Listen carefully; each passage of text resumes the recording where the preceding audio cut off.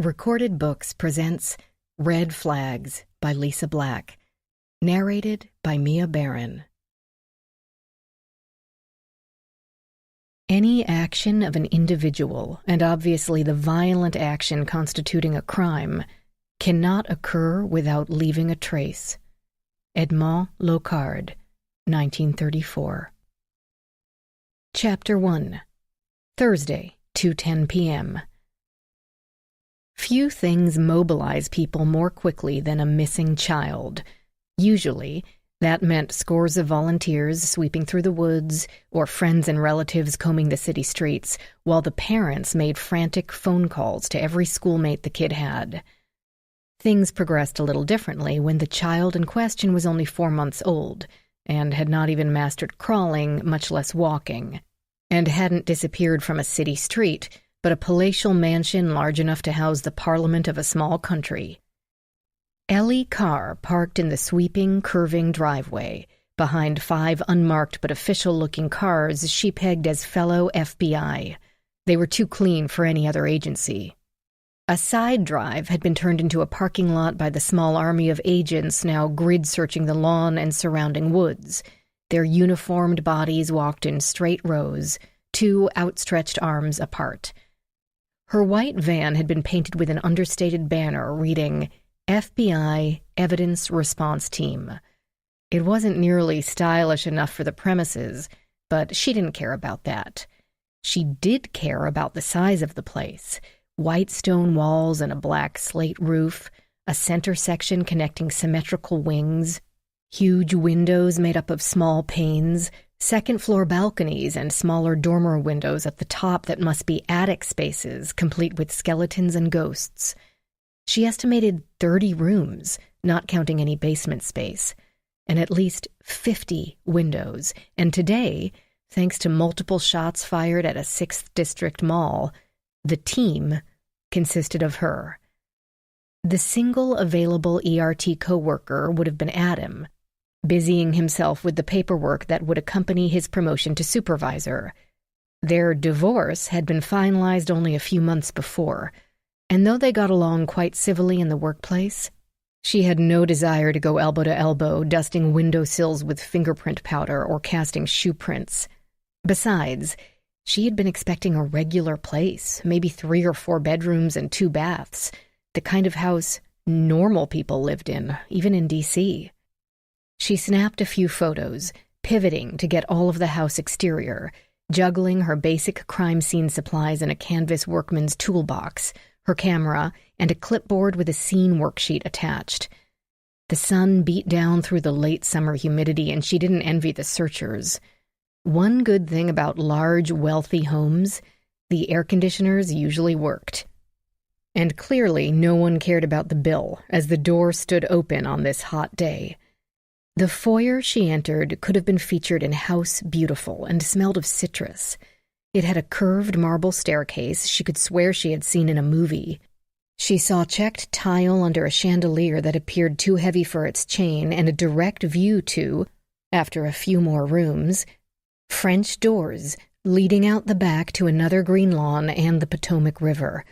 Ellie heard emotional voices elsewhere in the house upstairs, no doubt the parents. Dr. Carr. The man at the foot of the steps introduced himself as Special Agent in Charge Michael Tyler, tall with somewhat thinning black hair and a bad scar on his temple, as if someone had once caught him there with a broken bottle. The parents believe the baby's been kidnapped, but there's no note and nobody on video.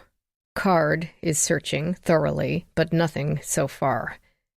That did not bode particularly well for the missing child. This very private home wasn't a crowded marketplace where a kid could be snatched in less time it took for their parents to decide on a cheese. And with no obvious outside culprit, when bad things happen to small children, it was usually because their parents did bad things to them. Ellie never let herself leap to conclusions, but after nearly 8 years in forensics, the thoughts crept in unbidden. Though, he added, ransom would not be a crazy idea. Obviously, they can afford it. The dad's a big lobbyist, and the mom's in Congress. Ellie felt her eyebrows rise. Senator? Representative? No, works for a committee. The FBI's CARD, Child Abduction Rapid Deployment Team, could step into any missing child case, even without a ransom demand or waiting 24 hours. And given the proximity to D.C., the myriad implications of the political world would always be considered. Michael Tyler didn't have to emphasize a thorough search for her to catch his drift. The same current on which her own thoughts already sailed. Vanished child, no real proof of kidnapping, likely that one of the parents had shook the tiny body too hard, left it unattended in a bath, panicked, and came up with a kidnapping story to protect their reputations in the cutthroat world of Washington, D.C. In their turmoil, they wouldn't have gone far with the miniature corpse, so the baby might turn up in the back of a closet, the trunk of a car, or somewhere along the trees outside. It was a horrible thought, but not a unique one. A less malevolent explanation might involve a custody battle, or a disturbed acquaintance who wanted a child and couldn't have their own. Or ransom would be demanded, obviously anyone who lived here could afford it. Much nicer theories with the baby, boy, girl, remaining safe and healthy. She said, "Well, I'm it today, so this might take a while." "Not a problem. I don't think there will be much to do, forensically speaking. The whole place is in real estate open house order. All apparent openings secure." He meant doors and windows showed no signs of forced entry. No footprints or tire tracks, and no one larger than a rabbit on the video. Throw some powder in the baby's room, download the video, and that should be it. She just loved it when non-forensic people told her where she'd find forensic evidence, but chose to believe he was trying to be helpful. Or he had already decided that no outside party had taken the baby at all, which did seem the most logical conclusion. But then a woman's voice from above said, "Ellie?" Ellie tilted her head to see the speaker, though light from the chandelier and the white stone dazzled her eyes. Rebecca Carlyle had not changed much in the 5 or 6 years since they'd last seen each other. Jet black hair past her shoulder blades and high cheekbones, slender, slightly athletic, very much like Ellie, except for Ellie's auburn hair and blue eyes. Ellie couldn't think of a single reason why she'd be there. Becca?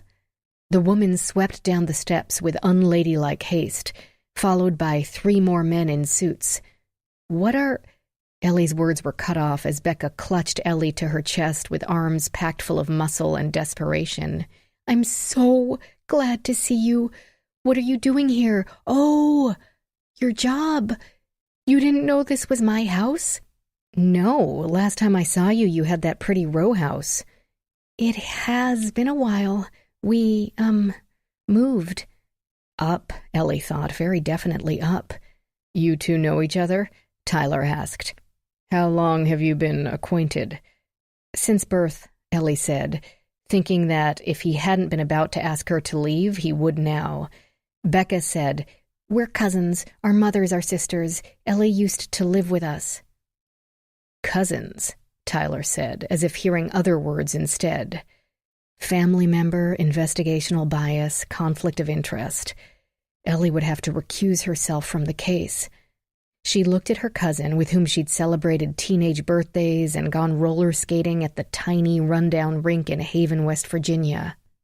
She would be staying in an official capacity or an unofficial one, but she would be staying. To know which it would be, she said to Tyler, "If you want me to recuse myself." He exchanged a quick look with one of the other agents, a wiry guy with dark hair, communicating without words. Then Michael Tyler surprised her by saying, "No, we want you to stay." Chapter 2. She used a trip to the van to get supplies as cover to call the ERT supervisor, who was, as so often happened in this lame duck stage of his career, out celebrating his impending retirement while leaving his hand-picked successor in charge, her ex-husband, Adam. "Moved into the office already?" she asked him. "I heard the phone ringing, thought I'd take a message." Too discombobulated to apologize, she summarized the situation. And Card wants you to stay? Yes. Huh, Adam said. That's kinda cool. Not really. I would have been okay to stay here as a family member only, but by leaving me in my official capacity, they're setting me up as either spy or scapegoat. Becca and Hunter are automatically suspects, so I can be their inside man. They solve it, then it's yay FBI. If they don't, they can let everyone assume it's because I helped Becca cover it up, or simply didn't give it my all. If Tyler and his partner, guy named Alvarez, want to, they can ruin my reputation just to get their own supervisors off their backs. Want me to tell them they can't have you? I could switch you over to the mall shooting. They could use some extra hands out there. He spoke kindly. Adam might have more interest in ambition than effort, but he wasn't a bad guy. Not a chance. She rubbed one eye, feeling the pinch of a rock on one side of her and a hard place on the other. I'm not leaving Becca. The family thing again. Yep. If it weren't for them, I'd lack a decent education, soulmates, and a really great cheesecake recipe. The whole Beck clan, the maternal tribe of Ellie and Becca's mothers, had kept her warm and dry and incredibly loved. They were a structure unto themselves, a network of intelligent resources, from tying her shoes to where to go for fun, to a couch to flop on, to basic auto mechanics. She heard the soft clink of a coffee pot pulled from its burner. You don't owe them anything, Ellie. It's just cheesecake. Just cheesecake? No wonder they'd divorced. Besides, you don't even like Becca. Of course I do. That was just normal girl stuff. Glad I was a boy, then. Okay, keep me posted. I could send out someone from swing shift later if you need help, but you should look at this as an opportunity to get Card in your debt. They're high profile, can't hurt to have them owe you a favor. A masterclass in ambition. She thanked him, picked up an extra roll of fingerprint tape, and went in to find out what had happened to her cousin's child. The baby's room echoed with a purposeful and malignant emptiness, a beautiful trap. But it was her job to enter such places, and Becca had already pushed past her with customary impatience. Lush white carpeting spread across the floor like a field of unbroken snow, to a credenza full of toys waiting for their owner to get big enough to play with them. Blackout curtains for nap time were hidden behind ruffled baby blue drapes. 2 dressers, painted in whimsical pastels, held the tiny wardrobe. The room could have enveloped half the entire footprint of her temporary post-divorce apartment. The crib rested in the center of the room like a display case in a museum. Ellie tiptoed over to look inside, as if the 4-month-old might have magically reappeared and she didn't want to wake him. But she knew better than to hope for magic. She did not touch the railings. The white wood had been rounded and topped with a glossy protective covering, which should hold prints well. Becca hovered halfway between the door and the crib, glancing at it and then away, as if it were a shameful light that hurt her eyes. Then she turned and crossed to a window. "This is gorgeous," Ellie told Becca. "Your whole house is amazing. You and Hunter are both lobbyists, I remember that. He still got the firm, but now I'm policy advisor to the Senate Committee on Commerce, Science, and Transportation. Look at our lawns. There's 500 feet of grass in every direction, so how would anyone even get to one of our doors without a camera picking them up? Do you have any cameras in here?" "In the bedrooms?" Becca looked disgusted. "In the house." "Of course not. Outside only, over the exterior doors. Why do you think no one has called for a ransom? I keep checking for missed calls." "Has the FBI set up?" "No. We don't have a landline, and Hunter won't let them tap our cells." Ellie didn't hide her surprise. "But surely I'm not letting people tap my phone. Once they get in there, we'll let them know if someone makes contact." "But," Becca rushed on, "I checked my email and there's no weird notes shoved under the door. Hunter's office has been alerted and so has mine. With the recess about to end, there's hardly anyone there anyway, but my assistant will keep an eye out. And why not just leave a note here when they took him?" Luis Alvarez, handsome and friendly and obviously destined to play good cop to his partner's bad during interrogations, appeared in the doorway. "Dr. Carr, are you going to be processing the exterior doors? We didn't want to touch any until you had—" "Yes, thank you. I would appreciate you holding off until I can get that done." "No problem." He disappeared, his dress shoes clacking down the polished hardwood floors. "Since when are you a doctor?" Becca asked. She couldn't blame her cousin for her surprise. Few people held a doctorate in forensic science at all, still a relatively new degree for the planet, despite the field having grown by leaps and bounds since the TV show CSI first aired and ushered in a national craze. "It's a PhD, not strictly necessary to stay in ERT, but it gave me something to focus on during the divorce." "You're divorced?" "And that gave me something to focus on while getting through my thesis." Ellie didn't bother with her personal backstory, plenty of time for that later. "I know you've probably been through this 5 times by now, but can you tell me what happened today? Start from the beginning." Becca obediently began. "I got up with the baby. Mason, did I tell you that? His name is Mason. About 6, fed him, he's on formula. Got Taylor up, gave her the usual toast and hot chocolate with marshmallows. Let her linger over the post. She reads it every day. She's precocious. She loves being precocious, and I love that she loves being precocious." "And how old is Taylor?" Embarrassing to have to ask. 11. Taylor's 11, going on 45. A bit of a gap between the 2 kids. Perhaps Mason had been a beautiful surprise. Ellie had last seen Becca at a dinner party at their old house in Georgetown, and she could not remember the occasion or why Becca had invited her to hobnob with the movers and shakers of the country. They had been like sisters, once, the closest thing to a sibling Ellie would have, with Aunt Katie as substitute mother. Through most of middle school, Ellie had sent letters and cards, but eventually gave up the one-sided relationship. They hadn't truly communicated in over 15 years. Taylor would have been about 6 at the dinner party. Ellie had only a vague memory of a solemn girl with a long brown braid quickly packed off to bed by a nanny. Speaking of which, you have a nanny. Not a question. "Yes, but don't even go there. It's not Jenny. She's been with us since Taylor was 8, and right now she's been in South Korea for over a week and not due back for 5 more days. The FBI's checking that she's actually physically on the other side of the world, but I'm sure she is. Horrific timing. We should never have let her go with the committee hearing this week, but her grandmother was turning 100 or some such thing." Ellie moved over to one of the dressers, topped with an adorable Noah's Ark-themed lamp and 3 framed photos. Mason beamed a toothless grin up at her, all dark eyes and long lashes and chubby cheeks.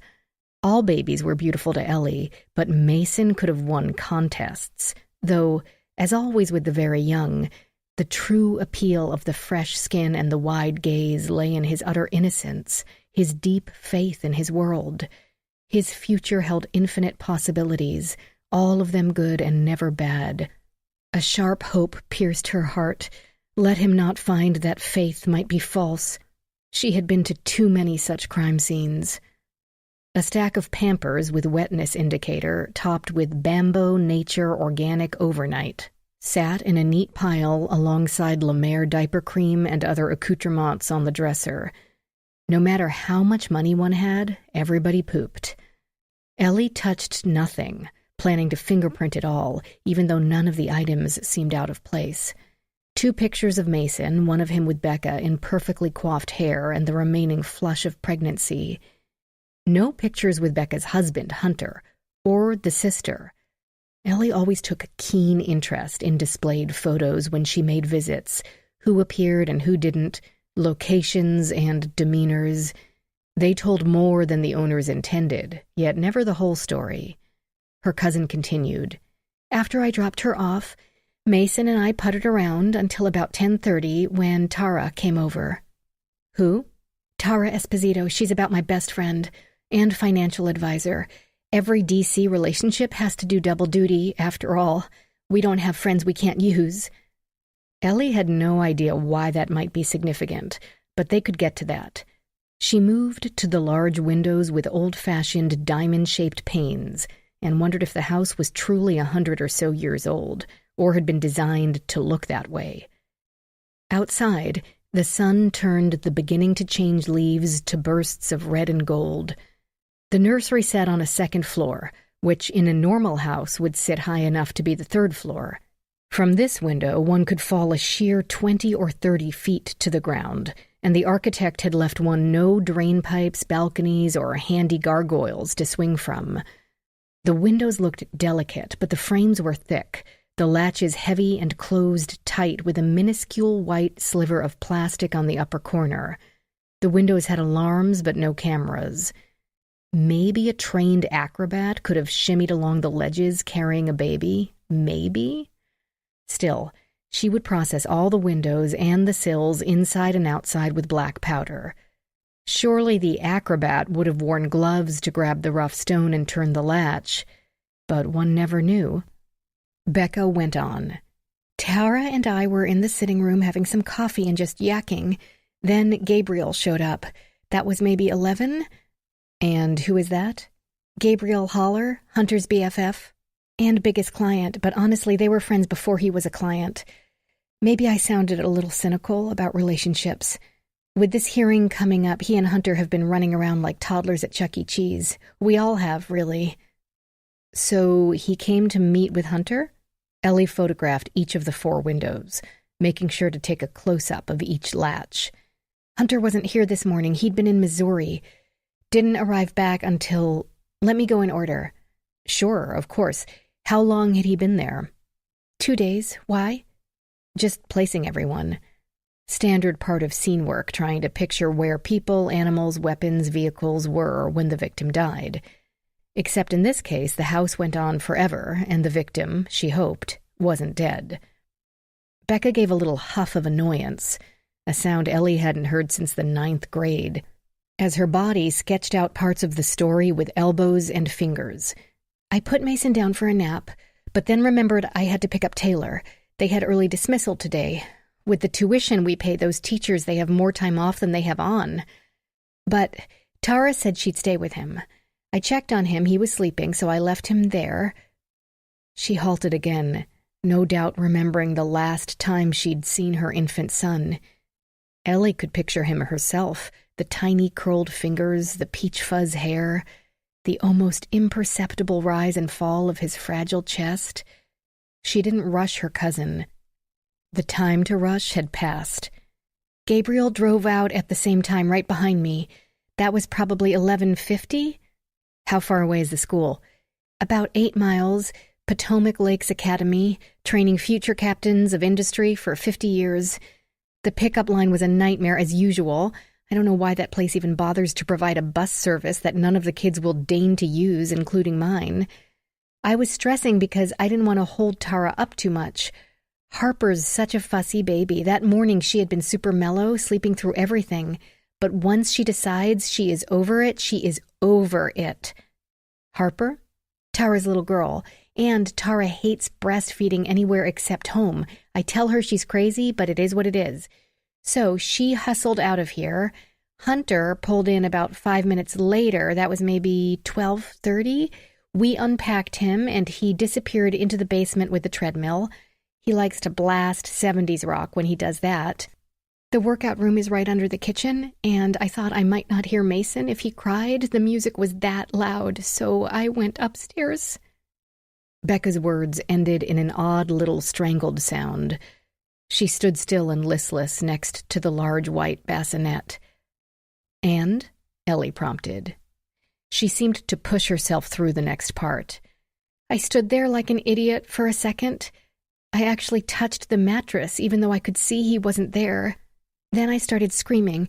You know how sometimes your brain works something out long before you do? It was like my head sped through every possible explanation in one instant, and I knew that there was no logical explanation, so I screamed. Next thing I knew, Taylor stood here shaking my arm. I must have scared the crap out of her. I'm sure she'll be describing that to a therapist someday. I told her to run down the back staircase to get Hunter. He couldn't hear me over the stereo. He came up, but his bed was just like you see it. Empty. Becca wrapped her arms around herself, and Ellie saw emotions she never expected to find in her tough, stubborn cousin's face. Grief, and a very real fear. He was just gone. Where is my son, Ellie? Where is my baby? Chapter 3, 2:30 p.m. Dr. Rachel Davies felt the usual apprehension before meeting a potential client to discuss what the Locard Institute called private cases. Clients too often had wildly inaccurate expectations of what the Locard could do for them, but they also had deep pockets, so the director insisted she at least take the meeting. The Locard Institute had been founded to conduct research in forensic topics, from ballistics to DNA analysis, and to train scientists and technicians and law enforcement personnel from around the country in those same areas. Its reputation had grown to the point that those training classes were not cheap, and between those fees, foundation money, and government grants, the Locard had the funds to assemble a smorgasbord of equipment and experts, the envy of labs everywhere. Yet, given the proximity to Washington, D.C., too many government leaders and high-placed CEOs considered them a private detective agency, one that could track down cheating spouses and embezzling employees, and all under an inviolable non-disclosure policy. Rachel often took these meetings only to disabuse them of that notion. Gently, of course. At the first sight of Hunter Carlyle, the former forensic pathologist began rehearsing her speech. We can conduct any kind of forensic testing, including those often missed in routine law enforcement or insurance investigations. Check for obscure poisons or re-examine accident calculations. Translation: if you really believe your great-uncle Frederick was done in by the private nurse to whom he left his entire estate, we can help set your mind at ease. We have always honored our non-disclosure agreements and have never had information leaked to the likes of Access Hollywood, though, of course, we would have to report any crime uncovered to the authorities. Translation: we're not here to help you hide your offshore accounts or tailor our reports to assist your defense team. The Locard Institute exists to share our advances in anthropology, electronic and digital analysis, chemistry, botany, and biophysiology with the general public. Translation: we don't really care if your wife/husband is cheating on you. Maybe they had a good reason. Hunter Carlyle's manicured blonde hair and Brioni suit made her think she should lead with the last one. From the way he stood in the waiting room instead of sat, then pacing with impatient twitches, she thought he'd understand directness tinged with entitlement. But as she got close enough to shake his hand, she saw the red-veined eyes and the sagging skin of a deep worry, the hyper-alertness that came from consuming lots of coffee but not food. A cheating spouse could produce that in some people, but so could real trouble. "Mr. Carlyle," she said, "I'm Dr. Davies. My office is this way." He nodded, but not before his face and body gave away the usual surprise at the position of assistant director being held by a woman, and a black one at that. Not to mention one that didn't even have gray hair, though at 38 Rachel wondered how much longer that would last. Hunter Carlyle got over it quickly, however, and she waved him toward one of the armchairs in front of her desk. He sank into it with an expelled breath, as if he hadn't realized how tired he'd become. Shock, she thought. The man was in shock. "Our director tells me this involves your son." "Yes, Mason." A pause, and then the words spilled out. The boy disappeared from his crib in the middle of an ordinary afternoon with no trace, no strangers on the property, no ransom demand yet. The police and the FBI's card team had been called immediately. "The cops and the feds, It already seems like they can't do much other than check with informants and police reports across the nation. Without a ransom demand, they don't know what to do next. They don't say so, of course, but I can see it. Rachel's mind raced ahead. Who and how? They now knew when and where, and how could wait until and if she saw the layout of the house. Who? If they didn't want money, then perhaps they wanted the baby. I'm going to ask indelicate questions, so bear with me. Ask anything you want. People rarely meant that. She thought perhaps Hunter Carlyle did. Mason is your biological child, not adopted? Not any other birth parents in the situation, no? Any ex-spouses, ex-lovers, not you or your wife? Estranged in-laws, grandparents? He shook his head at all these suggestions. Older siblings? We have an 11-year-old daughter. Household staff recently let go? He told her a cook had quit a month or two before, but the cleaning ladies, groundskeepers, and nanny were all still employed. No problems or complaints from any. The nanny had been out of the country for the past 10 days, and the staff only there on certain days. None had been working at the house that morning. She wanted to ask if they had any acquaintances. It could be someone as remote as their mail carrier, who expressed unusual interest in their baby or in having a baby. But she hesitated. No sense prompting suspicion of every female he'd encountered over the past year. She, likewise, did not yet ask about postpartum depression. If causing him to suspect distant females might be dangerous, making him suspicious of his own wife could be disastrous. She'd save that until she'd met the woman herself, made a mental assessment. Many, many factors came into play around children. People could get crazy. She ought to know. If someone didn't simply want a baby and didn't want ransom either... Do you have any enemies, Mr. Carlyle, you or your wife? I'm a lobbyist. I have a host of enemies. That's how you know I'm effective. The old can't make an omelet thing. For the first time, she saw a hint of a smile, a sliver of the cockiness she thought might be his normal mien. Any current one in particular? The smile disappeared into deep thought, and he paused before he spoke. My agency has 13 current clients, but most have been with us for years. The Minnesota Teachers Union, Quick-Mart, Dane Campbell Pharmaceuticals. What's taking up most of my time right now is kid fun. Rachel considered herself fairly well informed, but she had no idea what he was talking about. Her blank expression must have told him this because he went on. It's a gaming platform for online games. Not physical setups like PlayStation or Wii. It's surpassed Disney and will take on Nvidia and Stadia if the committee votes the right way after tomorrow. But of course Disney and Nvidia and Stadia don't like that, and they've set this group of nutcases after us. Child Challenge is the most vocal among others who think we don't do enough to protect children's identities. They've picketed Kid Fund's Georgetown office, protested outside my office, sent my firm and Kid Fun horrible hate mail.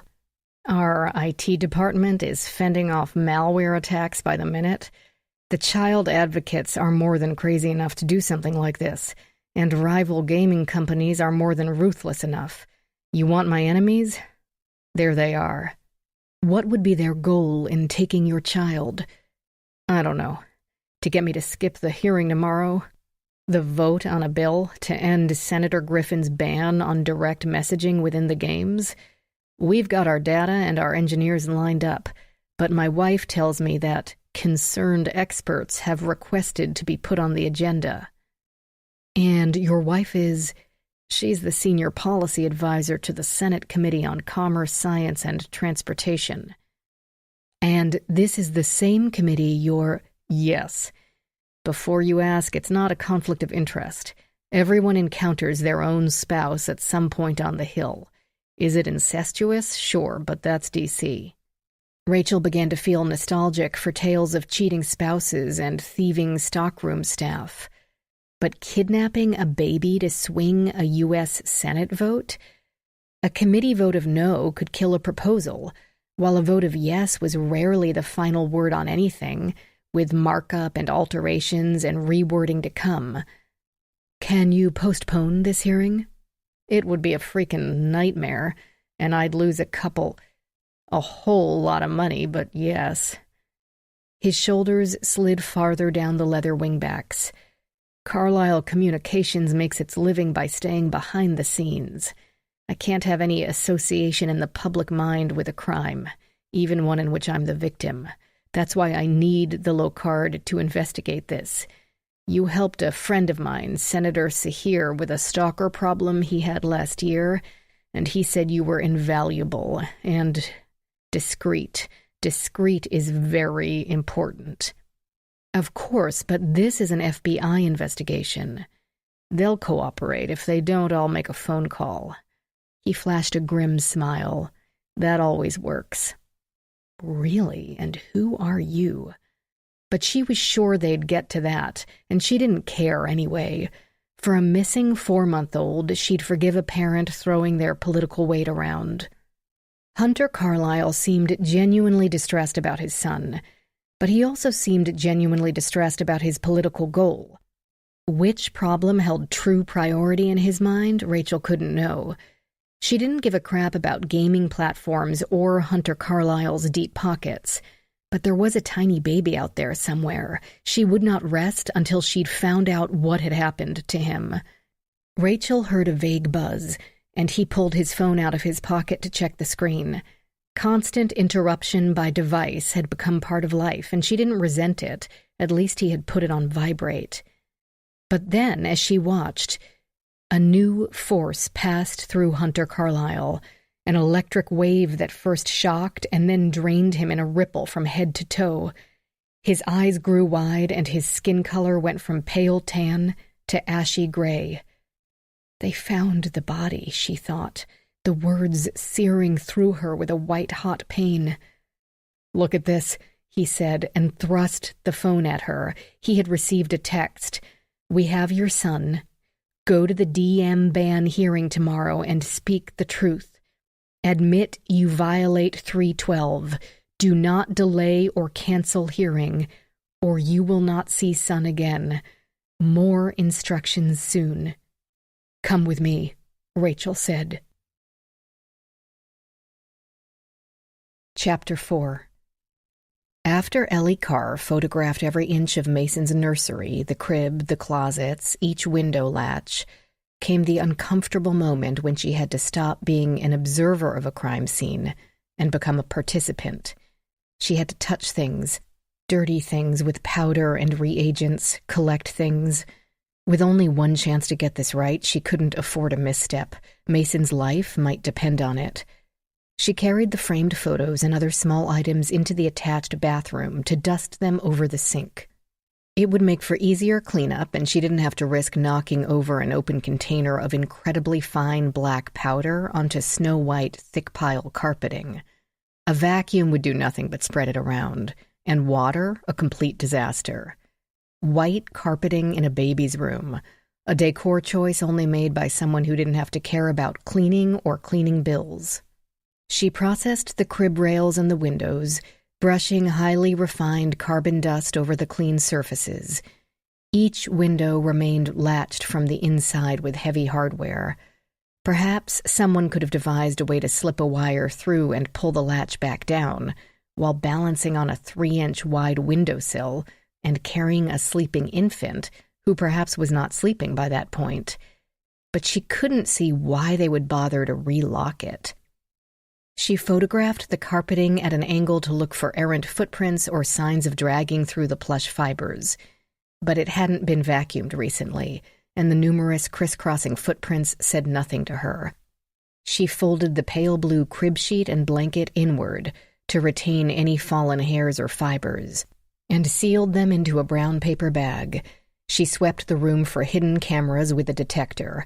It would be super handy if Becca kept a nanny cam in some innocent tchotchke or teddy bear, but she found none. Apparently Jenny Cho had the Carlisles' complete trust.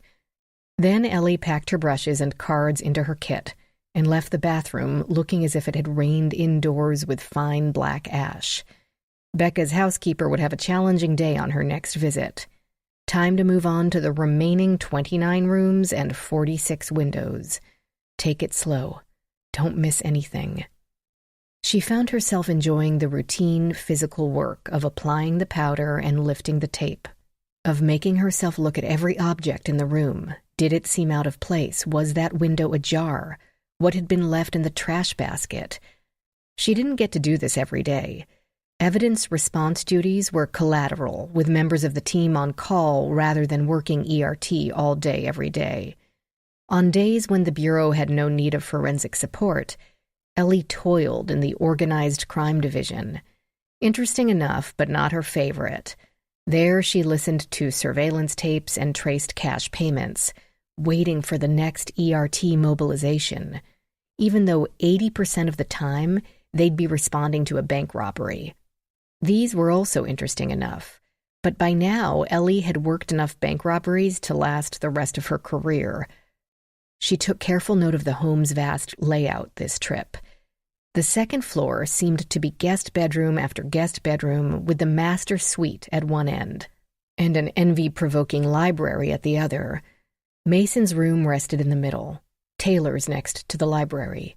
She checked each room for signs of activity, disturbance, broken windows. She found none. Tyler had been right. The place was as tidy and buttoned up as a model home. The little girl's room had the requisite strewn clothing and YA paperbacks. In Becca and Hunter's bathroom, someone had left the cap off the toothpaste. That was it. On the first floor, she photographed the very solid front door with no scratch marks around its knob or bolt. When it was opened, she could see the searchers outside as they convened, having finished their grids without any shouts of discovery, no excited gestures. Next, a living room, though a space that large couldn't be referred to by any title so mundane. Let's invite the entire Senate to tea and the House as well, just to show how egalitarian we are, room might begin to cover it. Then through a dining room with a table so large that if it couldn't actually seat the entire Senate staff, it could still accommodate a quorum plus their top aides. Burnished wood and velvet upholstery, chandeliers unneeded with sunlight streaming through the tall windows. The faint scent of pine might be a cleaner, might be cleverly concealed scent diffusers, or might be her imagination. She continued to photograph, dust with powder, lift anything that looked like a print with tape and cards, and move on. She needed to be thorough, but she also needed to get the job done. More FBI might arrive, or friends, and there was an 11-year-old somewhere in the house. Trying to keep them all from touching areas the kidnapper might have touched would be impossible. As over-the-top indulgent as the house was, Ellie liked it. Rather than seeming stuffy or imposing, the architect had understood the importance of light and freedom. The copious windows made the place feel airy, the trees and the greenery always in sight, as if it were a country cottage. Must be held a heat in the winter, though. And the host of windows and doors gave a kidnapper too many options. The place was a sieve, an expensive, gorgeous sieve. Ellie and her brush left their mark on the south wing door, then passed through 4 more rooms. Sprinkling fingerprint powder felt like sacrilege in such beautiful surroundings, but Ellie consoled herself that it would not stain, usually. Just as she began to wonder if there were any spaces in the house where Becca and Hunter actually lived, perhaps caught a TV show on the couch and heard about their daughter's day at school, she found Becca in a sitting room at the front of the house. A small, relatively speaking, of course, room in cool blues and brilliant whites, friendly and blindingly bright with afternoon sun, with a coffee table of polished mahogany and 2 overstuffed sofas. "They didn't find anything outside," Becca said from her seat on one of them. "That FBI guy told me that. I don't think he believes us." "What? What makes you say that?" Family members always topped the suspect list, but Ellie had hoped the agents would be subtle about it. "Because of Hunter." "What about Hunter? Forgive me, but I'm not clear on..." "He's the owner and founder of Carlisle Communications. Lobbyists, not a respectable occupation in this town, despite the fact that any government worker aspires to either be one or marry one. There really is a revolving door between Congress and all its appendages and the firms. But to lay people, he's Jack Abramoff, carting around suitcases full of money to bribe people with.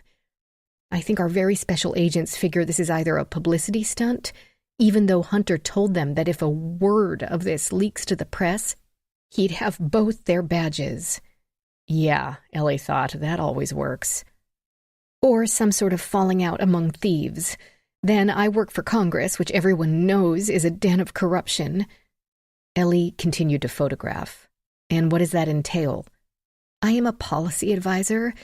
Say you and a bunch of CSIs want to, outlaw the use of black powder to fingerprint stuff. It causes black lung, and you have a pile of studies to show it. You've written a white paper and have drafted a law to ban it. You go to your local senator or congressperson, get them to sponsor it. They will sound out their colleagues to see if they could get support for the bill, though they have a ton of other legislation they're working on, so you're going to have to do a lot of that yourself. Talk to industries, chambers of commerce, unions, political parties, people at the Department of Health. You need to get people on your side, get people interested in your issue. If nobody cares about your issue, you might as well stay home and save your money. Something occurred to Becca, and she waved her hand at her cousin. You've testified in trials. It's a very similar process. Only instead of a person on trial, it's an idea, a bill, or a clarification to a law. Committee hearings are like a grand jury. The members have to decide if the case has enough merit to go forward. If a bill can't get past the committee, it probably doesn't have a chance on the floor anyway. Being lectured to by the girl that used to steal her nail polish might have felt odd, but Ellie stamped the feeling down. Becca was right to be proud of her stature. How many people could say they directly affect the laws of the nation? Besides, it got her mind off Mason, even if only for a moment. Ellie had seen grief. Ellie had spent 7 or 8 years facing grief up close and personal, almost daily. She had seen parents of children insensible, raving, or comatose with loss. But she had also seen loved ones behave exactly as Becca did, focusing on a job, a child, a project, even the funeral with consuming attention. The mind coped as best it could. Victims could ping-pong back and forth between despair and seeming normality, sobbing with deep animal cries one minute and making a joke the next, transitioning through 3 extreme emotions in the span of 1 sentence. That was normal. Or rather, there was no normal when it came to this. She started on the windows, having not found one yet that seemed to have been opened at any recent time. Not one waft of air-conditioned air had been allowed to escape, until today. Becca continued, The committee gets a bunch of bills from all over the country, and I have to research what the bills are about and what they will affect, arrange for the affected parties to come and talk to the committee at hearings, and then rewrite the language of the bill, so that it is clear and says what the committee wants it to say.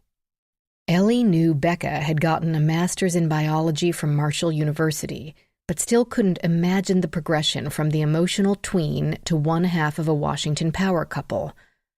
That sounds amazing. Becca grinned widely now and gestured to the room with one silk-clad arm. Yeah, not bad for a kid from the hills of West Virginia, is it? Wouldn't think our entire grade school only had 100 kids and a leaky roof, or that my dad was a grease monkey. Not that I'm ashamed of that, mind you, I trade on it. But I'll never go back to that kind of poverty. No way. Becca, Ellie burst out, we weren't poor. You had a solid house and plenty to eat and, obviously, a good education. The rebuke didn't bother her cousin, who leaned her head back against the crisp white upholstery. Oh, I know. Maybe just relatively speaking, I mean. Easy for you to say anyway. You got to go live with the rich doctors. We only thought they were rich because their house had 2 bathrooms, Ellie grumbled, brushing powder on another window latch. Uncle Paul and Aunt Joanna had taken her to live in Florida so that she could go to a more stringent high school. They didn't do children, but considered 14 tolerable, and said she had a brain that needed to reach its full potential. Maybe it hadn't been necessary, since location hadn't held Becca back, But at least it gave Ellie a chance to slip out from the shadow of her two cousins. But she spoke truthfully to say, West Virginia is still my most favorite place in the world. I spent the whole time with you guys, pretending I was a wood elf in Lothlorien. Yeah, you were always into that fantasy crap. Hardly surprising, given your circumstances. Ellie moved to the next window and suddenly realized what had been missing. Calls, texts, cars in the driveway, an outpouring of support and sympathy and largely unsolicited advice. You haven't told anyone, have you? The grin vanished. I couldn't. Mom would be so scared that she'd practically stroke out, and my poor dad would have a heart attack. There's no reason to scare them to death. And Melissa? Ellie suggested this cautiously, never knowing if the two sisters were tight or only in a truce. But Melissa was formidable and good with secrets. She's out of the country. I can't make her crazy too, when there's nothing else she can do about it. Besides, if the fam even gets a hint of trouble... I know, you'll have at least 5 more cars in the drive and 15 text strings going. Mateo will upgrade your alarm system and Roland will map the estate and calculate angles of approach. Now Becca did smile at the idea of their personal army. Aunt Rosalie will drive from Cleveland to bring stuffed cabbage and take me to church, while Wayne contacts all his ex-Marine buddies and Marjorie sets up alerts across every national TV channel. Exactly, Becca said. You see why I can't tell anyone until I know what to tell them. Yes, they couldn't call out the forces without a direction in which to deploy them. But Becca did have a husband. Where is Hunter, with the agents? What? No. He left to have a late lunch with the Secretary of the Interior. Then he was going to go find someone who can help us. He's at work?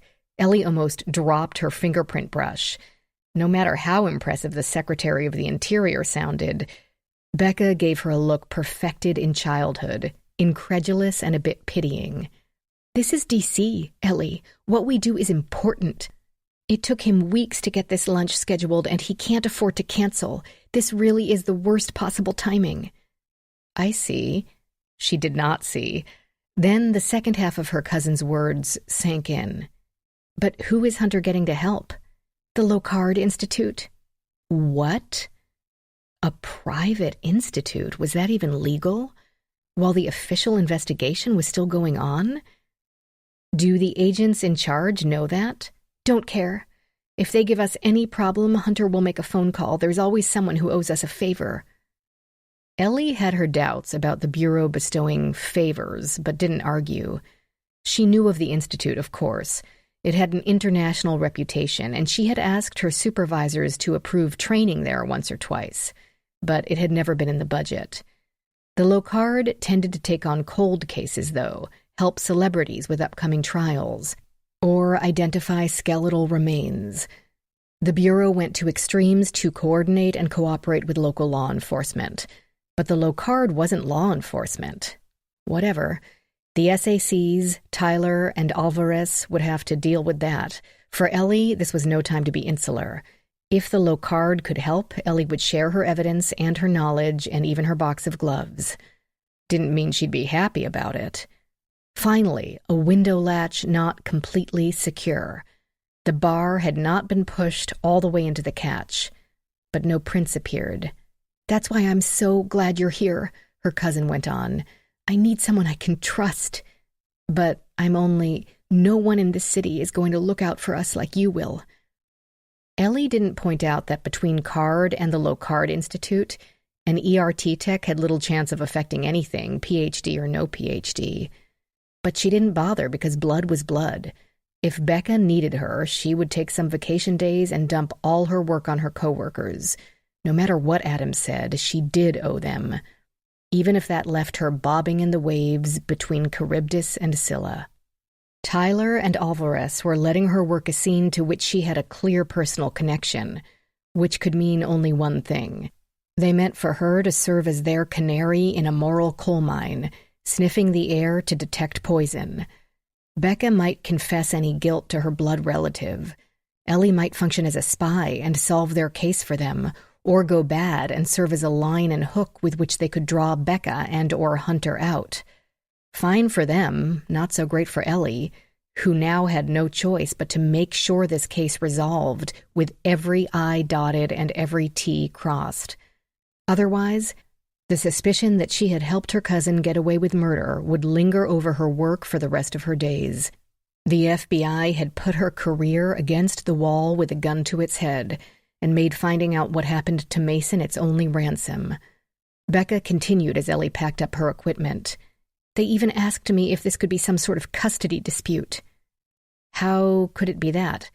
Forgive me again, but Mason is your biological child. There's no surrogates or exes involved.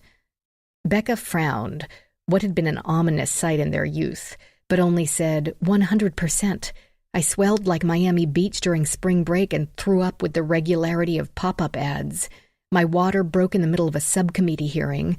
My assistant drove me to George Washington U Hospital, and by the time Hunter got the train back from New York, they had Mason all cleaned up and in one of those plexiglass bassinets in the window. 8 pounds 10 ounces, the biggest one in the unit. Ellie smiled, though that all sounded rather traumatic. No medical issues with Mason? None. Aced his last 2 checkups. Sit down, hun. Not after all this powdering. I don't dare sit on anything light-colored. Becca gave her upholstery a concerned glance, checking its surface for marks, and didn't ask again. Who else is regularly on this property besides you? Cook, maid, gardener? Cleaners come in twice a week, and landscaping staff once, and today isn't the day for any of them. We had a cook, but she quit 2 months ago. Honestly, I can't blame her. Taylor decided to be a vegan one week and went on a paleo diet the next. Then she decided none of us could eat anything that had white rice, white flour, or potatoes. We've been living on takeout since she left, gained 5 pounds, after I worked so hard to lose the baby weight. I mean, this isn't LA, we don't have to be a size 0, but anything over 4 is pushing it. But the cook didn't leave on bad terms. Not a candidate for baby napper, no. I heard from the gardener that she went right to work for a Supreme Court clerk who's never home.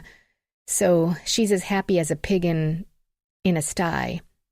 Anyone else who's shown an odd interest in Mason? I'm not trying to make you suspect everyone you know, but no, I get it. We live in a very exclusive, slightly isolated area. Someone had to know us and know how to get in and out. Exactly. This wasn't random and not impulsive. Women, and it was nearly always women, who kidnapped infants often thought a child would save their marriage or cement a relationship, or needed one to assuage the deep pain of losing their own child, or were simply desperate to be a mother.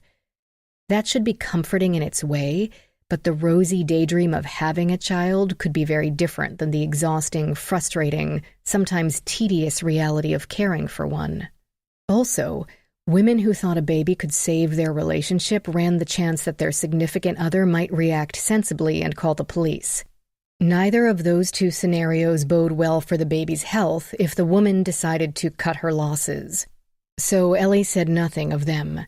Neighbors, people you socialize with, work friends? With a suspicious interest in the baby? No. We haven't really entertained since he was born, and especially not since the cook quit. Doctor? Nurse? Nah. They have the sense to make a fuss over anybody who's got a lot of money, but nothing I'd call abnormal. Their office is always chaos, and there are babies all over the place. Hunter's family? I know that sounds harsh, but is he estranged from his parents? Does he have an obsessive sister, brother, a niece? Nope and nope. His parents are distant, both emotionally and physically. They live in Texas and don't seem terribly interested in either of their grandchildren. He has a brother and a sister, both live in California, are married, have kids of their own, and we haven't seen either of them since his father's 70th 4 years ago.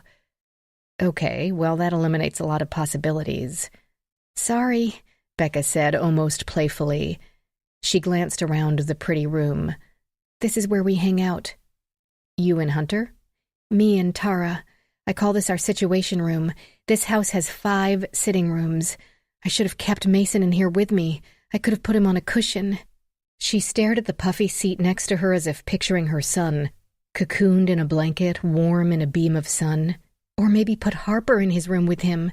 Then he wouldn't have been alone. Maybe they'd have taken her instead. Isn't that an awful thought? How old is Harper? Becca looked up. Only a year older than Ellie, she seemed to have aged much more than the 5 or 6 years since they'd seen each other last.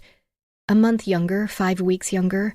That's what we pretend we're talking about, mommy tips and organic baby foods, when we're actually talking about stocks and tax shelters, because I don't give a crap about organics, don't tell Taylor. But with this committee hearing coming up, we've got lots to talk about.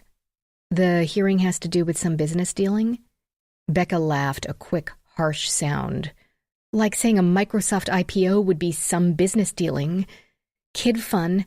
Gabriel's company will be out billions if we don't get this bill through, and that's not an exaggeration. I mean billions. It might not affect foreign sales, but most of the income still comes from the good old USA.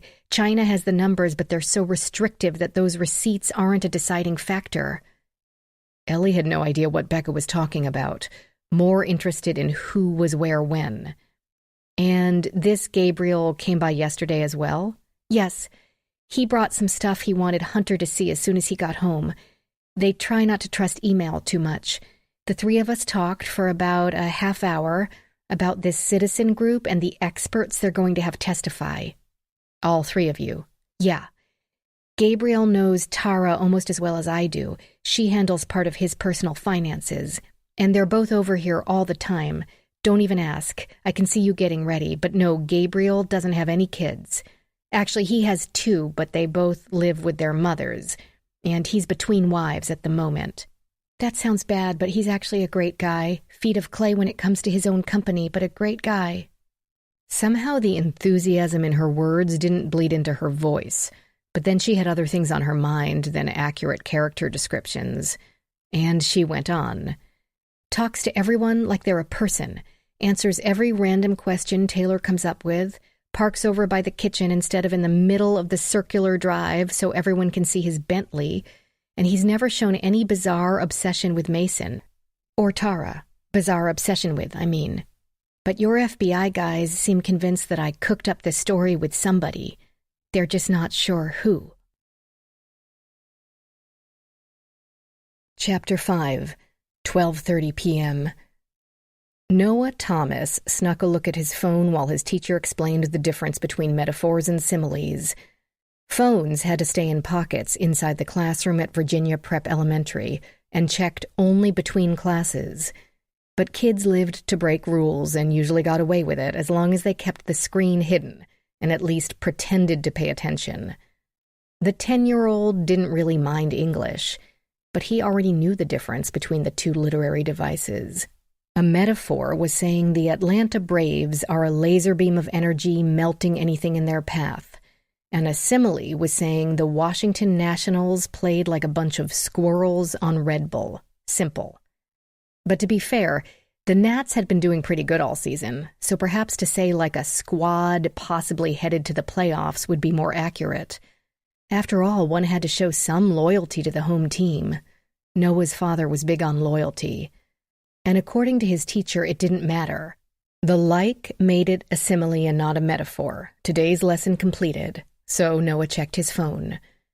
His dad had texted earlier that day with great news. Weird, but great. Weird that the screen said Darnell Thomas instead of Dad. And weird that the text started out, "Hey, dude."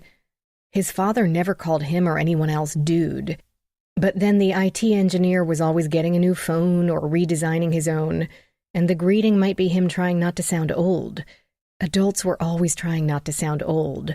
But that was, as Noah's dad would put it, a losing battle. And saying it was a losing battle was a metaphor, right? The earlier text, after the "hey dude" part, let Noah know that Dad had found a great baseball boot camp for him. Only 4 days, so he wouldn't miss that much school, as if Noah cared. When Noah texted back at recess, Dad said it would start that afternoon, and their housekeeper would pack up his clothes and iPad Pro for him and get them to the camp counselors. Noah texted back some appreciative emoticons and asked could she please not forget his Braves shirt and his Nintendo Switch, the red one. At lunchtime, his dad had texted again. There would be a lady in a green polo shirt that said Home Run Camp on it to pick him up after school. That name seemed majorly lame, but adults often were. He assured his dad he could handle finding the lady. If his mom wasn't flying back from Germany that day, she'd be insisting on coming to the school and passing Noah off personally. She was hyper about safety. If he went over another kid's house, she'd call to make sure he was there. She'd be the first to take a day off work to volunteer if a field trip needed chaperones or the team needed drivers. His dad had joked once that when Noah started dating, his mom would require 2 forms of credit and a DNA swab first. Dating, as if. He'd told his best friend Ben about the camp. Ben really wasn't into sports. He didn't even like to play baseball in gym class. And not happy that Noah would get out of coming to school while he didn't. And who ever heard of a camp starting so late in the year? Camps were usually in June. Not the DC sports travel team, Noah told him. They practiced year-round in this huge indoor arena out in Bethesda. Noah was determined to get on a travel team, and with his birth year, he could try out for the 12 and under rather than 10 and under team. That would be so cool. Now his dad had texted some last instructions. Office has been notified. Look for the dark green polo shirt. Pickup person will have the number. Sheesh, he could handle it. All he had to do was wait at the pickup office for green polo shirt person to give them the right ID number. V-Prep was almost as big on safety as his mom. Noah, can you give me a sentence using a metaphor? Baseball camp, he said, is a bag of M&Ms in a candy store in Disney World. She had to think about that one for a minute, but then said, very good. Yeah, Noah didn't really mind English. Chapter 6, 3:40 p.m. Ellie had fingerprinted everything that needed to be fingerprinted, photographed everything that needed to be photographed, swabbed, measured, sketched, and examined same, and had finally run out of things to do. This was the point in the investigation where she would ask the SAC if there was anything else they needed, while conveying with her expression that the answer had better be a no, because she was due for her lunch/dinner/workout/bedtime. She called her supervisor, who for once answered his phone, to say she could hang with her cousin all afternoon while on a public payroll or report back to the lab. She did not say which answer she wanted. That wouldn't matter. Her boss said, "That's fine, stay with your cousin." She asked diplomatically whether he wanted to send out another crime scene tech or two to check her work in light of the circumstances. But he said no. Such a crime scene seemed dramatic, but as Tyler had pointed out, with a limited number of things to do. There were no bloodstains to document, no stray casings to find or bullet trajectories to follow, no bed sheets to examine for semen, no suspected drugs to test. SAC Tyler asked if she had found anything of note, where her report would be sent. He volunteered that he and Luis had reviewed the video and saw no signs of any strangers entering the house or any of the 3 adults spiriting away an infant. The case remained a locked room mystery. Becca and Hunter's story made no sense, which meant it was likely to be a lie. And if Becca needed to confess, she might be much more likely to confess to a close family member, or better yet, a not-so-close family member, one who would probably not help them cover up a crime like, possibly, infanticide.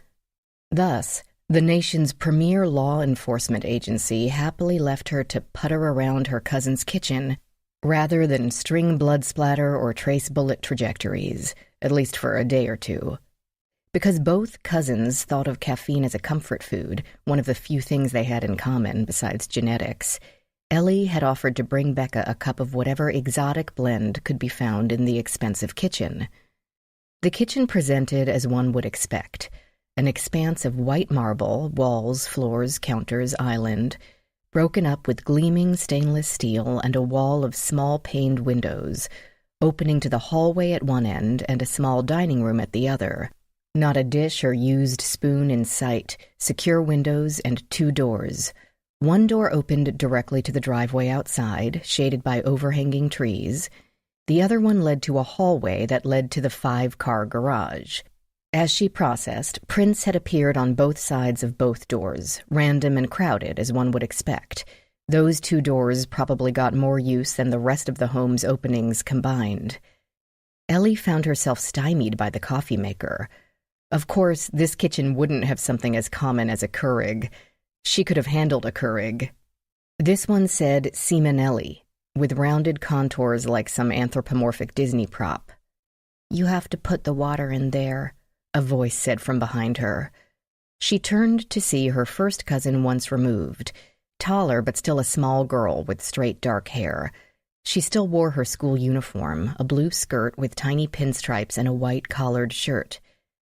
"Thank you, I'm Ellie, your mother's cousin. It's nice to meet you again."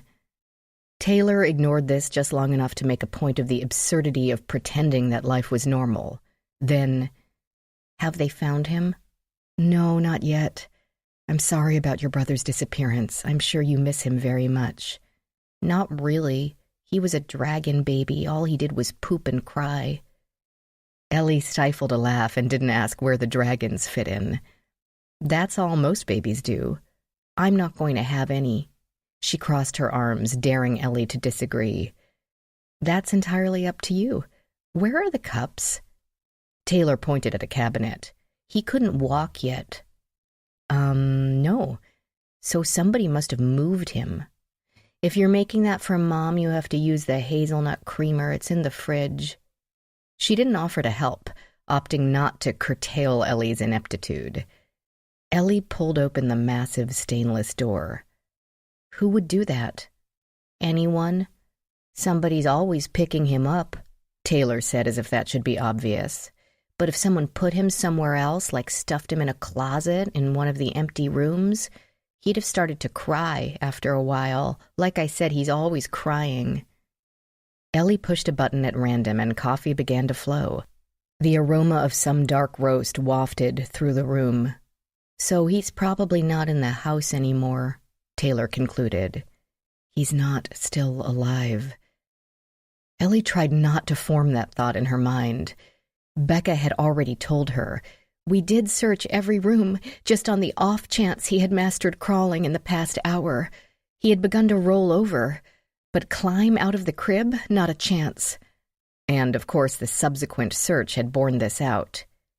"But it is a pretty big house," Taylor added as a qualification. "Are you a lobbyist?" Ellie started. "Me? No, I'm a crime scene specialist." "You mean like on TV?" "That depends on what shows you're watching." "You cut up dead bodies?"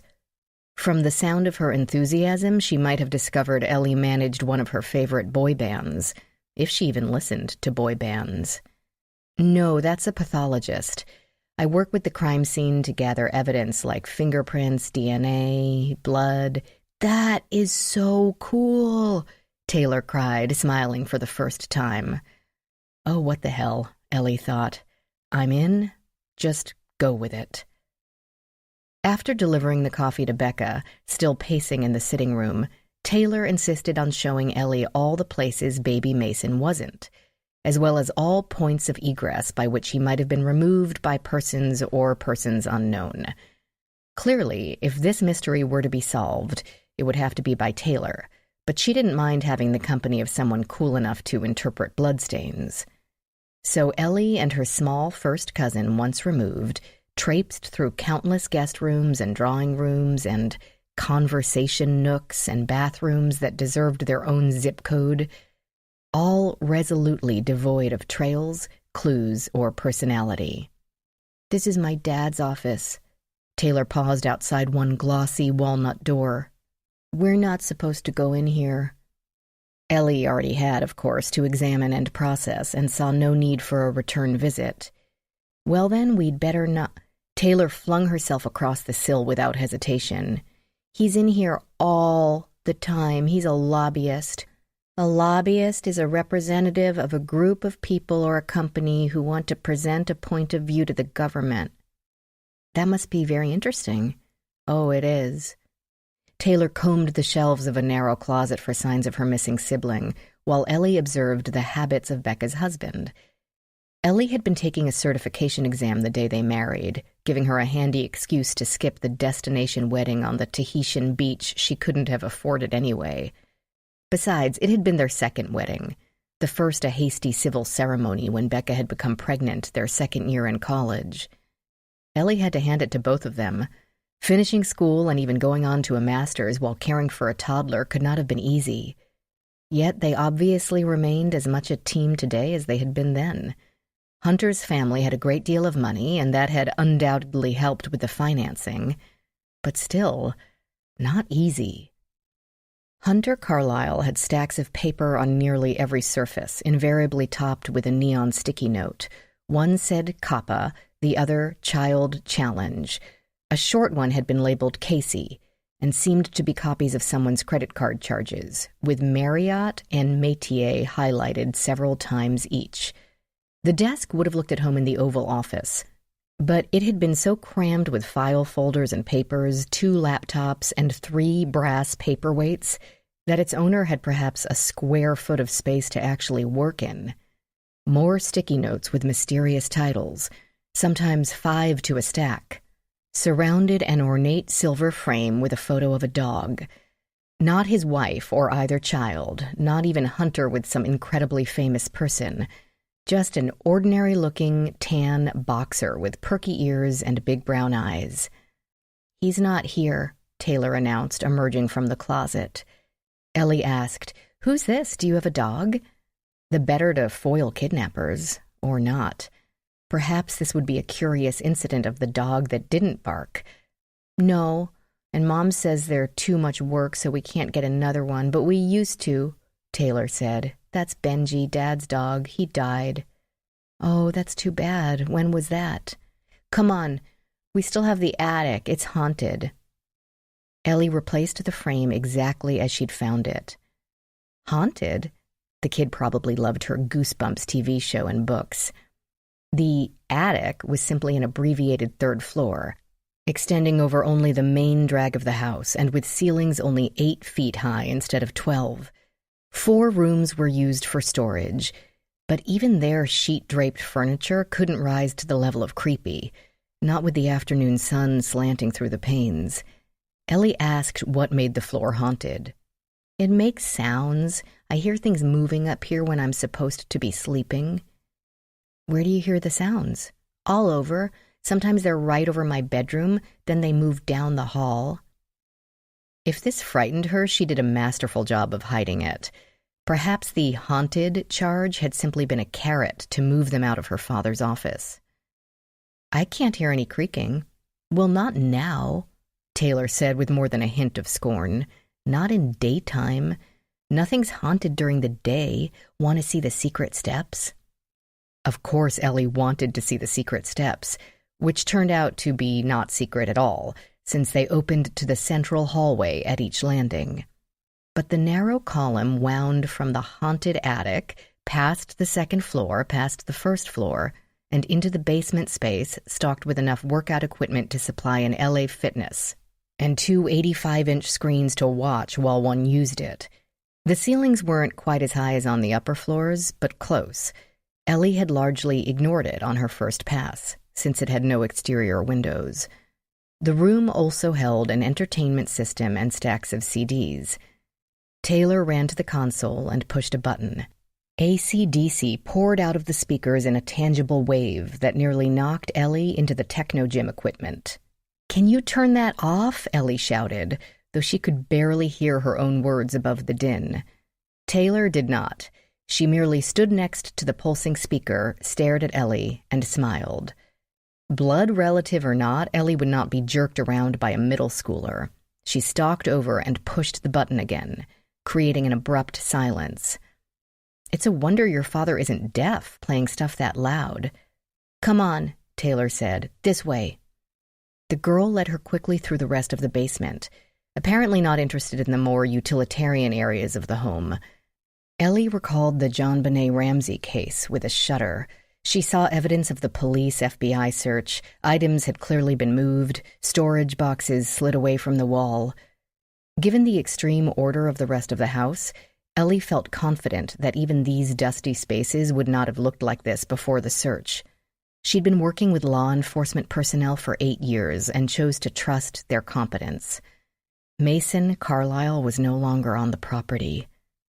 Moving back up to the ground floors, Taylor insisted they check out Becca's home office as well. The empty room appeared equally as lavish as her husband's, but with a better filing system, literally. Several of the bookcases Taylor showed her were hidden filing cabinets, short shelves and the books on them rolled outward, revealing drawer after drawer of alphabetized... What, exactly? My mother, Taylor explained, is the senior policy advisor to the Senate Committee on Commerce, Science, and Transportation. She told me that, Ellie said. It sounds important. It's extremely important. That's why they have to work so much to keep the country going. Nice that the little girl was clearly proud of her parents, or at least their occupations, or at least her own ability to describe their occupations. Ellie hadn't even been aware that congressional committees had their own policy advisors. Several words jumped out from Becca's paperwork on a regular basis. Kid Fun, FTC, Reno versus ACLU, and Zanga Corp. 3 neat stacks on her desk were held in place with decorative replicas of chips from the MGM National Harbor Casino, a bit of whimsy not in keeping with the rest of the house. Heavy textbooks lined the shelves with topics from mycology to water pollution to anthropology and criminal justice. Becca kept more photos around her than her spouse, 2 of the couple, several of Taylor alone or with her parents, 1 of Becca, Taylor, and Mason on the same couch in the sunny room where Becca and Tara liked to chat. It was the only non-studio shot Ellie had seen, other than the one of Benji. And here's another door, Taylor pointed out. While Hunter's office had been on the 2nd floor, Becca's sat on the ground floor, with French doors leading to a patio. As Ellie watched, the little girl pulled up the bolts from the floor and turned a deadbolt, which freed both doors to swing out. Then she examined her hands, now patchily coated with black. Sorry, Ellie said. I had to process all the doors for fingerprints. Cool! Taylor clapped her hands together, as if she could dislodge it like chalk dust from an eraser. Then she gave up and wiped them on her skirt. Ellie had no time to protest, and it would wash out anyway. But see, there's a camera. Taylor pointed to a dark bubble mounted over the top of the door. It was subtle, barely bowing out of the frame. No one approaching the house would notice it unless they looked. But surely a kidnapper would look? There is also an alarm. Ellie noted the unobtrusive wires connected to the doorframe. But it's not on during the day. The lady who used to do the cooking used to turn it on all the time because she said it was creepy, being out here in the middle of nowhere with no one around. But Dad kept setting it off when he'd come home and yelled at her, and she stopped doing it. Do you think it's creepy here? Ellie gazed around at the rolling lawn and the shimmering Potomac. The place looked like the outdoor setting of an F. Scott Fitzgerald novel. She couldn't imagine what it must have cost to buy this type of privacy so close to teeming D.C. I think it's beautiful. I like nobody being around, Taylor said, and did a little hop down the flagstones. The open patio ended after 30 feet, a pair of stone lions flanking the 3 wide steps to the lawn proper. Taylor patted the paw of one of the sphinx-like lions. This is George. George is pretty cool. Who's his partner? He doesn't have a name. Come see the river. Taylor crossed the expanse of grass, still perfectly green in these fall days, reached the wooden dock, and ran pell-mell toward the end as if about to throw herself off. The sight made Ellie's heart clutch, but her head overruled it. Taylor seemed much too sensible a girl to wet her clothes. Instead, when she reached the end of the dock, she flung herself onto her stomach, head over the edge, feet waving above stocky knees. Ellie followed. The thick planks of the dock barely stirred. But the wood had seen better days, possibly too far from the house to demand its level of maintenance. No boat clung to the posts, but Ellie saw a small boathouse off to their right. The water rushed by, spanning at least 200 feet, and they seemed to be opposite a park or preserve, an unbroken line of trees. Taylor could just touch the water from her prone position, washing the powder from her palms. Its deep green color didn't allow a lot of visibility, but in the bright light, Ellie could see the bottom with its silt, stones, and small darting fish. Taylor's shoulders gave a little quake when Ellie's reflection appeared in the water next to hers, but she only waved her arms to rough up the surface. Then she pointed to a flowery growth on the dock post. "You can eat those." "No, thanks. I only eat things that have been vetted by experts." She had let Becca and her sister, Missy, talk her into trying too much of the West Virginia plant life. One sweet-looking berry patch had sent her to bed for 2 days. "Seriously," Taylor said, "they call it the chicken of the woods. Its real name is Latiporus." "I believe you. You can fish in this river, too. There's white perch and stuff. When we first moved here, one time Daddy and me fished here. He caught a fish. He said it was a striped bass, but it wriggled off the line and got away, and he called it a striped bastard." The naughty word made her giggle anew. "This looks like a great fishing spot. It's so peaceful. I don't see any other houses. Do you play with other kids in the neighborhood?" The girl's face twisted in scorn, reflecting in the wavy water. "I don't play." "That's too bad. Everyone deserves to play." "I don't need to play because I'm exceptional." "And because you have no one to play with," Ellie thought. The scorn turned to a more considering look, almost mischievous, but that sounded too innocent for the girl's sudden body language. She waved her hands over the dark water. "He's in here, you know." Ellie tried very, very hard not to react, and failed. She could feel her face freeze in place and her lungs stop. She could not help but picture the helpless infant tossed in to drown, silently and quick. This would save the kidnapper the work of keeping a child fed and dry, and destroy the only evidence that could convict them. "Who is? Your brother?" "No!" Taylor shot to her feet, bouncing with impatience. "Benji!" "Oh. The dog?" "Yes, the dog. He got old and tried to swim and drowned. His hair had gotten all white, but Mom said it's okay because he had arthritis, really bad, so it was just like going to sleep and not feeling any pain ever again." She walked along the very edge as if it were a balance beam, arms outstretched, daring Ellie to tell her to stop. This time she did resist. "My dad's hair is getting white in spots too. I wonder if he won't be able to swim much longer." "Your dad—" "Hey!" Becca called from the lawn. "Come inside. Hunter's back." Chapter 7. Ellie re-entered the large kitchen to meet her cousin's husband once again. From Becca's comments, she expected a cross between Alexander Hamilton and Godzilla, but at the moment he seemed calm enough, relatively speaking. A slender blonde man of average height in a perfectly fitted suit. Even Ellie could tell the material alone cost more than she would budget for a year's wardrobe. Taylor threw her arms around her father's waist, and he clamped her to his side briefly without looking at her.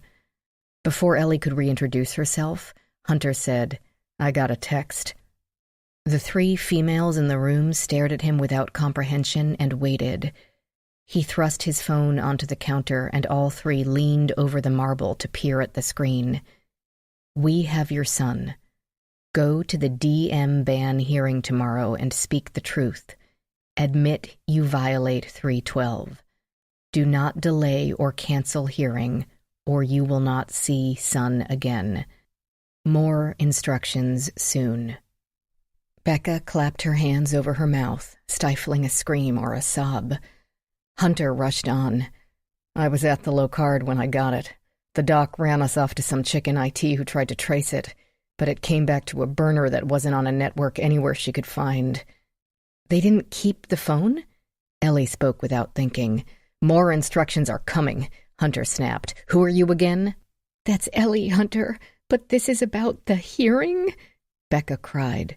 Now her daughter clasped her small arms around her mother's waist as if offering comfort, but the woman didn't seem to notice. They took Mason because of the hearing? How is that possible? Ellie tried again with perhaps a more relevant question. What's 312? CFR 312. Hunter ran one hand through his hair, then absently patted Taylor's shoulder.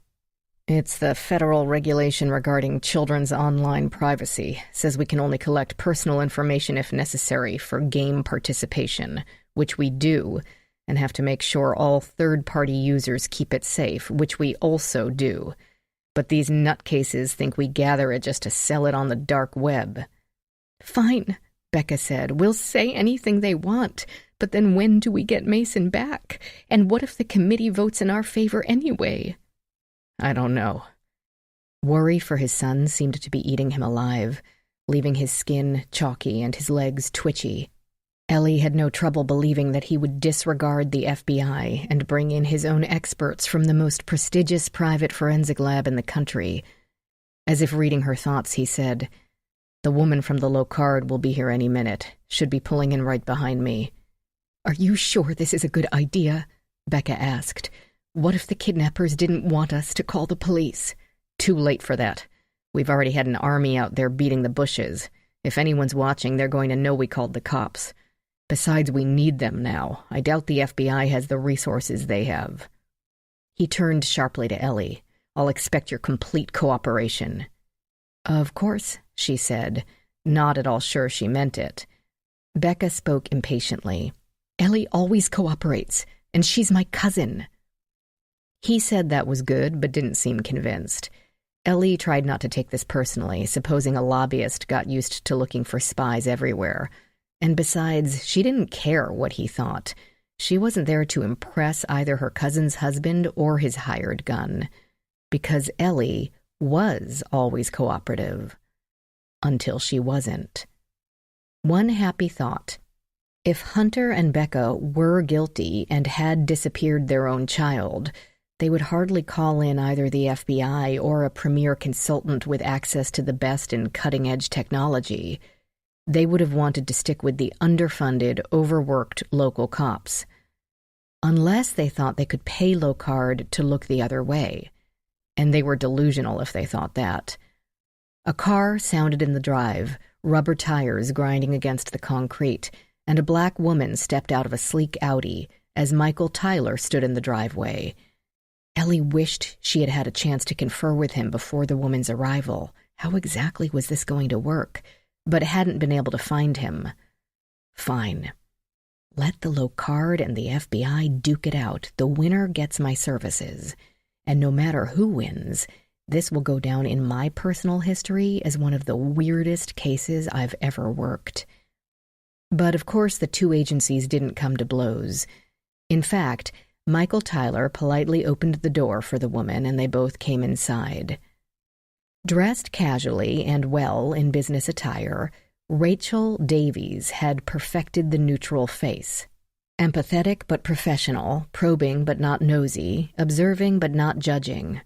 I could take lessons from her, Ellie thought with envy. She had been working on her own neutral face since the age of 4. "Who are you?" Taylor demanded. Hunter straightened and introduced Dr. Davies to Becca with a few words of hopeful reverence, his confidence in her evident. Becca only nodded coolly from across the island, either because she thought the FBI could do a better job than a private firm of experts, or because nothing would have made her feel better other than Rachel turning up with baby Mason in her arms. Rachel said something sympathetic to Becca and explained herself to Taylor in concise, non-condescending terms. Then Hunter introduced Ellie as the FBI forensic tech, and stopped. Everyone realized at the same time that he had forgotten her name. No need.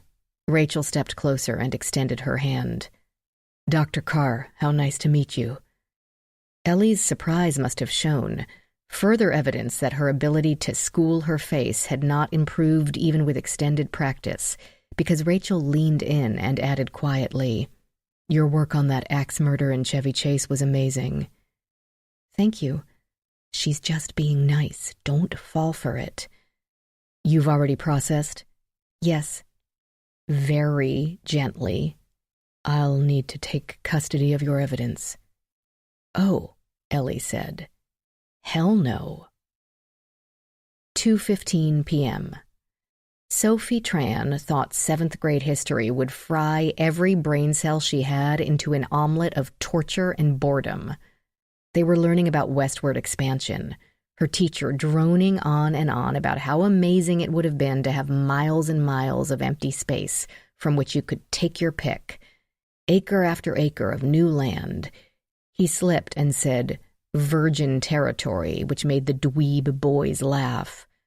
The cooler ones with more life experience didn't seem to notice, a mild word like virgin having long since lost its ability to titillate. People could work hard and form into farms and ranches, her teacher said. Good from their point of view, not so much for the Native Americans, but they would get to that next week. Sophie's teacher stared at the back wall, as if wishing himself into those covered wagons, wishing himself anywhere, except locked in this room with 20 fidgeting middle schoolers. You know what that life sounded like to Sophie? Boring. Incredibly, monumentally boring. It sounded like a cursed existence of heat, bugs, malaria, and back-breaking labor. Sure, she had read the Laura Ingalls series from Little House in the Big Woods all the way through the first 4 years and thought Laura sounded like a sweet kid, but OMG, her life was dull, not like Sophie's. Her school had a lot more than one room, and smart boards and field trips like last week's to the Supreme Court, where an actual judge had talked to them for a few minutes. Afterward, her mother had snorted, "For that tuition, he ought to teach one of your classes." So Sophie hadn't admitted that he'd been kind of lame, and whatever she went to college for, it wouldn't be law. And instead of having to wear long dresses everywhere, ugh, Sophie got to wear bike shorts and a sports bra when it was hot, though her mother still wouldn't let her go to the store or any place real in them. So maybe not everything had changed since Laura Ingalls' day. But Laura never had a smartphone, or made the soccer team, or had a boyfriend. Well, not until she got old. Sophie didn't have to wait that long. She would be meeting her new boyfriend after practice that afternoon. She'd only been chatting with Liam for a month, but he seemed amazingly mature. She hadn't even known Lion's Reach, her fave online game, had a chat feature until he'd messaged her. She'd looked right past the little box in the lower right corner, and so obviously had her mother, who was a complete Nazi about the internet. Her mother was a digital media researcher, which Sophie's father liked to joke was not a real job. All Sophie knew was it had turned her mother into a fountain of stories about kids being exploited, abducted, blackmailed, and bullied into suicide, all because of online contacts. She insisted on examining all Sophie's apps, games, emails, texts, and posts with access, passwords, and veto power at all times. Don't like it, her mom would say to her, get a job and pay for your own electronics. She even had screen mirroring on Sophie's stuff, so she could see every single thing Sophie looked at, every message or email or post or app that existed in Sophie's life. Delete anything and she lost the phone. Erase the browser history and she lost the phone. Arrange with someone to move to an app her mother didn't know about and she lost the phone. Send a photo to anyone she had not physically met and knew well enough to have over for dinner and she lost the phone. And the tablet and the laptop, even the one issued by the school. Maybe, Sophie thought, Laura Ingalls really had been better off. Chapter 8, 4:25 p.m. Ellie modulated her reaction to, "I don't think so." Not gentle at all, an outburst of pure reaction, feet planted, spine turned to titanium. This went against every principle she could think of. Michael Tyler cleared his throat. The FBI has decided to work in cooperation with the Locard in the interest of expediency. Our lab is a bit overworked at the moment with that attack at the Alexandria Mall. He let his voice trail off, quite discreetly for such a large man. The wording wasn't lost on her. The FBI decided, not I or we decided. This had come from above his pay grade, meaning it was also above hers. She had no choice. She said to Rachel, "You'd need an AFIS with access to NGI," meaning an automated fingerprint identification system that could search the FBI's next-generation identification databases, not just a list of whomever the Locard might have collected prints from in the 10 years since its founding. "We have that," Rachel said. "We can search Interpol and military, too, if that seems necessary." Cannot, Ellie thought. The military would never allow that without all sorts of requests, subpoenas, and a really good reason. As if feeling the skeptical vibes, Rachel amended, though not easily. "I have a stack of swabs for contact DNA." Many labs had limited circumstances under which they'd analyze touch DNA, since it was such a crapshoot, without a visible stain. "We can do that, and upload to CODIS," meaning they could also search their results through the combined DNA index system, though they'd have to go through a state lab to do it. Only law enforcement agencies could upload to CODIS. Hairs might require mitochondrial. Hair cells were technically dead keratin outgrowths, so contained no nuclear DNA for the standard analysis. Rachel managed to sound more patient than condescending, something Ellie wasn't sure she could have pulled off if their roles had been reversed. "We can do that, too." Too often in life, one had no choice. She hadn't when she'd left her grandmother's home for Aunt Rosalie's, then Aunt Katie's, then Uncle Paul's, or her marriage, or apparently now when she'd be leaving her evidence in some other agency's, a private agency, hands. Stop whining, she told herself. Forensic work was, by definition, reactive. A crime had occurred, and her job was to assist the investigators, not take over. The FBI wrote her checks. If it was okay with the SACs, it would be okay with her. That was how it worked. Besides, it was Becca. Ellie had to stay in the mix no matter what. She summoned up the best neutral face she could and barely avoided throwing a scorching glare in Michael Tyler's direction. Okay. Thus, 15 minutes later, after a quick tour, this one not conducted by Taylor over her strong objections, Ellie and Rachel were seated cozily in Hunter's study, reviewing the security footage. They watched without speaking. Ellie uncomfortable, even in Hunter's ergonomic, aromatic leather chair nearly wide enough to accommodate two people. She had no idea what to say to a woman whose profile she had read about in the previous month's Science magazine, and no idea what expertise she could bear on a surveillance video. She'd viewed many such videos in the course of her work. Amazing how many people had camera systems in their homes these days. But that hardly qualified her as a digital image analyst. So she sat in silence and more than a little in awe of the woman next to her. Rachel Davies had dark skin, large eyes, striking features, and enough publishing credits to paper a wall. Rachel had started the playback from Wednesday morning, just in case someone they didn't know about had approached the house in the 24 hours preceding the disappearance. The cameras were indeed above each exterior door, 6 in all, wide enough to cover most of the ground between each door. There would be ground floor windows outside the reach of the various lenses, but the FBI agents and Ellie had found each one locked and without any signs of disturbance. The cameras operated on motion activation, but were almost always recording, between bushes waving in the wind and the occasional bird. 2 were not perfectly positioned. The one above the French doors leading to Becca's office did not show the 4 or 5 feet of space adjacent to the house.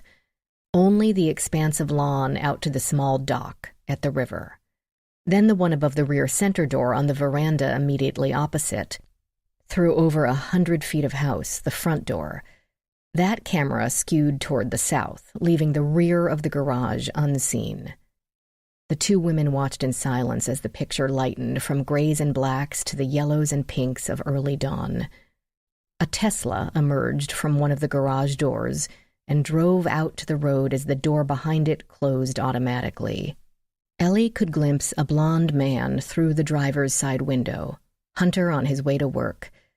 The pinks and yellows turned to the deep greens of the tree's foliage against a cobalt blue sky.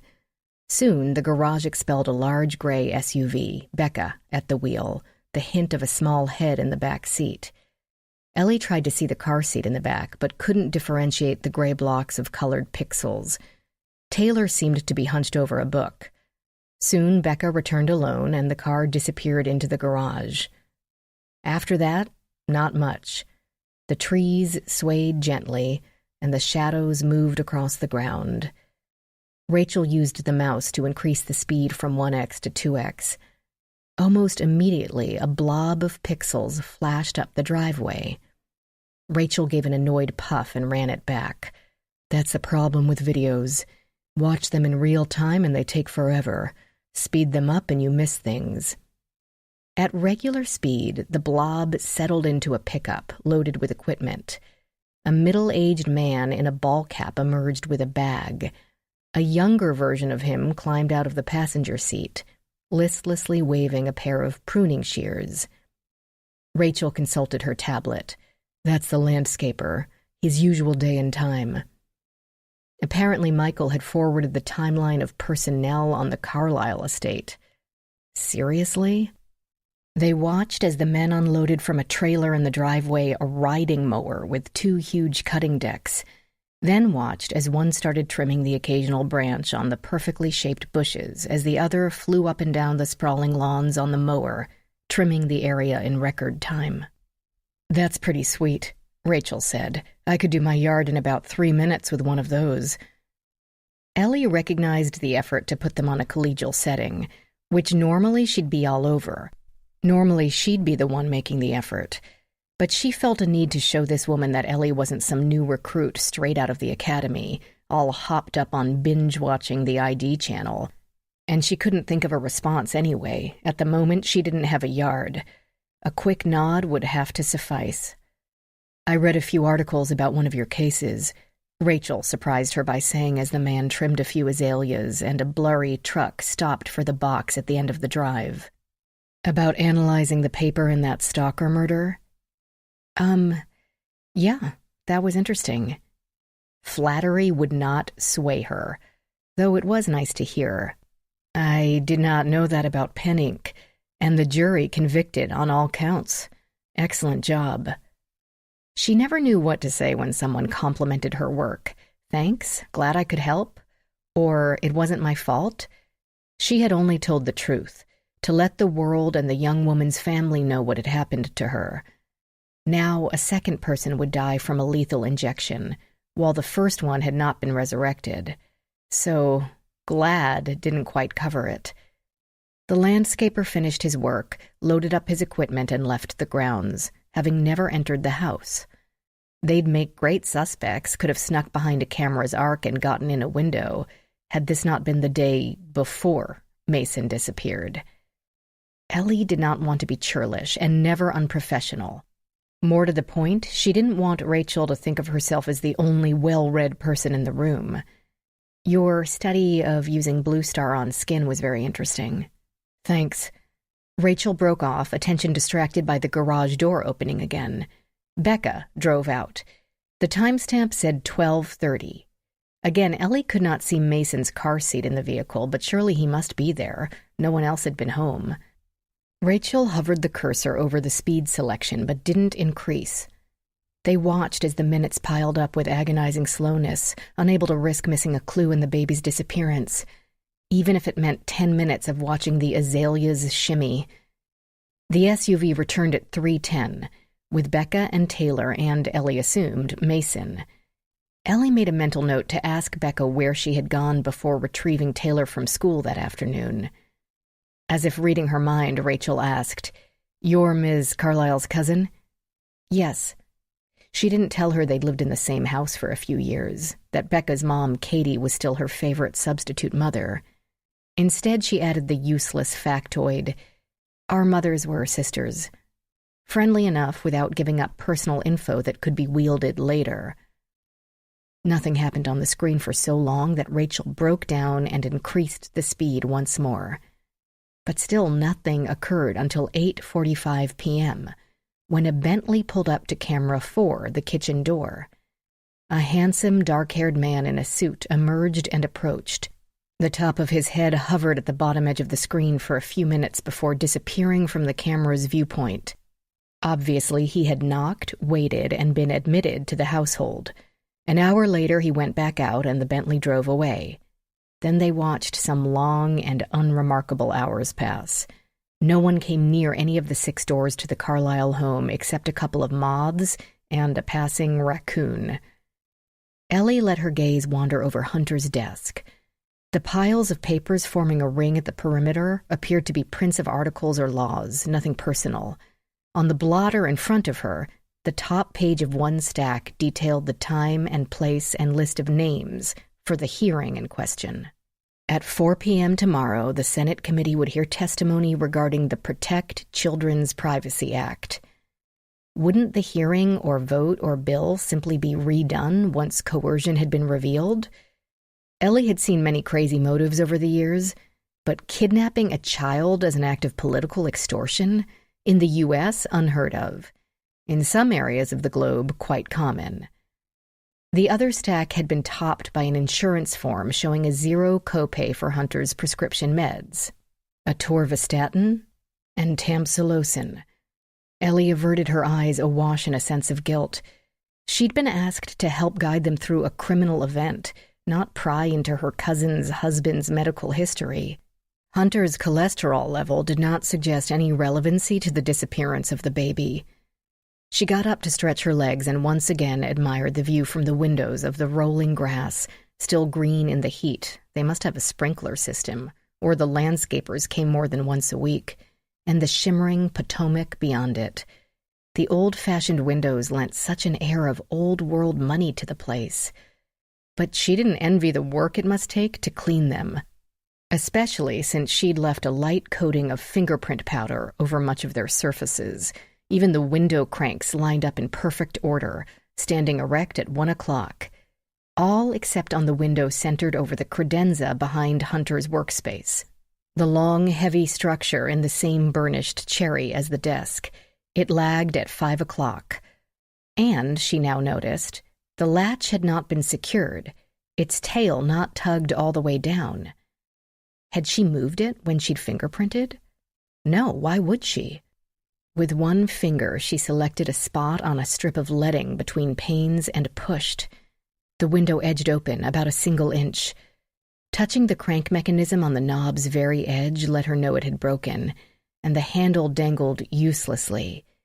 The latch hadn't quite caught because the window wasn't quite shut.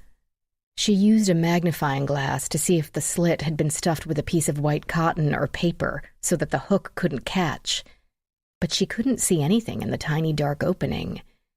The alarm wires appeared to be connected, though. It didn't go off because the alarm wasn't turned on, as it wouldn't have been earlier that day, but it would have been at night? Was this window a means to get in or a means to get out? Did Hunter sneak out of his house at night? To go where? Engage in a tryst in the woods with a neighbor? Because nothing else was in walking distance. And if he took his car, he wouldn't need to go out the window. He could simply walk through the hallway from the kitchen to the garage. But again, they were on the 2nd floor. She poked her head out of the window but didn't see a handy drain pipe or wide ledge or any other means of scaling the building other than an extension ladder. One would have to be a skilled aerialist to avoid a fall onto the flagstones below. She pulled her flashlight out of a pocket, held it at an angle, then reached it outside to hold it at more angles against the exterior of the glass. But she didn't see any more fingerprints. She had collected 1 or 2 from a bottom pane. She could see from the gaps in the powder coating left by the tape lifts. Perhaps she had pushed the window slightly ajar when doing that. She turned to point out this anomaly to Rachel, but the woman remained glued to the surveillance video. "Huh," Rachel said again. "What is that?" Chapter 9. Luis Alvarez knocked on Tara Esposito's door. The house looked like a palace compared to his modest brownstone, but not nearly as palatial as her client's. Apparently managing other people's money wasn't nearly the same as actually having enough money to manage in the first place. Tara opened the door with a sleeping baby tucked into one arm. "I've been afraid to let go of her after what happened to Becca. I know that's silly." She ushered him into a great room area consisting of a showplace kitchen, a dining nook, and a family room that fit 2 full-size sofas, a fireplace under a 70-inch flat screen, 3 bookcases, and a computer desk tucked into a bay window extension. It smelled of cinnamon, which made him hungry. At least one baby toy, blanket, diaper, unused, or bottle marked each surface as testament to the priorities of this household. Tara waved him toward a brown suede couch. "But maybe not that silly. I don't know. Someone who would target the Carlyles would hardly notice my tax bracket. But if motherhood has taught me one thing, it's that logic stops applying." Tara Esposito didn't quite fit the DC power broker image. She had the looks, honey gold hair that hung past her shoulder blades, exquisite but comfortable clothes, slender to the point of borderline anorexia. Yet her eyes and face seemed too soft, more suited to kindergarten teacher than financial wizard. Her voice uncertain. He said, "I can understand that." "You have children?" she asked him. "2. One more in about 4 more months." Which might have been why his partner asked him to do this interview, while Michael stayed at the house. He had insisted all babies looked alike to him, which Luis doubted, since Michael had 2 kids with his ex. But Luis could see right away that the sleeping Harper, A, existed, and B, had not been switched with Mason. Mason's round little cherub face topped with dark peach fuzz hair could not be confused with the baby now 3 feet away from him. Harper had a more oval face, pointing chin, and apparently favored her mother with white blonde tresses already growing in. She had a nose like his second boy, Thiago. They didn't know what their third would be, though he'd been trying to talk his wife into letting the doctor tell them. She said she didn't care, but Luis was dying for a little girl. He'd been staring too long. "I want to help," Tara prompted. "I can't stand the thought of that sweet baby. And what Becca must be feeling. Oh, can I get you anything? Water, soda, coffee? It's no trouble." He could have killed for a latte, but didn't want to eat up any unnecessary time, couldn't rationalize his own comfort when a baby had been taken. Every minute without success felt like a needle prick. Besides, witnesses or suspects often fussed with refreshments as an avoidance technique.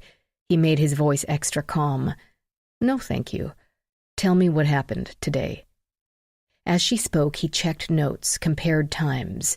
She told the same story Becca Carlyle had, not word for word, and with slight vagaries in the timing. But those made her sound more truthful and not less. She'd been up early with Harper, fed her, put together a portfolio for another client while Harper napped. "I'm still on maternity leave, technically. Though I already did half my work from home, so you could say I'm part-time." "And you work at?" "Proctor Wealth Management. I'm a partner. I'll tell you the truth, I'm not even sure I want to go back unless I can work from home full-time." She told him that she threw some papers she needed Becca to sign in her diaper bag and packed up Harper and drove over there. Harper fell asleep on the way, always a good thing. She'd had a rough night. Tara suspected colic, but the baby doc did not agree.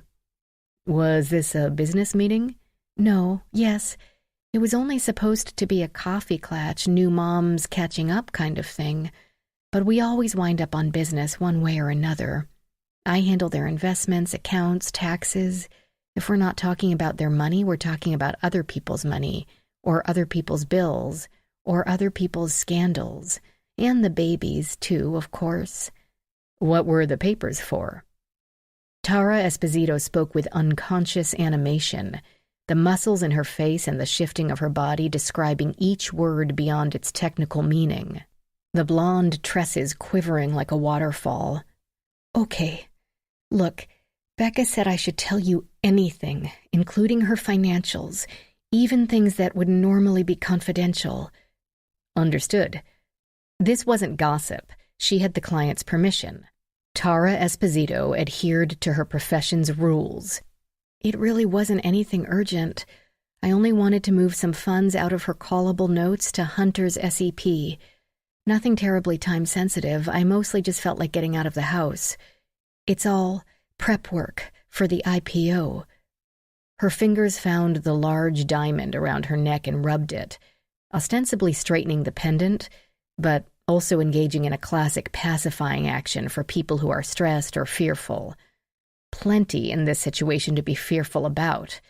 So why would the mention of Kid Fund's initial public offering set it off? The Kid Fund IPO? Luis spoke casually, trying to give the impression he knew all about it. It's been mentioned. Are you involved with that? No. I handle Hunter's personal finances, not business. He's got his own bookkeepers at Carlisle Communications, and I don't have anything to do with Kid Fund or the legislation. Interesting wording. She handled Hunter's personal finances, with a slight inflection on Hunter, not Hunter and Becca, and personal. She went on. They're hoping for a 100, maybe 150% increase in the stock price with the IPO. Ambitious, but it's been done. Airbnb, DoorDash almost. With Hunter's stake in the company, he's going to have a huge influx of cash and needs a plan in place to deal with that. Nice problem to have. If the IPO is successful. She stopped, paused, then inspected her child again as if the baby had stirred. She had not. Why wouldn't it be? She laid the baby on the sofa in front of her, surrounded the infant with pillows. The little girl sighed and stretched, but remained blissfully silent, eyes closed. Tara kept her hand on the baby's ankle as if a kidnapper might lurk in the next room. This direct messaging ban sank recent revenues, as I'm sure you know. He didn't, but nice of her not to assume that. An IPO is quite the undertaking. They had to bring in independent auditors to look at their historical financials, as well as their history of general governance, board meetings held, meeting minutes taken, the compensation committee that oversees executive pay, company bonus programs, so on and so forth. This all has to go into the S1 document, and the SEC takes a close look at all of it. Is that a problem? No, but with all that scrutiny, it won't go unnoticed that Kid Fund's revenues took this dip. And if that ban isn't overturned, they will continue to dip. No one's going to be clamoring to buy shares. Hunter and Gabriel won't be able to make it a huge news event and whip up a buying frenzy if share prices are going down instead of up. In his pocket, his phone gave a tiny, silent quiver. He ignored it. Never break up the momentum with a witness, even a completely cooperative one. And that depends on tomorrow's hearing. Yes, very much. But even if it fails, they could cancel the IPO and try again with a future hearing? Yes, but they've already invested so much in the process. They had to hire the independent auditing firm, bring on extra staff to prepare all the records and paperwork for inspection. It's a huge investment, and they'd lose every penny of it. Hunter would. He started thinking about doing a SPAC. He felt so desperate. Luis didn't even pretend to know what that meant. He raised his eyebrows, which sufficed. A special purpose acquisition company is sort of an end run around all the disclosure in some cases. In a SPAC, a management group forms a shell company that is basically nothing, no assets, no history, and sells shares at an IPO. The shares usually come with a warrant for investors to buy a certain number of shares at a certain price after the IPO. The money generated goes into a trust, and the management company has to buy an existing company with the money in the trust. If that doesn't happen, investors get their money or some money back. If they do buy a company, the investors can decide if they want to keep their shares or sell them before that company is combined with the shell. It has some advantages and can be really great investments. Sounds a bit shady? They kind of were for a long time. Finally, the SEC began regulating them, so they're actually booming right now. But everything depends on the people running both the shell and the real company. Do you trust them to make money or not? Are they wizards or wannabes? Hunter thought Gabriel's reputation would be enough to get them anything they wanted. You don't think so? I do. The problem is Gabriel didn't. He believed nothing would counteract Kid Fun's problems. Hunter couldn't convince him. I think that's why... She stopped, patted the bundle of cloth that wrapped her baby's body. Either Harper could communicate telepathically with her mother, or Tara used the kid as an excuse to stop talking. He pressed. That's why what? She continued to hesitate, and the business-related clues, to which he hadn't paid much attention in what seemed to be a domestic incident, clicked for him. He said, Hunter's going to sell out after the IPO. The value of the shares go up, he sells them all. That's why he needs places to put the funds. Tara neither confirmed nor denied. It's a huge amount of money, enough to ensure anything they could want in the future and anything the kids... She hesitated, then purposefully used the plural. The kids might need. So this hearing really is vital. No longer a question. Completely vital. For the first time, Louise could understand why Hunter and Becca might be preoccupied with their work in the face of their child's loss. Not understand exactly, but it made them less nuts than he had originally thought. How did the former figure into the latter, though? Becca might have been so stressed that she accidentally killed Mason. They might be planning to ask for a ransom that they themselves would steal, in order to hide some of their funds from the taxman in case their bank account took a hit. Maybe they sold Mason to raise money to pay for the IPO. No theory seemed too outrageous to consider, but none even wobbled toward convincing either. Okay, sorry, I got sidetracked. We were going over your day. You arrived at the Carlyle house. Tara coughed and Harper's tiny fist jerked. They both inspected the baby, waited, then continued. I'd brought over my proposals, and we were going over them, and chit-chatting, of course. It's rare that we both have a low-key day. Then Gabriel showed up. What time was that? She should say 11, according to Becca. 11, I think, maybe 5 too. I can't be sure, but I'd been checking my watch. I'm trying to keep track of how long Harper sleeps and when. You've met Gabriel Haller before. Tara made a sound between a snort and a chuckle. Yes, of course. He and Hunter are thick as... They're very close. I've run into him over there lots of times, parties, dinners out with my husband and me. So the three of you talked about the hearing. Mostly Gabriel and Becca talked, and I sat around because I didn't feel like going home and getting back to work. And then it was time to pick up Taylor, and I offered to stay with Mason. Where was Mason? She blinked. What? A simple question. Where was Mason all this time? Oh, he fell asleep, and Becca put him down for a nap. When? I'm not sure, 10 after 11, quarter after? Tara sat back away from him, but with her fingers still on the baby's foot. Is it important? No, I'm simply trying to picture everyone's movements. So when you got there, Becca had Mason in the sitting room? Yeah. And then she carried him upstairs and put him in his crib? Uh-huh. She spoke as if that should be obvious, and he thought that very routine maternal action should be. He just wanted to confirm that both Tara and Gabriel Haller had put eyes on Mason that morning. And you didn't see him after that? No. The whole house was so silent, I was sure I would hear him if he cried. He has a piercing cry. Sitting rather than standing did not help Louise to pick up nonverbal clues, because feet were never as schooled in deception as heads and hands. But Tara did shift herself back, only another inch away from him, but even that small bit of distancing could signify her discomfort with a topic.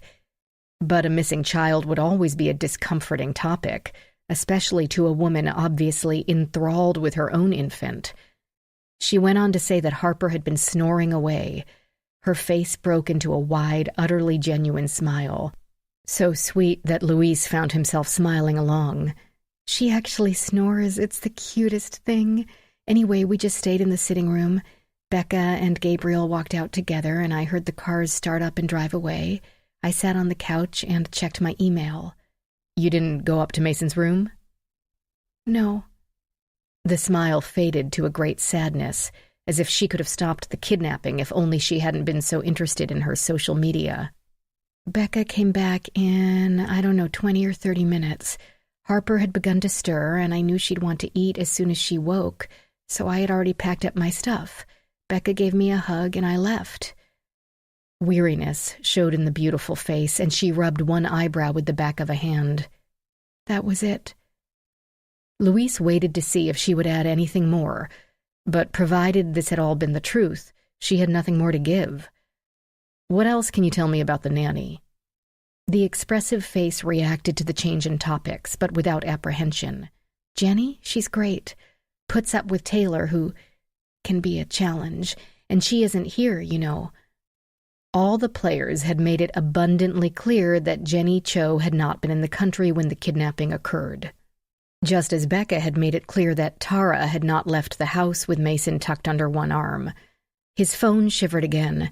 This time she heard it, gaze flickering to his pocket, but he said, "Any other difficulties with Jenny's work here? Any tensions that she might have felt for the Carlyles or vice versa?" "Nothing that I know of." "All right.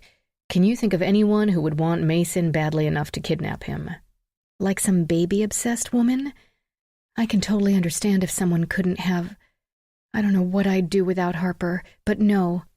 All of our friends either have kids of their own or don't on purpose. I mean, it could be someone we don't know, but how could they get in and out of the house without Becca realizing it?" "That's what I keep coming back to. Okay, last question, then I'll let you go. Can you think of anyone who would want to do this to the Carlyles?"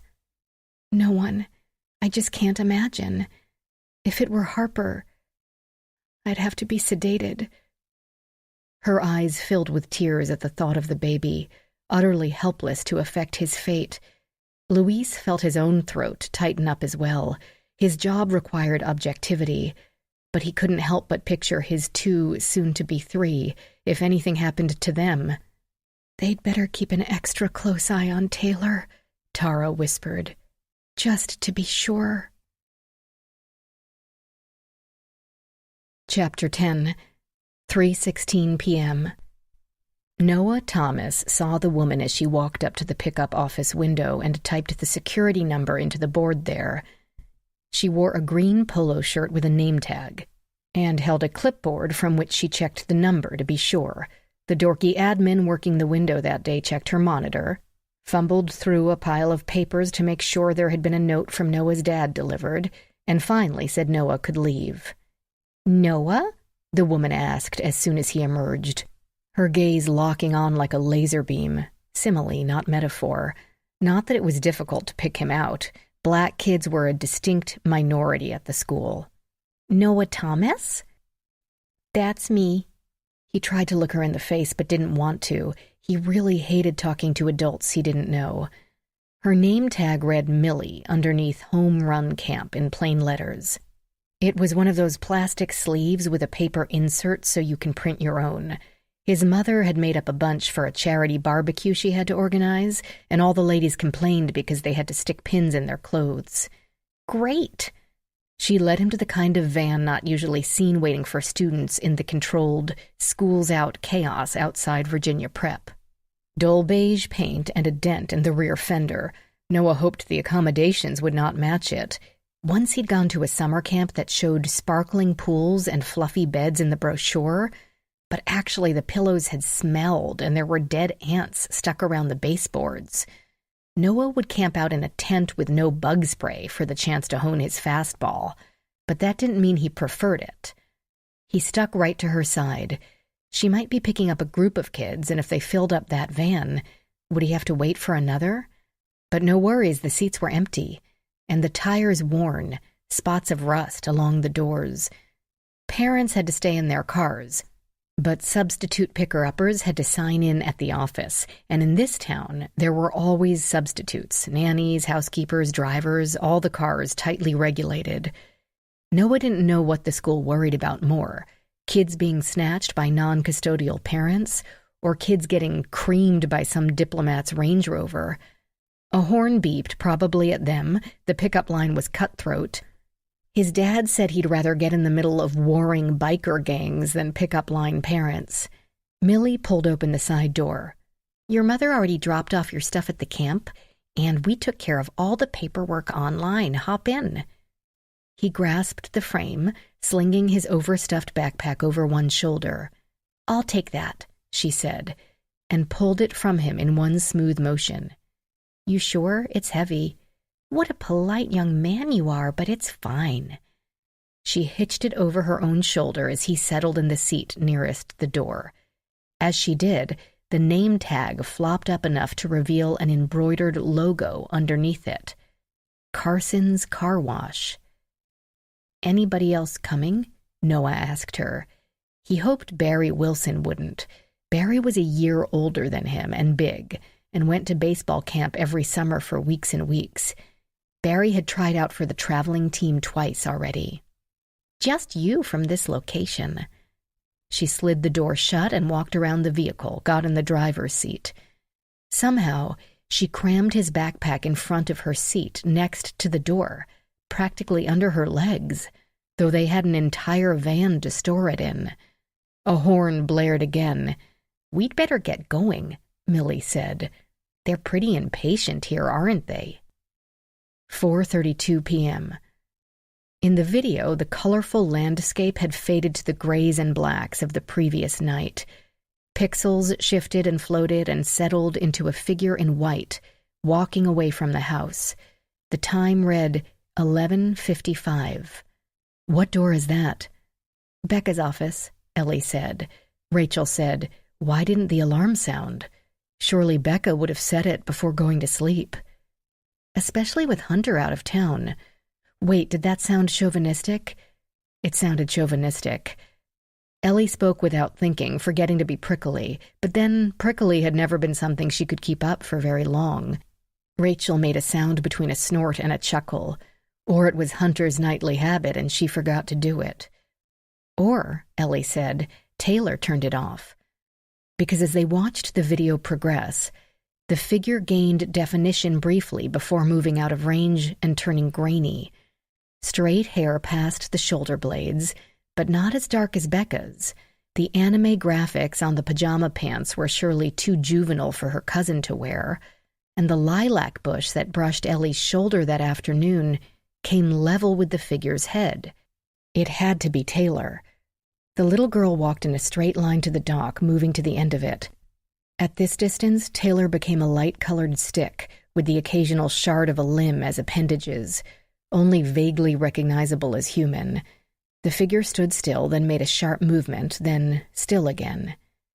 "Did she just throw something in the water?" Ellie asked aloud. It looked as if Taylor threw a white bundle into the river, a bundle the size of a small dog. Or a baby. Ellie only then recognized that she had been carrying something, since they'd only seen her from the back as she left the house, something large enough to require both hands. Taylor stood at the edge for what seemed like a long time, but less than a minute according to the timestamp. Then she turned around and made another straight line back to the door she'd exited. On the flagstones of the patio, she looked up at the camera. Perhaps she'd just remembered its existence, or she wanted to be seen. Rachel ran the recording back. The white stick at the edge of the dock, a quick flicker of a tiny white blob disappearing into the inky water or simply the night. "Definitely her," Rachel said. "This raises some questions." "To put it mildly," Ellie said. "What did she toss, if she threw anything, and it's not some trick of the light? Maybe her sleeve as she threw a stone? But why in the middle of the night?" Rachel said, "Videos of dark areas are notoriously unreliable. Photos are all about light, and when the light isn't there, the pixels have to try to fill in the gaps. Then there's dust, clouds across the moon. That's why people think they see ghosts." Ellie didn't know if she was showing off or trying to prove her objectivity in regard to Ellie's family. "I know that." Or Taylor murdered her brother, and Becca concocted the whole kidnapping story the next day to protect her daughter. "It's okay. I might be Becca's cousin, but I'm also a forensic specialist." Juvenile murderers weren't common, but hardly unheard of.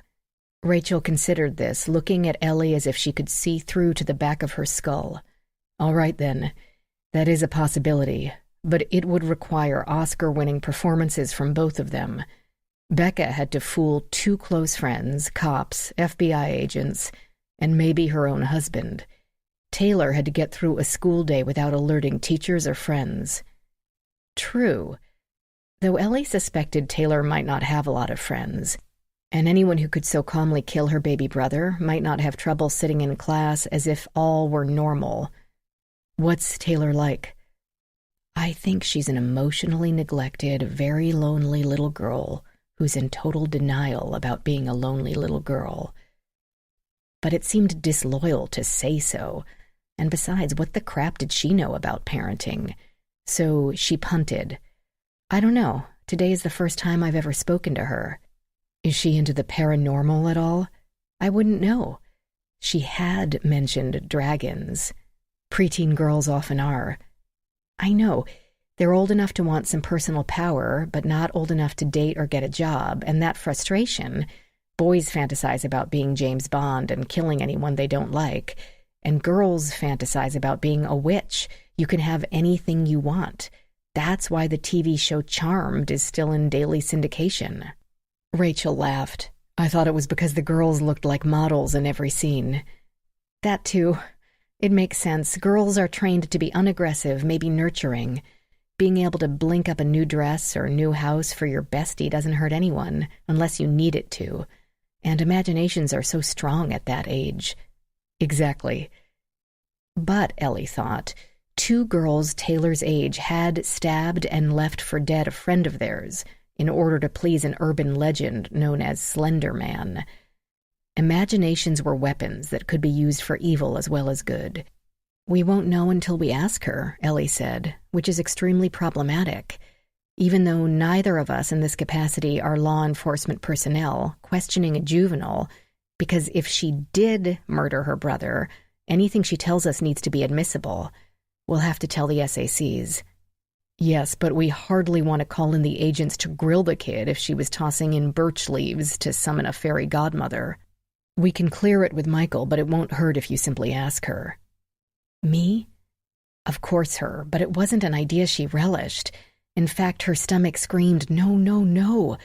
Questioning people was not her forte. Questioning children, definitely not her forte. There was a reason she chose to work with fingerprints and bullet casings and other inanimate objects. You're her cousin. There's no legal complications whatever she says to you, and for what it's worth, I don't believe she killed her brother. No child has that much acting ability. Ellie felt better at this validation. A little. We, apparently they were we now, need to ask this Gabriel and Tara if they actually saw Mason this morning or not, and pin Becca down about this morning. What time did she get up? When did Mason wake? When he ate? When he napped? Etc. And then ask again and again. Try to catch inconsistencies in her cousin's story. Try to catch her cousin in a lie. Rachel interrupted these thoughts. But if Becca woke to find the baby gone, made up the story to protect Taylor, why wouldn't she just open a window and call the cops right away? Why concoct this less believable story of Mason disappearing in the middle of the day when everyone was home? And why not erase or destroy this video? Taylor might not have told her the details. But that was a good point. Maybe Taylor really had been summoning a dragon. Images from the next day provided no surprises. The SUV left for Taylor's school, returning promptly this time. At 11:05 a.m., a woman with blonde hair and fair skin pulled up to the front in a Jaguar, toting a diaper bag on one side, the other shoulder dipping toward a baby carrier. The carrier had been covered with a thin blanket even in the warm air. The woman also hovered at the door at the lower edge of the camera's range before disappearing. "I assume that's Tara," Rachel said. "Neither of the best friends have a key to the house. Or don't bother to use it," Rachel said. True. Clearly Tara had her hands full. At 11:32 a.m., the Bentley pulled up to the kitchen door again, and the handsome man emerged, knocked, disappeared inside. Another 20 minutes elapsed. Gabriel left in the Bentley, and just as it had the previous afternoon, Becca's SUV left the garage and drove away. The Jaguar remained in the drive. The SUV returned at 12:30 p.m. Shortly afterward, Tara labored under her burdens back to her car and left. 8 minutes and 30 seconds later, at 12:48, the Tesla drove up the drive and entered the garage. Hunter had a bit of a lead foot, Ellie noted. Inside the house and away from the cameras, Becca would be caring for Taylor, Hunter unwinding after his trip. Ellie wondered if he would have gone in to look at his son. Ellie had grown up with school-aged children, but there had never been a baby in the household. On television, parents were obsessive about their kids, missing them terribly every minute apart. But maybe that wasn't reality. Maybe the 4-month-old had been a bad sleeper, with everyone under strict orders not to risk waking him until he alerted them with a wail. She had so many questions, but right now, none of them seemed relevant. Only one remained. Who removed Mason from the house? Assuming, of course, he was not still there. Blood relation or not, Ellie knew better than most that parents killed their children somewhere on the globe every day. They shook them too hard or wanted to quiet their screams, if only for a moment, with a hand over their mouth. They needed to get them out of the way for a few hours and dropped too much allergy medicine in their milk.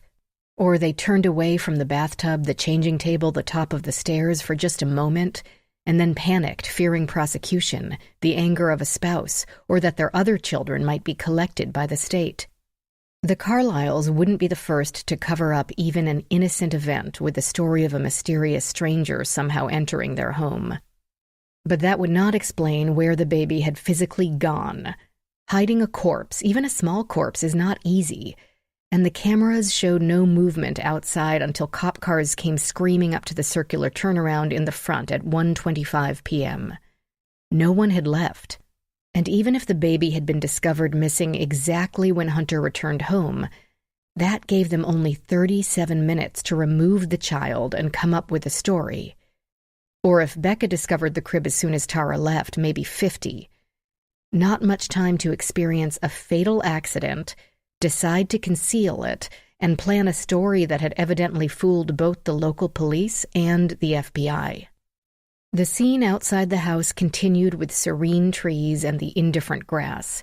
Inside, chaos would have erupted. She glanced at the former pathologist. Rachel's eyes seemed glued to the timestamp.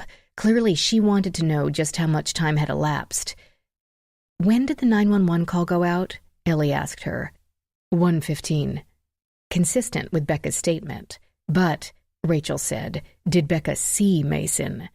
Between the time she got home and Tara left? Though Tara didn't seem to be carting out an extra baby. They ran the tape back. The blanket had not been replaced, and a white infant could be seen in the carrier waving one pudgy fist. But whether it was Harper or Mason, Ellie couldn't begin to guess. And she doubted the motion and the lighting would ever allow for the necessary clarity. Surely Becca would have noticed her own baby being carted out by the wrong mother. On the video, more officers arrived, and some remained outside walking the grounds, apparently checking every window and bush. They crisscrossed the grass, certainly looking for tracks. Some hovered at the river's edge, pointing and milling about. More went into the woods. Eventually, the unmarked SUV arrived, and 2 men in suits got out. One tall and imposing, and the other lighter and leaner. Michael Tyler and Luis Alvarez. "There they are," Rachel said. "Have you worked with them before?" If Rachel could pick her brain, she could return the favor. Yeah, had them in my advanced shooting scenes class. Have you known them long? Never met them before today. Rachel seemed surprised, though the Bureau had nearly 900 special agents at the Washington field office. Good guys, I've never actually worked a case with them, but from what I saw, I would feel confident in their abilities if I were your cousin. Good to know, even though they're turning our investigation over to a private lab. But she would cooperate. She had always been cooperative. Chapter 11. Ellie went to look for Taylor, leaving Rachel with the video system to make some notes and upload the relevant videos to the low-card server, including the video of Taylor. If the girl turned out to be guilty, it would be vital evidence that the owner of the system, her parents, controlled. It might disappear, like the 18 minutes of the Watergate tapes, should Hunter and Becca feel that they couldn't risk losing their only other child. Dr. Davies doesn't trust us, Ellie thought. But why should she? Lies came easily to people trying to protect a loved one. Hunter might have hired Rachel, but that didn't mean he owned her any more than the Bureau owned Ellie. Hunter hadn't been there, but having seen the two of them together, she couldn't imagine Becca taking on the task of protecting her daughter without her partner. Michael and Luis would subpoena their cell phone records, but long conversations, or even short, hectic ones, would prove nothing. With this hearing consuming their lives, they'd have a lot to talk about under any circumstances. She ran up the steps and found Taylor's bedroom. The girl had left it out of the earlier tour. As large as the nursery, but with more accoutrements, like a 4-poster double bed and a desk outfitted with a laptop, 3 speakers, and 2 large monitors. No sign of Taylor. Ellie took a quick peek at her bookshelves. As Rachel had theorized, there were several young adult books with vampires and witches, and a whole series about fairies. But most of the fiction tended toward mysteries, from classic Nancy Drew to graphic novels featuring an anime crime scene photographer. One title caught Ellie's attention: 49 Ways to Kill Somebody. The slender paperback offered exactly that: briefly alphabetized descriptions of the pros and cons of stabbing: pro, quiet; con, messy; and car bombing: pro, not necessary to be present; con, requires serious mechanical knowledge. Oddly, each entry came with an illustration, all of an old-fashioned black ink style more suited to 19th century tomes. Ellie couldn't decide if she found it cute or disturbing. A child shouldn't have such a directory in her bedroom. But at 11, she'd have found it delightful in the same way that farts had been the most hilarious of topics. Fanning the pages to check for any handwritten notations, she noticed that one page had been ripped out. Somewhere in the D's, its entries would have fallen between defenestration, throwing someone out a window, and entombment. Drowning? It's not Taylor. The thought came strong and unbidden. Her little cousin had not murdered her baby brother. She shut the book. It proved nothing, was circumstantial in the extreme. Even if Taylor had killed her brother, why rip out the page?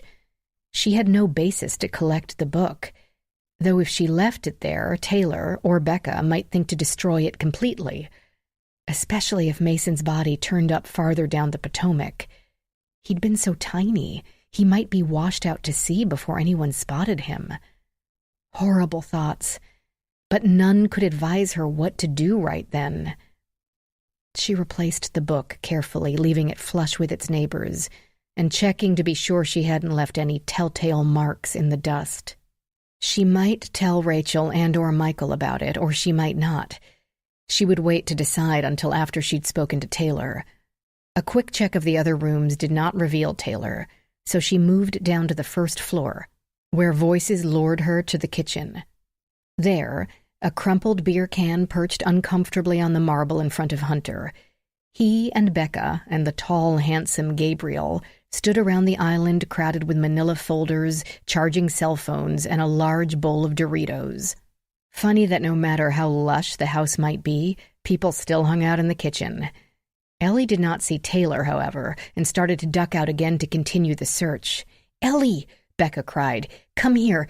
You need to meet Gabriel."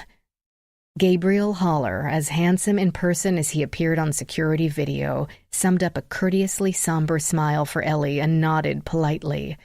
Black hair, fashionably neat with just enough length for a flirtatious style, topped a snow-white dress shirt and a loosened tie. 5 o'clock shadow covered slight dimples in lean cheeks. "I'm glad you could come and be here for Becca. This is such a terrible thing, I don't know how you two are still functioning," he said to the couple. "Don't have a choice," Hunter said. "I've got the best working on it." "I know, but I hate that kid fun is why—" Hunter growled a warning. "Don't. It's not your fault. It's not my fault. It's the fault of some sick, wacko nutcases. The only thing we can do is get it done. Get this bill out of committee one way or the other, and get Mason back." He spread both hands over his face and slid them into his hair. "Hell, maybe they're doing us a favor. You're hemorrhaging subscribers as it is. If we postponed the vote in 6 months, you might as well license the game to Amazon and shutter your headquarters anyway." Ellie had no idea what they were talking about, but Hunter clearly didn't exaggerate. All three of them appeared miserable with worry and nights that had been sleepless, even before their child disappeared. In the silence, Becca went to the refrigerator and rummaged, emerging with a small bottle of Gatorade, a Diet Coke, and a bottle of some dark beer. She slapped the Gatorade in front of Gabriel, the beer beside Hunter, and snapped the pop top on the Coke for herself, too preoccupied to even glance at her cousin. Ellie opened her mouth to ask where Taylor might be, and instead heard herself ask, "What's this hearing about?" Surely the motivation for the crime should be able to point them in the direction of the culprits. All three people looked at her as if they'd already forgotten her presence. She waited. "Do you ever play video games?" Becca asked. I like mahjong tiles. I mean online, with other people." "No." "Well, people do, constantly, every day, adults and kids. You register, tell the platform your name and address and age, which the platform can sell to advertisers for directed marketing. Increases the spam in your inbox, but hey, you can be a ninja storming a castle alongside a ninja controlled by a teenager in Japan. You can get on a headset and talk to that teenager in Japan." "Right. Except you're 12, and the teenager in Japan is actually a geriatric pedophile in Manhattan who's going to talk you into sending him nudie pics or groom you into meeting him at the park. That's what legislation tries to prevent." "Right. I've had a few cases involving online predators, so your bill will increase protection." "No," Gabriel burst out. Look, maybe we should discuss this later. Maybe we shouldn't." "Talk about it in front of me, an outsider?" Ellie thought. "She's fine." Hunter waved his hand at the woman he'd only really met an hour or so before. "She's family." "Yeah, no problem," Becca said, her expression so neutral she might not have been listening. Gabriel ran both hands through his hair, then cracked the Gatorade. "Okay. Most games have the chat bar so that teams can chat or individuals can privately message each other. For most kids, this is the most fun part of it. They make friends. It's hard for us to imagine because we didn't grow up exactly like this, but they consider them really close friends, with kids in other parts of the country or even the world. It's fun for all of them, but especially for the ones who are restricted by location or poverty or even disability, it can be a lifeline. However, this is also where the pedophiles and bullies sneak in, and the next thing you know, your 12-year-old is being blackmailed for nudie pics. It is a concern. But to ban it is essentially the government saying you can't talk to each other. It's a violation of free speech." "Not exactly," Ellie said. "Only that they can't talk within that game." "Yes, but the talking is a huge chunk of the game. Turns out kids don't want to play if they can't talk." Hunter said, "So games designed for children and teens are hemorrhaging money, while games designed for adults are going on their merry way. Another reason why you can't tell me our rivals aren't feeding ammunition to the activists." Gabriel said, not quite as bitterly, "Additionally, all this is doing is pushing children into adult games. They're lying about their ages and pilfering their parents' IDs to fool the requirements, rushing toward disaster. 3 months ago, a senator named Griffin got a temporary ban passed that outlaws any DM direct messaging on any game designed for children or directed to children. We have adult players on our games, too, but since the very name of the company is Kid Fun, it's going to be impossible to convince Congress our games aren't directed at children. If minors register to play adult games, the DM feature has to be disabled on their screens. The current bill before Congress makes the ban permanent." Hunter said, "The wacko citizens groups like Child Challenge and the adult gaming corporations backing them would love to see that happen. Destroy the competition and they can ooze right into that vacuum and suck up those profits. Since the temporary ban started, Kid Fun registrations have sunk by the day." Ellie summarized, "So whoever took Mason wants you to throw the hearing, and instead of permanently repealing the ban, permanently install the ban." Hunter made a face. "I guess so." "Can you do that?" "Sure. It's winning that's tough, losing is easy." He didn't add any more detail than that. "Gabriel will be ruined. A $2.5 billion company of which I own 30%, $750 million. "Yep," Gabriel mimed cheer. "Might as well sell the office furniture and retire to Panama." They lapsed into silence. Ellie couldn't help but wonder what loss they mourned more, Mason or that $2.5 billion. "Maybe it's for the best," Gabriel said. Hunter nearly spit out his beer. "How can you say that? You started Kid Fun." "Yes, but when it's more about revenue and data mining than game design, that's not what I—" "Oh my God. Just keep it together until after this hearing, okay? Then you can go climb a mountain in Tibet or do a sweat lodge with the Lakotas or whatever you need." "Taylor's going to be disappointed," Becca said. "She's spent days rehearsing her statement." Gabriel said, "Statement?" "For the hearing. We thought she could talk about how much she likes the games, charms the pants off the committee. She'd—" The plastic bottle clunked against the island counter. "Taylor? Your Taylor? Testify at a— The news will be there, you know. C-SPAN will broadcast it." Hunter said, "Exactly. The best advertisement if I'm willing to let my own kid play these games. It negates Child Challenge's argument that they're so dangerous." "But it's a scary thing sitting there in that hot seat. I've climbed Denali, and hearings make me sweat. She's 11. "Taylor, she'd eat it up. And 11's the perfect age, old enough to stick to a script, but still got that wide-eyed innocent look." "Doesn't matter now," Becca pointed out. "We're not going to dangle her in front of the kidnappers via a satellite dish. They've already got Mason." "Where is Taylor?" Ellie asked. Enough of their regret that they could no longer use their child for a prop. The three adults blinked in near unison. "She's not in her room?" Becca asked. "Then she's probably outside. Somewhere." If Ellie had had something to drink, she would now be the one choking on it. Was her cousin, having lost one child to unknown forces, hoping the other one might get scooped up too? Becca added, "Tell her to be careful by the water. She can't swim.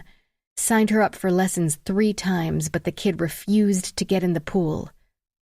Ellie turned and walked out of the room. Chapter 12, 4:47 p.m. Ellie left the house through the central rear door and scanned the area, promptly catching sight of Taylor's school uniform disappearing into the woods at the south edge of the lawn. She struck out across the grass to intercept. Alone for a moment, she finally gave herself room to face one fact.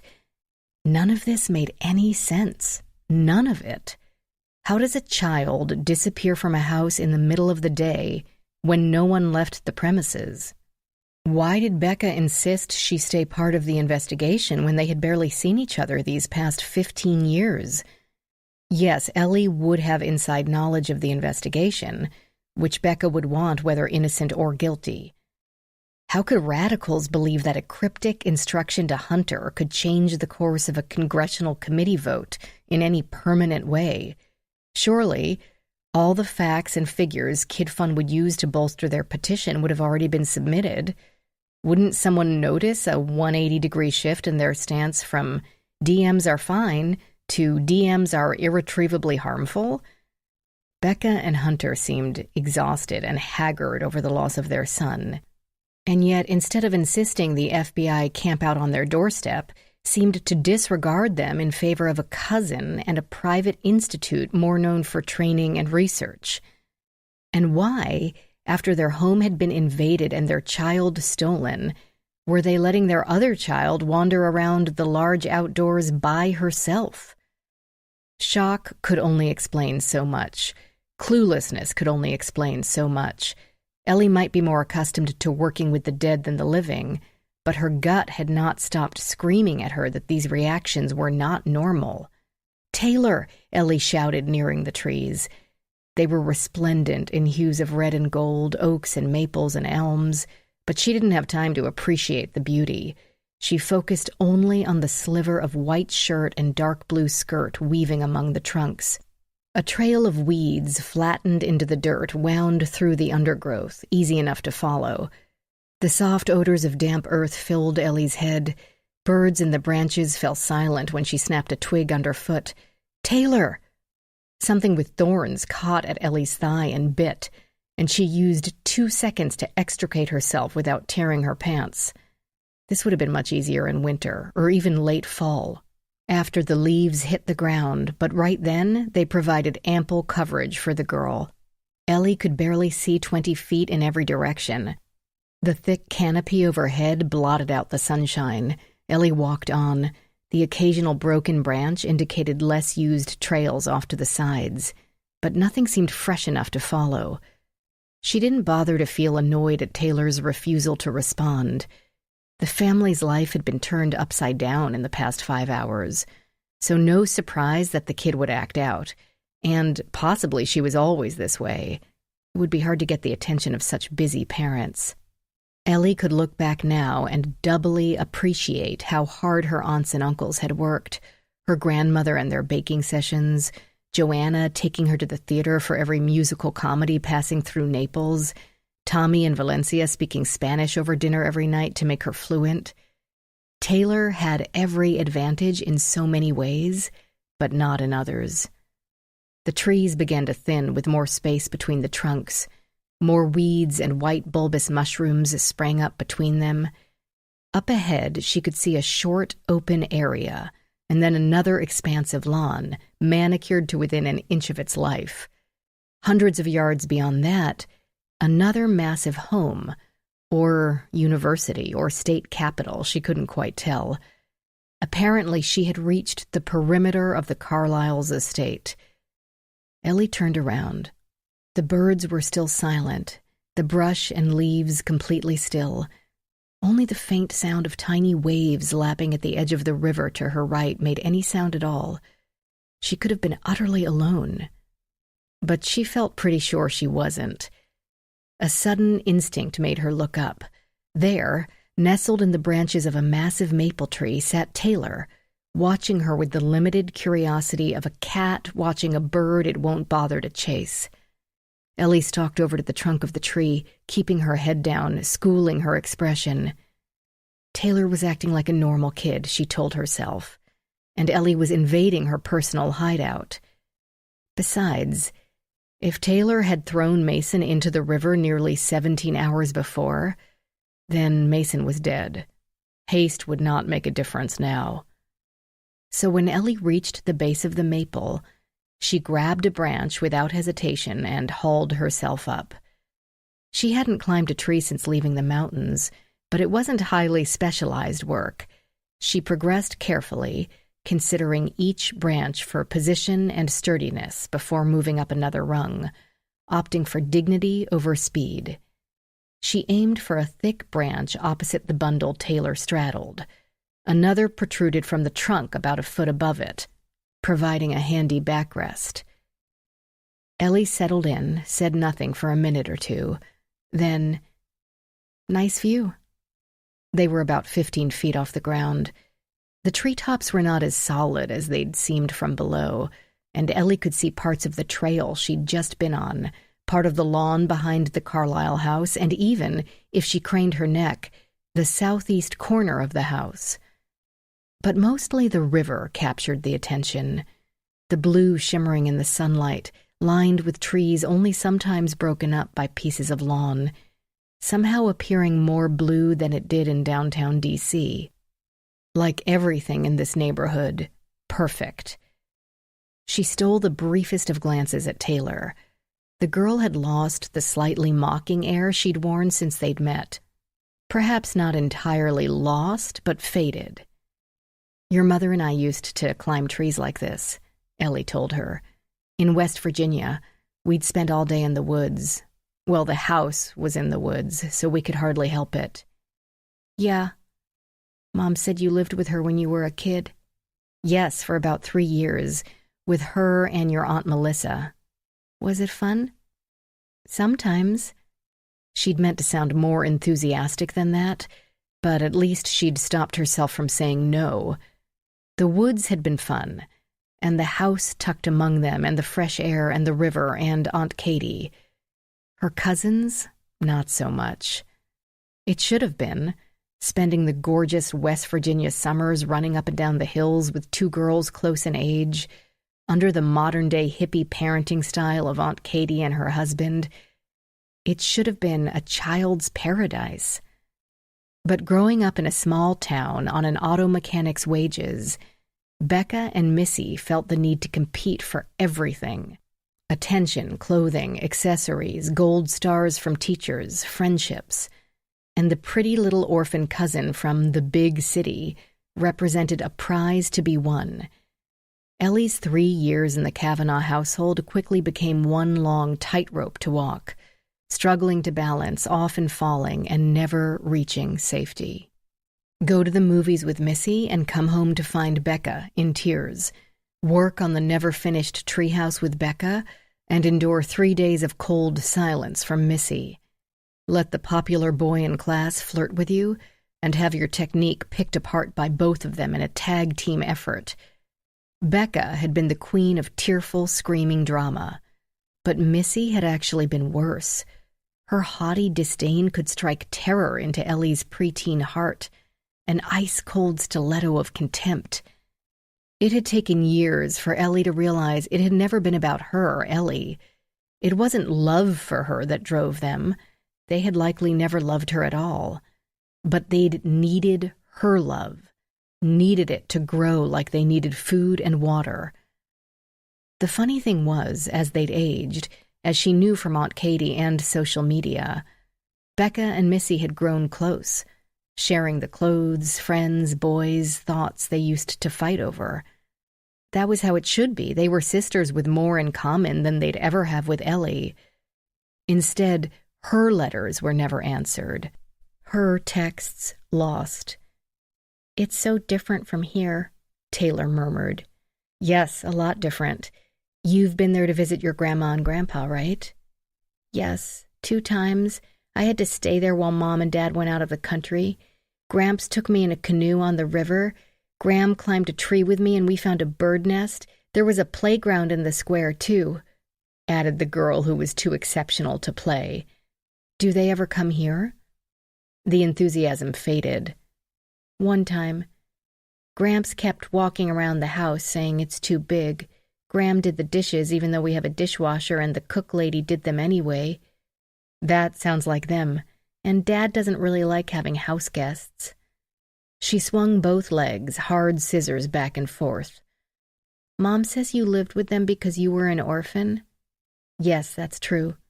"She says you had to move in with them after your dad killed your mom?" "That's not true," Ellie said. though she'd heard the rumor before. My mother wasn't killed by someone. She died in a car accident. My dad left me with my grandmother because he was afraid to raise a little kid all by himself. Oh, Taylor said. Sorry. To Ellie's surprise, she looked sorry, enough to make Ellie in turn feel sorry for suspecting the girl of fratricide. The disappearance of her brother, her own preoccupation with mystery and mayhem. The kid probably had visions of bloody murder dancing in her head instead of sugar plums and party dresses and superheroes. They wouldn't be easily erased. I'm sorry about your brother. Do you miss him? No.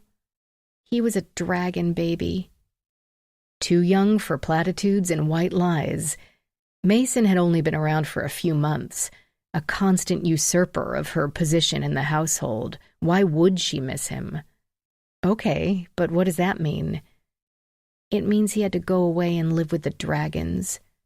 Taylor broke off a twig and threw it down in a hasty, impatient arc, as if that fact should be obvious. Clearly she found Ellie's history more interesting than her brother's, or wanted to change the subject. Mom said your mom went into the river. Yes. The car went off the road, but it was an accident. Are you afraid of the water now? A logical but unexpected question. No, I wasn't in the car, so... Mom said you were. No, I wasn't. I think that was another family rumor. Ellie was sitting in a tree, trying to get Taylor to tell her what she'd thrown in the river last night, not revisit Ellie's past. But unbidden, she heard herself ask, "Does your mom mention me a lot? Did I mean anything to her?" No, I just heard her telling Dad that. Really? Ellie said. When? The girl shrugged and picked at a piece of bark. A while ago. Like yesterday, this morning, last week? If Hunter could convince the FBI to defer to the Locard, could he also get them to send out a particular ERT member? But Ellie really had been the only one available. She hadn't imagined her coworkers having been dispatched to the mall shooting, a bank robbery, and a terrorism search warrant. Adam had done the dispatching, but he had never met Hunter, so far as she knew. I think last week, Taylor said after screwing up her face in abject concentration. Can you swim? Swim? Yes. Benji couldn't swim, that's why he got drowned. But Mom said it was all right because he'd be all peaceful and never hurt again. Ellie could use this segue. Yes, your mother mentioned you don't want to swim. I can't. I'll wind up like Benji. She wore an exaggeratedly sad face, but Ellie refused to be distracted. That makes it even more important to be careful around water. Taylor, did you come out of the house last night? The girl's expression changed. Did Ellie imagine a cagey look in her eyes? Sure. I had to say goodnight to George. The stone lion. But it was quite late. I couldn't sleep. But you went past George and out on the grass. A blink, but no reaction. Did you see that on the security video? Yes, the security video. Why did you walk out to the river? You shouldn't play on the dock by yourself, especially in the dark. Another pause. I didn't. Taylor, I just said I watched the security video. I saw you. Look, there's a blue jay. Ellie didn't alter her gaze. Taylor, why did you walk to the river? What did you throw in it? The girl pumped her legs again, making distant leaves quiver. I don't know what you're talking about. Taylor, I don't know what you're talking about. The girl, Ellie thought, wasn't stonewalling because she felt panicked. The girl, Ellie thought, was enjoying the hell out of this. You threw something into the water. What was it? Taylor's hair swung over her shoulder as her head swiveled. You mean like that? Ellie followed her gaze. Parts of the shore were visible, some open, some choked with plants and fallen branches. But almost directly across from the tree in which they sat, a dirtied white cloth floated among the reeds. A reedy weed had snagged it, kept it from moving into deeper water or landing on the mud of the shore. Thinner edges of the piece of cloth swirled around a swollen oval in the center. Ellie leapt from her seat on the branch and climbed down the long trunk of the tree, descending in a fraction of the time it had taken her to go up. Muscle memories from childhood kept and saved her from a fall and a broken leg. Thoughts sped through her mind all the while with both the speed and clarity of lightning against a dark sky. A corpse thrown in a body of water, despite common scenes on television, promptly sinks to the bottom. Air in the lungs is replaced with water, decreasing buoyancy and increasing weight. However, if Mason had been killed before immersion, his lungs might retain air, prompting the body to hover at the surface. Her palms stung as they slapped from branch to branch. One set of toes missed a protrusion and her legs dangled in the air, bicycling for a toehold. The body's natural bacteria then leaps into action, decomposing the flesh and creating gases that will bring the victim to the surface. The water would be warm after the summer, which would make the process go faster. She hung with both hands from one of the lower branches, then let go. Not low enough, her legs crashed into the ground, and she fell to both knees and one hand. The dirt and leaves smudged her jeans, and a thorn bit into her palm. But even with that, Mason would have only been dead for 17 hours. Decomposition of even a small body wouldn't have proceeded that fast. He shouldn't be floating, not yet. Yes, the relatively shallow, warm water could hasten what would normally take 2 to 3 days, but still. Besides, the Potomac was a river, not a lake. Any item should have been washed away, not still on the premises. Though it was caught. It was caught. The weeds continued to grab at her as she ran, feet fighting for purchase on the covered ground, gaze probing the steps ahead of her for the least overgrown path to the water. Where did it? There, about 3 feet down the sloping bank, tangled in the brown growth. A sodden baby blanket with, she could see as her shoe splashed into the water, orange cartoon bunnies with pink cartoon daisies. The earth slanted sharply downward so that the second step soaked her to the knee. The third brought the water to her hips as the depths of silt at the bottom claimed her boots, nearly cementing her in place. But she reached out and could just pull the wet cloth away from the bramble. Dirt had already soaked into the blanket, grainy under her palm.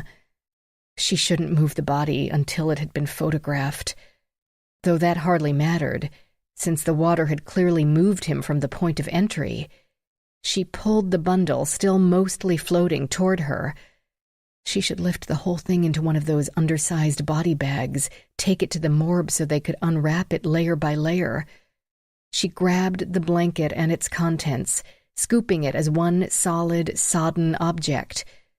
Her fingers felt the outline of what lay within the shroud with its bunnies and flowers. And she breathed out, a slow breath. "What's that?" came a voice behind her. Taylor had come down from the tree. Ellie climbed out of the river. She took her time, determined not to slip on the muddy bottom and soak the rest of her clothing. No need for haste now. She kept the bundle tucked in the crook of her right arm. "Why'd you get your shoes all wet?" Taylor asked, watching this ascent with an expression designed to look innocent. It didn't, not that the girl cared. The falsely sing-song inflections of her voice made that clear. "Come on." She grasped Taylor's arm, not caring that her fingers smeared mud on the crisp white garment, not caring that her grip caused the girl to squirm. They marched the rest of the way back to the house in silence. The 3 adults were still in the kitchen when Ellie knocked at that room's exterior door, using one foot, since both her hands were occupied. Becca saw them through the glass, set down her can, and opened the door. "What are you two doing? Why are you all wet?" she asked with a confused frown. "I'd like your daughter to explain how this got in the water." Ellie held out the stiff form, the blanket falling away. A nearly life-size baby doll, its blonde acrylic hair caked with algae and dead leaves. The rosebud lips had a hole in the center, a place to feed the toy baby its toy bottle. A frilly dress with puffed sleeves provided a contrast to the blanket. Becca glanced at it and turned to Taylor. "Why did you throw your doll away?" "I'm too old to play with dolls," Taylor said, and walked away through the dining room. Her footsteps echoed faintly in the air. "Becca," Ellie said, "we need to talk about—" Becca considered her cousin. "Could you take your shoes off before you walk anywhere else?" Chapter 13. 3:42 p.m. Noah Thomas watched the green hills roll by, the trees with leaves just beginning to turn. They'd been driving for a good 30 minutes, but that didn't surprise him. Of course, a camp would be away from the city, someplace with plenty of room. Millie had kept up a sporadic conversation, asking him questions the way adults do when they're trying to be nice. "How do you like school? How long have you played baseball? What else do you like to do?" She seemed really interested in his favorite video game, Blue Planet. Maybe she played it because she sure didn't play baseball. He'd asked a few questions himself about the structure of the camp, and she couldn't answer a single one. Didn't seem to know the difference between catcher and center field or how many of their kids got on travel teams. "What do you like about the Blue Planet?" "My daughter Tina loved the Unicorn Meadow." That figured. Girls were always into unicorns. Noah described his avatar, who could breathe both air and water and had been reconstructing Atlantis. He had to collect the stones so he could make different buildings and occasionally fight off hordes of Krakens. "That sounds really cool. Tina said it was so fun she couldn't stop playing." "Yeah." They were way out somewhere now, the houses getting more and more sparse. The van turned down a road with no shoulders, barely 2 lanes wide. Trees closed in on both sides. Noah pictured wide fields, expanded diamonds where they could play all day without the neighbors complaining about the lights and the stupid soccer players running over the boundaries. "You ever feel like that? Like you just want to keep playing all the time?" "Sure, I guess." "What is it your father does again?" The question threw Noah off. He hadn't been paying a great deal of attention to Millie and her attempts at conversation, but he didn't think his father had come up before, so he hadn't said. Maybe she'd gotten mixed up. His father had arranged for him to come to this camp, so he'd probably chatted with Millie. His father talked to everyone. Noah took after his more guarded mother. "He's a software engineer?" "At Kid Fun, right?" "Yeah." Noah had stopped telling other people where his dad worked. Too many kids had thought that meant he could give them the game for free, or at least a sizable discount. "He designed Blue Planet, didn't he?" "Yeah." "Maybe that's why you like it so much." Noah considered this. He loved his dad, and Noah and his mom had heard about the progress of the design every night at the dinner table for months, so of course Noah had to try it. But family loyalty only went so far. "No, it's just a really cool game." "It's designed to be. Those games are designed to keep you playing and playing. That's why there's never an end, only more levels. They want you to feel like you need to keep going, like you've never quite proven your skill. You always need to go one more step." Noah considered this too, but not deeply. Wasn't that the whole point of a video game? "It's like they're addicting. Do you feel like it's an addiction?" Noah didn't have to consider this. He knew the answer. "No." Adults were always talking about how kids were addicted to their screens, and they needed to go outside and play and actually talk to their friends instead of texting, blah, blah, blah. Texting meant Noah talked to his friends 24 hours a day. How much more did they want him to talk? "Have you heard of an addiction algorithm?" Actually, he had more dinner table conversation, but he didn't understand it. and had the vague feeling he didn't want to talk anymore. So he lied a little bit. No. It's the result of the data people like your dad have gathered from other games and statistical analysis and behavioral psychology. He's taken all that information and designed Blue Planet and Lion's Reach to use kids' minds against them, to make them want to do nothing else but play those games. Noah didn't understand why she was talking about this. Did she want a discount too? He watched the trees pass. But Millie went on. Finn says it's all based on Skinner's box, behavior and reward. He taught a rat to press a lever to get food. Turns out it's even easier to get someone to fork over real money for a virtual character in a world that doesn't exist. Who the heck is Finn, and who cared what he thought? First, they set it up so that the game is cheaper if you earn part of the money by playing longer. Noah got to play for free, so he didn't really care about what would happen if he couldn't. Then, present all sorts of loot to outfit your person who doesn't really exist. You might not be cool, but in the game you can have the coolest clothes and the coolest car. Then, they start varying the rewards, the bonus points and free loot when you get to a new level, which happens quickly at first. But then the game starts getting stingy, makes you want the reward even more. World of Warcraft has a bar showing your progress to make you feel like there's progress even though you haven't gotten to the next reward. But there's the stick to go with the carrot. If you don't keep playing, you'll get punished, virtually.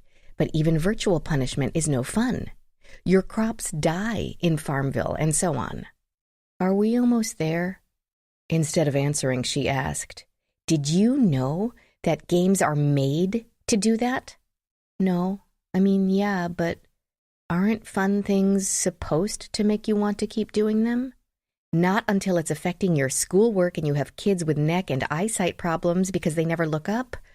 Finn told me there's grown-ups who can't pay their mortgage because they get more interested in outfitting their avatar rather than themselves. I play baseball.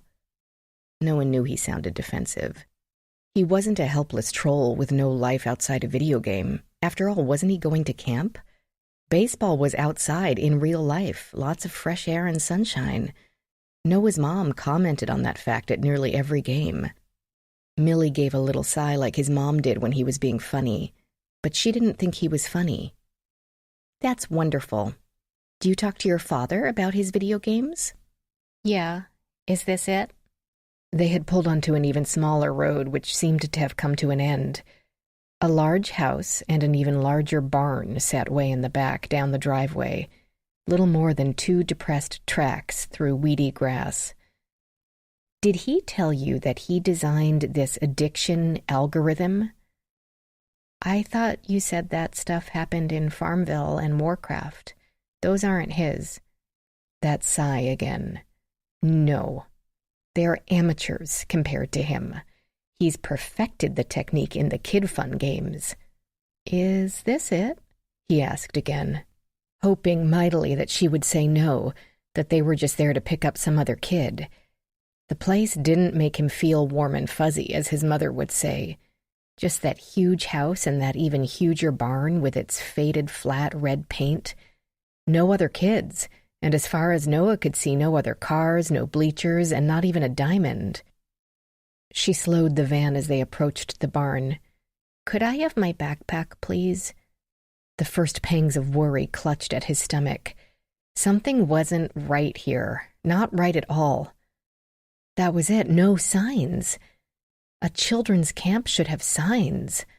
A curving marquee at the front entrance, a sign for parents parking and employee-only parking, restrooms, ball fields, where kids in the various age brackets should congregate. In a minute, Millie said. You're such a nice boy, and it's nice that you play baseball. But you're their child. Of course they'd be careful to keep you from harm, limit your exposure. It's other people's kids they don't care about, other people's mortgages, other teenagers' safety, like Tina's. A tall white man with an old man beard, the gray kind that wasn't even on the bottom and with the cheeks still covered in fuzz, emerged from the house and moved toward them without pausing. Irrational panic made Noah's throat close up. What could this be? Were they some weirdo cult that snatched young kids? Was it some kind of intervention? But why would they? When Ben's parents got divorced, they packed him off to some cousins in Ohio he barely knew, and by the time they let him come back, his house was gone, and he had new bedrooms in 2 different places. Could that be like this? I really need my backpack. His phone was in the side pocket. Millie turned the van off and unbuckled her belt, watching him in the rear view. In a minute. First, I want to talk a little more about your father's algorithm. The man was almost to the van.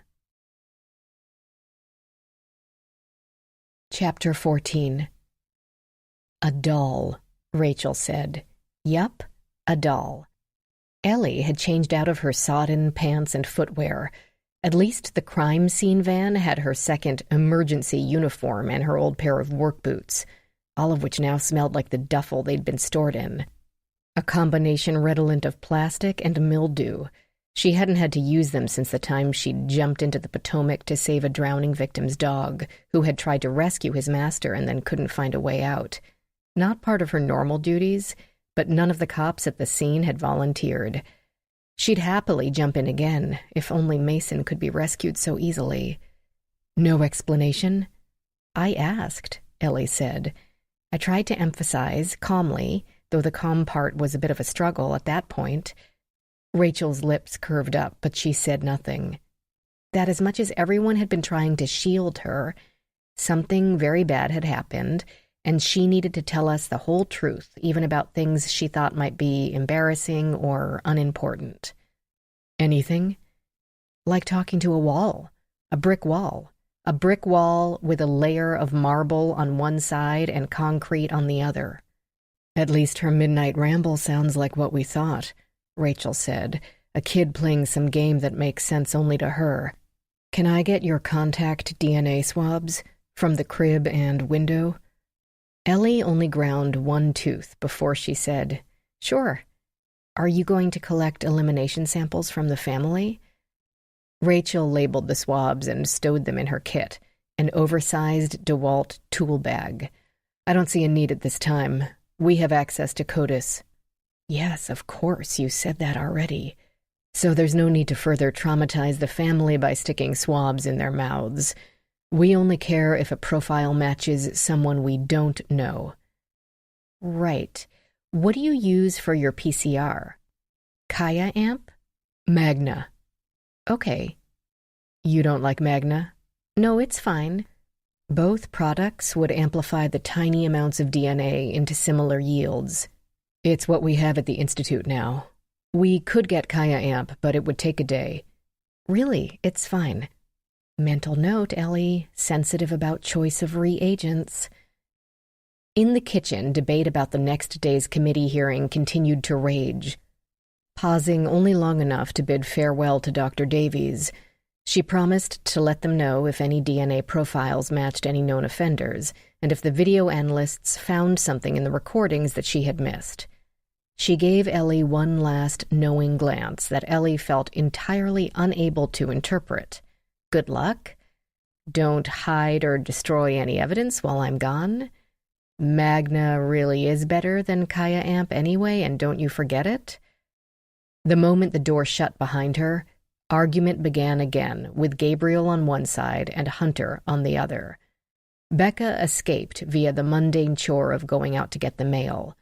Apparently, despite the copious luxury of the neighborhood, residents still had to put on boots and trudge through the snow and rain to reach the box. Or they could send their maid or gardener or nanny, unless the nanny was away visiting family in Asia. Ellie wished she could talk to Jenny Cho, who would certainly have a great deal of information about Mason. Maybe none of it would help, but maybe it would. It sounds as if they want you to say our control's gut kappa, the dark-haired man said. I get that, Hunter told him. But how can I? They don't. Remember, 312.7 says you can't make the child's participation in the game conditional on giving up personal information unless It's reasonably necessary. The personal information is reasonably necessary to keep them from online predators. But not online marketers. There's 312.8. You can release the information to third parties as long as they keep the information safe. We can sell it to every toy company in the world. As long as they're not going to publish it on the dark web, it's all good. Ellie quietly opened cabinets until she located a glass to fill with water. She might have learned a great deal about the committee process that morning, but it hadn't led her to Mason. Every type of legislative, oversight, investigative business of the U.S. government went through committee hearings. So that couldn't lead her to a set of suspects, like a vehicle description or an email address might. The corporate world leaks like a sieve. So it does, Hunter said, but that's their problem. It's my game, Gabriel said, so it is my problem. Hunter's voice, always somewhere between flint and brick, hardened to granite. You sound like you're on their side. No, I mean, I see what they're saying, but to go so far as to take Mason, it's terrifying. Say whatever you think will get him back. Kid fun it's only money. It wasn't only money to him, Ellie could see. He had probably founded the company in his garage with a few $100 and nurtured it into a pride-bursting adulthood.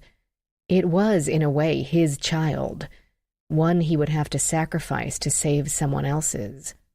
Though it sounded as if he'd been considering some tough love for that child long before the kidnapping. Becca returned, tossing letters and a pizza place flyer on the marble island. Help yourself to the fridge, Ellie. There's diet stuff, juice, and Gabriel's stash of Gatorades. I'll share, the man said. Becca began to open the envelopes with an evilly sharp, double-sided knife that could have doubled as a prop in Game of Thrones. She gestured at Gabriel with it. Just keep Marty focused on the main point. If he says you've got 5 minutes, come in at 4.5. Don't tick off the guy with the gavel. It sounds like a trial, Ellie said. It's exactly like a trial, Hunter said. There's a reason most lobbyists are either lawyers or employ a roster of lawyers. Everyone thinks my job is to sneak around passing out briefcases of money or season tickets to the Nats. But our job is to make sure that, first, what the client wants is not going to violate any existing laws. After that comes the creative part of the job, crafting an approach to the people involved. We have to create a sense of drama, get their attention, sometimes specific to the person, senator, representative, agency head. If we want a dam in New Mexico, maybe it will affect border security. If we want a dam in Iowa, they couldn't care less about border security, but care about nitrogen runoff from crop fertilizers. We have to find how our goals relate to their existing concerns. Sometimes they're in opposition, sometimes they don't relate at all. That's when we burst out the Nats tickets. Sounds nerve-wracking. He grinned. Not to me. The worse the odds are, the more of a kick it is to win. When the scream came, Ellie couldn't find its source, not immediately.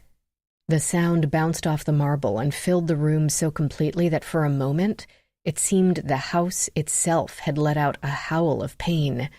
For one terrible moment, Ellie thought her own throat had ripped loose, from frustration and despair and fear for a tiny brown-eyed baby. Becca had screamed. The piece of paper in her hands wafted to the counter, and Ellie caught a glimpse of mismatched block letters. She shot to her cousin's side and grabbed Becca's wrist just as the fingers reached to pick up the paper again. Don't touch it! The single sheet of letter-size paper had been folded only twice, to fit into a 5x7 envelope.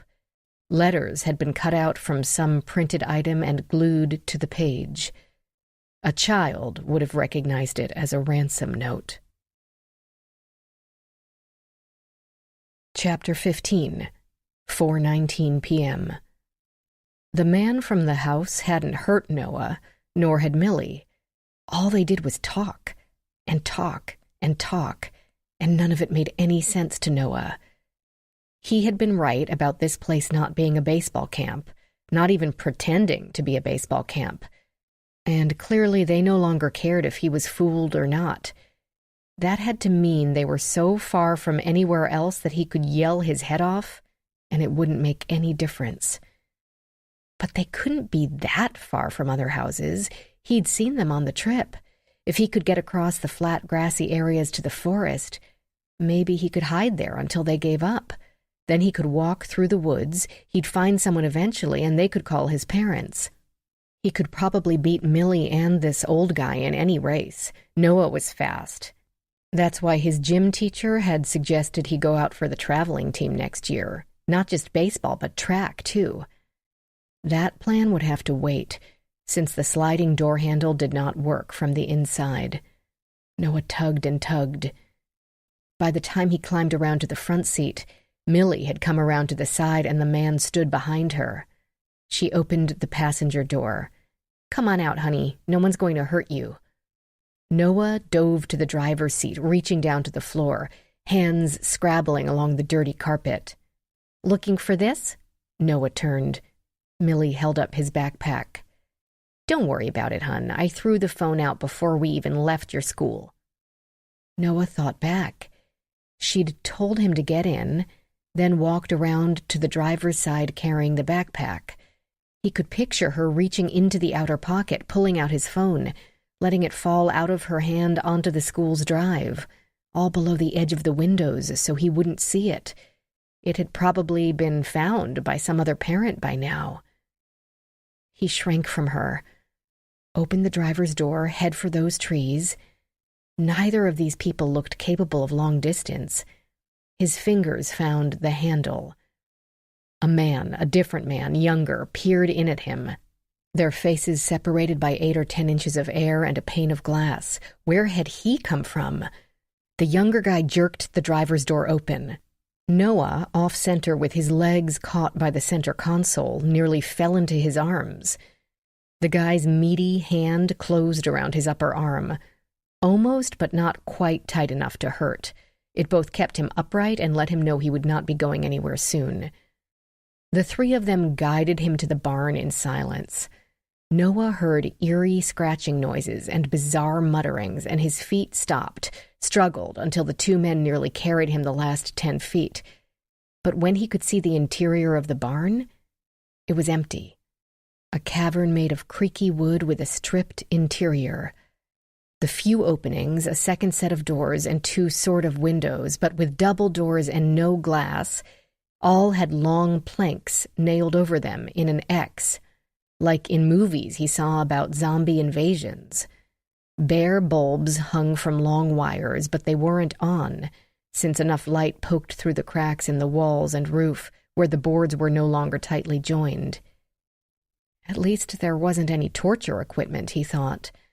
No weird operating table where they meant to steal a kidney, or a post where they were going to whip him until he gave them the access codes, like in a movie he'd seen. But what was there made him equally nervous.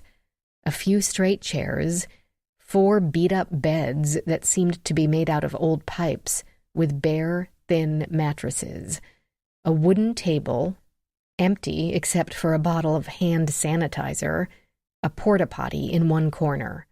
"Please sit down, Noah," the old man said. "We'd really like to talk to you." Noah was not going to cry. He was not going to beg. He was not going to show weakness. But he also saw no way out. So he walked to one of the chairs and sat down. He did not say a word or ask a question. If he made any sound at all, it would come out as a sob.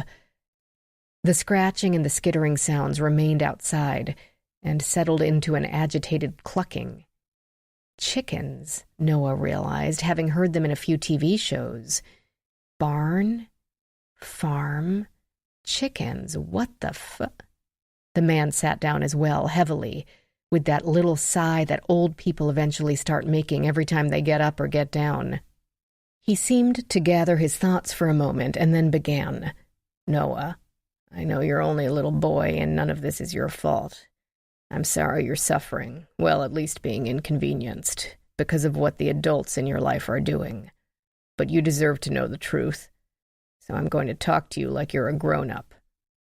Part of Noah fought to keep from screaming in terror, because this whole thing just got crazier by the second. The other part wanted to say something sassy and sarcastic. You just kidnapped someone to hold them captive in this ratty old barn, and you're going to talk to me like I'm an adult? I'm supposed to be what, grateful? Talk away, old man, because the minute you open that door back up, I'm going to be out it and gone, and your goon won't be fast enough to stop me. Megan probably already asked you about your father and his addiction algorithm. Who is Megan? The old man glanced at Millie as he said this. Is she Megan? Made sense that the fake name tag would have a fake name. Your father uses his skills in behavioral psychology to make the game addicting, thereby maximizing the monetization. First, your father establishes the daily quests and objectives and the rewards, like avatar accessories, dances, gestures, and so on. As scared as he was, Noah took a moment to puzzle out monetization. Then he figures out how to lock them into playing longer with more expenses down the road, because there will be plenty of possessions for them to buy. They might be ordinary people in real life, but in this virtual world they can be outfitted like rock stars. Well, Noah thought, you gotta have a decent sword, which would really come in handy right now. Your father has formulas that help him decide all these things. He has manipulating children down to a science, literally. He has brilliantly hidden all these manipulations so that players feel like they have control over their participation in the game, over their choices in the game. The younger guy, the goon, hovered halfway between Noah and the open door. He looked bored, and Noah couldn't blame him. What is the old guy's point? And most importantly, what does it have to do with me? Millie, or Megan, whatever, glanced at her watch. I have to go.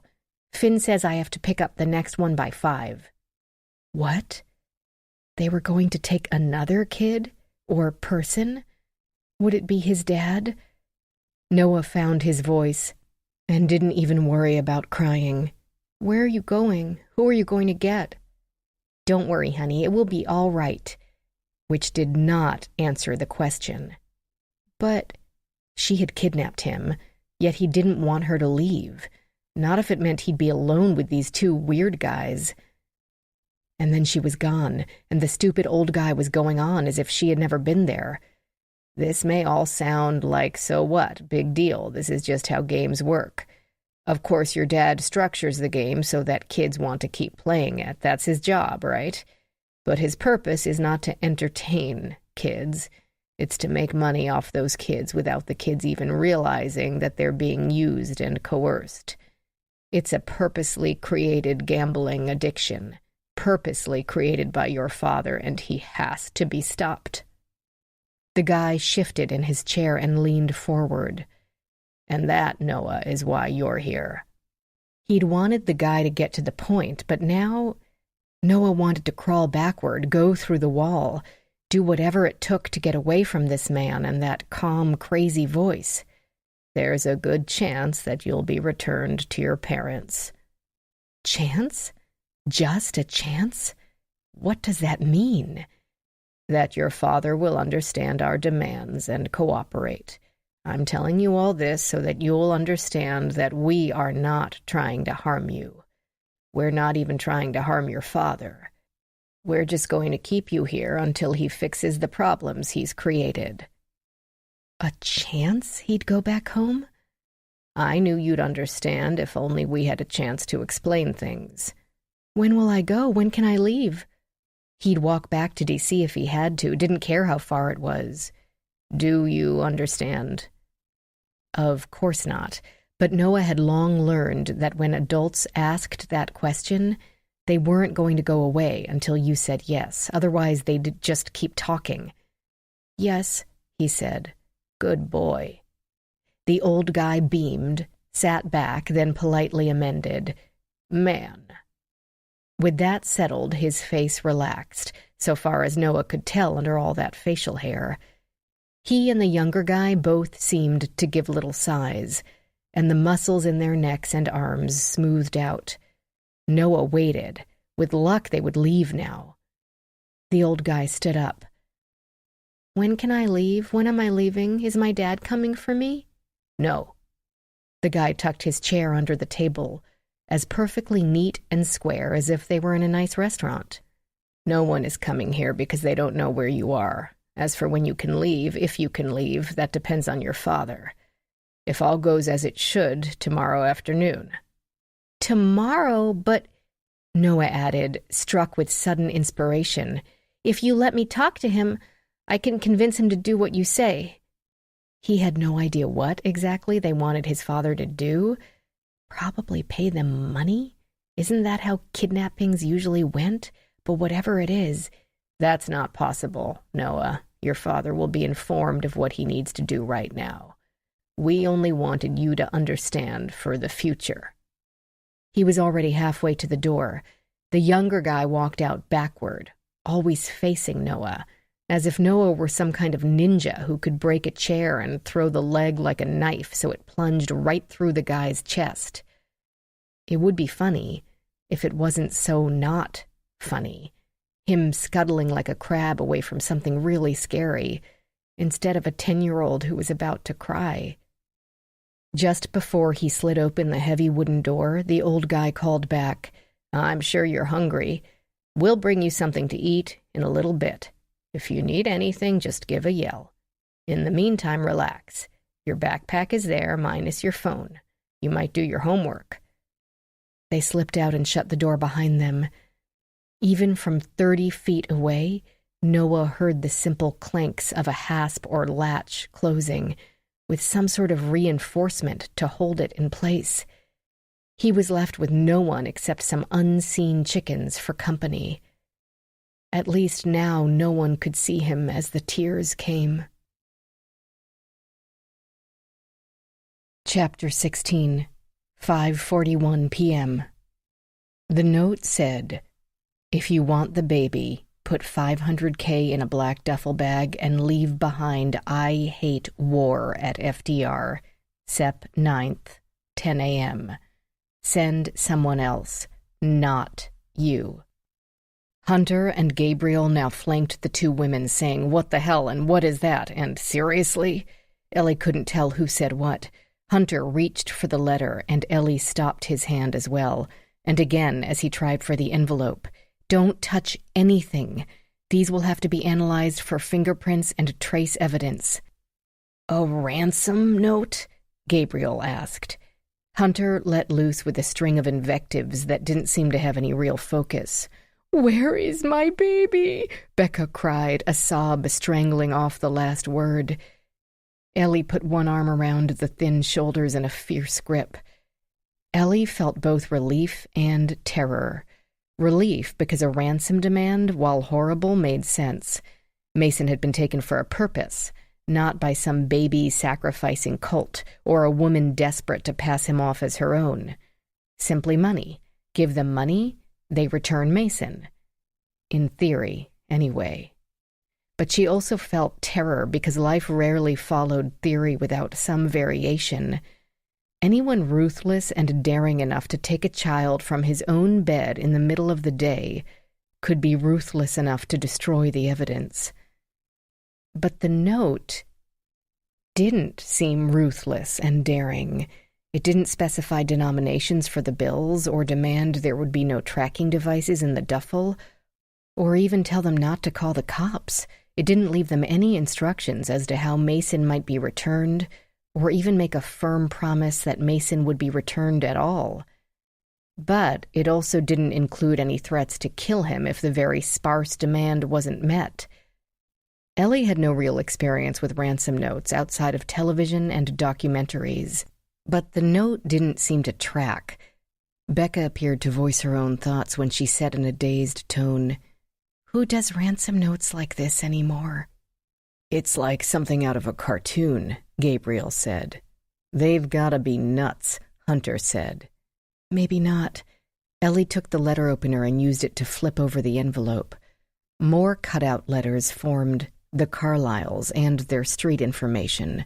No return address, a first-class stamp, and the spotty ink of a postmark. Handwriting is a lot harder to disguise than you'd think, and printers can have distinctive flaws in their mechanisms or chemically distinct toners. If these letters are cut from something mass-produced and common in this area, it might not be a crazy way to do it. "What's the matter with that post office?" Hunter snapped. "Don't they know a crime when they see it?" Ellie said, "Letters are machine-sorted these days. It's possible an actual human never saw it, or they thought it was a joke." "A joke?" "I don't get this," Becca said, tears bubbling through her words. "If they planned to send a note, why not just leave it when they took him? Why mail it?" Ellie agreed. It seemed a huge risk, betting that the envelope would be delivered on the right day. "Where's Agent Tyler?" Gabriel said, 10 tomorrow. What's I Hate War?" Ellie said, "The FDR Memorial?" The Roosevelt Memorial was a long walk of different displays and statues and fountains. 2 large blocks of stone were engraved with those words in the section about a famous Depression-era speech. Hunter had dialed his phone. After a lengthy conversation, he put it in his pocket and said, "She'll be here in 5 minutes. She was just getting to 210. "Who?" "Dr. Davies. That's why I called the Locard. The cops, the FBI, they'd get that note analyzed in 2 weeks. We need it done in 2 hours. Becca said, "But where is he? How do we get him back? Why don't they tell us that? Mason—" Hunter Carlyle put his arms around his wife in a hug twice as fierce as Ellie's. Her cousin's stifled sob made her heart break. "Is he dead?" came a voice from the doorway, and each adult turned. Taylor came closer, still in her school skirt and blouse, muddy smears from Ellie's hand having dried on the sleeve. "Did they find him?" Ellie started to assure her, but had to break off to grab both of the little girl's wrists, just as she'd already done to the girl's parents. Explaining about fingerprint analysis did not seem to help. Taylor couldn't resist the allure of a real live ransom note. "Stop! You cannot touch it. That's very important." Rachel Davies appeared at the exterior door, and after a quick glance through the glass, she let herself in. On her heels came the 2 FBI agents, who had been conferring in the driveway upon Luis's return. A chorus of voices showered them with erratic facts, but Rachel seemed to grasp all of them in the first second or two. She took a photograph of the letter and envelope, so did Ellie, then donned gloves and made both disappear into fresh manila envelopes, to Taylor's visible disappointment. "I'll have our techs get on this immediately. They won't mind a little overtime." Ellie said, "They tell you to send someone else. I assume they mean not you or Hunter. Doesn't that seem strange?" "What doesn't seem strange?" Gabriel said. Maybe, Ellie thought, the kidnappers thought the parents would get too emotional, attract attention. Or they might be recognized by Becca or Hunter, someone known to them. Michael Tyler said, "I can't advise you to pay or not pay, but is it even possible? Could you get that much money?" "Of course," Hunter said. "Cash might be a little tough, but we could get Tara to—" "Why 500,000? Why not a round million? I'd pay it, We might need you to get the banks to open after hours." "Why a note?" Gabriel asked of no one in particular.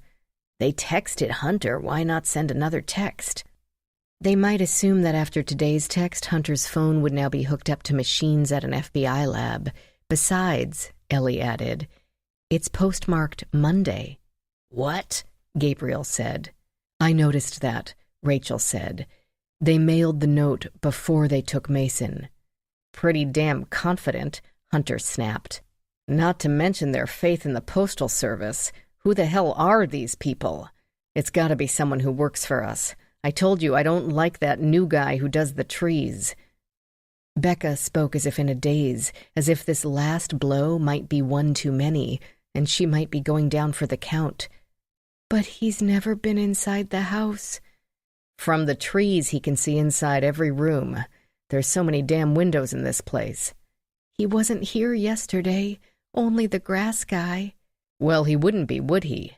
He knew the layout and came through the woods, got up to the house avoiding the cameras, and somehow got through locked windows and doors without leaving a trace, Ellie said. Mostly to stick up for the poor tree guy who wasn't even there that day. It's possible maybe he somehow got a key, but then why mail the note? Why not just put it in the mailbox? That would make more sense, Gabriel said. It's too far from the house to get caught on the cameras. Your cameras, Ellie said to the couple, but lots of houses have cameras, businesses, probably the gas station at the end of the street.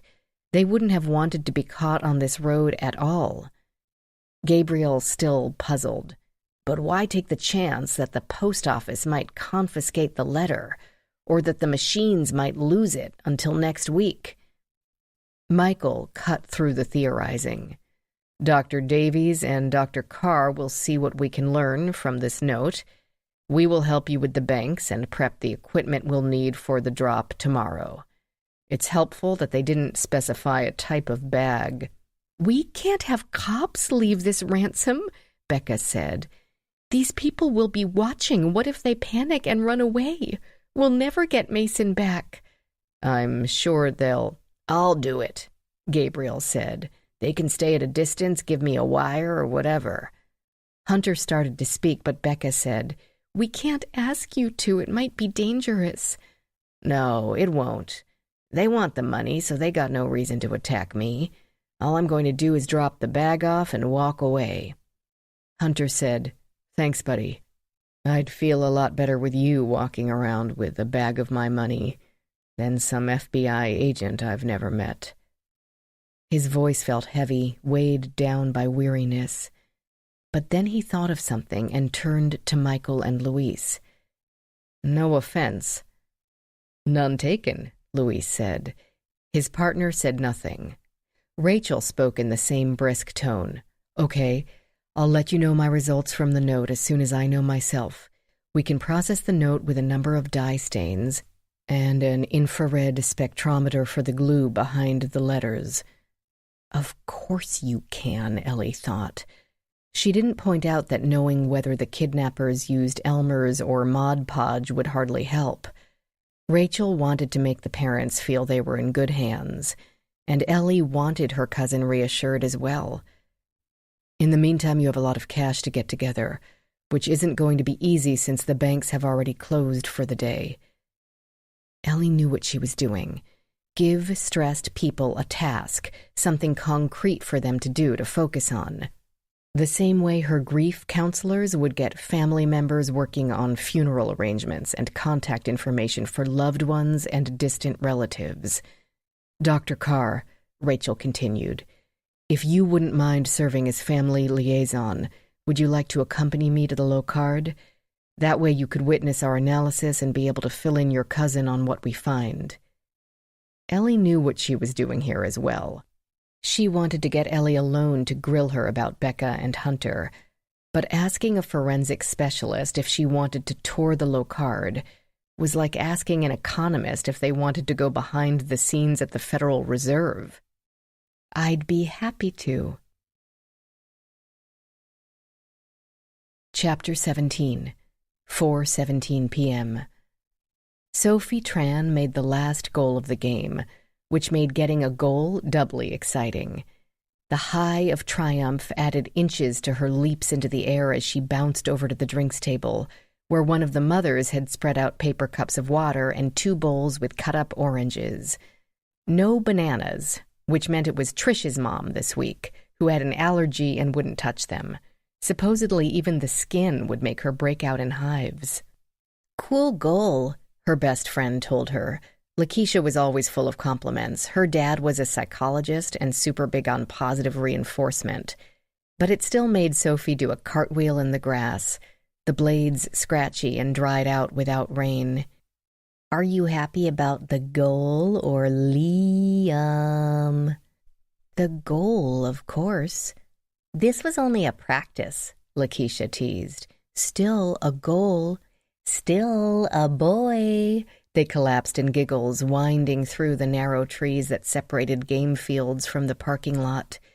Then Sophie got serious. Okay, so you're going to tell your mom that my mom is taking me to a quick dentist appointment, and then she's going to drop me at your place. Sophie's mom would believe that she'd been at Lakeisha's the whole time. They ducked into the snack bar to use the bathroom so Sophie could wash the sweat off her face and change into her new jeans and her cutest t-shirt. She wished she'd brought a little makeup. She didn't usually wear it, but she thought about it, debated, changed her mind, then decided against it, and now regretted that decision. But she hadn't wanted to look like she was trying too hard. Didn't want to look as if she was trying at all. They were just friends, that's all. They were going out for ice cream with his mom, after all, so how serious could the date be? Lakeisha held her bag for her while Sophie did all this, so she didn't have to set it on the gross tile floor, wavering between envy and concern. What are you going to do if it's not Liam? She had asked this 4 times in the past 24 hours. What if it turns out to be some middle-aged pervert who wants to traffic you? Scream, kick him in the balls and run? What else would I do? Lip gloss. She at least had lip gloss. What if he tases you? I won't get close enough in the first place. It's those benches over by the basketball courts. They're out in the open. I won't walk over there until I see him first. Why do you think I picked that spot? They left the bathroom, lowering their voices as they wound through tables of people eating fried potatoes, fried cheese sticks, and fried corn dogs. Lakeisha wrinkled her nose at more than just the smell. What if he's just the bait? You see him, think, oh, that's Liam, and go over to say hi, and then bam, his old pervert handler jumps out of the bushes, and they knock you out and stuff you in a van. No bushes there. You're just jealous. I know. Lakeisha was always super honest. All that psychology training. He is super cute, but... And I've got my parachute app. She would have it up on the screen and ready to go. One press of her thumb and it would send "I am in trouble, call the police" texts to 5 different people and provide location information, activate her phone tracking program, call 911, and turn on audio and video recording. It also locked the phone, so none of that could be changed or turned off, unless Sophie put in a special password, not her regular password. Short of a handgun, it was the best protection a girl could have, even though a lot could happen between that thumb press and the reaction time of even a highly staffed police department. Sophie knew that. She wasn't stupid. But good luck talking her mom into getting Sophie a gun. The cell phone had been tough enough. They reached the fork in the sidewalk. I still think I should go with you, Lakeisha said. Don't have time. Your mom will already be waiting, and if she sees me, the whole plan goes to hell. Sophie loved using mild swear words, but only mild ones. The really bad ones made you sound like a wannabe. All right, if anything goes wrong or if he doesn't show, I'll text. We'll text your mom the dentist got canceled. Got it. Lakeisha's honesty didn't always extend to parents. After all, it wasn't her lie, it was Sophie's, and you had to help your friends. They hugged, and Sophie took the path to the basketball courts. Halfway there, she looked back, but Lakeisha had disappeared. From the curve by the mini diamond, where the really little kids played t-ball, she paused to scan the area. The benches where she was to meet Liam sat empty. High school boys were playing ball, one kid whooping as the ball swished through the tubular net. Slightly behind her, a pudgy old guy who could be a pedophile bent over a tiny boy, gently guiding his arms to bat the ball off the tee. 2 jock-like older boys, maybe college, came toward her on the sidewalk, holding an animated conversation in which every other word seemed to be the F-bomb. Wannabes, she thought, without bothering to specify what it was they wanted to be. Still, she backed way off the sidewalk, over to the chain-link fence surrounding the basketball court. The 2 guys walked on by, not appearing to notice her at all. She waited for them to pass. No would-be abductors there. Then she returned to the sidewalk. The benches were still vacant. She rocked on the balls of her feet and kind of wished it would be a tubby old pervert coming to meet her. She'd dial the police before even walking over to tell him he was busted. Of course, if she wound up in a police report, she'd have to explain that to her mom. If he tried to grab her, she could hit him with the pepper spray. She'd better get that out of her backpack before even approaching. And then kick him between the legs. Maybe she'd pretend to fall for it. Let him try to talk her into leaving the park with him. I'm so sorry for lying about my age and my looks and my school and where I live, but I was afraid you'd be angry, and we've become such good friends. And it's still just me, and age is just a number, and on and on and on, as if she would buy all that. Maybe she'd let him waste his time on her, in addition to the hours they'd already spent talking online and on her phone, like the way her mom strung along scam telemarketers. Then she'd say, "Gotcha, sucker," and tell him she'd recorded the whole exchange and streamed it live to Facebook. Watch his wrinkly old face fall. Though she'd still have to explain stuff to her mom then. Someone came and sat on the bench. Sophie stared, feeling at once exhilarated and a teensy bit disappointed. She'd actually been looking forward to taking on her very own internet predator. But no need. The person on the bench was indisputably Liam, a skinny boy about her age, sandy blonde hair cut to stay a little messy even when combed, dressed in jeans and a loose t-shirt with stylized writing that Sophie couldn't make out from that distance. And next to him stood a stout woman with drab brown hair and a green polo shirt, who could only be his mom. Well, now that she didn't have to pepper spray anybody, she wasn't quite sure what to do next. But then Liam noticed her and waved. Her heart sang as she continued up the sidewalk. But from the look on his face, his heart wasn't singing. So she told herself to play it cool, switch out her wide grin for a small smile. "Hi, I'm Sophie." "Liam." He stretched out a hand to shake hers, a little formal but nice and polite. "This is my mom." The woman had the warmth Liam lacked. Her brown hair brushed her shoulders in some sort of curls, and her shirt read, "Carson's Car Wash." "Hi, Sophie. It's so nice to meet you. Did you just play a game?" "Yes, just for practice, though. The team rotations haven't started yet." "Yes, I know. Liam plays soccer, too. But of course you know that. You've been talking about it online, right? Why don't we talk a bit before we get some ice cream?" And lacking any better ideas, why was it so much easier to talk to boys by message instead of in real life? Sophie said, "Okay." They strolled the circuit of the gaming fields, discussing Sophie's team, her coach's habits, Liam's team and his school, somewhere south of D.C., in a suburb she had never heard of. Liam's mother gently prodded when the conversation lagged, which Sophie thought was nice of her. She didn't think most mothers would put a lot of effort into encouraging a romance for their 12-year-old. But maybe Liam didn't have a lot of friends. Given his conversational ability, that would not have surprised Sophie. But then boys often got tongue-tied when it came right down to it. They talked a big game around their friends, but away from that clique, it became a different story. They wound up by a slightly beat-up white van. "Ready for some ice cream?" Liam's mom asked, sliding the door open. Sophie climbed right in. Chapter 18, 5:49 p.m. The Locard rested on the shores of Chesapeake Bay, nearly an hour from downtown D.C. But since the Carlyles were already 20 minutes southeast of the city, Ellie figured 40 minutes each way, and she didn't mind. She needed a break, needed a moment away from the Carlyle mansion and its dramas to assimilate what had occurred. A quiet hour or two humming along in Rachel's Audi would do nicely. Rachel would want to question her about Becca and her family under the guise of just making conversation. But that was okay. Ellie intended to ask all sorts of questions right back.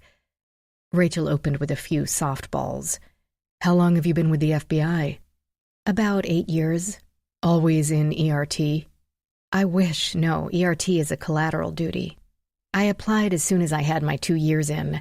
I'm in organized crime at the moment, but I've done public corruption, terrorism, and fraud. The last had been her favorite. The grifters and con men unique among criminals. Do any undercover? People always wanted to know that. A few times, not my forte. Apparently I don't have much of a poker face. Have you ever been to one of our courses? No. One of my co-workers took your crime scene photography course last year. She spoke highly of it. Good. Rachel paused. Ellie could hear gears shift in her thinking.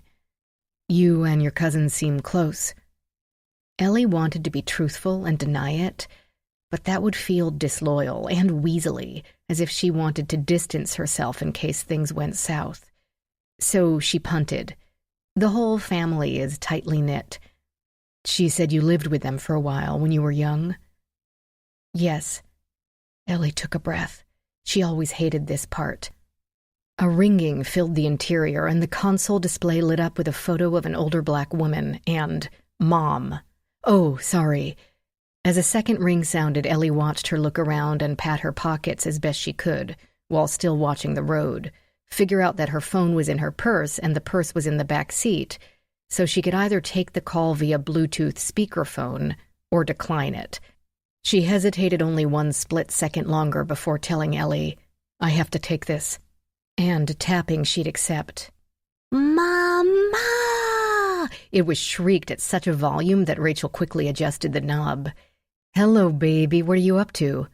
The boy, Ellie guessed it was a boy, described building a house, Ellie assumed out of Legos, and that he had a popsicle which had been purple and he wanted another one. Not until Nana says maybe after dinner. Where is Nana? She here. Where? Does she know you're using her phone? Bye, Mama. An abrupt click, and the car was quiet once more. He's got to stop doing that. He's going to call 911 or something one of these days, and we're going to get in trouble. Ellie found herself smiling along with Rachel. How old is he? 2.5. Rachel goosed the car through a yellow light. His name is Danton. Like the French Revolutionary? Ellie asked. Huh, I wouldn't be surprised. She wasn't sure who her son was named after. As if sensing Ellie's hesitation, Rachel explained, Danton isn't actually my son. Oh, he's my nephew. My sister died over a year ago. Oh. Stupidly, a decade of working with grieving families had not helped much. There were still no words. Rachel didn't seem to need any, however. I let Danton call me Mama because, well, I am now, and I can't see the point of correcting a toddler just for the sake of accuracy. I'm going to make it official, but it's complicated. Ellie didn't know if she should ask why. Would that be nosy or empathetic? It never came easily being in someone else's house, having to learn the rhythm of someone else's family. Right back to where she'd been at 4, at 9, at 16. He's lucky to have you. He'd be luckier to have his mother raising him instead of an aunt. But thank you. This part always required too many explanations. But the topic had come up, and to run away now would be cowardly. I have a lot of experience with aunts. My mother died when I was 4, and my father took off. I lived with my grandmother for 5 years until she got too ill, then with various aunts and uncles. Aunt Rosalie from 9 to 11, until Uncle Wayne had a bout of PTSD, then Aunt Katie and Uncle Terry, Becca's parents, until 14 or so, when Uncle Paul and Aunt Joanna took me to Naples to attend a private high school. Naples, Italy? Rachel asked with enthusiasm. As if. Naples, Florida. Too bad. Ellie found herself laughing. Plus some summers with my mother's cousins in Nevada when I was a kid, and other cousins in California during college. Wow, Rachel said. At this point, Ellie normally expected to hear, how awful, or good thing you had such caring relatives. But Rachel didn't seem to be able to manage anything beyond, wow. No better than, oh, Ellie thought and felt validated. But we are not bonding, she told the universe. This is not a bonding moment. Even though each and every aunt, uncle, and cousin had drawn her in with both arms, doing whatever they needed to do to make sure kin would not be abandoned to strangers. The same thing Rachel now did with her sister's child. Family is family, Ellie said. It wasn't a sensible comment, but I'm doing everything I can on this case because it's my job and because Becca is family. But you have to understand, that doesn't extend to covering up a crime. If I think for 1 minute she harmed her child, or Hunter did, or even Taylor did, I will say so. She turned her head, staring at Rachel as she spoke. I would not hide any evidence to help them in that. The car stopped for a red light, and Rachel turned as well. She considered Ellie for a long time. Ellie did not break the gaze. Even though people looking you straight in the eye meant absolutely nothing about their honesty. I believe you, Rachel said. You do not. But maybe you're trying to. The light changed and they drove on. Unfortunately, Rachel began. We still have a seemingly impossible crime, Ellie finished. If one of the 3 people living there didn't remove the baby, who did? And how did they get in and out without being caught on the cameras, which surround the house and cover the perimeter completely? You can get into the garage from the house without being seen, but you can't get in or out of the garage. Rachel pounded the brakes as an SUV stopped short on a curving on-ramp. Becca insists Gabriel was in her line of sight every minute during his visit, and she did check on Mason after returning from picking up Taylor, so Tara could not have taken him. Do you know Tara? Never met her. Becca and I have kept in touch, but we don't spend a lot of time together. I'd only seen Taylor once before today, which is a bit embarrassing. But we're so busy, demanding careers. Time goes by before you know it. And Ellie didn't care to reminisce about the emotional tightrope she'd spent years walking between the 2 sisters and the damage inflicted with every fall. Adam had been right. She didn't even like Becca in her heart of hearts. And maybe Becca hadn't been too eager to have someone who spent her time amid blood and dust and death, getting up close with the much more moneyed set of friends and clients. Perhaps she didn't want to see a reminder of her less privileged days sipping Carlisle champagne on the flagstone terrace. So even though they lived in the same city, a distance had been maintained. I can't really say I know her well, Ellie went on. As an adult, I don't know what her habits are or what their friends are like. I'm sure maintaining that social status requires a certain type of appearance. But I believe she's devastated about Mason. She's not faking that. She's not that good of an actress. I agree. Ellie considered this with another sideways glance. Thank you for not pointing out that she would also be devastated if she killed him. You're welcome. How well do you know Hunter Carlisle?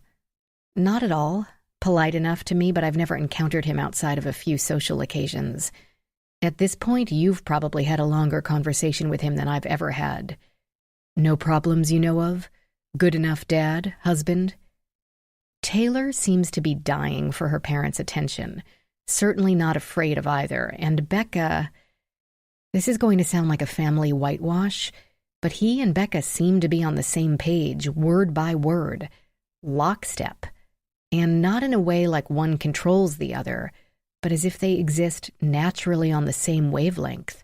It's effortless. Rachel seemed to think this over.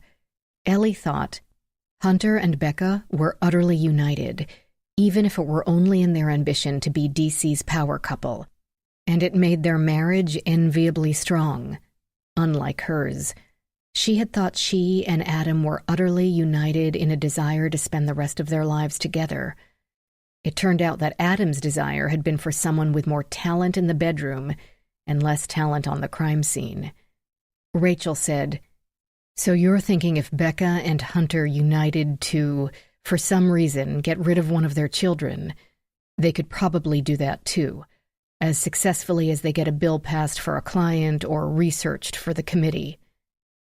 The loyalty thing bubbled up again, but Ellie had too many concerns to mince words.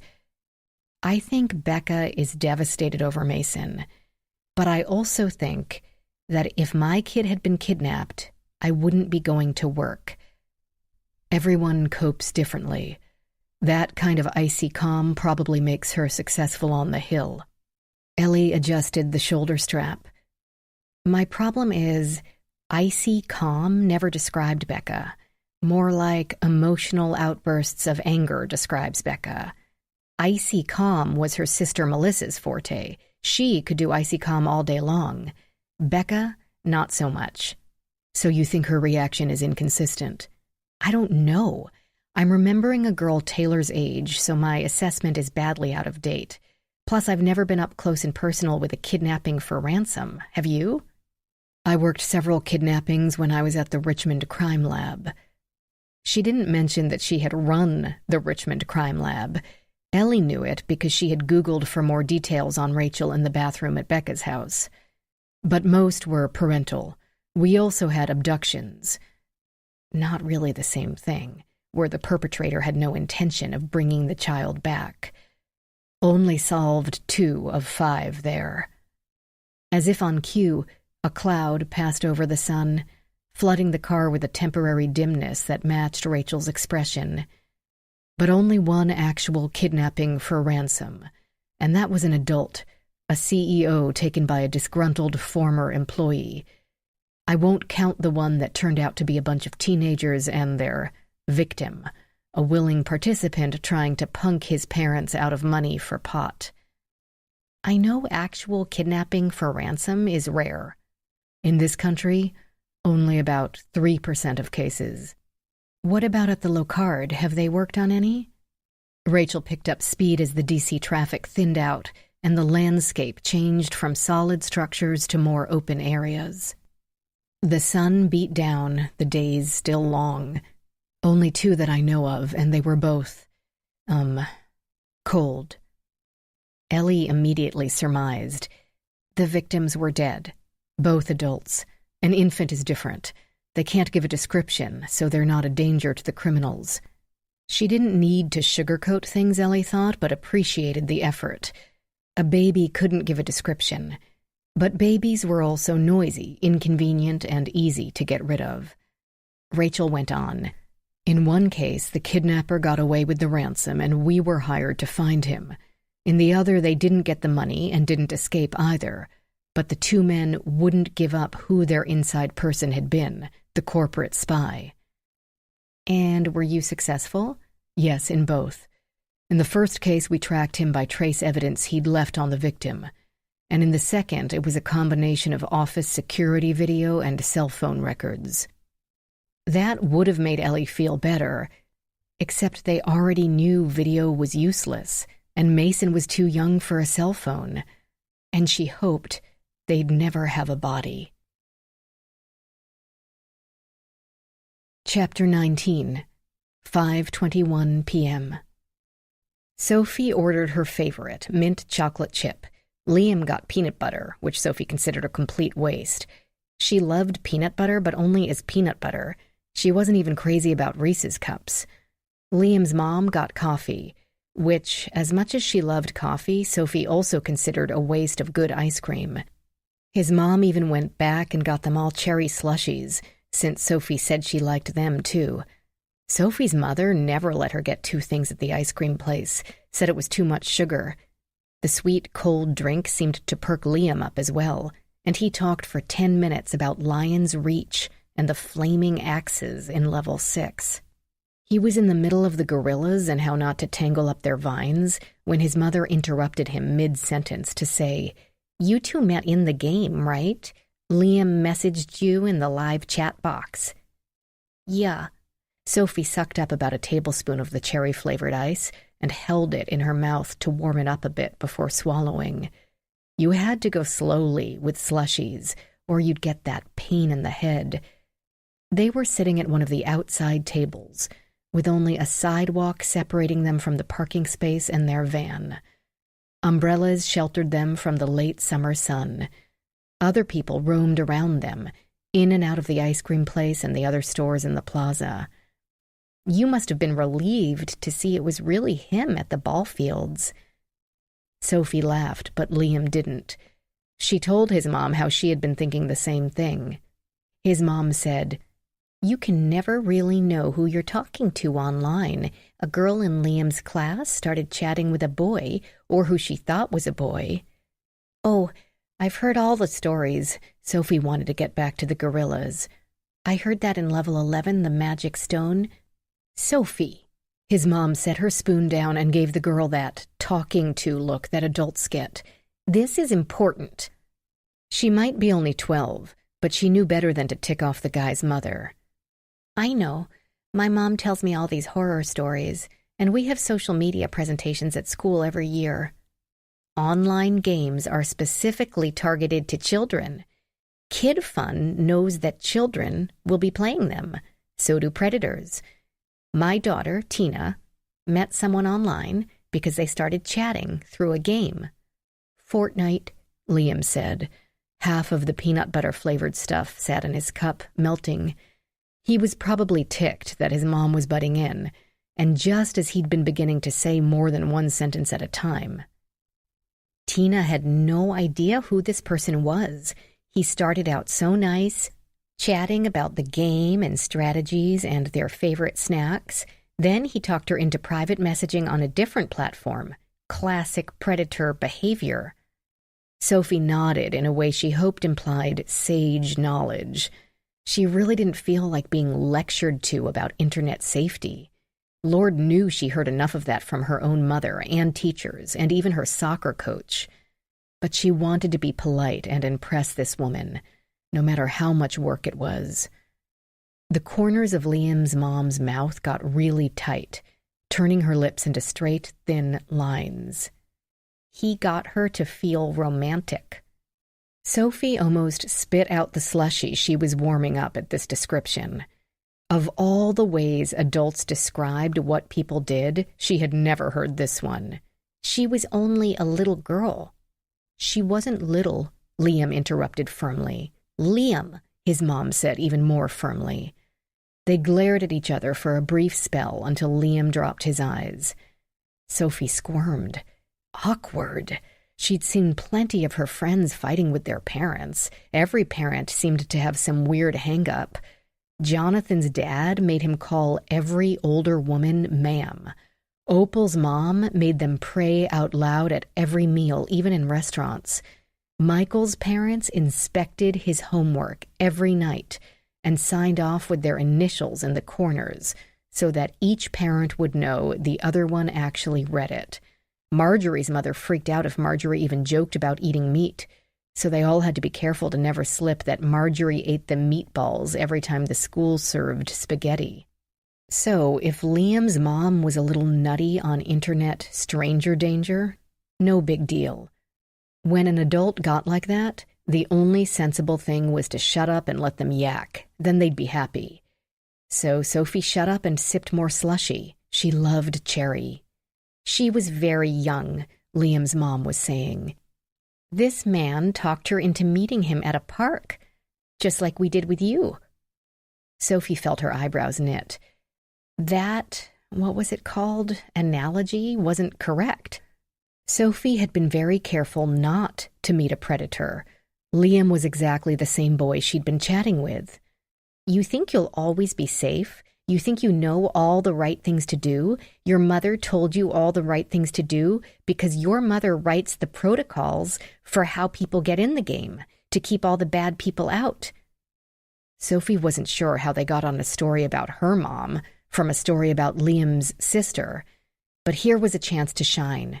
Yes, my mom's company makes, like, when people register for a game, they have to answer those pop-up questions, like where you lived 5 years ago and what car you drive. That's knowledge-based verification. She pronounced the words carefully. The questions would make it hard for kids to pretend to be their parents and sign up for grown-up games with swearing and nudity. Sophie thought that might be a bit unfair, like adults were purposely trying to trick kids. But she'd never said so to her mom, and she certainly wasn't going to say so to Liam's mom. "Sure," Liam's mom said. "She'll use facial recognition and make parents scan their IDs. She'll even make them give permission to search their identity through all online means: birth records, social media apps, school records, credit history." "Yes," Sophie said proudly. "Wasn't that good? Wouldn't that make Mrs. Liam, no, Liam's mom, happy that Sophie's mom cared just as much about internet safety as she did?" But she didn't seem happy. Sophie's dad also didn't seem happy when he and Sophie's mom argued about it. Dad would say, "The automations of the platform will Google you, find you on other sites like games and social media, and figure out who you are, how old you are, and that you follow Taylor Swift and not Marilyn Manson. Then it will use the information to sell through targeted ads. It's bad enough that they do this to adults, but worse to do it to kids who don't know they're being brainwashed." And Mom would say, "So what if an ad for go-kart accessories pops up on your go-kart racing son's tablet? You watch the Disney Channel, you see ads for toys and cereals. You watch a football game, it's beer and sports cars, duh." And Dad would say, "That's just an excuse for profit-motivated data mining." And then Mom would say, "You've been listening to your brother again." And then they'd stop talking completely until Sophie finished her dinner and left the room. Liam's mom went on as though Sophie hadn't spoken, even though she had been looking directly at her the whole time.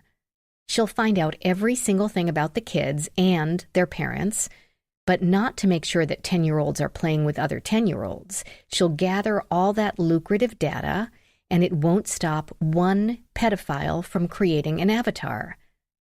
Sophie started to say yes, and then wondered if the right answer was no. What was the woman's point? She looked at Liam, but he poked at his ice cream, now nearly soup. "Finn sent me a white paper your mother published that said Kid Funds verification procedures made kids as safe as they could possibly be. She actually wrote as safe as they could possibly be. But Tina," she said, "was never safe." Sophie hoped she'd wind down soon. She was starting to feel slightly sleepy. Odd, since Sophie's mom always said she couldn't have 2 treats because that much sugar would make her bounce off the walls. A white paper, it should be called a whitewash paper. What did happen to the sister? Despite herself, Sophie had gotten a little interested in the story and wanted to know, but not know, what horrible thing the man did to her. Sophie's straw made a loud slurping sound as she emptied the bottom of her cup. How did she get to the bottom? She downed it too fast, because now her temple began to tingle. Ice cream headache. Your mother is on Kid Fund's payroll, and yet she's telling Congress that her reports are entirely objective. On their payroll. Kid Fund pays for your fancy school and your big house and your soccer uniform. Mom, Liam said, really angry, but she ignored him. She tells you all the horror stories to keep you safe, but does she tell Congress the truth? Does she keep anyone else's kids safe? The words suddenly settled into a pattern which became clear. Liam's mom was being really mean about Sophie's mom.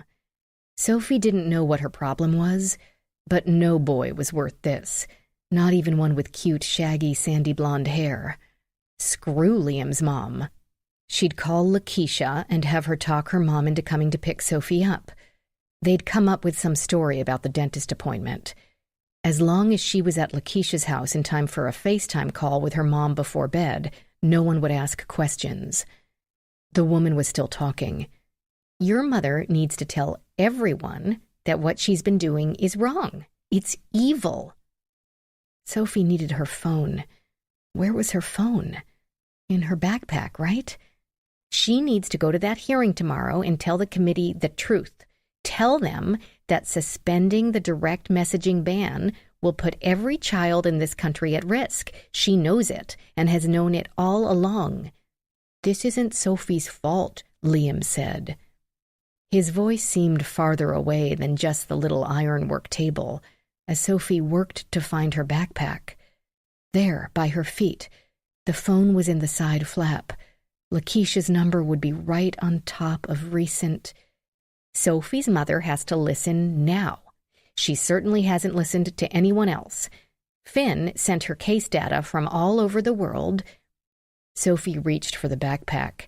Stretching her hand down required all her concentration. Moving those fingers down. That's all anecdotal, she heard Liam say. You don't even know what that means, his mother snapped. Her hands were on Sophie's arm, pulling her upright. For some reason, Sophie couldn't raise her head all the way, and it bobbled a little. The backpack remained on the ground, and Sophie tried to define anecdotal in her head. Then the woman pulled her up to a standing position, one arm encircling her shoulders so tightly it hurt. Sophie's head continued to loll, but her knees at least partly supported her. What was going on? Liam, his mom ordered, open the side door. Low blood sugar, she added, clearly speaking to someone else, since the tone of her voice changed abruptly. All Sophie wanted to do was sleep. This made her calm and mellow and liberated her mind to put together some evidence. Liam's mother, so she'd be Mrs. Sophie didn't know what Mrs. she would be, but whoever she was, she had roofied Sophie's slushie. Only Sophie's, since both she and Liam were fine. They hustled Sophie away from the table and into the van parked right there, and some passerby must have seen them and looked at them funny, so Mrs. Liam, pretended Sophie was fainting, and tossed her on this bench seat inside the van's sliding door, which was good, because Sophie could lay her torso along it, and it felt as if she'd collapsed onto a fluffy feather bed while in the throes of complete exhaustion. Sophie sighed with pleasure. Parachute, a voice in her head said. Parachute. Her safety program. In her phone, all she had to do was hit the app. Find the app, then hit the button. The phone in her backpack. Where is my backpack? She tried to lift her head to look for it, maybe on the floor next to her, but her head didn't want to lift. Her hand didn't want to pat around for it either. OMG, did they leave my backpack at the ice cream store? My phone, my homework, my lip gloss? Did Liam's mom grab it? Didn't matter, because even if she had it, she wasn't likely to give Sophie her phone just so she could call for help. Bitch.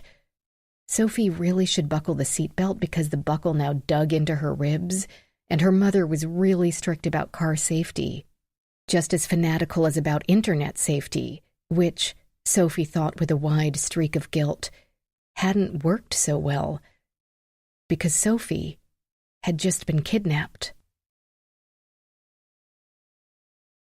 Chapter 20, 6:51 p.m. Rachel and Ellie discussed the relative merits of ninhydrin versus iodine versus diazofluorine through the Maryland countryside, eventually turning off the interstate onto a large road, then onto 423, winding past large swaths of forest and farmland, where houses tended to be large and widely spaced from each other. Just as the blue expanse of the bay came into sight, Rachel turned right and pulled down a bare-bones drive into a large parking lot. They stepped from the car, arms full of bags and manila envelopes, and Rachel saw her passenger look around in slight confusion. The Locard, only 2 stories, could not be seen from the parking lot with all the trees in the way, but Ellie didn't ask. Rachel wondered if she didn't like to ask questions of anyone or just of Rachel. Letting a private lab take lead in the investigation had to be tough for her, Rachel knew. It certainly would have been for her when she headed up the Richmond Medical Examiner's office. It wasn't ego that drove it, but the drilled-in training to keep third parties out of the crime lab, away from the evidence, minimize the chain of custody, reduce the number of cooks in the kitchen. Standard procedure. She totally got it, but was still tired of having to tread so lightly through other jurisdictions. Just once, she'd like to walk in and say, "Look, this is the way it is. We have twice the equipment and 4 times the expertise of your facilities, so please just get out of the way." Maybe someday, when retirement drew near, she would, but until then, she'd continue to play nice. Besides, Dr. Carr had proven much less problematic than she'd expected. News stories made her sound like a bulldog, but so far she'd kept the fangs in check. So, Rachel thought, have I. With both Ellie and with Dantone's father, who had materialized without warning the evening before. The day had been stressful.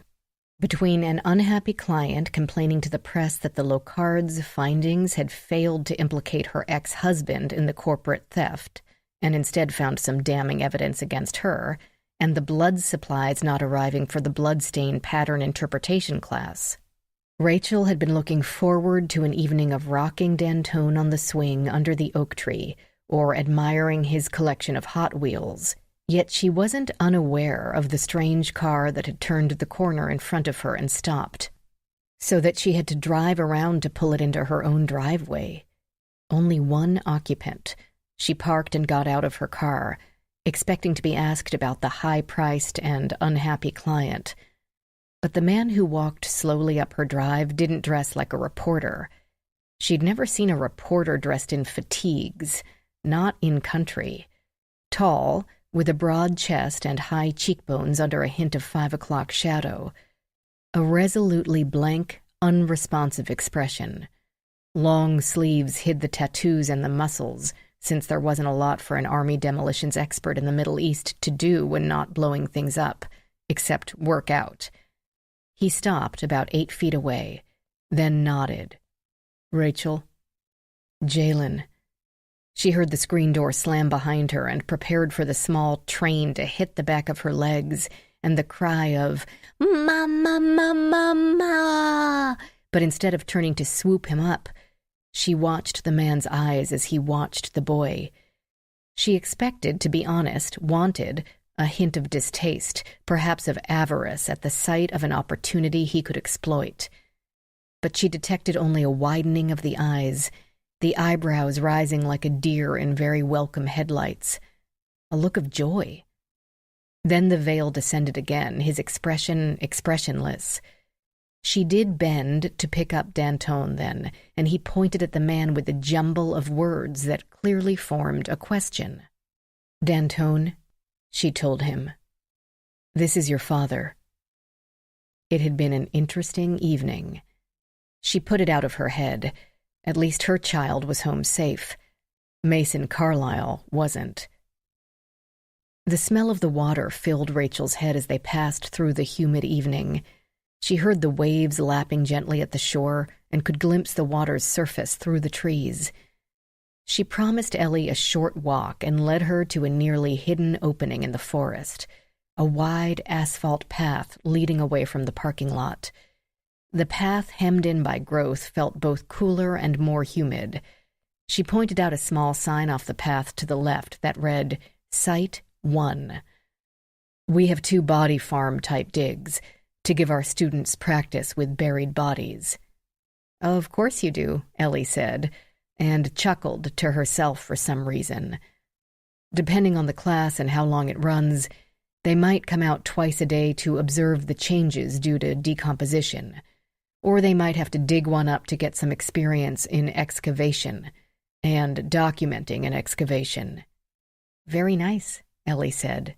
"Okay, that sounds weird to say, but true." Abruptly, the Locard loomed before them, impressively solid and rather nondescript at the same time. 2 floors constructed of stone with large windows running its length. The trimmings had flare, sconces, and a curved edging under the gutters, but on the whole it looked like what it was, a school.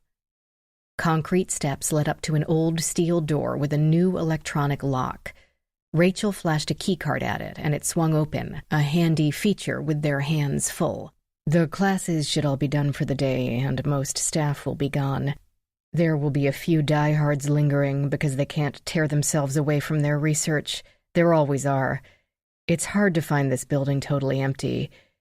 I asked Gary Fernandez to stay. He's a real whiz with paper. Rachel's low heels clacked against the gleaming tile, while Ellie's boots only squeaked now and then. Rachel pointed out the empty classrooms on the way to a stairwell, absurdly happy to be back on her home turf.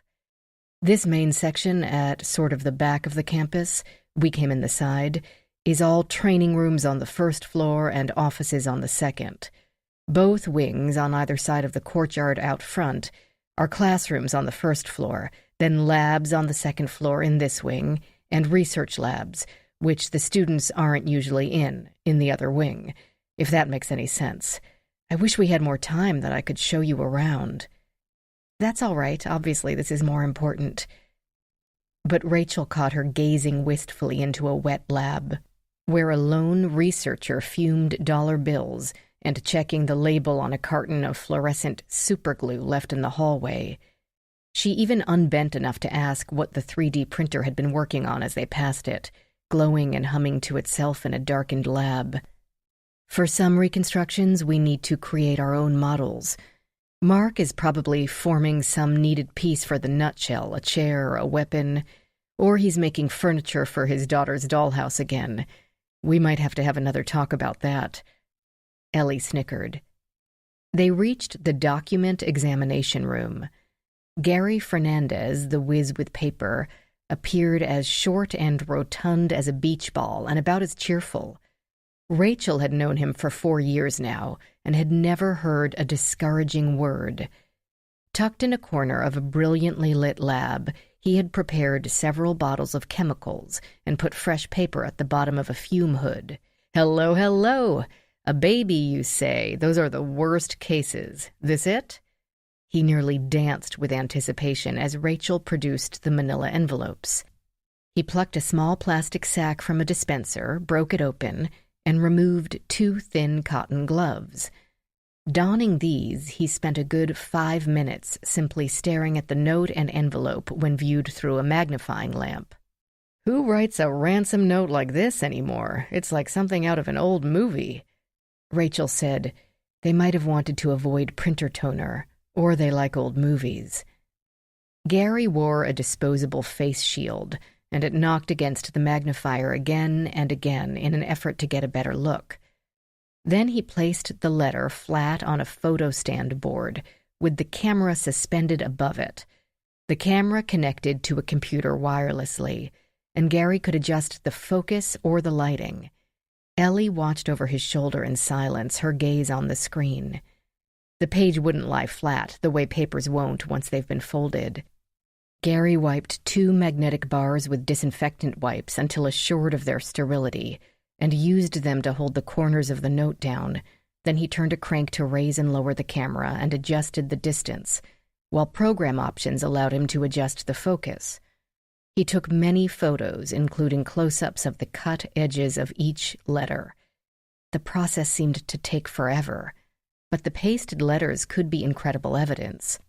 A jigsaw match of the cut ends to the cut holes in the pages they came from. Of course, if the kidnappers had any brains at all, they would have completely destroyed the source document. And they seemed to have brains, at least in some ways. Rachel thought they would probably keep the scissors, though. If the metal blades had a defect or two, that could be compelling. Not as good as the jigsaw match, but something. After the painstaking photography, Gary used an alternate light source to hit the paper from various angles, with light of various wavelengths. In Rachel's experience, this didn't often help, but one never knew. He lingered over "not" in the phrase, "send someone else, not you," because it had been cut out as one word instead of letter by letter as most of the others. "There's something here," he muttered. "I see ridges, but—" The 2 women waited, squinting to figure out what he might be looking at. Finally, Rachel broke. "What?" "I see ridges. It could almost be a patent print. Most prints were called latent, meaning they could not be seen until developed with powders or dyes or even light. Patent prints, or plastic prints, were casts of the skin left in some malleable substance like putty or paint. "It's the glue," Ellie said. "Yes, I think the glue got tacky, and when your guy pressed the letters down with his finger, he left an impression, even through the paper. I don't know if it will be of any use." He meant that while there might be ridges, there might not be ridges with enough ends, splits, creases, pores, or scars to create a distinguishable pattern that could be compared to an identical pattern. Locating a fingerprint was only the beginning. "Going to start with iodine?" Ellie asked the low-card expert. "Can't beat an ancient classic, like me." Ellie thanked him for staying late. "Not a problem. My wife has book club tonight. This way I can pick her up on my way home, since apparently the books they pick can only be read when accompanied with several bottles of wine. I read part of one once, and after that the wine made sense. Besides, I couldn't pass up the chance to work on a real live ransom note. Usually it's always wills. People just can't believe that Daddy left the estate to their rotten brother Ralph." Iodine crystals were one of those odd substances that would sublimate, or change, from a solid to a gas without becoming liquid in between. The gaseous iodine would adhere to the amino acids in the skin's oil and sweat, turning the ridges left by a fingertip to a brown color. The advantage, or disadvantage depending on what you needed, was that the color would soon fade and disappear, but it worked on any surface and would not damage or alter the paper. Unfortunately, the crystals were also a carcinogen. Analysts used to sandwich them in between tufts of glass wool inside a glass tube, then blow through it with a rubber tube, forcing the fumes out the other end. Relatively safe, provided you didn't breathe in.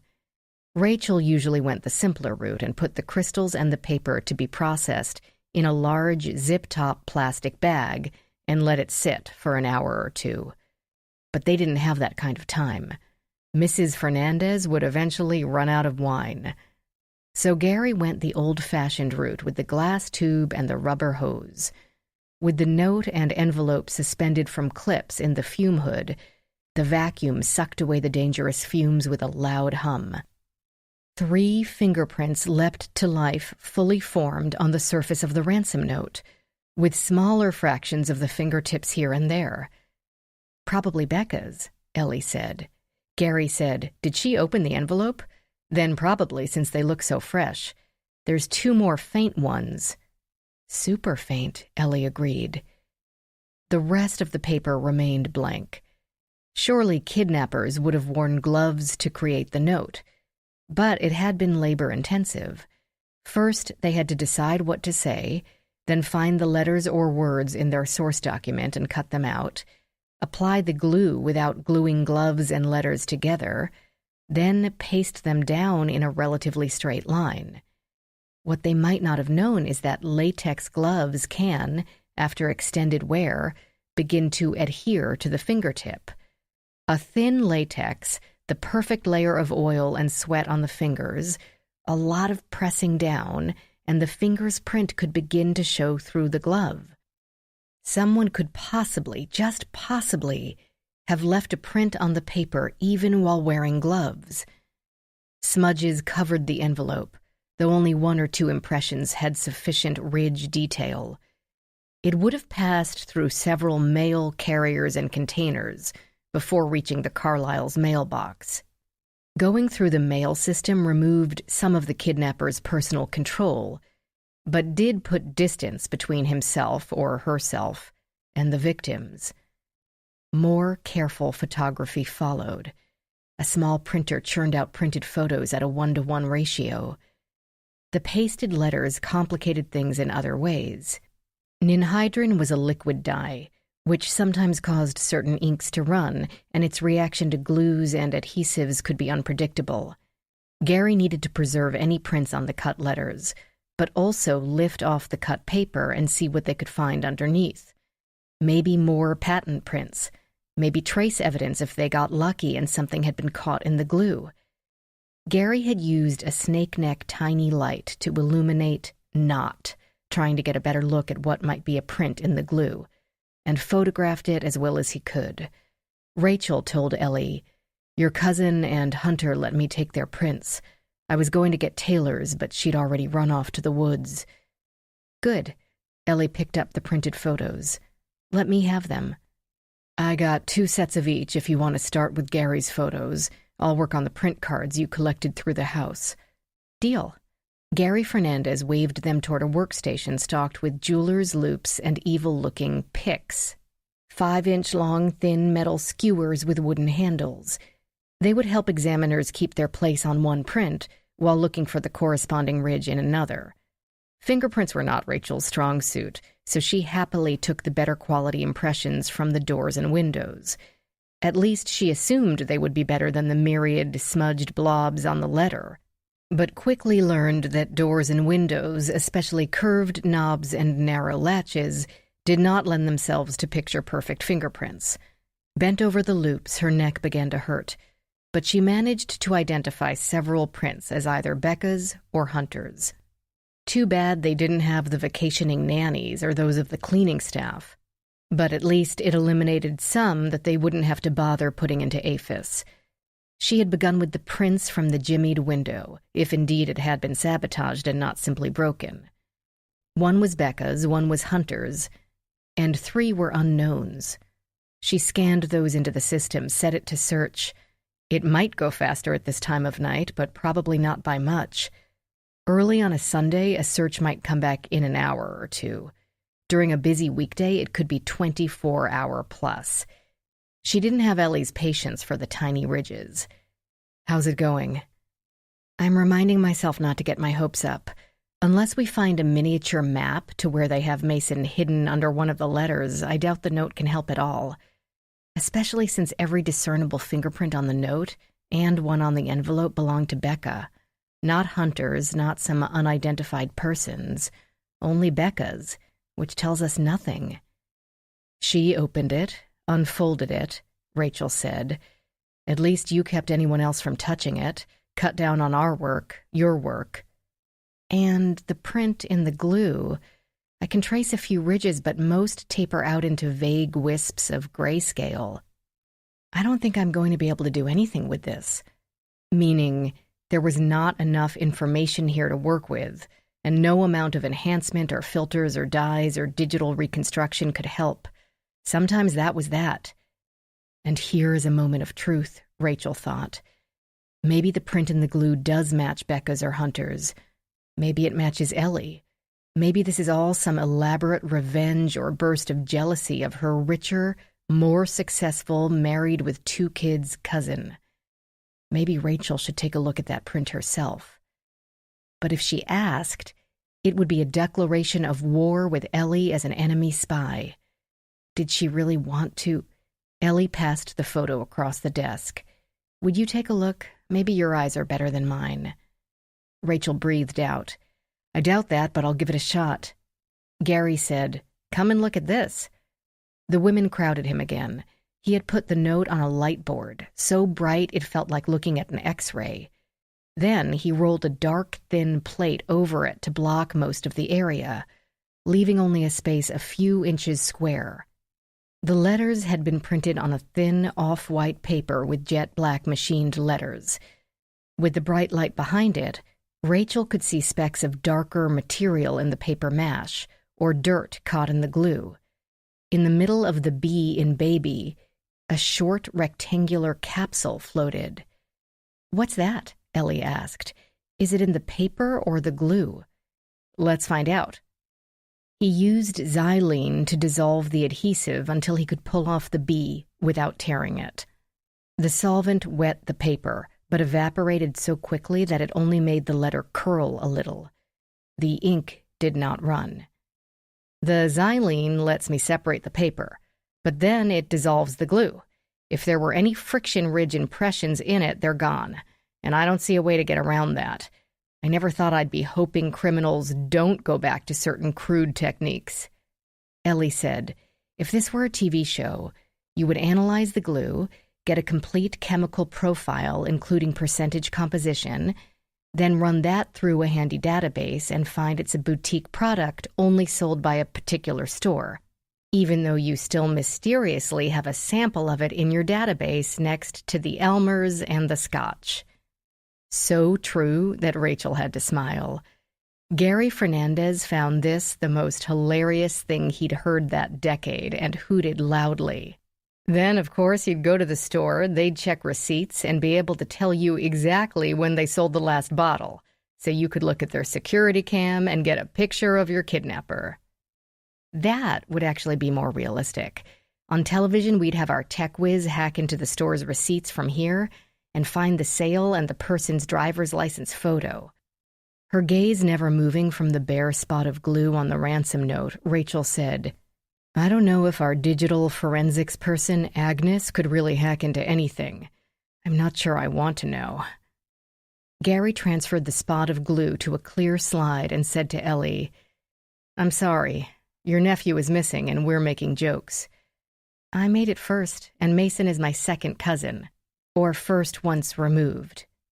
He focused the stereo microscope, which functioned as an oversized magnifying glass, able to give them an extremely close look at a three-dimensional object.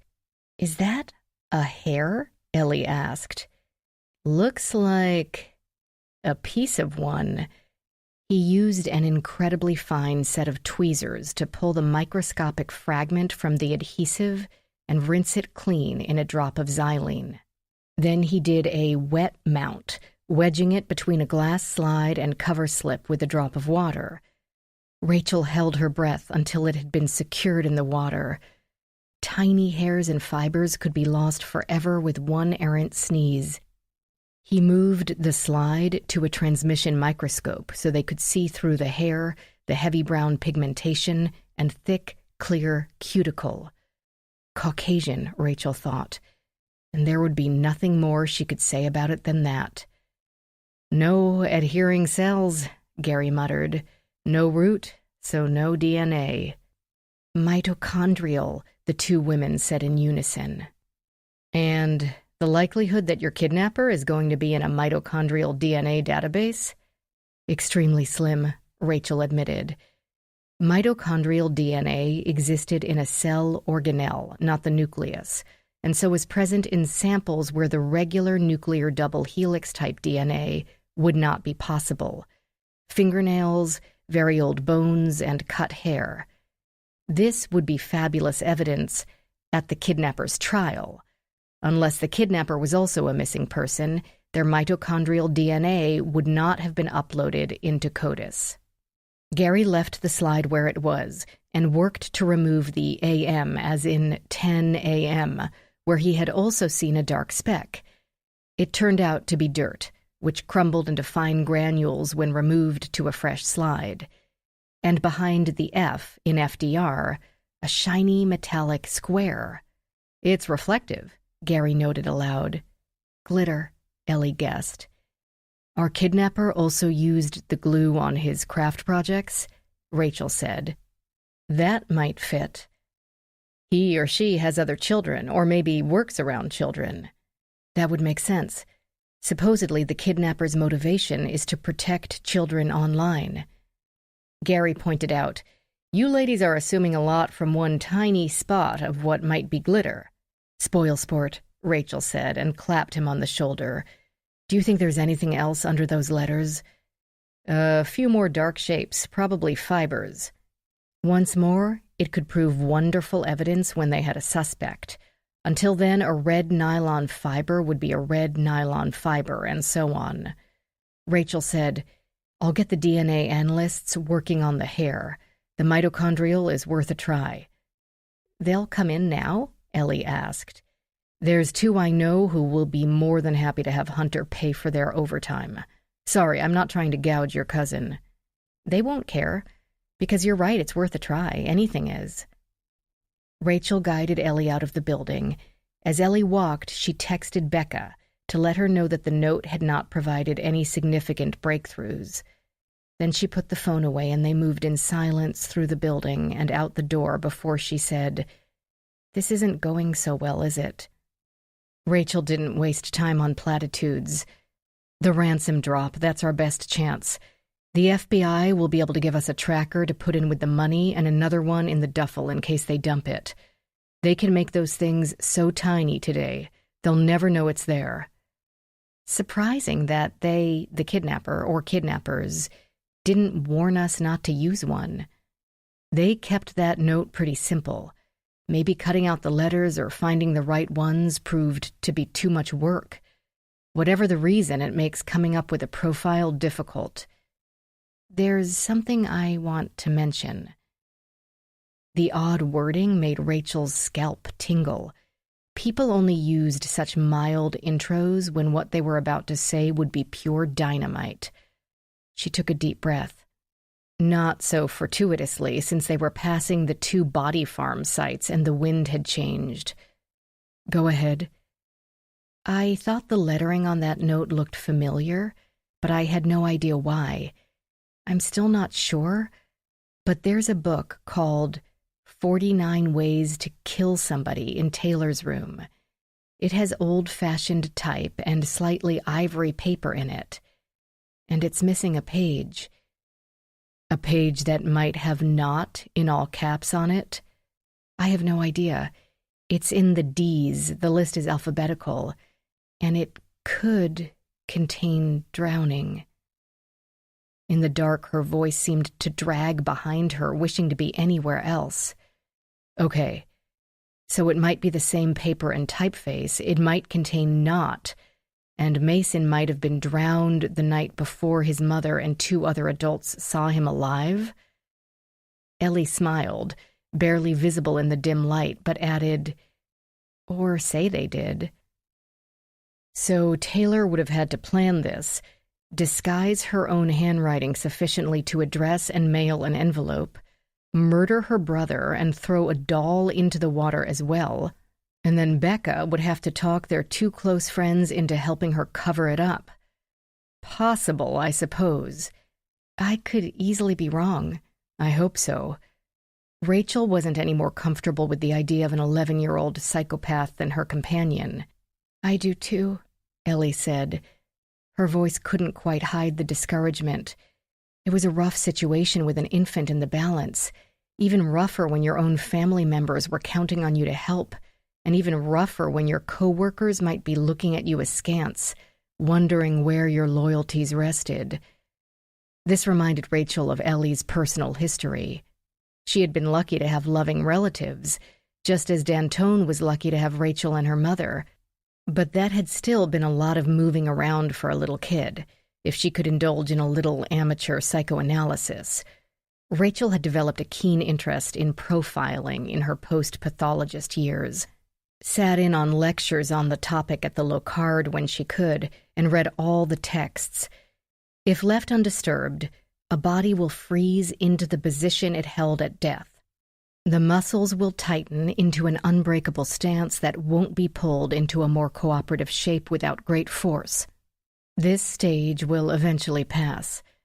Sometimes living people freeze into place as well, and the stage never passes. Ellie's past had to affect her present, just as everyone's did. She must have always felt like a not terribly desired guest in other people's homes, a charity case to be tolerated and pitied. That was why she showed no envy of Becca's lifestyle, why even though she had tremendous expertise and prestige in her field, she didn't walk into a room as if she owned it. Why she hadn't demanded Rachel's immediate eviction from her crime scene. Because she didn't think she deserved to. Well, Rachel resolved, she will never feel that way around me. As if to prove her point, Ellie now said, "I'm sorry you have to drive me all the way back to Becca's. I should have brought my own car." "Nonsense. It was my idea, and it won't be so bad now that rush hour is over. I want to go back anyway. I talked to the agents while Gary was working, and they're there now, coordinating the ransom drop. Besides, it gave us a chance to talk." "You mean it gave you a chance to question me about my family?" Ellie said as they climbed into the car. I'm joking. I didn't mind. Don't mind. Ask me anything. The problem is when it comes to Becca and Hunter, I probably won't know. Well, good. Thank you. She did think of more questions on the return trip, which Ellie answered with apparent frankness. But they did not spark some new line of investigation. Mason remained missing, with the only lead a mysterious note that might or might not be genuine. They discussed a plan to deal with Taylor's book, since the girl would certainly be in bed by the time they got there, and they hardly wanted to alert the family of their very vague suspicions. If she was still up, possible given the chaos of the day, then Ellie would invent an excuse to get into the room. Offer to tuck Taylor in? Reading her a story would give her the perfect excuse to go to the bookshelf and steal a child's book in the hope of convicting her of murder? She could say, "It looks cool, can I borrow it?" Or just look at the typeface again, and if Ellie still believed it to be the same, have the FBI get a search warrant? They both agreed. Search warrant. The only way to make sure the evidence would not be thrown out by the legal system. They reached the mansion. A black SUV had been parked in the curving drive before the center entrance, perfectly parallel with the curb, and Rachel made a mental bet that Michael Tyler had been at the wheel. Rachel parked. "Okay," Ellie said, clearly steeling herself to go inside. "Now there's this." She got out and headed for the door. Rachel followed, but not before noticing that Ellie had left a hair, too long and too red to belong to anyone else Rachel knew, on the headrest of the Audi. That, she thought, might be useful. Chapter 21, 9:11 p.m. Ellie entered the kitchen to see Michael Tyler and Luis Alvarez still as professional as ever, though Ellie thought the ties had been loosened by at least 1/8 of an inch. Tara said the chase manager was super cooperative, Hunter had been saying as Ellie entered. "I got 300 from our 2 money markets there." "But we've got," Becca said. Both of them seemed about to drop. The lines on Hunter's face had grown exponentially in the past few hours, and Becca swayed on her feet. "Way more than that in our accounts, yes, but you know the difference between money on paper and actual cash." Yes. Of course a bank wouldn't have that much cash on hand. "She can rest in the morning. Barclays and AIG managers will be meeting her. She'll bring it here then?" "Yes." The shorter of the 2 agents, Luis Alvarez, spoke. "We have the black duffel bag with the trackers in the lining. That way the money will look clean, and that's always what they check first." "Won't they—" Ellie began, then stopped, not to avoid ticking off the agents, but to avoid distressing Becca. The other agent, Michael Tyler, did not hesitate. "Won't they dump the money into another container for just that reason? They might. They should, if they're thinking. But it's worth a try. And that's why we'll put additional trackers in the bands around the money, completely imperceptible without an XF detector." Becca rubbed her face, stretching the skin over the high cheekbones. "But if they do, they might hurt Mason." "That's not likely," Luis said, but gave no support for the statement because Ellie thought there was no support for the statement. They had no reason to believe Mason was still alive, with no proof of life. "They didn't even tell us how to get him back once they do have the money," Becca muttered. Hunter said, speaking almost absently, "That makes sense, though. If they named a location, the agents would have it staked out in advance to catch them. They could leave Mason someplace safe." "What's safe?" his wife cried. "A fire department, a hospital, an urgent care center. There's a million possibilities." He put his arm around her shoulders. "Then they're long gone by the time the place calls the cops and they connect him to us. But he'll be taken care of in the meantime." It was a nice picture. Baby Mason surrounded by nurses or buff firemen, cooing over the adorable infant. Ellie found herself praying with more force than she'd prayed for anything in her life, for that mirage to become reality. Michael Tyler stayed brisk, part of the ongoing struggle to keep the parents motivated and calm. We'll be back here by 9 a.m. tomorrow with the duffel and the surveillance equipment. Gabriel Haller will be here as well. We can go over the plan with him once more. There's nothing anyone can do until then. I know it must seem impossible, but you all need to get as much sleep as you can. You won't be any help to Mason if— Yeah, Becca said, and left the room without another word. She knew party line platitudes when she heard them. It was, Ellie knew, a family characteristic. The Beck clan took great pride in being realistic. I'm going to be here too, Ellie told Michael. At the other end of the kitchen island, Hunter spoke with Louise and Rachel. Ellie lowered her voice. I've only worked 3 kidnapping cases and they were all adults. Tell me the truth, is this normal? I mean, with kindness and without condescension, he said, I know what you mean. It does seem unusual. Most kidnappings are either someone desperate for a child, in which case they just grab them and disappear, or for money. They want X amount of dollars, then you'll get the kid back. First, there's a text demanding a political outcome to return the child. Then, a mailed note asking for a relatively small amount of money considering what the Carlyles have at their disposal. Neither bothered with instructions about calling or not calling authorities. We don't know exactly what to make of it. Not to mention turning invisible to get in and out of here without leaving a trace. I still can't figure that one. I have a few theories, but nothing even reasonable enough to say out loud. Ellie said, Me too. Taylor in bed? Yeah. She crashed about an hour ago. Oh. If he ever figured out why she had asked, he might become less friendly in a hurry. If you'll excuse me, I'm going to say goodbye to Becca before I leave. See you in the morning, the FBI agent told her. Ellie padded up the hallway, her emergency pair of worn boots silent against the hardwood floor.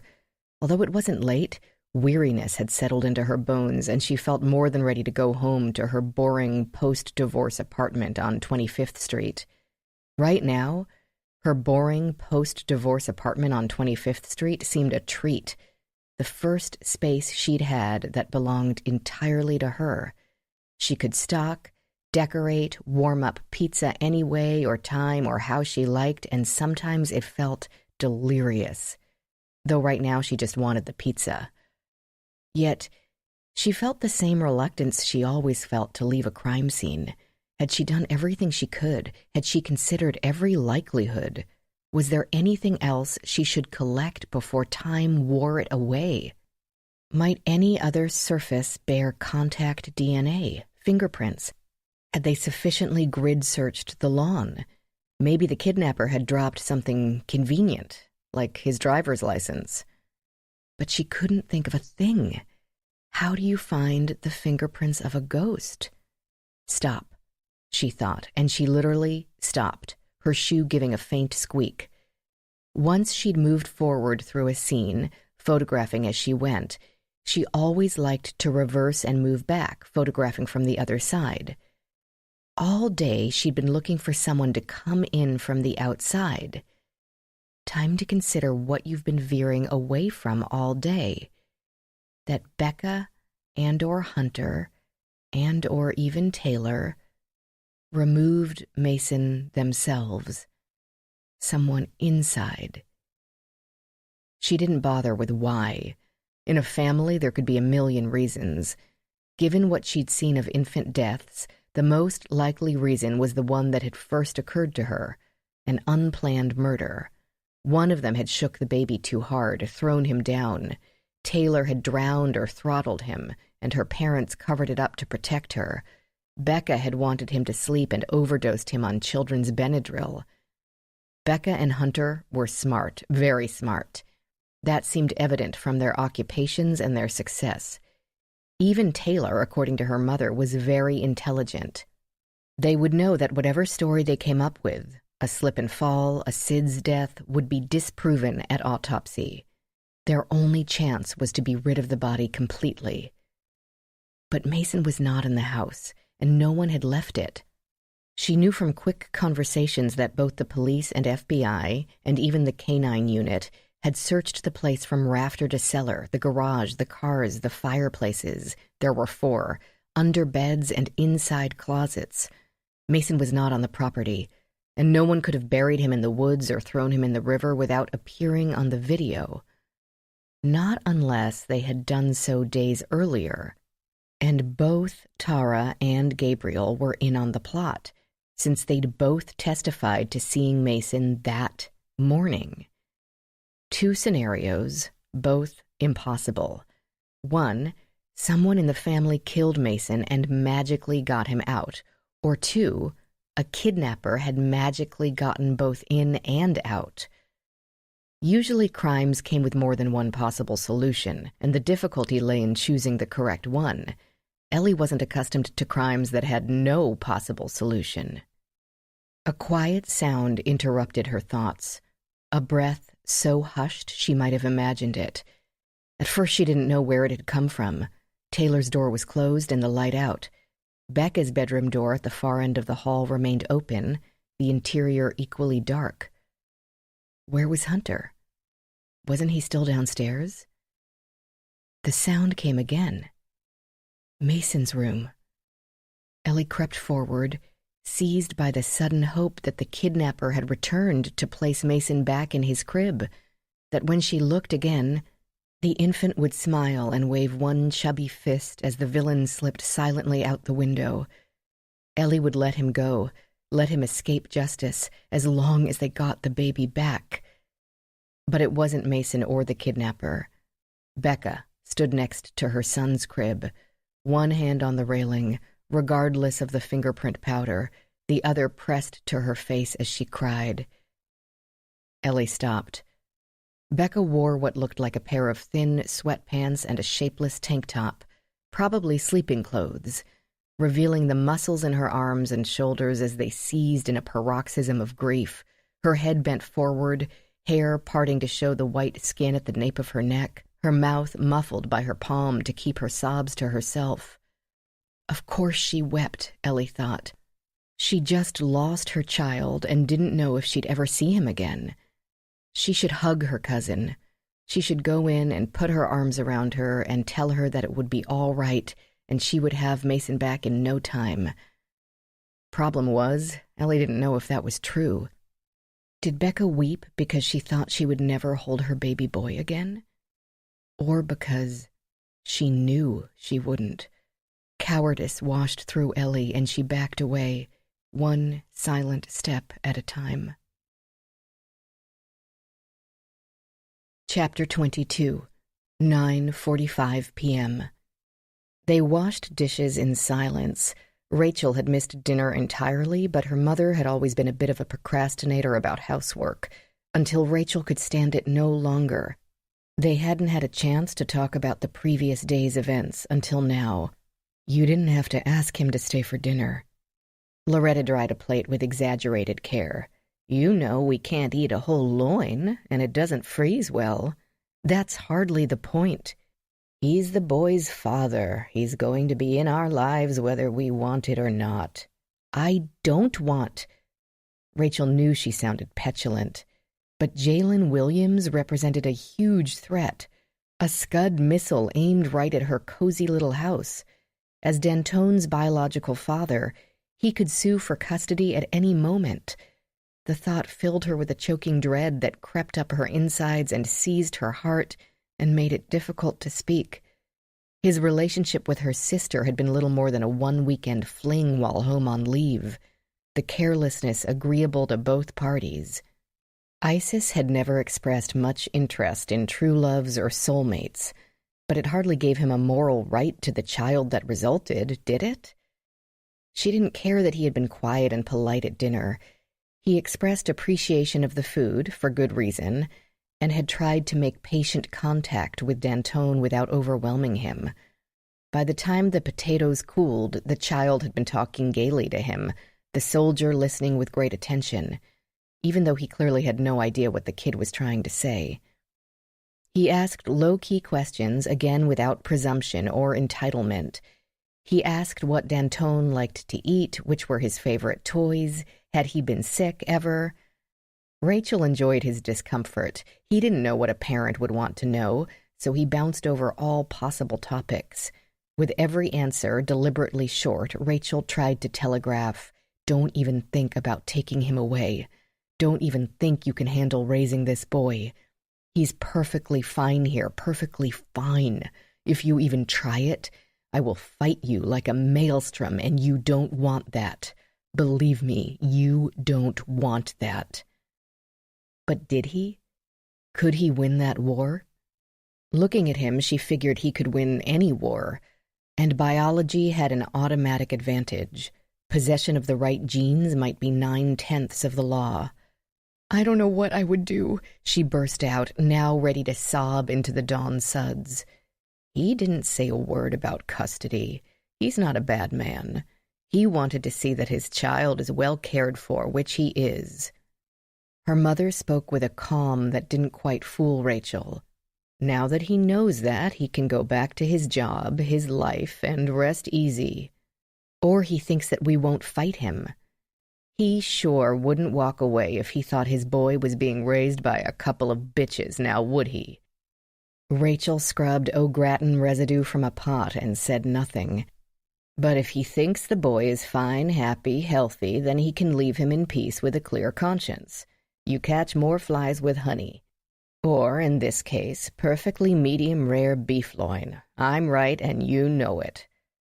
Rachel turned on the garbage disposal for a long moment just to listen to the violent grinding. Then she said, "You're right, and I know it. But I don't want to catch him. I just want him to go away." "I know, honey," Loretta said. "So do I." Ellie slipped into the largely vacated kitchen, deeply unsure as to what she should do next. Offer to stay the night? Borrow some of Becca's clothes? But her cousin surely needed some privacy, and Ellie longed for her own bed, even if she would spend half the night staring at the ceiling as usual. Sleeping well did not lie among her talents. She should call her supervisor, fill him in, purely to justify her paycheck, and to keep up the illusion that she remained there as a professional and not a concerned family member. "Did you say goodnight to Becca?" Hunter asked her. He stood alone at the kitchen counter finishing a beer. Ellie lied without thinking. "I couldn't find her, and I didn't want to invade your bedroom." "Oh. Did you get anything from that note? Dr. Davies said a guy at the Locard took it apart and found a hair and some fingerprints, but they weren't usable." "Some fingerprint ridges, an impression in the glue, but not enough to be of any use." "Huh." He drank from the bottle, swirling the liquid in his mouth a bit before swallowing. He did not seem impaired, only thoughtful. He was the man at the center of all this, at the center of Becca's life, and Ellie could have passed him on the street without realizing it. "That's weird, isn't it?" He peered at her. "That note? Gluing pieces of paper like that?" "It has its advantages." She relayed part of the conversation between herself and Rachel. "But what do they really want?" he said. "A no vote at the hearing or a bundle of cash? Both? At least money is something I can understand. Better that than some crazy old bat who just got on 70 and never looked back, who's already in Nowheresville, Kansas, telling everyone the baby's name is Jimmy." "That's a good point," she said, though she thought it might not be, because professionals wouldn't be sentimental about a child. "We leave the money, they give us Mason back. We go through with the hearing, they give us Mason back. That might sound naive." Ellie opened her mouth to defer, and he hastened to add, "But maybe not. They wouldn't want to keep him longer than necessary to try to get us to cough up more cash. Babies are a lot of work. When they're not sleeping or eating, they're crying and needing their diapers changed. I speak from personal experience. Mason will be up every 3 hours like clockwork. And then there's punishment, prosecution. That's cold." This last came as a warning, as she had spied a few ounces left in the coffee pot and snagged a mug from the cabinet. Insomniacs should not drink coffee after lunch, she told herself. But it had been a rough day, and she deserved something warm. The microwave could help her out. Punishment? Hunter went on, reasoning out the possibilities from the kidnapper or kidnapper's point of view. They have to figure, if they harm him, police will never stop looking for them. If I have the kind of money to pay a 6-figure ransom, I have the kind of money to make sure of that. But if we get Mason back unharmed, our lives go on, cops go on to other crimes. In a month, it's like it never happened. That's also very true. She tried the coffee, now heated to lava-like temperatures. You've thought this through. That's my job, to think things through. What does my client need? Why do current circumstances not allow for that? And what needs to change to make my client's needs advantageous to other people? She brought her nose to the cup again, gauging the heat. Do you know what these people actually want you to do at this hearing? What to say? I'm sure they want me to say that Kid Fund's present practices violate COPPA and 312, and that's bad. And you can't trust us not to do it again, so you'd better enact a permanent ban on direct messaging, addiction algorithms, and data retention. Can you do that? Say that? He blinked. I can. It won't be true, but to get Mason back, I can. A careful sip managed not to maim her lips. Can you present the true information at a future hearing to reverse any permanent ban? Someone can, because the wheels of the legislative process grind like a sack of gravel and molasses in fits and starts, and bills normally go from subcommittee to committee and back and forth and get changed and tweaked and discussed some more. Nothing ever happens fast in the U.S. Congress. But this wasn't about their schedule, it was about mine, ours. I need to get sales back on track before the auditors finish up the job we've already paid them to do. Without that, there isn't going to be a company left to take public. So the committee can schedule all the markup and rehearings it wants. Kid Fund might be around to participate, but I won't. He rubbed his face with both hands as if rubbing away makeup, removing the face he showed the world. She heard defeat in his voice when he muttered, "Maybe I shouldn't have invested so heavily in it. I got overly ambitious. But that's what I do, I get ambitious." Ellie rinsed her cup and left it in the oversized farmhouse sink, alongside plates and silverware that might have been accumulating for days. Perhaps she should... His phone rang. Speak of the devil, it's Gabriel. Ellie pulled open the dishwasher. Surely it would not prove as complicated as the coffee maker. Were these dishes clean or... What? Hunter exploded, but not with anger. What? Why? But how old is he? Had Mason been found? Or some hint of him? But why would that information come from Gabriel? I'm going to come over there. No, I guess not. He looked up suddenly at Ellie and apparently made a decision. You're right, I'll stay here. But I'll have Ellie alert the FBI and Locard. Hang up, but keep me posted. To Ellie, he said, the son of one of our game engineers is missing. And it's the same people who took Mason. Chapter 23. 10:10 p.m. From what we can tell, someone picked him up from school today. Michael Tyler filled her in with hushed tones in the meticulously decorated foyer of a large Georgetown row house. The kid is 10. Dad works for Kid Fun. Mom was on a plane from Germany all day, was there on business. Both parents and the older sister, she's doing a semester in Paris, but we spoke on the phone, insist he would never have gone off with a stranger. And the school said there was a signed note in the office this morning with his father's known signature, and the pickup person knew the number ID, a new number ID. They're unique to every non-parent pickup, texted to the father's phone. Except it didn't go to Mr. Thomas's phone. Video shows Noah leaving with a woman in a white van. Through an open door at the end of the hall, she could see a couple seated on a modern leather couch. The deep worry in their expressions, their shallow breathing, and the way they held each other's hands with a grip tight enough to crush, let her know these were Noah's parents. They were talking to Luis Alvarez.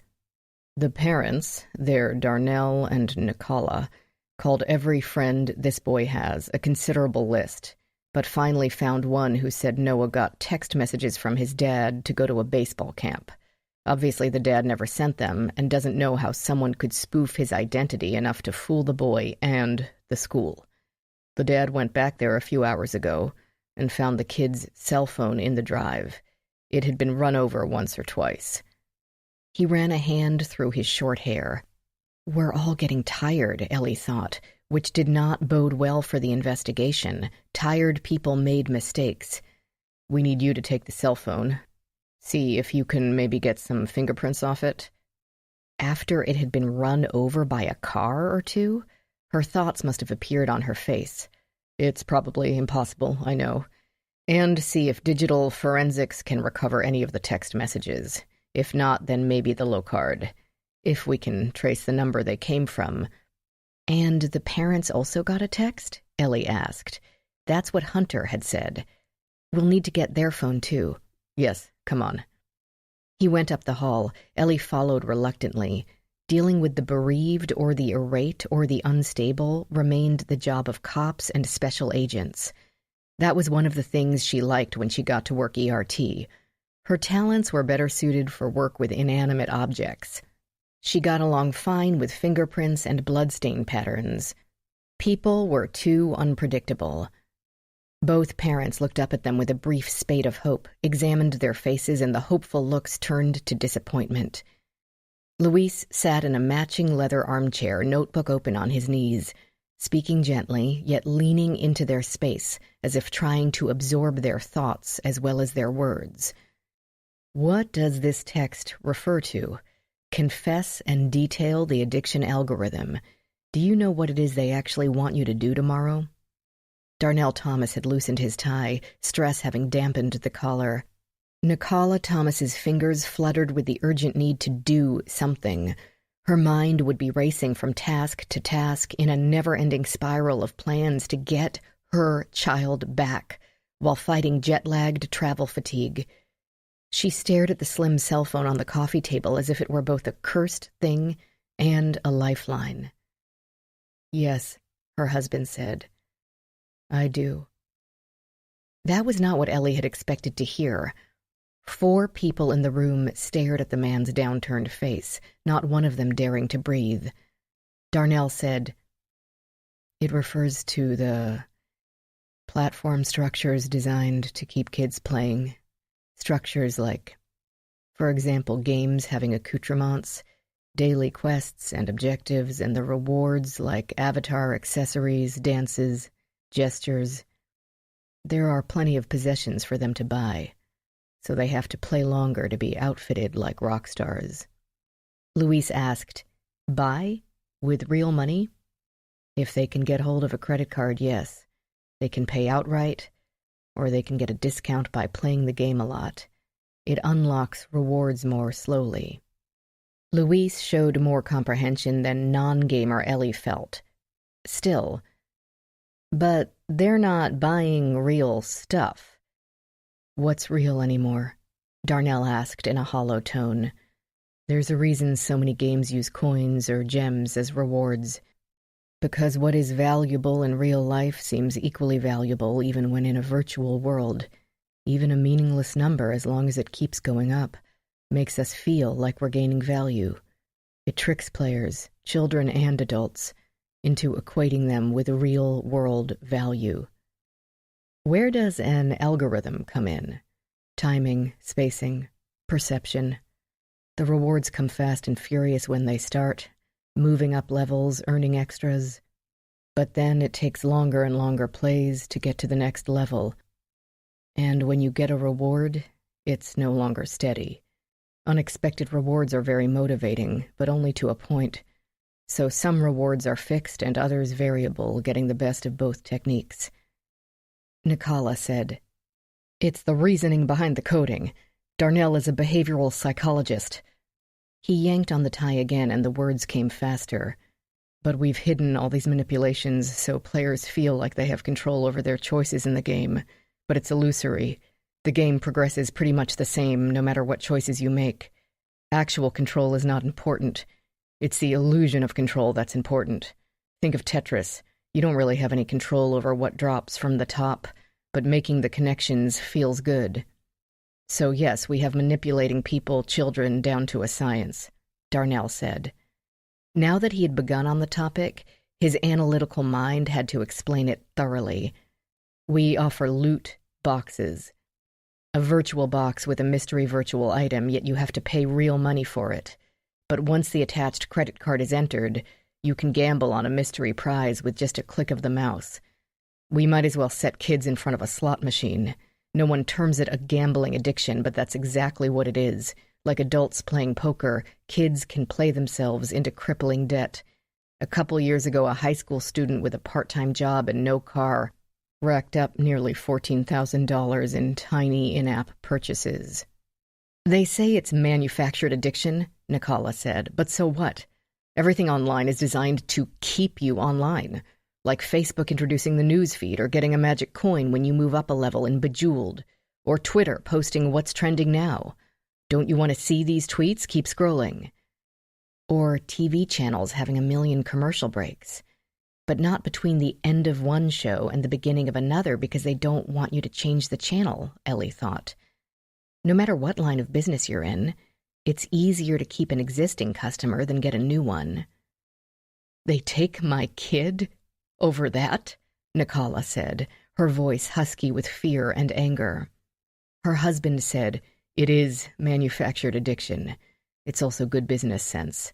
Gabriel believes other gaming platforms are jealous and egging on critics from behind the scenes, which isn't hard when the whole fight is in the virtual world. Anyway, a comment on a post here, forward a link through an anonymous email there. You can get anyone to do anything. All you have to do is find their buttons." "And they found ours," Nikala said, her fingers trembling as she pressed a fist to her mouth. Luis summarized. "They want you to renounce this addiction algorithm at the hearing tomorrow, so that the senators will vote to keep the DM ban and other measures in place. Can you do that? Until Noah's safety is assured?" Darnell appeared surprised at the question. "Of course, I'll say whatever they want."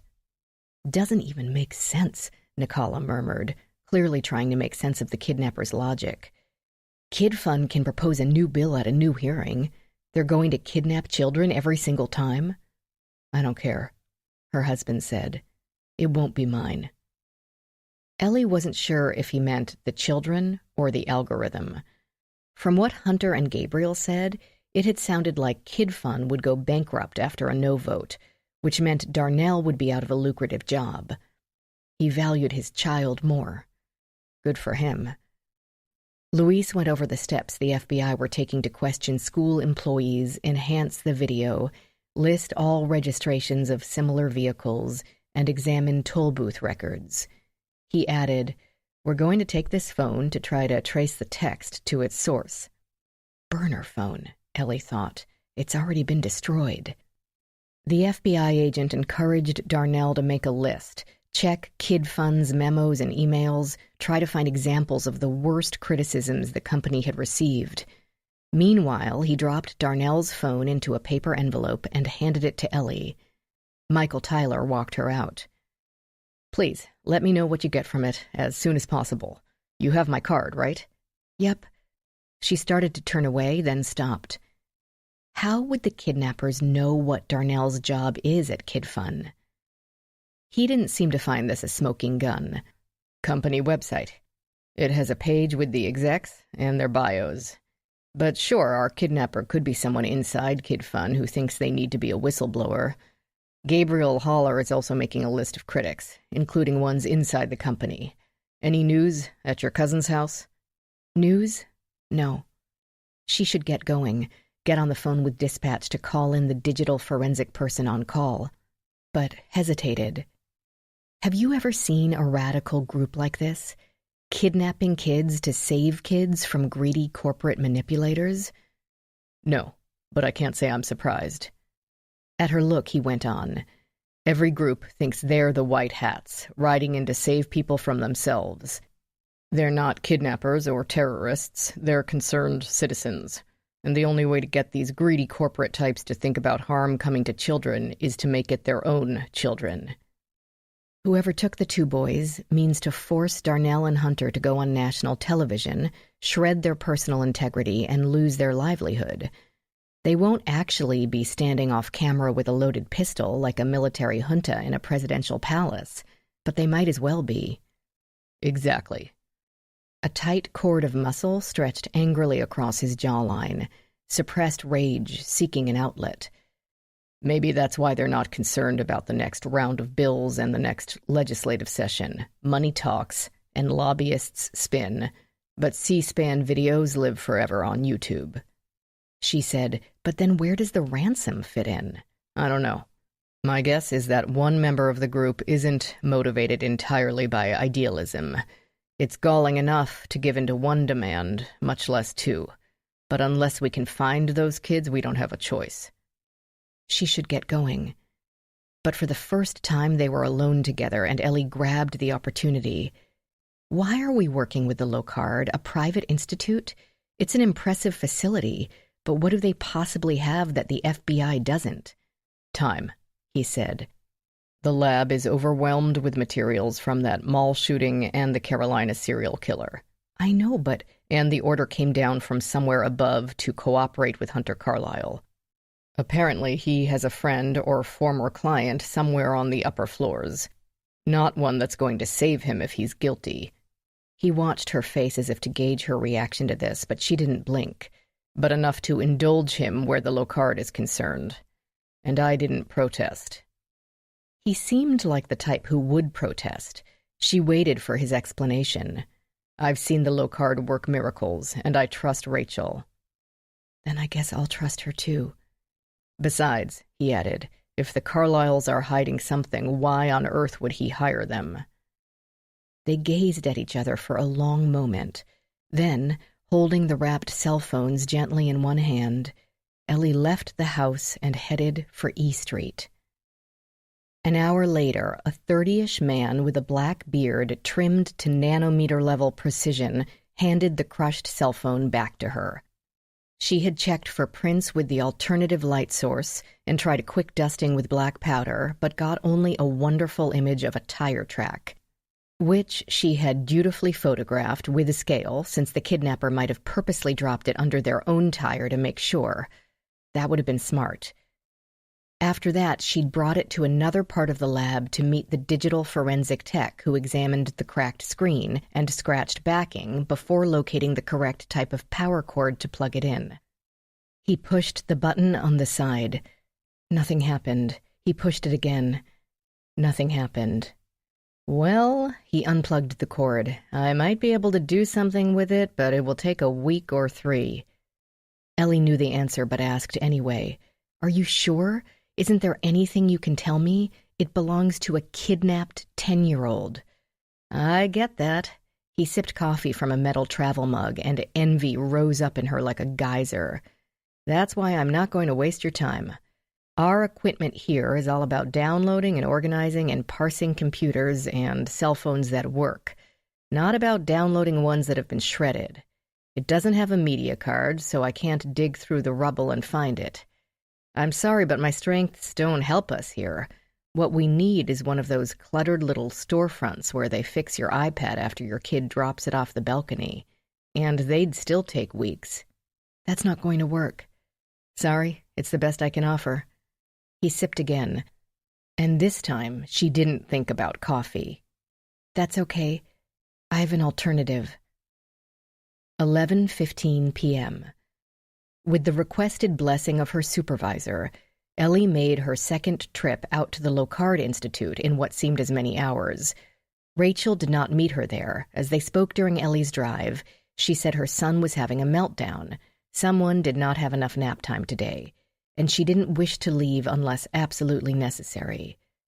Ellie heard a strain in her voice that seemed to go beyond dealing with the terrible twos. But Rachel arranged for the aforementioned tech whiz Agnes to take in the broken cell phone and see what she could do with it. Ellie had also informed the FBI agents who agreed to the plan. They could drive it out to the lab at Quantico, but since Agnes was geared up and ready to go, they decided to stay the course. Should Agnes fail, they would retrieve the phone immediately. Things had changed, Ellie knew, in a low, subtle way that no one would ever say out loud. The possibility had never gone away that Mason had been killed inside his own household, and the kidnapping story a badly constructed cover-up. But the disappearance of Noah Thomas and the subsequent instruction to his father verified the disappearance of Mason Carlyle and the subsequent instruction to his father.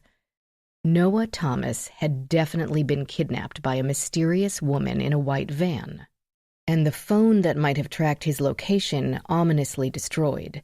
So maybe Becca and Hunter aren't hiding anything, and maybe Ellie isn't a litmus test or a potential scapegoat. The thought cheered her. A GPS in the ERT van helped her find her way back to the impressive building, and she wound through the forest path from the parking lot, trying to consider the dark woods as peaceful and not the stuff of many a horror movie. Actually, it was peaceful, and the path well lit to keep one from stumbling off the edge. Only the whiff of decay near the body farm ruined the idyll. A figure hovered behind the same door she had entered with Rachel, its form visible through the glass. Ellie knocked, then stepped back as someone snapped the door open with an impatient force, overpowering the automatic mechanism. A 20-ish woman, all angular cheekbones of white skin and straight brown hair pulled into a severe ponytail, peered through old-fashioned cat's-eye glasses. "Are you Dr. Carr?" "Yes, are you?" "Sign here."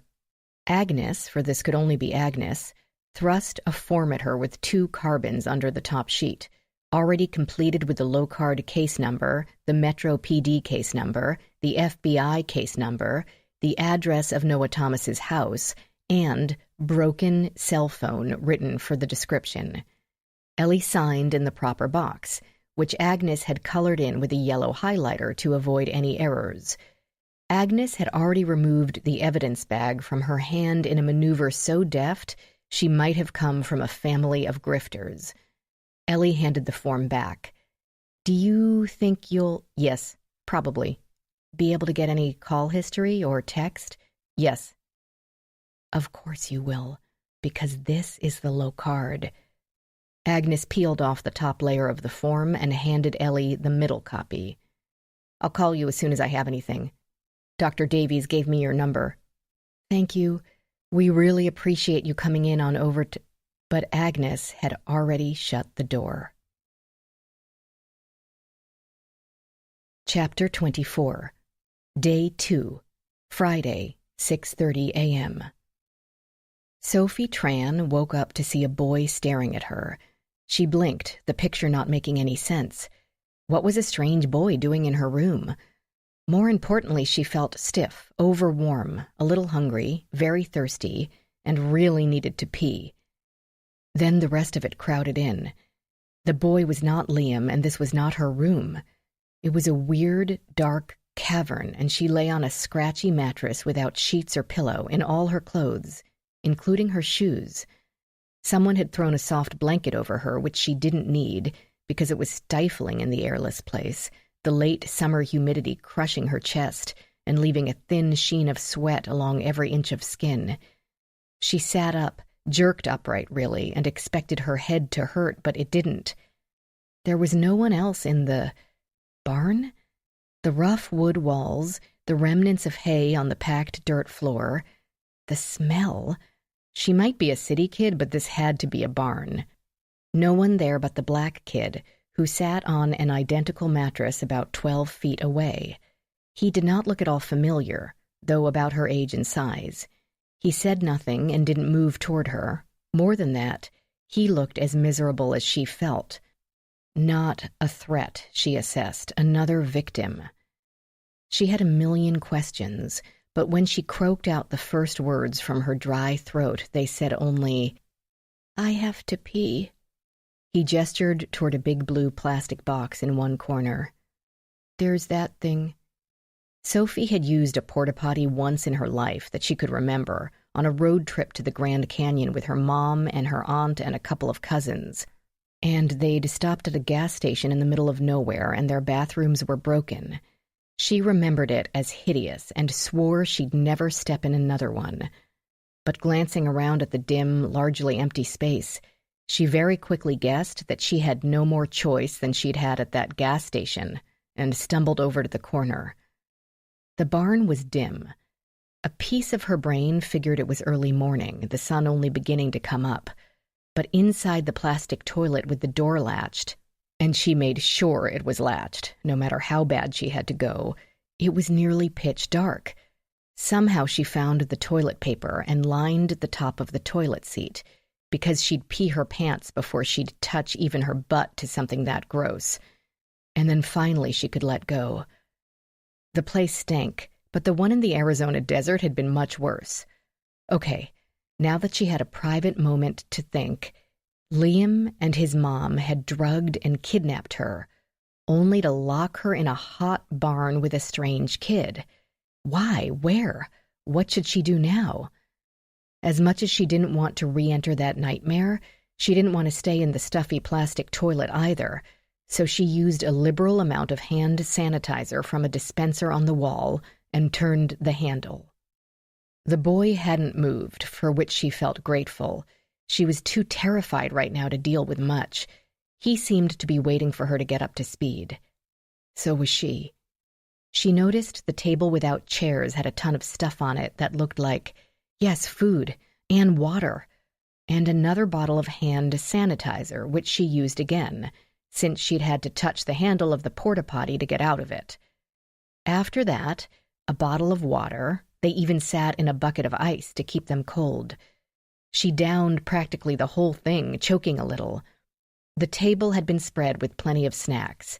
Granola bars, Pop-Tarts, beef jerky, brownies, Chips Ahoy, Doritos, a bowl with oranges, bananas, and apples, and a now warm bag of mini carrots.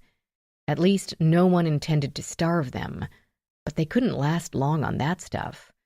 Snacks, her mother always reminded her, were a treat. They were not food. She turned to the boy. "Where are we? And who are you?" "I don't know, and I'm Noah Thomas." Succinct and to the point. Sophie felt better. At least she was stuck with an ally, not an idiot or some sobbing baby. He went on, speaking quietly, his voice controlled.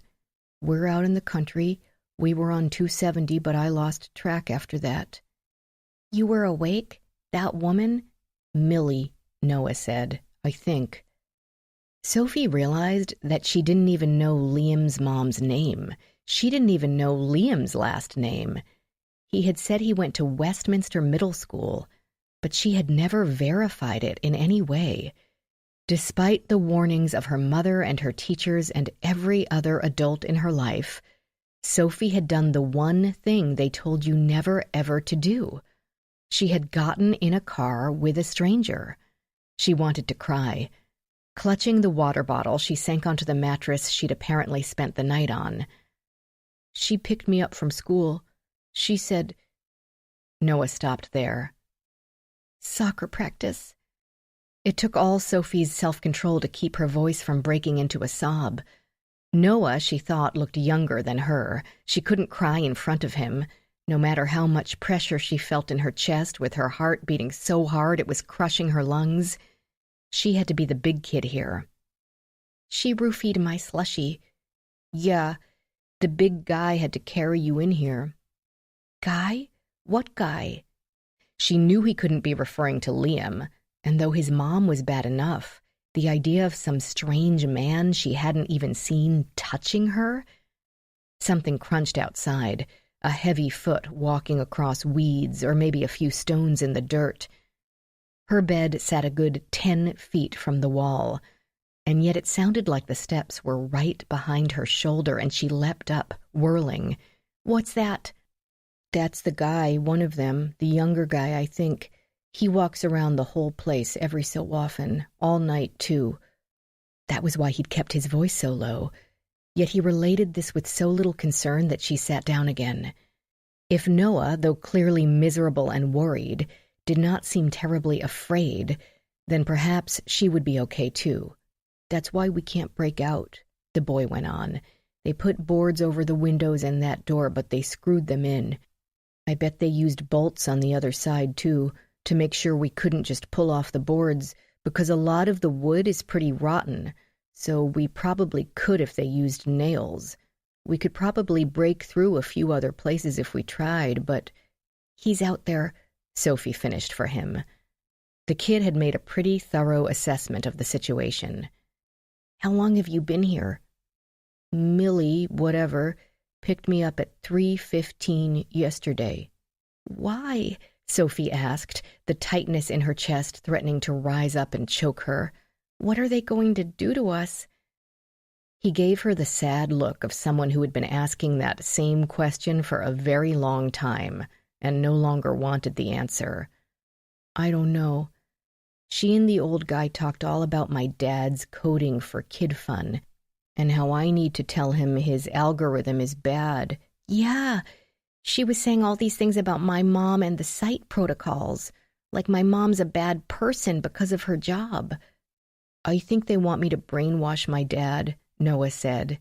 "But later they said, if I get to go home." His voice cracked on home, which Sophie totally got. "Then what do they want now?" Noah had no answer. They sat in silence for a few minutes. Then they continued to compare notes. 7:30 a.m. When Ellie returned to Becca's house, not bright but early enough, the forces were already marshalling. Tara Esposito had gained the cooperation of several bank managers, and she and Hunter stood at the kitchen counter stacking banded wads of cash. Ellie had only seen such a pile of bills a few times before. Caches of drug lords tucked in cars and safes, and once the walk-in closet of an eccentric heir to a moving company empire. "They're going to have a tracker on this or something, right?" Hunter demanded of her in lieu of a greeting of good morning. "They're not just going to rely on electronics." "The agents? They'll have several eyes on Gabriel and on the bag." "As long as it gets Mason back," Tara said, then blushed, as if she'd made a social faux pas. "How's Becca doing?" Ellie asked her cousin's husband. "It was a rough night." "Of course. Is she up?" "I'm up," a little voice said, and Taylor skipped into the kitchen. She still wore her nightgown, a worn flannel with a few ruffles, and a pirate skull and bones print against a black background. Joining them at the counter, the stack of cash rested at nearly eye level to her. "Is this going to be enough to get him back?" A pause while no one spoke. "Would it?" "That's what the note said," Tara said. "We're going to try," Ellie said. "Yes," Hunter said. "Go and get your uniform on, kid." He put his hand on her head for a brief stroke, and she turned and skipped out again without another word. Hunter watched her go. "I suppose we're going to have to get her a therapist." A knock at the door, and Gabriel Haller entered without waiting for a response, looking as if he'd had a rough night himself. The lanky man moved as if in pain, his face pasty and damp. Ellie wondered if he might be hungover. She couldn't blame him if the stressful day led to a nightcap or two. "Dude," Hunter said, "you look like crap." Gabriel climbed onto a stool at the island. "I know. Woke up in the middle of the night with these aches, and my stomach is killing me. Some sort of bug. Stay away from me. You don't want to catch this." Tara went into mom mode, stretching out a hand to touch his forehead, but he tilted away as if she might be radioactive. "Stop that. I don't have a fever. Kind of feels like food poisoning.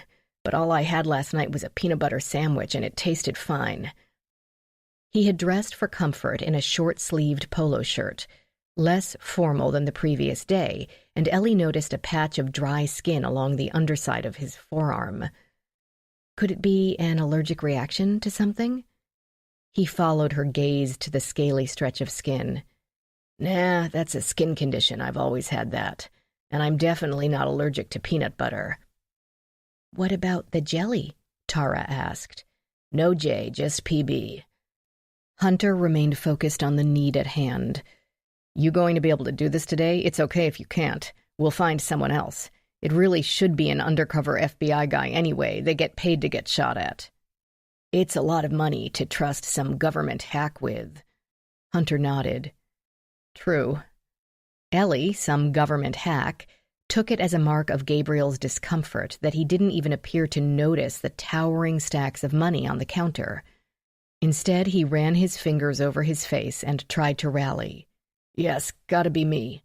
You or Becca can't do it, and you can't send her. He nodded toward Tara, who joked awkwardly, Why not? I'm tougher than I look.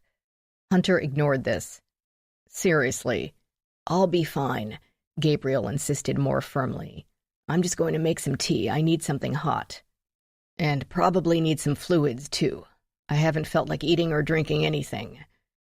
He helped himself to the electric kettle and the tea bags, and Tara retrieved a mug from a cabinet. Obviously, both spent a lot of time at the Carlyle house. Becca appeared, dressed in a silk blouse and skinny pants, her hair up in a careless bun, looking fashionable but even more worn out than Gabriel. 4 people turned to her, and she didn't acknowledge any of them, gazing instead through the glass in the kitchen door where the 2 FBI agents approached the house. Here we go, she said, her tone grim. Chapter 25, 8:05 a.m. Aisha Kasuma sat on a concrete square under one of the umbrellas at Stead Park, watching her charge climb up the rock-climbing wall, the little one, not the semicircular structure where the handholds reached to nearly 4 feet in the center. Oliver loved to climb. He'd scrape a knuckle or two, but it wouldn't slow him down unless he got tired and wanted to call it a day. Then it would be time for kisses and bandages. Until then, she knew better than to try to hold him back. The nanny next to her, whose name was Nielsa from Guatemala, told her how the landscaper's boy asked her to go see a movie that night. She wasn't sure what movie, and she didn't seem sure about the boy either. He might be too young. She thought he was younger than her, but how many years would be too many? The considerable language barrier kept Aisha from catching more than the general drift, but that didn't bother her overmuch. She enjoyed listening to Nielsa, whose animation always made Aisha feel less alone in this vast country, even if she couldn't quite figure out if Nielsa spoke of the landscaper's son or a relative of the laundromat supervisor. Some translation still escaped her. Aisha took an iced soda from her insulated bag, appreciating the shade under the blue umbrellas on such a hot day. Small children dominated the area in the morning, when school-age children were in class. At least 8 toddlers shrieked with delight on the slides and the swings. She caught sight of Nielsa's client's boy, a big-for-his-age 5-year-old climbing up the spiral slide. Nielsa often told her that the kid should be in school already. However, if he went, then his parents might decide they didn't need a full-time nanny, so she kept her mouth shut. Aisha waved to another nanny entering from the far end of the park, aiming her stroller past a uniformed worker touching up the red paint on an umbrella pole. Aisha made a mental note to keep Oliver at least 20 feet from that pole. The kid attracted staining liquids to his pants like a sandburr to a conga skirt, and Mrs. Martinez chose his clothes so carefully. She checked Oliver's location, found him pulling himself onto one of the saucer swings. Even from that distance and through a short iron fence, she could see the concentration on his face as he negotiated the hanging platform. He balanced by spreading himself across it. Amazing that at such a young age he could master that. It must be instinct. Nielsa went on, changing her topic from the boy and the movie to her favorite soap. She had described it before, but it took too much work to sort out who had married and who had cheated and who stole whose man.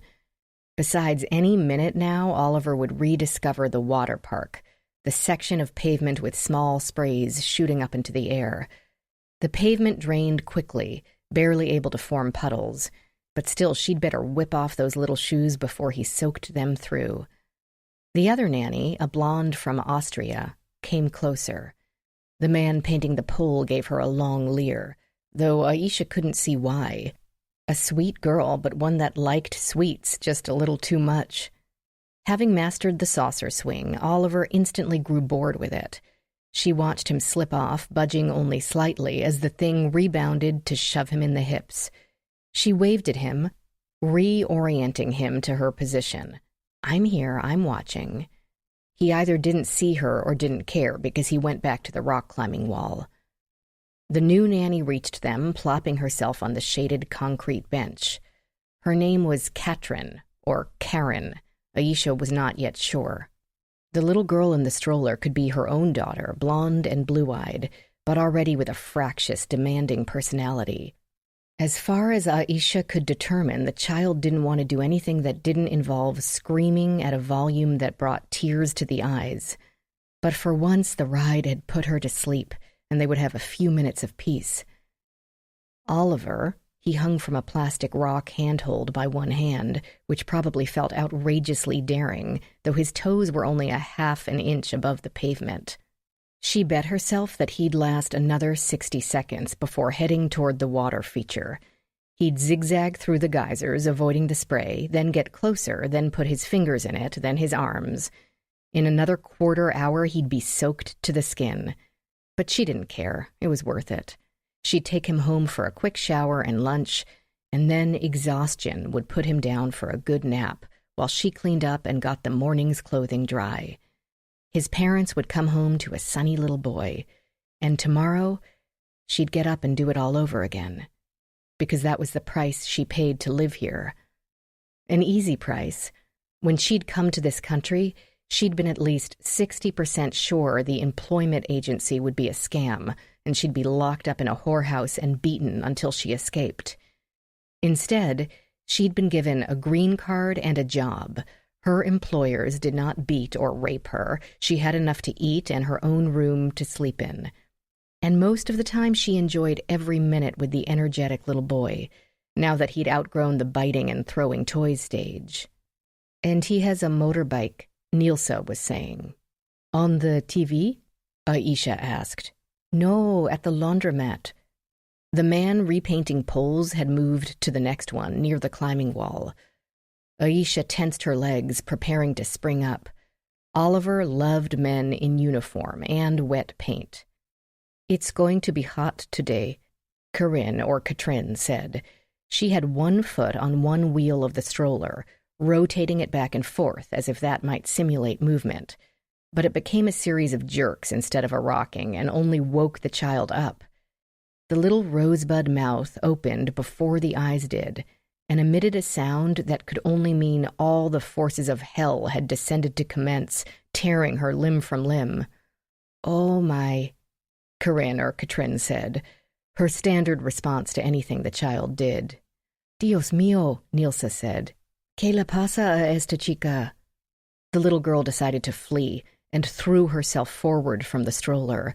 She nearly fell out, her nanny having once again neglected to buckle her straps, so that her tiny hands now dangled around Aisha's ankles. I get, Nilsa offered, and in one smooth motion whisked the girl up and out of the stroller, holding her against one shoulder and patting her back more gently than Aisha would have expected from Nilsa's frequent complaints. Not that it helped much. The screaming did not abate by so much as a decibel. Aisha looked around for Oliver. The tough little boy had a soft core when it came to his peers, often trying in his sweet but awkward way to comfort those afflicted with scraped knees and bruised feelings. And she needed to get those shoes off if he headed for the puddles. He wasn't on the rock climbing wall. She bobbed to look around Nilsa. Between her and the stroller and Katrin, she had been boxed in. But she couldn't see Oliver in the fountains either. Her heart increased its pace, the preliminary to panic. She had felt it before, when he darted away through the aisles at Whole Foods, when he sailed his scooter into the street in front of the house. But nothing bad would happen. She would find him in the spiral slides, or pretending to ride one of the metal seals by the water feature. She stepped up on the bench. There were more children in the park than she had thought. He wore an orange shirt today, she reminded herself. Look for the orange. None. He must be in the water feature. She couldn't see all of it from her vantage point. She walked along the bench to get around the other two nannies, now asking her what was the matter. She moved quickly, not running, not overreacting, to the low iron fence and jumped it in one smooth motion. First, she went to the spiral slides, where Nielsa's boy still climbed up one backward, irritating the other children waiting to descend. Oliver might be imitating him, hiding in one of the beds of the slide where he couldn't be seen. She poked her head in and was nearly decapitated by a pink-clad toddler. He must be in the fountains. She sprinted through another fence, calling his name, no longer concerned about overreacting. 7 different children ran around the water feature in varying stages of wetness. None wore an orange t-shirt. Though he was clearly not present, she crossed the area anyway, scanning, calling his name. Her sharp tone alerted and startled the other parents and nannies, but that was all right. They would help her look. Every one of them had pictured themselves in the same panic, had mentally trained themselves for such a day. She reached the far end, the expansive ball field, utterly vacant at that hour. She circled around the building. Perhaps he had wandered to the basketball courts, watching larger kids play there. But they were as empty as the field. Nielsa and the new blonde nanny met her there, their voices a cacophony of concerned questions she couldn't answer. Then she saw the paint. The small can of red paint, which the maintenance worker had carried, now lay on its side on the concrete, a few spatters leading to the abandoned brush. Aisha began to scream. 8:45 a.m. Sophie and Noah had scouted out every inch of the barn, cataloging every decent gap in the slats that could give them a view of the outside. Several, the loosest boards, quietly pressed and pulled, only after the horizon had been scanned and they'd listened with great attention for the younger guy to make his crunching rounds of the area, though the stupid chickens, now awake, probably made enough noise to disguise theirs. And how many Little Debbie cosmic brownies remained? 5. He went back to the house for a while before. He's gotta have to go to the bathroom or get a drink of water once in a while, Sophie said, turning her head away from the crack she'd been peeking through. She already had a splinter in her cheek, she could feel it, and tried to pull it out with her fingers. Uh-huh, Noah agreed, still peering, his voice low, though he had the man in his line of vision. He stopped talking to the old guy on the porch and he's coming back. That van is coming back too. The same van? Yeah. Sophie groaned. No help there, no rescue, only Millie, who had kidnapped them in the first place. She gave up on the splinter and made a decision. She was the oldest here and needed to take charge. Okay, the next time he goes back to the house, we'll wait until he goes inside, pull out that board over there, and run to the woods. They won't see us from the house. Unless someone's on the second floor, Noah pointed out. Sophie checked the height of the barn roof. This is as tall as the house, so it should block us. Maybe. They crossed the dirt floor and considered their target, a rickety board that seemed thinner than those in the rest of the wall, as if it had been tacked on as a temporary fix to keep animals from escaping. It had been screwed in at the top, to a beam about level with Sophie's chin, but attached at the bottom with a thin nail with no head. If they pulled from the bottom edge, the board slid right off its nail. Even if they couldn't pull it right off the wall, they should be able to pull it away far enough to wriggle through the gap. He won't know we've gone until he comes back and walks around the whole thing again. That could be a long time. Younger guy didn't seem too energetic, but he also didn't stick to a schedule and made his checks at random, which made it harder to plan. The chicken coop had been attached to the front corner of the barn. Noah had been too scared to notice it when he'd been hustled inside, though he didn't phrase it like that. The birds made a great burglar alarm, getting restless and squawking whenever younger guy approached, but they'd react the same way if Noah and Sophie emerged from the barn wall. Noah moved his hands, still trying to estimate the field of view from an upstairs window to past the barn along the meadow to the tree line. If anyone's looking, they're going to see us at some point. Is he afraid? Doesn't matter. We don't have much of a choice." True. He spoke so calmly that she knew he wasn't afraid to try. He simply chose to be thorough. "We'll have to run as fast as we can. Give us as much time to get into the woods." "I can run fast. My coach says I'm the second fastest on the team." "What team?" "Edgewood Soccer." "I play baseball," he said. "I go to Virginia Prep." His tone implied that baseball was more of a real sport than soccer. Sophie had run into that attitude before, and it could be what her mom called a hot button.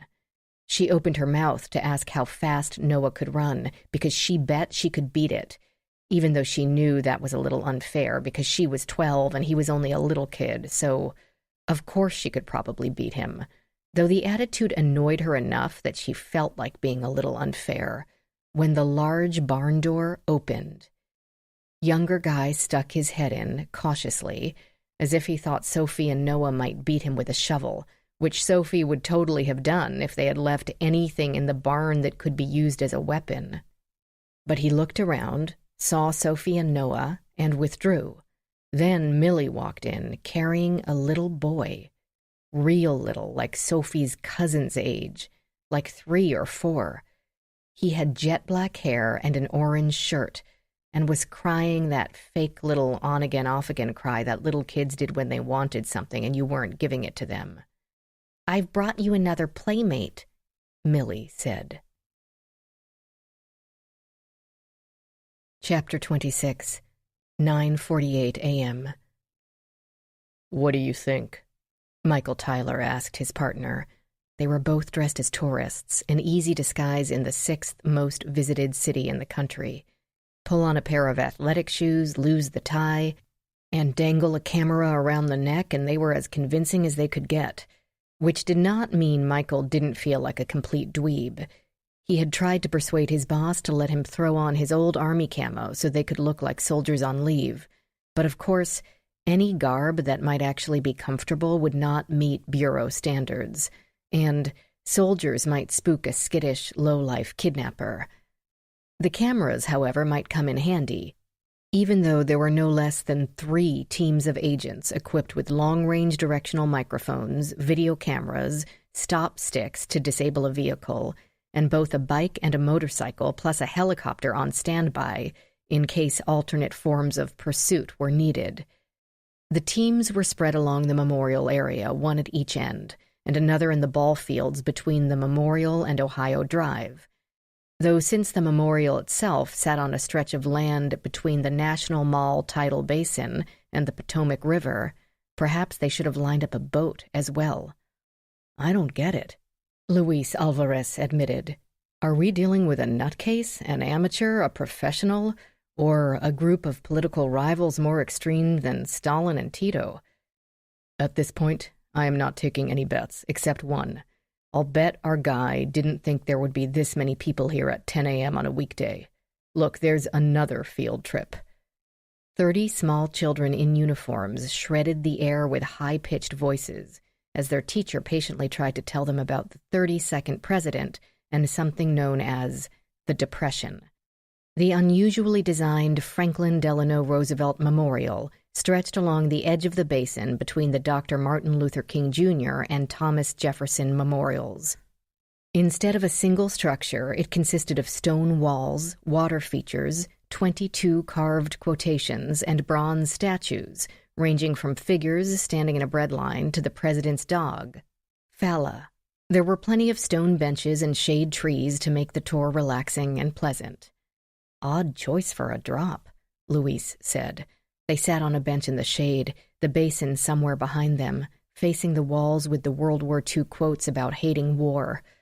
The "I hate war" phrase had also been carved into 2 huge, roughly rectangular stones, with one propped on the other in the open area in front of the wall and water. This created a small cubby under the larger of the stones. "That duffel under there is perfectly visible to anyone walking up to the quotation, especially that bunch of 4-foot-tall munchkins. I thought they did field trips at the end of the school year, not the beginning." "It's open here, though, the location. Not like they're in a building or something with only one entrance, like Lincoln or Jefferson." "Yeah, whoever grabs it can run either east or west. go around the back of that thing to the field. But eventually they still have one road out there, and the water here, it boxes them in. A breeze floated through the trees, showering them with leaves already beginning to accept the inevitable death. Michael pulled one out of the back of his collar. 2 young women and a young man moved across the plaza, all dewy skin and boundless enthusiasm, discussing an office in which they interned. An elderly woman strolled with a cane, smiling indulgently at the group of second graders, most of whom were climbing on any large stone or bench at hand, instead of listening to their teacher's summary. A lone man approached from Michael's right. "Why are we sitting here again? I hope it's not because we're FBI agents waiting for a kidnapper to come collect his ransom." "Of course not. We're just innocent history-buff dorks, but we're old and tired." "Speak for yourself," Michael said. "We're doing the circuit. Started at the Washington Monument, through the World War II and Vietnam memorials, up the steps to see Mr. Lincoln, and use up a bunch of pixels on the view over the reflecting pool toward the Capitol, then the Korean, the MLK, and by the time we got here, we're plum-tuckered out." "Plum-tuckered?" "Plum," Louise insisted, "because we've got to get to the Jefferson yet." "Then why are we wearing sunglasses in the shade?" "Sensitive eyes." For increased verisimilitude, Luis took his off and made a show of wiping them with the bottom of his shirt. "Ellie Carr couldn't get anything off the phone?" "Not Prince. I didn't expect her to. Someone at the Locard is working on the data." "Probably Agnes. You trust her?" "Agnes? She scares the crap out of me."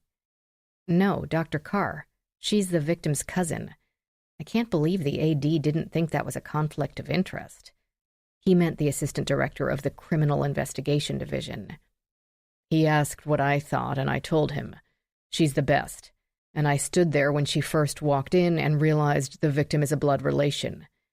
She's either an A-plus list actress, or she had no idea her cousin had married one of the richest men in town and lived in a palace.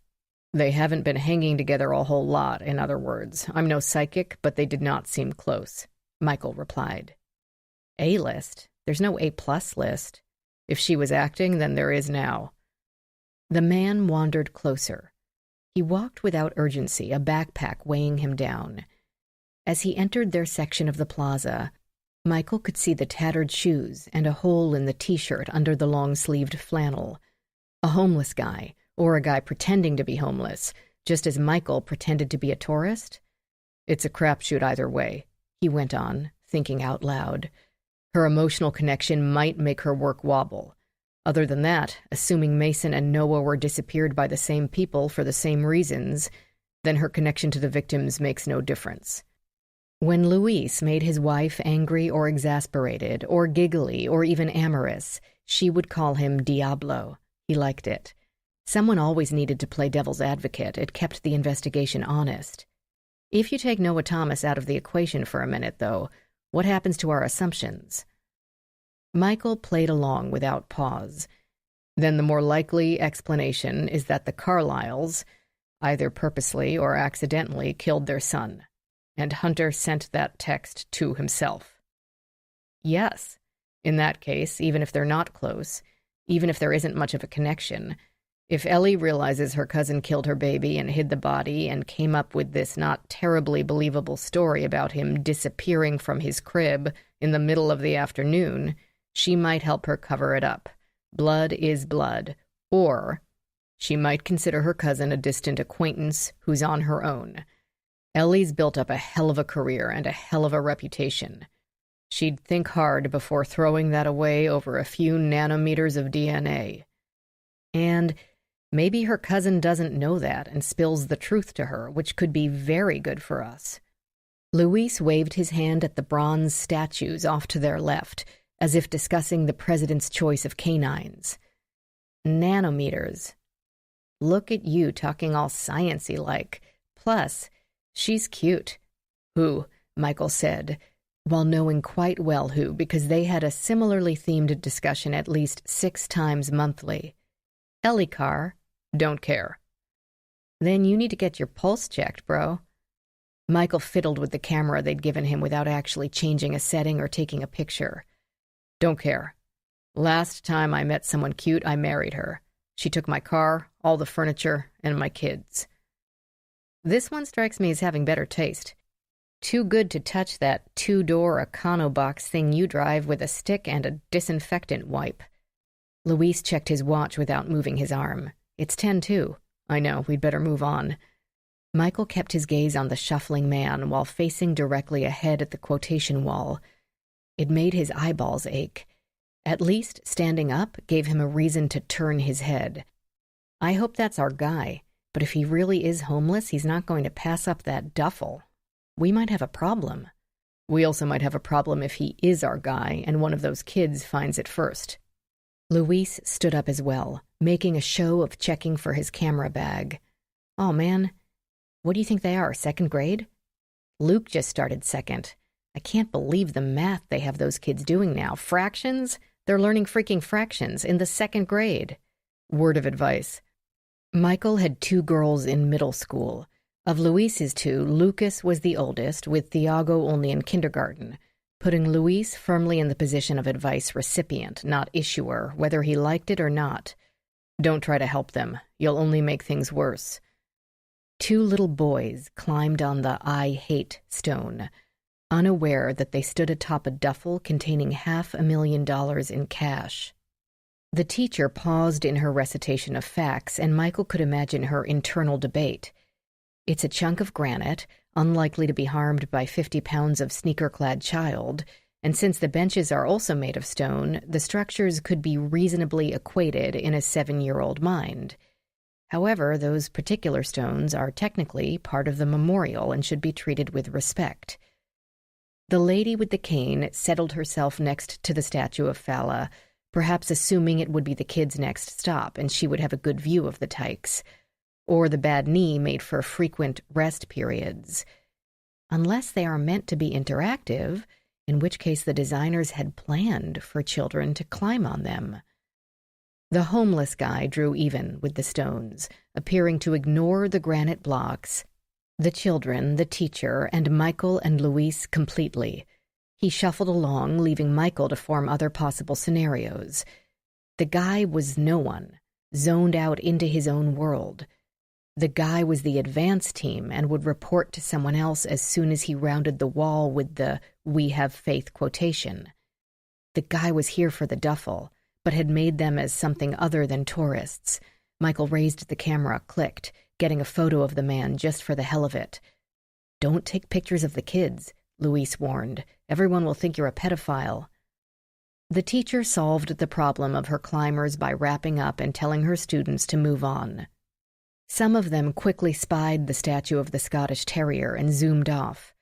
The 2 boys on the I hate stone likewise leapt to the ground in foolishly bold arcs and followed suit, leaving the duffel unnoticed. The homeless guy cleared the plaza as Michael relayed the information to the situation coordinator, so the Western team could check to see if his actions remained consistent. A teenager on a skateboard rattled his way around the wall to the west, a skinny boy in a sweat-soaked t-shirt. He glanced at the school group, ignored the agents, and continued on his way east without hesitation. Michael and Luis moved slowly in a northwest direction, careful to note where they could not be seen from any telephoto lens. The kidnapper would have to enter that particular square of area to notice them, but they couldn't linger. Michael knew darn well that in any clothing they looked exactly like what they were. They'd have to trust one of the Eastern teams to mosey over and pick up where they left off. The teacher tried to explain FDR's press club speech quote about the necessity of the Second World War, which proved too difficult to summarize within the students' less than a minute attention span, and besides, most were too occupied with sneaking past the teacher to pat the dog statue's head. The group moved on, the beaming lady with the cane bringing up the rear. The skateboarder kept going. The homeless guy did not reappear. 4 Asian tourists moved through, following a private tour guide. None so much as glanced at the I Hate War stones with the not well-hidden duffel bag full of $500,000 in cash. Michael and Luis moved to the bench against the west wall. Adrenaline faded and self-doubts flooded in. Had they been made by the homeless guy, the skateboarder, the woman with the jogging baby carriage who had gone by at a breakneck pace shortly after they had arrived? One of the second graders? Did the kidnapper get held up by insidious traffic or some last-minute emergency, like having accidentally killed Mason? Michael didn't want to think about it. "It's 10:30, Luis said. "I know." Had they ever intended to show up at all? Had this always been nothing but a distraction, to keep the agents focused on the city, while the perpetrators whisked the baby out of the country entirely? But if they weren't interested in the money, then why this baby? Both parents swore there were no exes or lovers involved.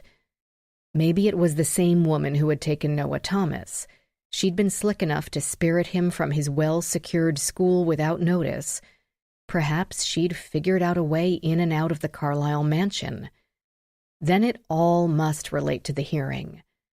As crazy as DC could get, as corrupt and backstabbing as opposing forces in a political battle could prove to be, Michael had never heard of one group kidnapping the other group's children to force a committee vote to go their way. "Partner," Luis said, "I don't think anyone's coming." Chapter 27, 9:16 a.m. "We should have gone," Becca said, pulling a gray suit jacket from a rack in her closet, a closet as big as the entire bedroom Ellie had shared with Becca and her sister Melissa in Haven, West Virginia. Ellie perched uncomfortably on a lumpy ottoman next to a wall of floor-to-ceiling shoe racks. "I know this must be frustrating for you, but it wouldn't be worth the risk." Becca didn't bother arguing. They had discussed it with the FBI agents, of course. Since the note had specifically forbade Becca and Hunter, there would be nothing they could do there except blow the agents' cover. But that didn't make it easy. "What about this one?" Becca held the suit jacket to her chest, examining her reflection in a large trifold mirror. "It's very nice." "You said that about the last two." Ellie turned her palms up. "You know me, I don't know Burberry from Armani." "I thought you might have picked something up in the past 20 years, and this is Armani." "It's very nice," Ellie teased, and felt an iota better to see a small grin on her cousin's face.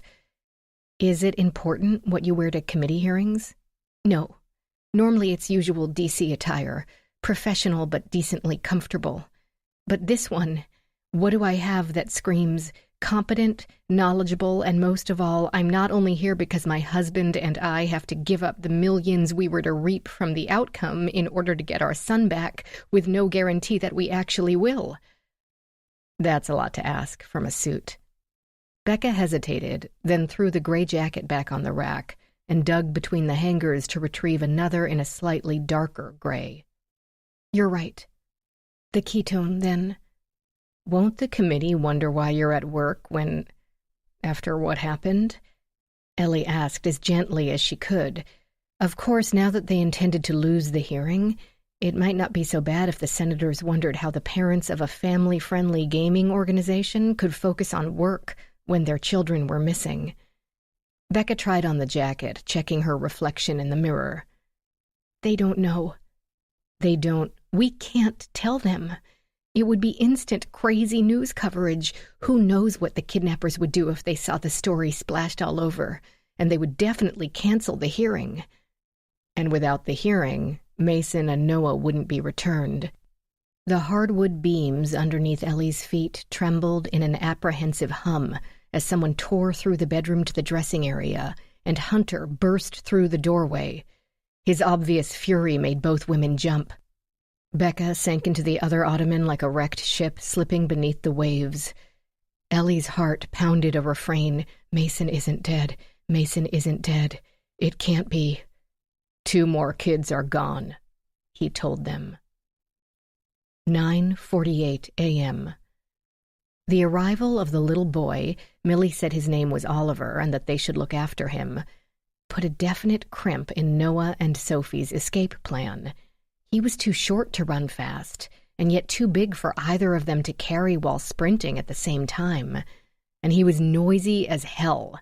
He hadn't stopped either screaming, crying, or talking since his arrival. He could talk in sentences, but couldn't comprehend that they had no idea what was going on either. They were bigger, so they had to know.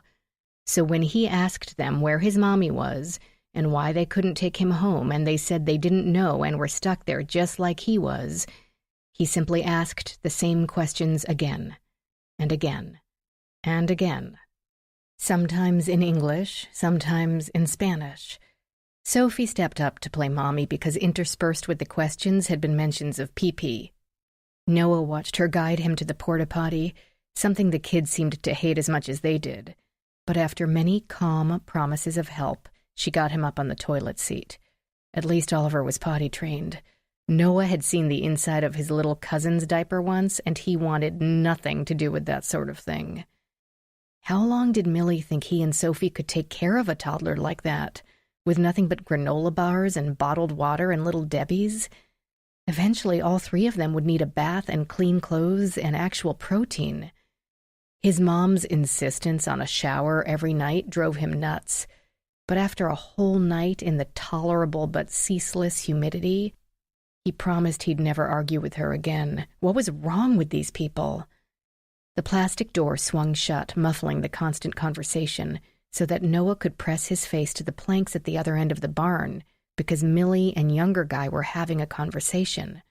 Or more like an argument. "How much longer?" younger guy asked. 4 o'clock. It's the last on the agenda for today. Then we'll know if they've listened or not. She tried to walk away from him, but he stepped in front of her. Then what? Then we know whether we have a world fit for our children to live in. I meant, what about them? He waved a hand at the barn and seemed to look right at Noah, startling him into jumping back so that he missed what Millie said next. Inside the plastic box, Oliver protested to something with another shout. They can't see me, Noah told himself, and pressed one ear to the sliver of gap between the wooden planks. Then he covered up his other ear with his hand and tried to blot out every other sensation. If he covered one eye as well, he could peek through a different gap without straining his eyeballs. Much. And right now they're comparing notes, Millie said. Do you really think they'll do it? Of course they will. We have them. She hitched a thumb toward the barn, and the gesture gave Noah a chill even in the heat. She was going to make them do something. Like the bad guys made the prisoners of war talk about how bad the U.S. was in that movie about Vietnam that his dad had been watching one time. Or maybe make him and Sophie tell their parents they were going to be killed if they didn't send a bunch of money. Or maybe there was something only he and Sophie knew, and younger guy would cut them with a knife and pour salt on it. He had seen that in some ancient movie before his mom made him turn it off, and torture them like that.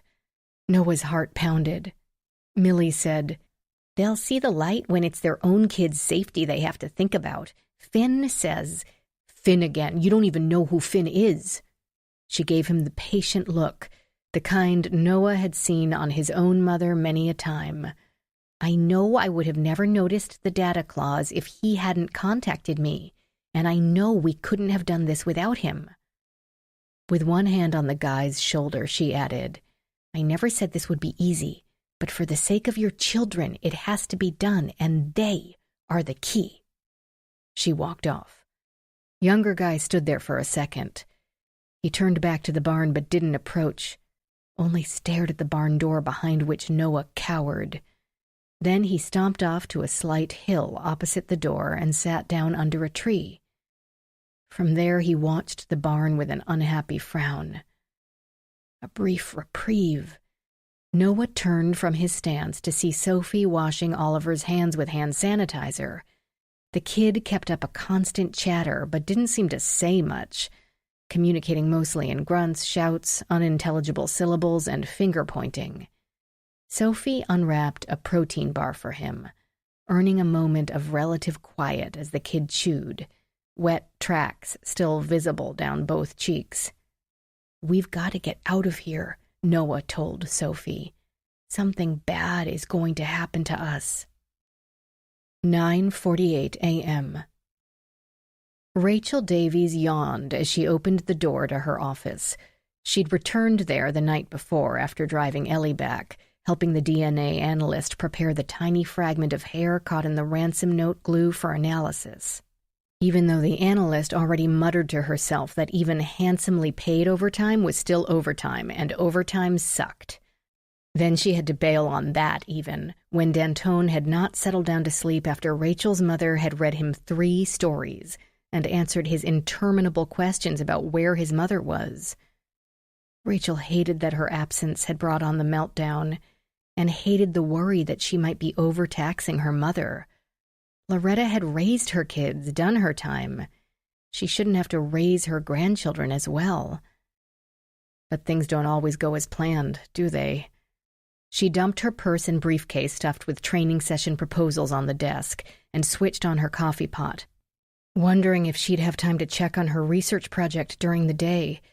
She'd been working with the D.C. Medical Examiner's Office to collect small samples of brain tissue from the recently deceased to see if there were any chemical abnormalities, especially in the brains of suicide victims. But she probably wouldn't have time to visit the pathology lab, with Mason Carlisle still missing and another boy gone as well. The hallways grew noisy as students milled about, preparing for that day's seminars, comparing notes, and networking. The current slate of training classes would end on Friday, with a 2-week break until the next session began.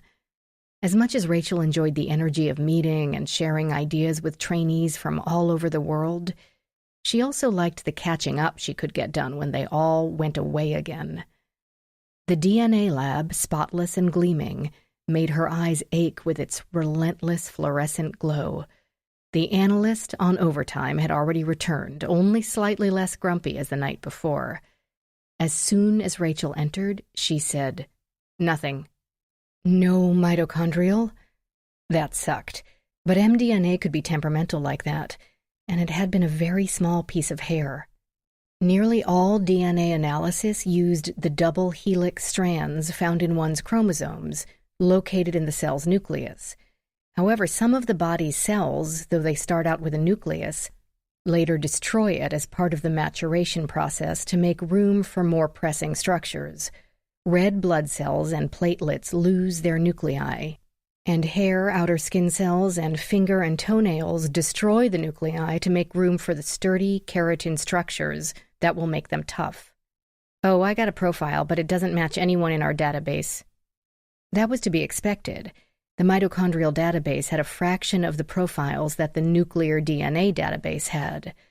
A very, very long shot, but worth a try. Mitochondria, the kidney bean-shaped organelles found in cells, function as the cell's generators and produce chemical energy to power everything the cell has to do. But mitochondria have their own DNA, a rudimentary circular structure called a plasmid. As the cell divides by mitosis, the mitochondria and its DNA divides by simple fission. It replicates without recombining. In a fertilized egg, the only mitochondria present will be from the egg, not the sperm, so that a child inherits only their mother's mDNA, passed down unchanged through the maternal line. So, unless you have something for me to compare it to, there's nothing more I can do for you. I was going to run a demo this morning anyway. Give the students some real-time observation. Usually I have one of them volunteer a hair or fingernail, but if you... Yes. Rachel pulled out an envelope containing Ellie's red hair, the one she had plucked off her passenger headrest. She handed it to the analyst, who filled out a quick receipt and had Rachel sign off. "What is this?" "Just a hunch," Rachel said. Chapter 28, 10:45 a.m. Q Tran just called me. Hunter spoke so quickly that Ellie had trouble making sense of the words. Yet he didn't shout. His voice stayed low, controlled, thoughts and strategies churning behind them as steadily and rapidly as a server bank in a temperature-controlled vault. Her daughter, Sophie, pulled the old trick, Told her mom she was staying at a girlfriend's, but she really met a boy, or was supposed to meet a boy. The girlfriend got more and more worried and had just confessed to her mother when Q called for a bedtime video chat. Of course, she had been having nightmares of a pedophile ring and didn't connect it to Kid Fun until she got a text this morning. Oh my God, what the hell do they want Q to do? Something about the security verification procedure. They want her to say it's just a data grab. This can't be happening. Hunter exploded, grabbing his hair with both hands and walking around in a circle. This can't be happening. Ellie wanted to echo the sentiment. She'd examined and tested everything she could, and yet the situation kept getting worse. You said 2 kids. Hunter stopped pacing, sucked in a breath. Jason Martinez's son, Oliver. He's 3. Snatched from a playground. Jason was there when Darnell got the text about Noah, so he contacted everyone immediately. But Jason hasn't gotten a text yet. Becca's expensive suit jacket slipped from her hand. Has Gabriel told everyone at Kid Fun that they need to put their kids under armed guard? Yes, Hunter cut her off. He did. But I'll bet that's it. There won't be more. How do you know? Because Q, Darnell, and Jason are the 3 scheduled to speak at the hearing today. Just them and Gabriel. An abrupt silence as this sank in. Why hadn't Ellie thought of that yesterday? Since the whole drama centered around the hearing, surely kidnappers would focus on the people speaking there. From what she'd spent all night reading, agendas and list of witnesses had to be submitted in advance for committee meetings, and not changed without difficulty. She also had read a great deal on gaming practices and online safety. What will they want Jason Martinez to say? Hunter roused himself from his own thoughts to say without patience, "Who knows with these wackos?" Becca murmured, "Jason is an advertising lawyer." For a second or two, Ellie thought that meant he took out billboards about his law practice. He deals with the use of data collected by the program.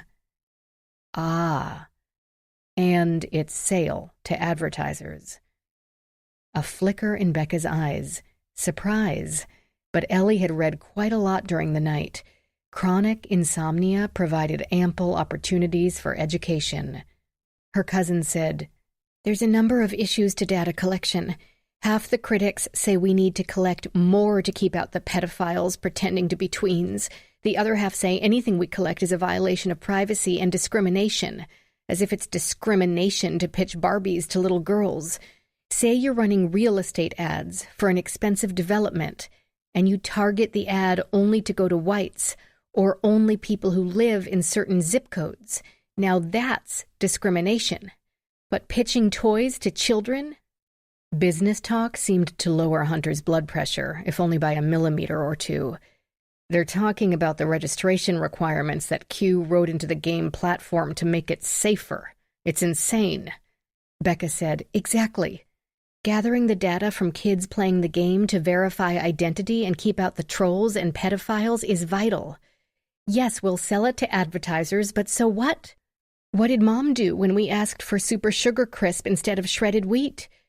"She said no," Ellie dutifully replied. "Exactly," Becca repeated. "No online protocol can take the place of parents paying attention. These people are insane, and they're grabbing all our kids. I should never have let Taylor go to school today." Hunter said, "The school's aware. They're not going to let anyone other than you or me get near her." Becca ignored him, saying to Ellie, "I wanted her to have a normal day, and if something went wrong, I wanted to protect her." Which meant, if her brother turns up dead, I don't want her to be here when we find out. "Hello?" The voice came from the first floor, faint and wavering. The 3 people in Becca's dressing room stared at each other for a split second, then nearly got caught in the doorway as they dashed toward the stairs. Gabriel Haller sat at the dining table, the informal one attached to the kitchen.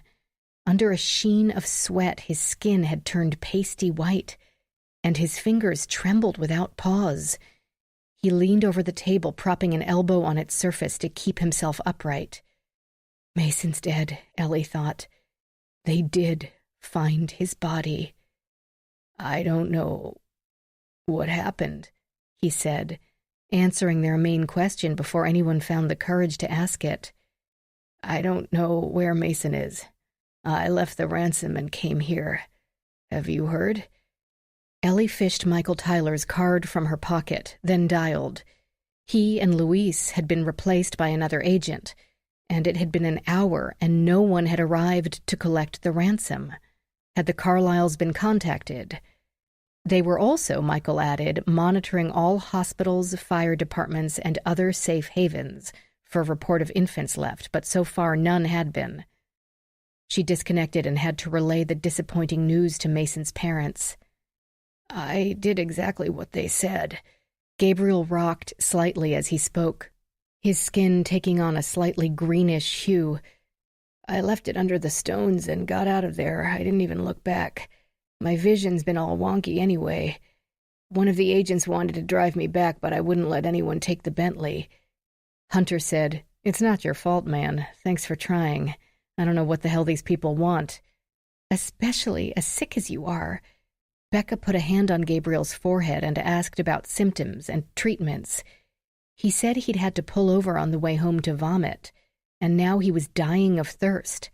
Becca hastened to get him a glass of water. He isn't rocking, Ellie thought. He's shivering. His body twitched in involuntary spasms. There were illnesses that could cause such a rapid decline, but not many. There were also many non-natural events with the same effect. "Call an ambulance." "No," Hunter said. "He's got to make that hearing. We all have to make that hearing. They don't want the ransom, they want the hearing." "That's not going to be an option." Hunter ignored her. "We'll get you some aspirin and a hot toddy, pal. You'll be fine." "No," Gabriel said to Ellie. "It's just the flu. I'm going to be there when we tell the truth about the company." "It's not the truth," Hunter snapped. Gabriel did not respond. When he reached for the glass Becca held, he slid from his chair and onto the floor in a slow-motion avalanche of arms and legs. "Call an ambulance," Ellie ordered her cousin as she grabbed Gabriel's wrists to pull him away from the chairs and table. This gave her room to get him completely on his back, stretched out on the gleaming wood floor. A hard surface, not the plush carpet so thickly padded it might as well be a bed's mattress. Gabriel did not breathe. She checked his airway, clear, and put her ear to his chest, blocking her other ear to be able to detect even the slightest heartbeat. His dress shirt felt damp, and she could smell the accumulation of sweat in its fibers. Nothing. Though grateful for the quiet moment, Ellie realized she hadn't heard anyone dialing 911 and barked again, "Ambulance!" as she felt along Gabriel's breastbone, positioning her hands. "Do you have an AED?" Hunter said, "No. What's the matter with him?" Ellie began to pump the man's chest. 1, 2, 3. She heard Becca direct the 911 operator to their location. Then Becca knelt across from Ellie, her skin turned nearly as pale as the sick man's. She said his name in a stricken tone, once again stroking his forehead. 29, 30. Ellie stopped and listened again. Nothing. She tilted his head again, pinching his nose with one hand and holding the jaw with another. "What's the matter with him?" Hunter shouted. Ellie put her mouth, acutely aware that the man may have collapsed due to some communicable disease, though she didn't think so, over Gabriel's slack, dry lips, and puffed 2 deep breaths into his lungs. She turned to see his chest fall. Good. At least his airways are not obstructed. She restarted compressions, trying to ask for the ambulance's ETA without losing count. But Becca didn't know, in her distress, she had tossed the phone aside, and when relocated, the 911 center had disconnected. Just then, however, they all heard a firm knock, followed by yet another questioning. "Hello?" Good, Ellie thought. Get some pros in here because he's not going to... But paramedics didn't arrive through the open doorway.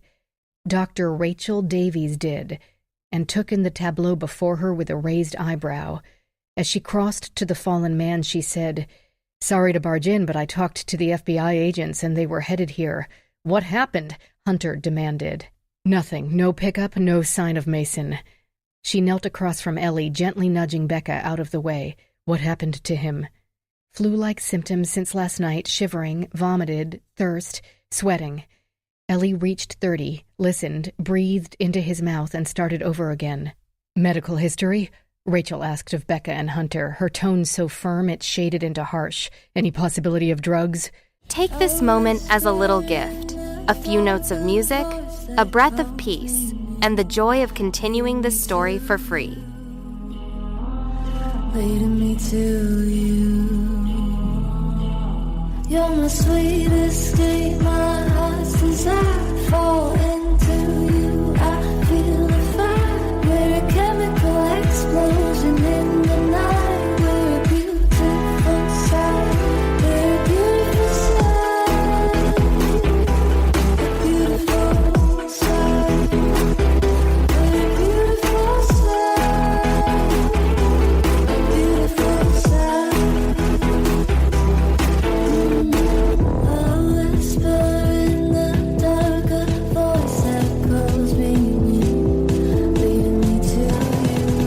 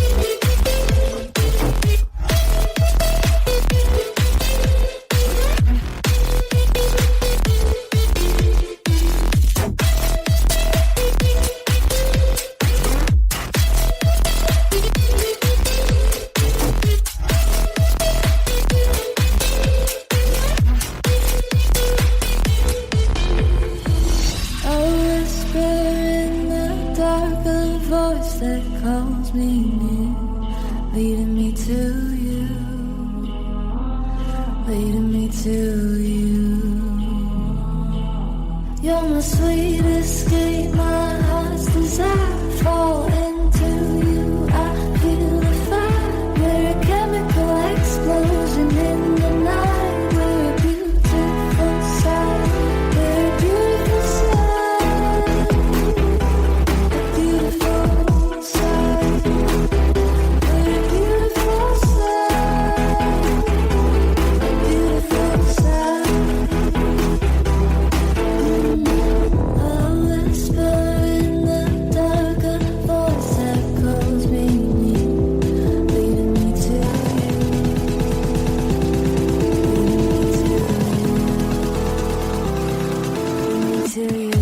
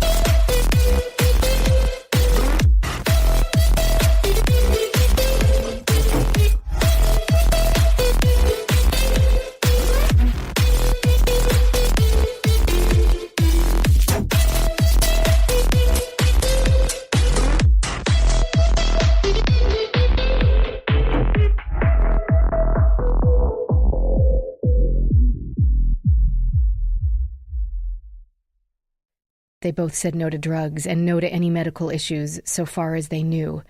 This doesn't make sense. Ellie continued to push on the unresisting flesh, knowing that the window to save his life grew narrower every second. Soon it would close completely, if it hadn't already. No, it doesn't. Need me to take over? Rachel asked her. No. She had a rhythm going, a system. Not that it seemed to be working. They needed a defibrillator. They needed a medevac. They needed the operating theater of the best hospital in the country, or... Rachel suddenly abandoned her, but then Ellie saw why. A strong young woman in a pair of BDU pants knelt in her place and told Ellie, "Taking over when you finish that set. 28, 29. She counted aloud, then took her hands away and let the paramedics work. They intubated Gabriel. They took a scissors to the expensive dress shirt and applied the AED pads. One defibrillator to his right side under the collarbone and the other to the lower left. The EMT hesitated over a wide patch of scaly, hardened skin, no doubt wondering if it might affect delivery of the charge, decided it wouldn't, and pasted the flat white oval to his side. "Clear," she said loudly, and hit the button. Gabriel's body gave a start, but the glowing pinpoint on their portable EKG settled back to a single unchanging line. They tried again, then finally bundled him onto a gurney and sped away with sirens blaring, and Ellie felt the utter certainty that it would all be for nothing. Gabriel Haller was dead. Chapter 29, 12:50 p.m. Rachel Davies donned a Tyvek apron, following it up with long sleeves with elastic at both ends to slip over her silk blouse.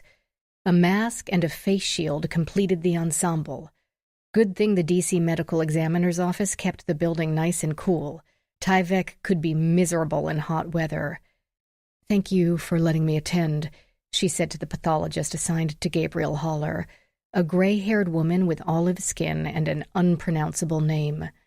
"No problem. It's a light day for a change, so we've got room around the tables. We've finally finished work on the mall shooting victims, and when the FBI asks for you to be here, my boss isn't likely to argue."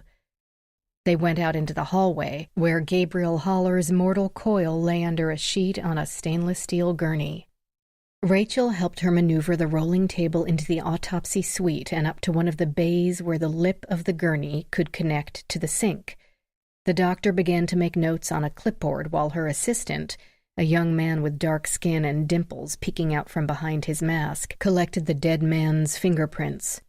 "I couldn't even catch everything they said, something about missing children and a congressional hearing." Rachel tried to summarize the events so far, not an easy task, when they didn't even make sense to her, finishing with, "So this man had been feeling sick since last night, but this morning dropped off a ransom payment, and then drove himself back to the parents' house where he collapsed of an apparent medical issue." "That's bad timing," the assistant said as he squirted dishwashing liquid over Gabriel's body. He followed this with water from a rubber hose attached to a sink faucet, and then washed every inch of skin with a sponge. "That's suspicious timing," Rachel said. "Anybody else sick?" "No. No history, not that I know of. Contamination, botulism, salmonella, bad drugs? No clue at this point. They're checking his house now, but he lives alone and was out and about yesterday, so who knows what he consumed." "Huh." The doctor scribbled more notes. Then the hesitation in Rachel's voice, some atypical timbre, made her reconsider. She gave her fellow pathologist a sharp peer. "You're thinking poison, like a Russian spy or something?" "Well," Rachel said, "yes. Given the extremely rapid decline of an apparently healthy man, the symptoms don't follow a familiar route." "And the timing." "And," Rachel said, "the timing." "What's this on his skin?" the assistant asked, scrubbing at the wide patch of thickened, rough skin. The largest patch covered a 6-inch diameter, with some smaller blotches everywhere on his torso. When they flipped the body over to scrub and examine the back surface, Rachel saw that the most pronounced areas were over his elbows. "A couple of things could cause that," the doctor said, unimpressed. "It's probably a form of ichthyosis." "Easy for you to say," the assistant joked. "See the mosaic lines on the calves? It's a mild form, really, not that bad. A little bit of exfoliation now and then probably kept him comfortable." The two of them turned the body face up again. "It can be a lot worse, where the scales cover the sweat glands and the person gets itchy because the skin's trying to sweat and can't. They get large red patches all over, which can dry out, crack, bleed, and ooze, which would be a pity, she added with a glance at the dead man's face. He's a good-looking guy.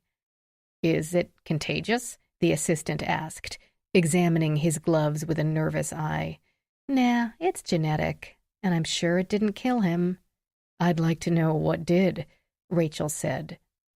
Other than the various patches of dry skin, Gabriel Haller didn't have a mark on him.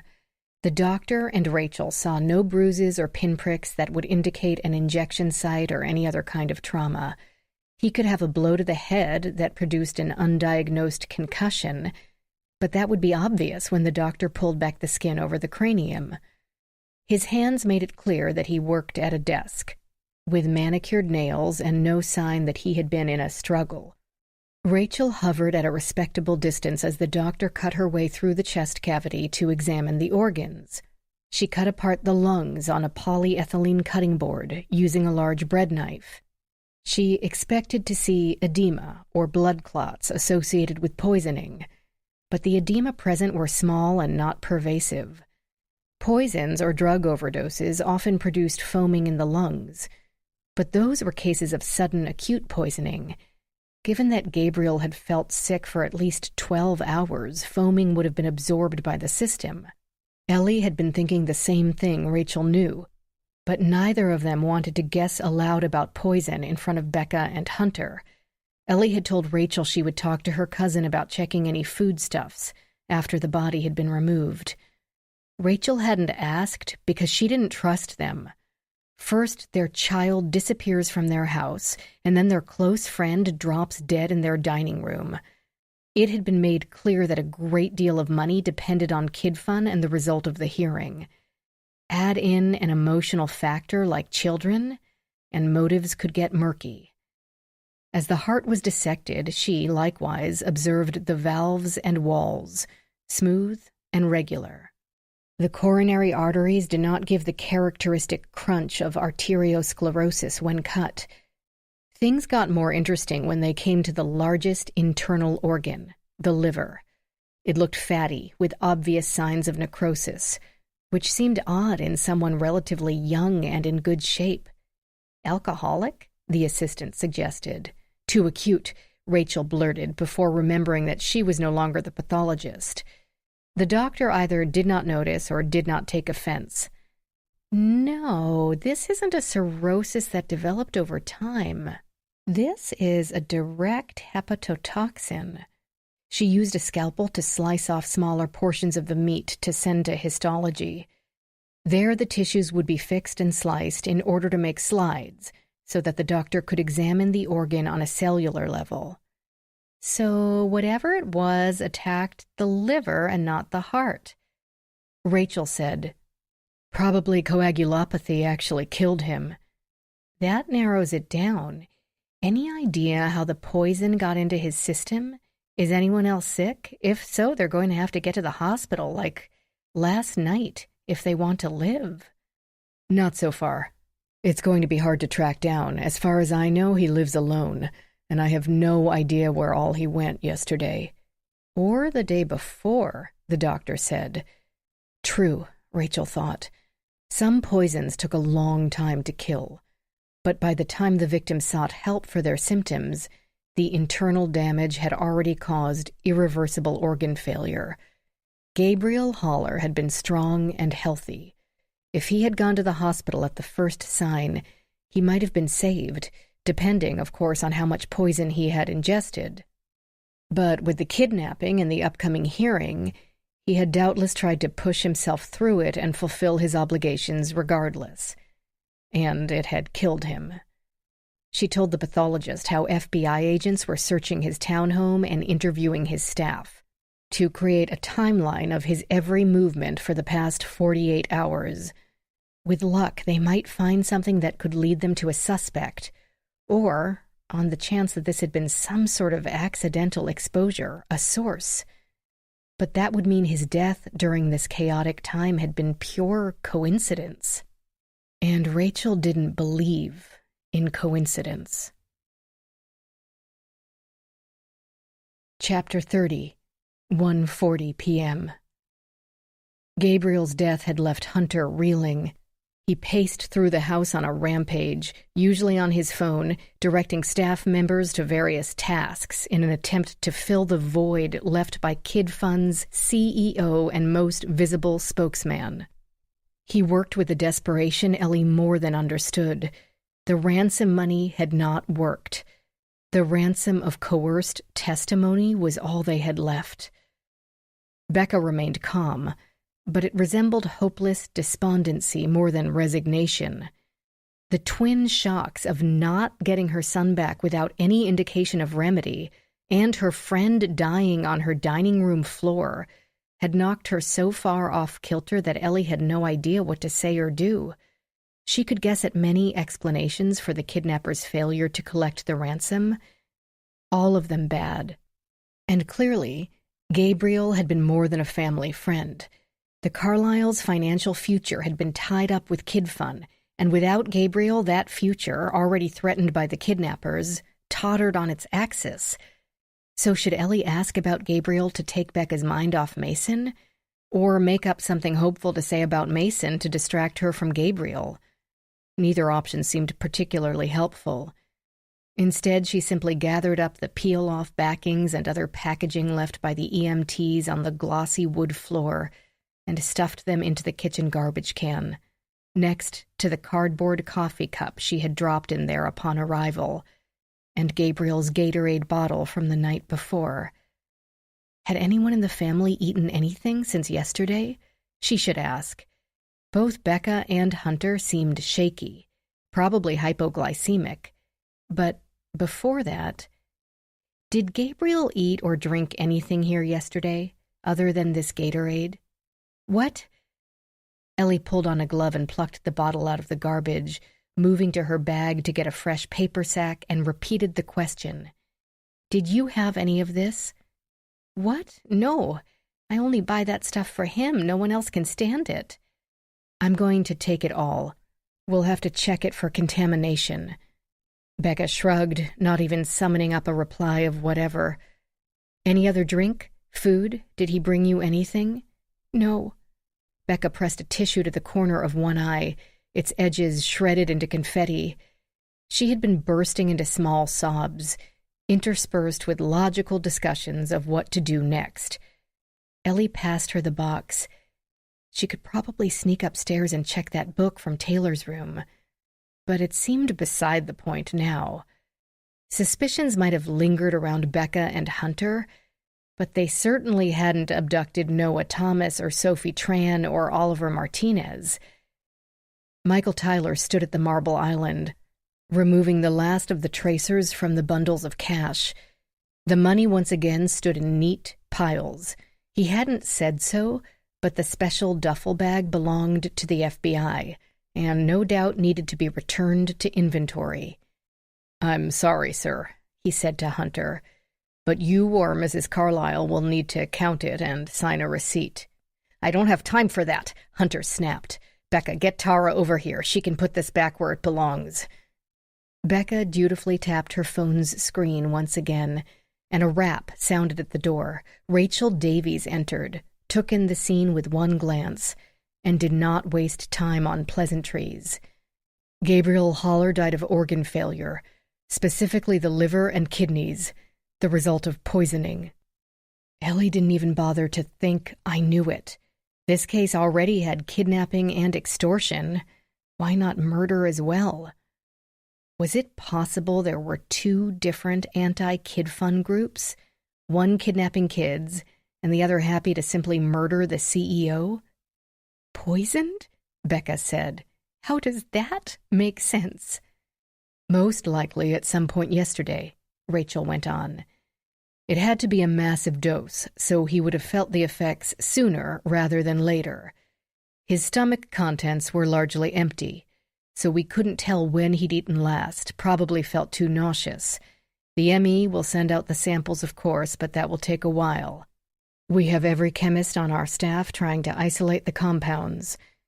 Michael said, "Luis has established something of a timeline, but there's still some gaps. He lives in Georgetown. Neighbors saw him yesterday morning. and he spent a few hours at the Kid Fun office in Leesburg. He came here yesterday about 11, stayed less than an hour. He looked at Becca for confirmation. Ellie's cousin sniffed into a fresh tissue and nodded. According to his office, he had lunch in their conference room with 4 other people regarding the hearing tomorrow. They had food brought in, and he didn't consume anything that wasn't also ordered by at least one other person. The cans of soda were sealed, bottles of water, as were the snacks. Of course, he also had water and coffee at the office, but no one else is ill. So someone would have had to doctor his cup or glass specifically. Cleaning staff emptied all the trash last night, less than helpful. He came back here in the afternoon, as we all know, then returned to the office until late. He said to Hunter, "He called you about Noah Thomas. Did he sound ill?" "No, I thought he sounded a little pained, but I figured he was worried about Noah." Michael continued. His co-workers had all gone home at regular quitting time except for 2 assistants. Those 2 said he seemed uncomfortable and refused their offer to order in dinner for him, but they chalked that up to the pressure of today's hearing. They left by 6. According to their security system, he swiped out of the parking garage at 10:30. He swiped back into his secure Georgetown row house at 11, which didn't leave him a lot of time to make any stops. He didn't leave the townhouse until this morning. Given the time he left, he most likely came straight here. Ellie said, "Anne was sick by that point. We all commented on it." She told Rachel and Michael that she had collected the Gatorade bottle. Michael said, "Product tampering would be a hell of a coincidence, but stranger things have happened." Ellie's cousin leapt to her feet as if her chair had given her an electric shock. "You think those bottles? We've got to get rid of those right now. Taylor might have—" "Taylor hates Gatorade," Hunter said, still texting. Becca ignored him and yanked the fridge door so hard the condiments rattled. She grabbed the closest bottle and peered at the neck of it. "Looks okay." "I'll take them," Rachel said diplomatically. And she and Ellie bagged up the 4 small bottles. With that project taken over, Becca heaved a shuddering breath. "I have to get myself together. We have to pick up Taylor soon, and she can't see me like this."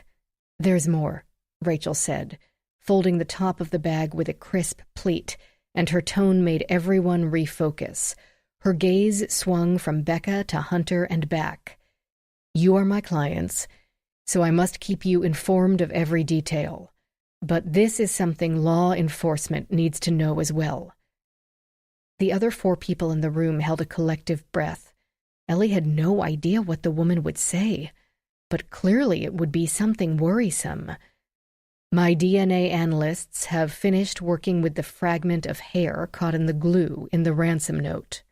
Because it's only a piece from the hair shaft and has no skin cells attached, nuclear DNA was not possible. Therefore, we could only do mitochondrial DNA, which is a plasmid." She looked around, apparently realized that everyone either already knew what mDNA was or didn't need to know at that point, and condensed. It didn't match anyone in our limited database. However, we compared it to a sample from Mason's sheets, and it matched. "How can that be?" Hunter asked. "The note was mailed before he was taken." "Yes." She stopped as if to let them start filling in the blanks. Michael said, "It had to be someone with access to Mason, to know how to get in and out of this house undetected. It's not inconceivable that his hair had gotten on them or their clothes at some point." And we're back to the original hypothesis, Ellie thought. The parents were the most likely suspects. The hair strongly implicated someone in the household. The odds of a doctor or a family friend or someone who briefly held the baby winding up with a hair that just happened to fall into the glue of the ransom note were too outrageous. It was much more reasonable to think the note had been constructed by someone like the still-absent Jenny Cho. Or was it a vellus hair, she asked Rachel, on the note? The woman nodded approvingly, as if she'd expected the question. "We can't be sure. It's very fine." Becca asked what that meant. Ellie said, "Vellus hairs are those very soft, fine hairs babies are born with. A child's permanent hair slowly takes over, usually by age 2 or so. Your expert couldn't tell from the cuticle?" "He didn't want to commit," Rachel said. "And neither do you, because mitochondrial DNA is passed intact through the maternal line. So if the hair is not Mason's, it could be Becca's or Taylor's. Or," Ellie added, "mine." "That's ridiculous," Hunter said. "That makes no sense. Besides, if someone had been close enough to our family to get Mason's hair on them, they could have gotten Becca or Taylor's too. I hate to say it, Becca, but maybe we're wrong about Jenny. Being out of the country gives her a perfect alibi." "It's not Jenny," Becca said wearily. "We have other people in this house regularly besides Jenny. The cleaning staff, the cable guy. We had one small dinner party last month, 30 guests and a team of caterers, then extra cleaners the following day. It could be anyone." Hunter had a new theory. "Maybe it's someone from the schools. Their staff would know where the kids live, what time they get out, how to circumvent pickup security, who their parents are." Michael shot this down with a courteously worded arrow. "Taylor, Noah, and Sophie go to different schools. Oliver Martinez wasn't even in preschool, and Sophie was lured away from a soccer practice. So someone higher up on the school system organizational chart." "School!" Becca burst out. "We have to pick up Taylor in a few minutes. I've got to go." She jumped up as Michael said, "We can have agents." Hunter said, "Are you kidding? That school has security so tight they'd call the cops on you if a new person wanted to pick up my kid." Becca said, "No. No matter what the school does, I drilled this into her head. She will not leave that school with anyone except me or Hunter. She'd be terrified." "Of course. We will accompany you, however, in a separate car." "Good idea," Hunter said. Chapter 31, 2:10 p.m. Glen Echo Academy could have been used in movies as a stand-in for Oxford, except that most of its clientele had not yet topped 5 feet. Boys and girls alike wore dark blue pants or skirts with a pinstripe, white-collared shirts, and blue ties with red diagonals. Despite the impressive building and the manicured lawns and the row of luxury vehicles waiting for them, they were still kids at the end of a school day, and many shirts were badly tucked, ties loosened or awry. Glen Echo Academy's end-of-day process rolled on in its controlled chaos. The line of sleek, expensive cars idled, waiting for their cargo. Ellie had offered to drive, but Becca insisted, so Ellie rode shotgun and wondered how to explain this use of FBI time to any future auditors. Not that it really mattered. She would continue her role as a human litmus test regardless, wouldn't leave now, even if her job depended on it. How much did she really want to work for Adam anyway? They were amicable and had kept the worst of their history out of the office. But still, would it be different when he became her supervisor? Not for the first time, she wondered if that might be why they hadn't yanked her from this case. If Adam were waiting for it to all go south so he could justify firing her. She had been biased, unprofessional, so emotionally involved that she either helped Becca to get away with it or did such bad work that the kidnappers got away with it. If he didn't really want to work beside her every day either, he might be waiting for her to fail.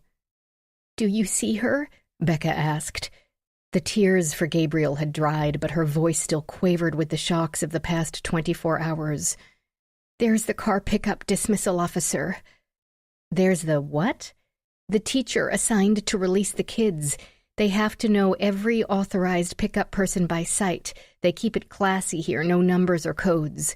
For Taylor, that's me, Hunter, or Jenny, and it nearly requires an act of Congress to make additions or subtractions." "Wow." Becca stepped out of the SUV and waved wildly to a ponytailed young woman who scanned the perimeter with a tired but razor-sharp gaze. The woman waved back, then spoke to someone behind her inside the building. Ellie's cousin dropped back into the driver's seat and the air conditioning. "Remember when we were kids and we just walked out of school and no one paid any attention to where we went?" "Yep. Between pedophiles and acrimonious divorces, and we have plenty in D.C., those days are over." With all the children in the same clothing and of approximately the same height, Ellie trained her eyes to find a skirt, a drag-behind backpack, and a long braid. There. No. "I don't know what to make of Mason's hair on the note. Though we've said it all along, it had to be someone who knows the house," Becca said. But it might not be Mason's hair. 3 kids by the fountain, but none with Taylor's book bag, a longish braid by the side steps. They had to be really confident to have mailed that note before they even took him. True. The kid towing her wheeled backpack down the short flight of steps could be Taylor, a little stocky, the braid twitching while the ponytailed woman broke up a scuffle between 2 boys. Taylor Carlisle's tie remained perfectly centered, and she chased no one. "Is that her, on the steps?" Becca peered. "Yeah, that's her. I can see that neon scrunchie from here. Would you go get her? I'll signal the dismissal officer. I'm going to have to move up in another second, and the other parents are probably wondering why there's a car with a guy who's not picking up a kid behind me. They'll be calling the cops on him in another minute." Ellie had to laugh at the idea of a concerned parent reporting Agent Tyler as a suspicious person. She slipped out of the SUV into the afternoon heat and headed for Taylor. The well-made car had muffled the noise that now exploded around her. Shrieks and honks and the pounding of little feet along the sidewalk. She stepped onto the grass, feeling guilty for walking on such perfectly green blades, wondering what Rachel wasn't telling them. Ellie had examined hairs in her day and felt certain any expert should be able to tell the difference between newborn and mature hairs. Dr. Davies suspected someone in the Carlisle household constructed that note, someone like Becca, or Taylor, or her. Ellie had not been aware of Mason's existence until after the note had been mailed, but Rachel had no reason to believe that, or the FBI agents. For all they knew, Ellie could have been following her cousin's life from afar, keeping up with the society pages and the congressional news, using the law enforcement agencies she worked for to keep tabs on them, sinking into envy of her rich cousin with the famous husband and the beautiful children, all the things that Ellie didn't have. Up ahead, a teacher manning the sidewalk patted Taylor's shoulder, and they took a few steps down the sidewalk, not walking on the grass. Had Ellie missed a sign to that effect? Or, perhaps, Rachel and the FBI agents thought Ellie and Becca might still be sworn besties, the way they were at 12, when there was nothing they didn't know about each other. If that were so, Ellie would be exactly the person to whom Becca would turn for help covering up her crime. Or her daughter's crime. Taylor and her teacher turned away from her at the sidewalk, away from the line of pickup cars, and Ellie's chest seized up with a terrible foreboding. "Taylor!" The name ripped from her throat unbidden, cutting through the cacophony of voices around her, and her body erupted into a dead run. Her feet slammed at the trimmed grass, and in her state of heightened awareness, she could hear tiny divots as they were dug up by her toes. The groundskeeper would be mad. Up ahead, both Taylor and the teacher, woman, probably not a teacher, turned. The girl's step slowed, but the woman reached out with more than a friendly pat this time. She clamped one hand on Taylor's forearm and nearly wrenched her off her feet. The woman began to run, giving Taylor no choice but to run as well, still dragging her wheeled book bag behind her. Ellie screamed the girl's name again, not so much for Taylor's sake, but for Becca's and Michael's. They must have seen, they must be pursuing as well, but she couldn't take even a split second to glance behind to see. Only 30 or so yards separated them. Surely she could... The woman tried to pick Taylor up, forcing her to drop the book bag, but now Taylor struggled. Ellie saw her pushing at the woman's shoulders with both hands, heard her yelling. The woman's pace slowed. Taylor was 4.5 feet and 80 or so healthy pounds. But Ellie saw where they were headed. A white van idled at the curb, the side door slid open. A man stood next to it, watching this drama with both fists pressed to his mouth. Not a man, a boy. The woman couldn't make it, not with Taylor.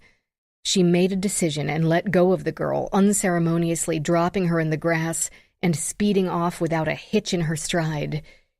Taylor barely stayed on her feet, only to be nearly pummeled by Ellie in mid-flight. Ellie grasped Taylor's shoulders. The girl sucked in a breath, too terrified even to cry. "Stay with your mom," Ellie ordered, seeing Becca approaching only steps behind the FBI agent. Then she turned and ran after the would-be abductor. This woman knew where the children were. She knew where Mason was. Ellie's lungs already ached, and her muscles protested from the brief but intense activity, but she would not let her get away. A last burst of speed, and she grabbed the woman, wrapping an arm around her waist and taking her down like a defensive end at the Super Bowl. "I'm glad we're on grass," she thought as they fell, hoping the earth would keep her from a broken elbow. But it still hurt plenty when the woman landed on it. Ellie's face slammed into her back, getting a nose full of her dark blue dress, sweat, and dust. Then Ellie was up, utilizing her advantage, and her academy training came back to her in a burst of muscle memory. She locked her feet over each of the woman's thighs as she sat on the small of the woman's back. But the woman pulled her hands in and used them to push off the ground. She had the muscles to lift both herself and Ellie like a bucking horse, at least until Michael Tyler snatched them back out from under her again, cuffing her wrists at the small of her back so deftly that Ellie heard the twin clicks before the woman's face hit the grass once more. Ellie leapt off her as if she were radioactive, her heart pounding so hard she thought it might never catch up. Then she remembered the man at the van, the boy. She got her feet under her and spread her arms, instinctively body-checking Taylor and Becca from further attack. But the boy hadn't moved from his spot by the van. "Don't hurt my mom," he cried. Chapter 32, 3:05 p.m. "Where are the children?" Michael Tyler asked. The interview room had been well insulated and stripped as bare as any on television. 4 walls, a door, 3 chairs, and a camera in each corner beaming the proceedings to a monitor in the next room and to the forensic lab where Rachel and Ellie could listen.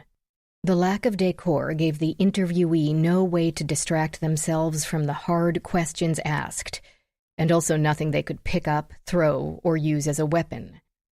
Though the woman before him didn't look dangerous, around 45-50, she seemed all maternal middle age, with a thickened waistline and slightly dowdy hair, though her expression didn't match. With cold disdain, she said, "What children?" Louise said, "Your son will be charged as an accessory." The only information she had spared so far was that the boy was her son. His name was Matthew, hers was Megan. She sat with her arms wrapped around herself, supporting her breasts under the shapeless prison dress. They had collected her clothing along with her purse, van, and a child. Ellie and Rachel had been interested in the trace evidence her dark blue dress might show, while Michael Tyler wanted the psychological benefit of confiscation. The suspect needed to know who had control over the interrogation and who didn't. Michael wanted her to feel vulnerable, separated from everything in her life, up to and including her own choice of underwear. Ellie and Rachel pored over the clothing and the van as he spoke, 3 floors down in the secure forensic garage. The van had been old and basic, without anything as wildly helpful as a GPS or a map with notations in the glove compartment. But they seemed to think the dirt in the tire treads or the bugs on the windshield could be clues to the children's location. He wished them luck. Somewhere in the back of his mind, he wondered if Ellie was more comfortable with yesterday's roles reversed, and Rachel now on Ellie's home base. He had been concerned about their professional friction, couldn't blame either one, the whole case was unusual. But today they seemed to be getting on like a house ablaze. We'll charge him as an adult, Luis went on. But he's 14. We've charged kids younger than that, and federal aggravated kidnapping, at a bare minimum 20 years. By the time he gets out, all his friends will have already done college and marriage and kids. They'll be working on their first divorce, and he'll have no resources and no education to speak of. Matt didn't do anything. He was serving as your getaway driver in the kidnapping of an 11-year-old. Maximum sentence. He never gets out. He dies in prison, an old man, without ever having had a high school class or a prom date, a fiancé, a grandchild. She clearly cared about her son, but she also clearly thought they were bluffing. You can't do anything to Matt. He's just a little boy. The good cop role in their partnership had been abandoned, and Luis's anger seeped through his words. Who has helped you kidnap 4 children, almost 5? 4. Here's the pictures Sophie saw online, right? The Liam she thought she was meeting? Sophie's BFF, Lakeisha, had told them all about Liam. A hairline crack shot through the facade. That wasn't his fault. I did that. Michael shifted his weight, and the chair frame under him groaned its protest. Thank you for being honest about taking Sophie. We knew that, anyway.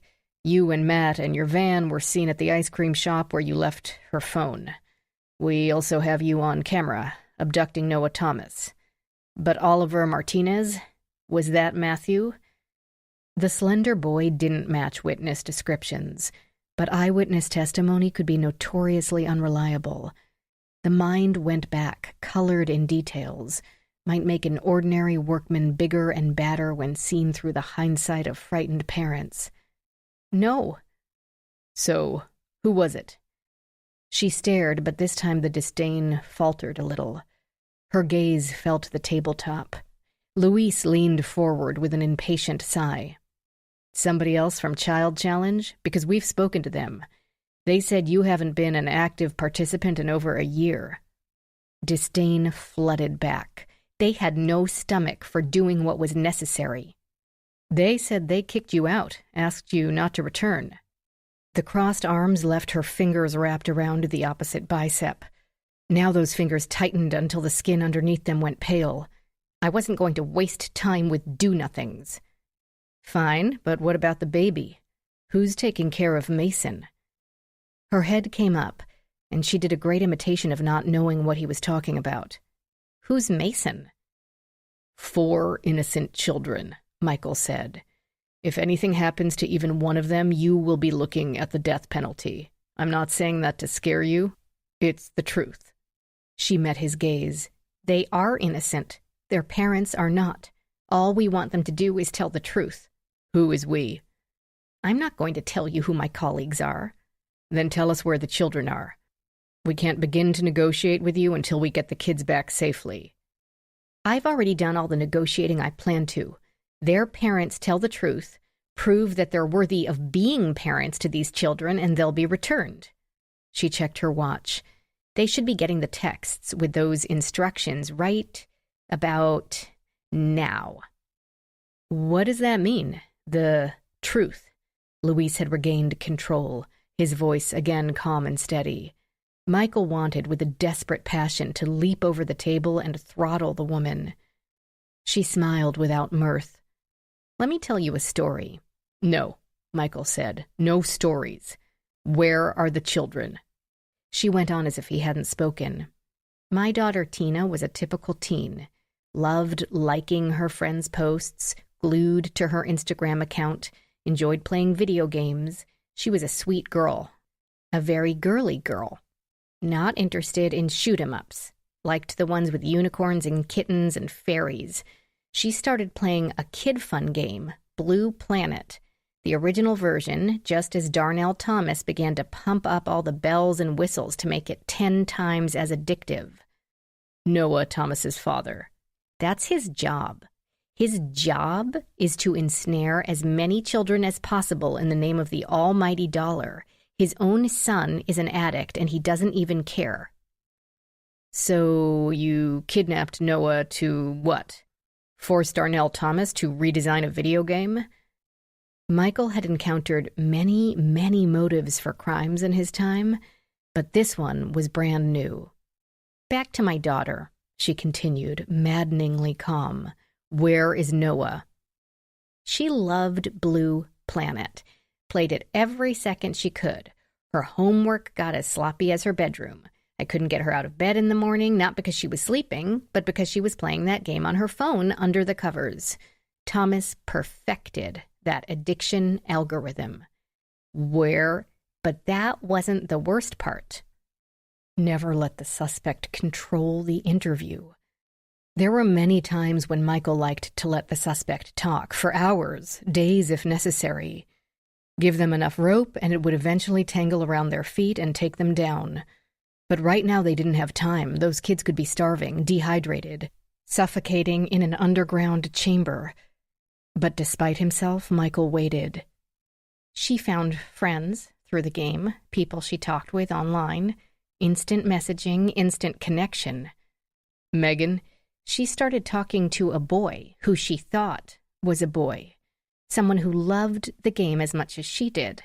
Then he loved her jokes, the same school subjects she did, the same music, the same art, her cat, her opinions, and, of course, her photos. Michael could guess where this story would go. Sexual predator, convinced the girl to meet and that it shouldn't matter that he might be 30 years older than he said he was because they were friends, soulmates, right? Or he convinced her to send nude pictures, then blackmailed her to send more. When she refused, he posted them online, maybe even sent them to her mother. The girl's life became a nightmare, her future a trial. Maybe she couldn't face it and spiraled into self-destructive behavior, maybe suicide. Stories like that had become so common he could write it himself. I understand. You think if you can defeat the bill allowing direct messaging, it would save children like your daughter. But no. What? The direct messaging is just a distraction, a flourish of the magician's cape to get you to look in the wrong direction. When the two FBI agents said nothing, she raised one eyebrow. Have you read the bill? No, Michael said. No, because I'll be honest, I don't give a shit about the bill. I'm here to bring those missing children back home to their families, the ones you... The data collection is what it's really about. It's in the fine print, she added, as if throwing a bone to his ego. Presently, there are rules against gathering the demographics of the players. The platforms can only ask what they need to know to make sure the game is appropriate to the user, and they're supposed to destroy any information they don't need once that's done, such as the kid's age, location, grade, gender, hobbies, all the things that are gold to advertisers. And advertisers are the real gold of the platform.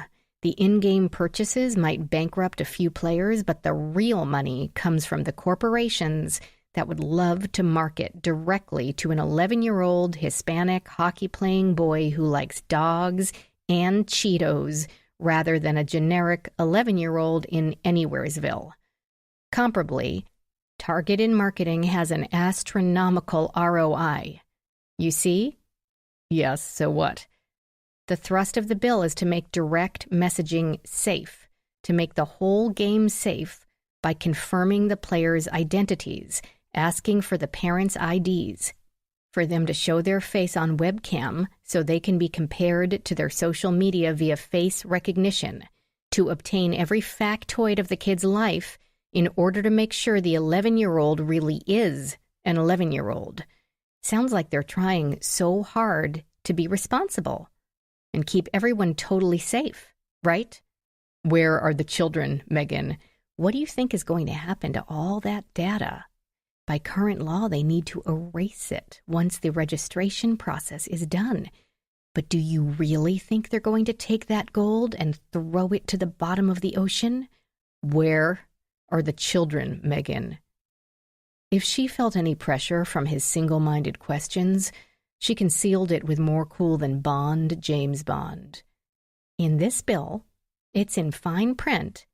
There's a clause to retain the data indefinitely, to, of course, check against future registrations, Flag the user if they lie about their age to get into a different game, if they use a friend to pose as their parent. Makes sense, right? Tracking a person through their growth and the changes in their life.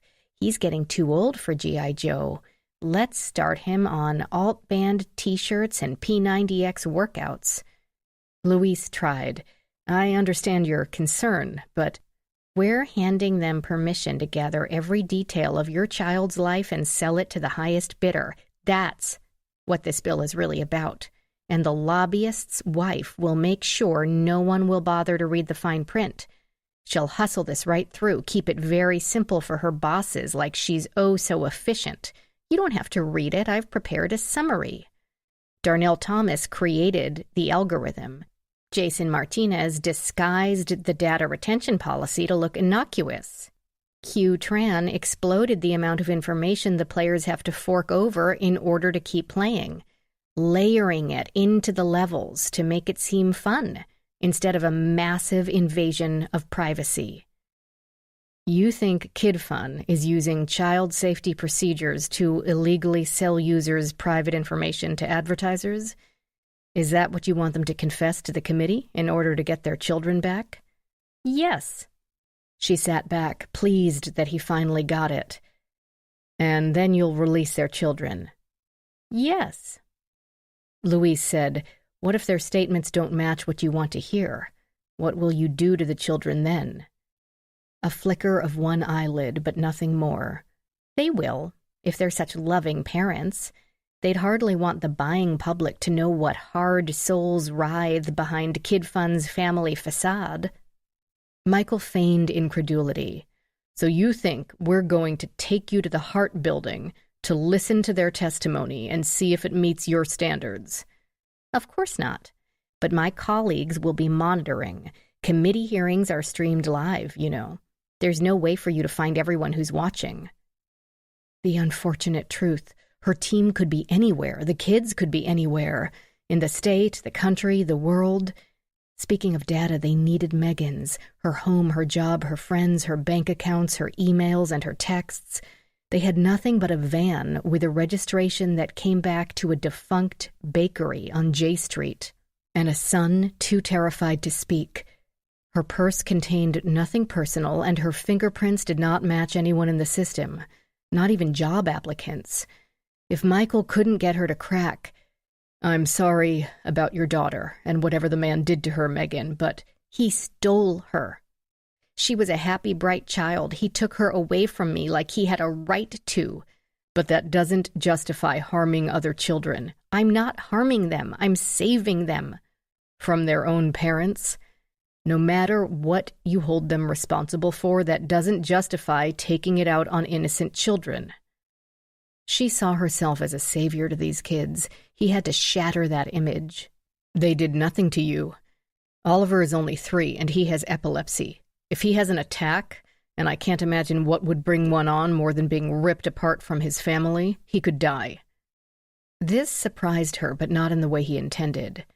That's not true. It wasn't, but he had been out of ideas. Yes, it is. You spent so much time stalking the parents, maybe you should have done a better job on the kids. Sophie Tran, none of them have any medical issues, and I thought negotiators weren't supposed to lie to suspects. She stated this as incontrovertible fact. Michael felt a stirring of more than embarrassment. Here was a clue here, if only he could tunnel over to it. How could you possibly know that? Finn assured me of it. They're strong, perfectly healthy children. A day or two won't hurt them. Who is Finn? If this had been a slip, it didn't concern her. He's my source, the one who alerted me to the data collection catch in the first place. He's been invaluable. Fabulous. Who is he?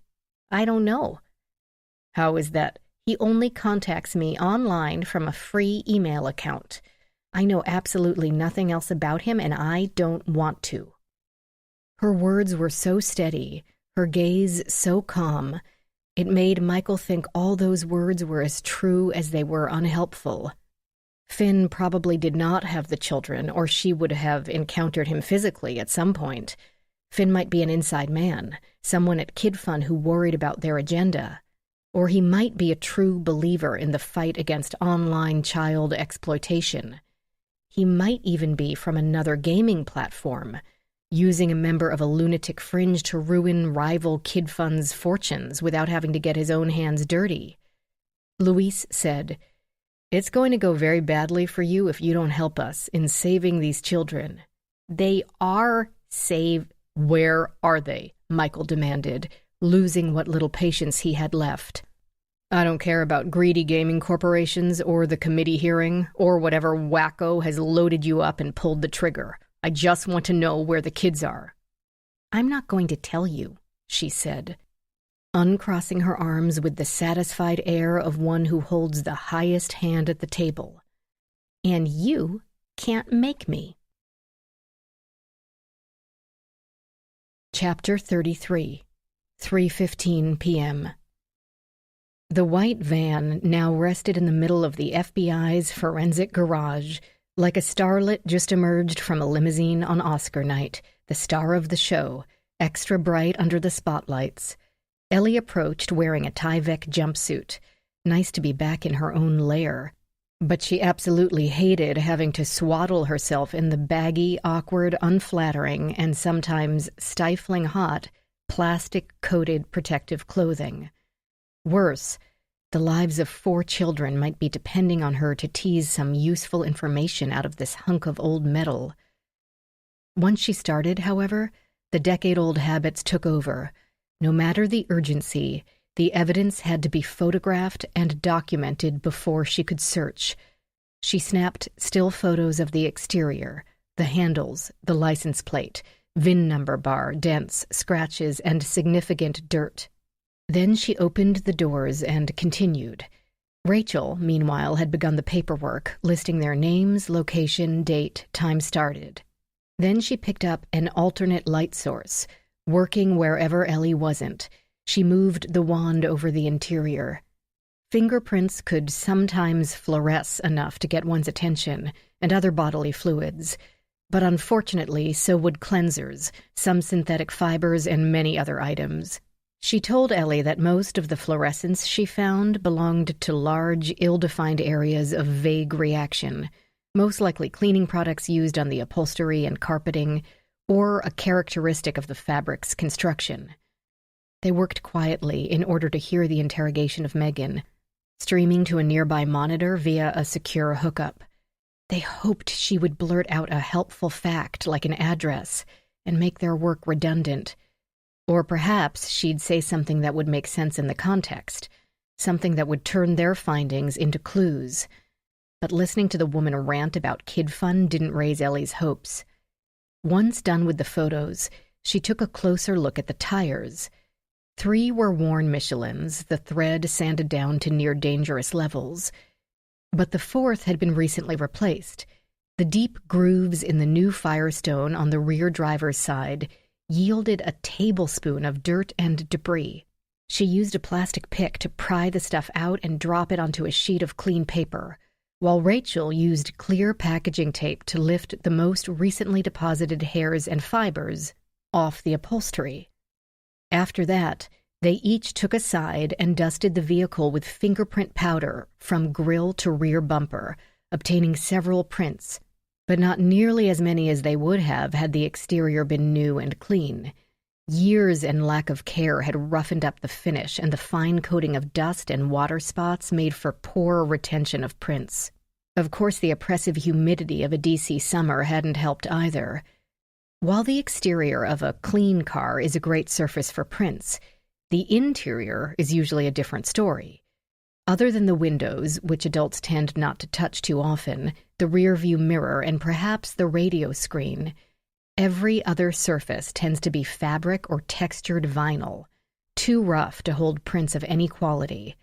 But they tried. Ellie stopped inwardly complaining about the Tyvek suit, knowing that without it, she would be coated in black powder of such tiny particles that it would be invisible until smeared. She reminded herself not to touch her face for any reason until she could get to a ladies' room and wash the entire thing.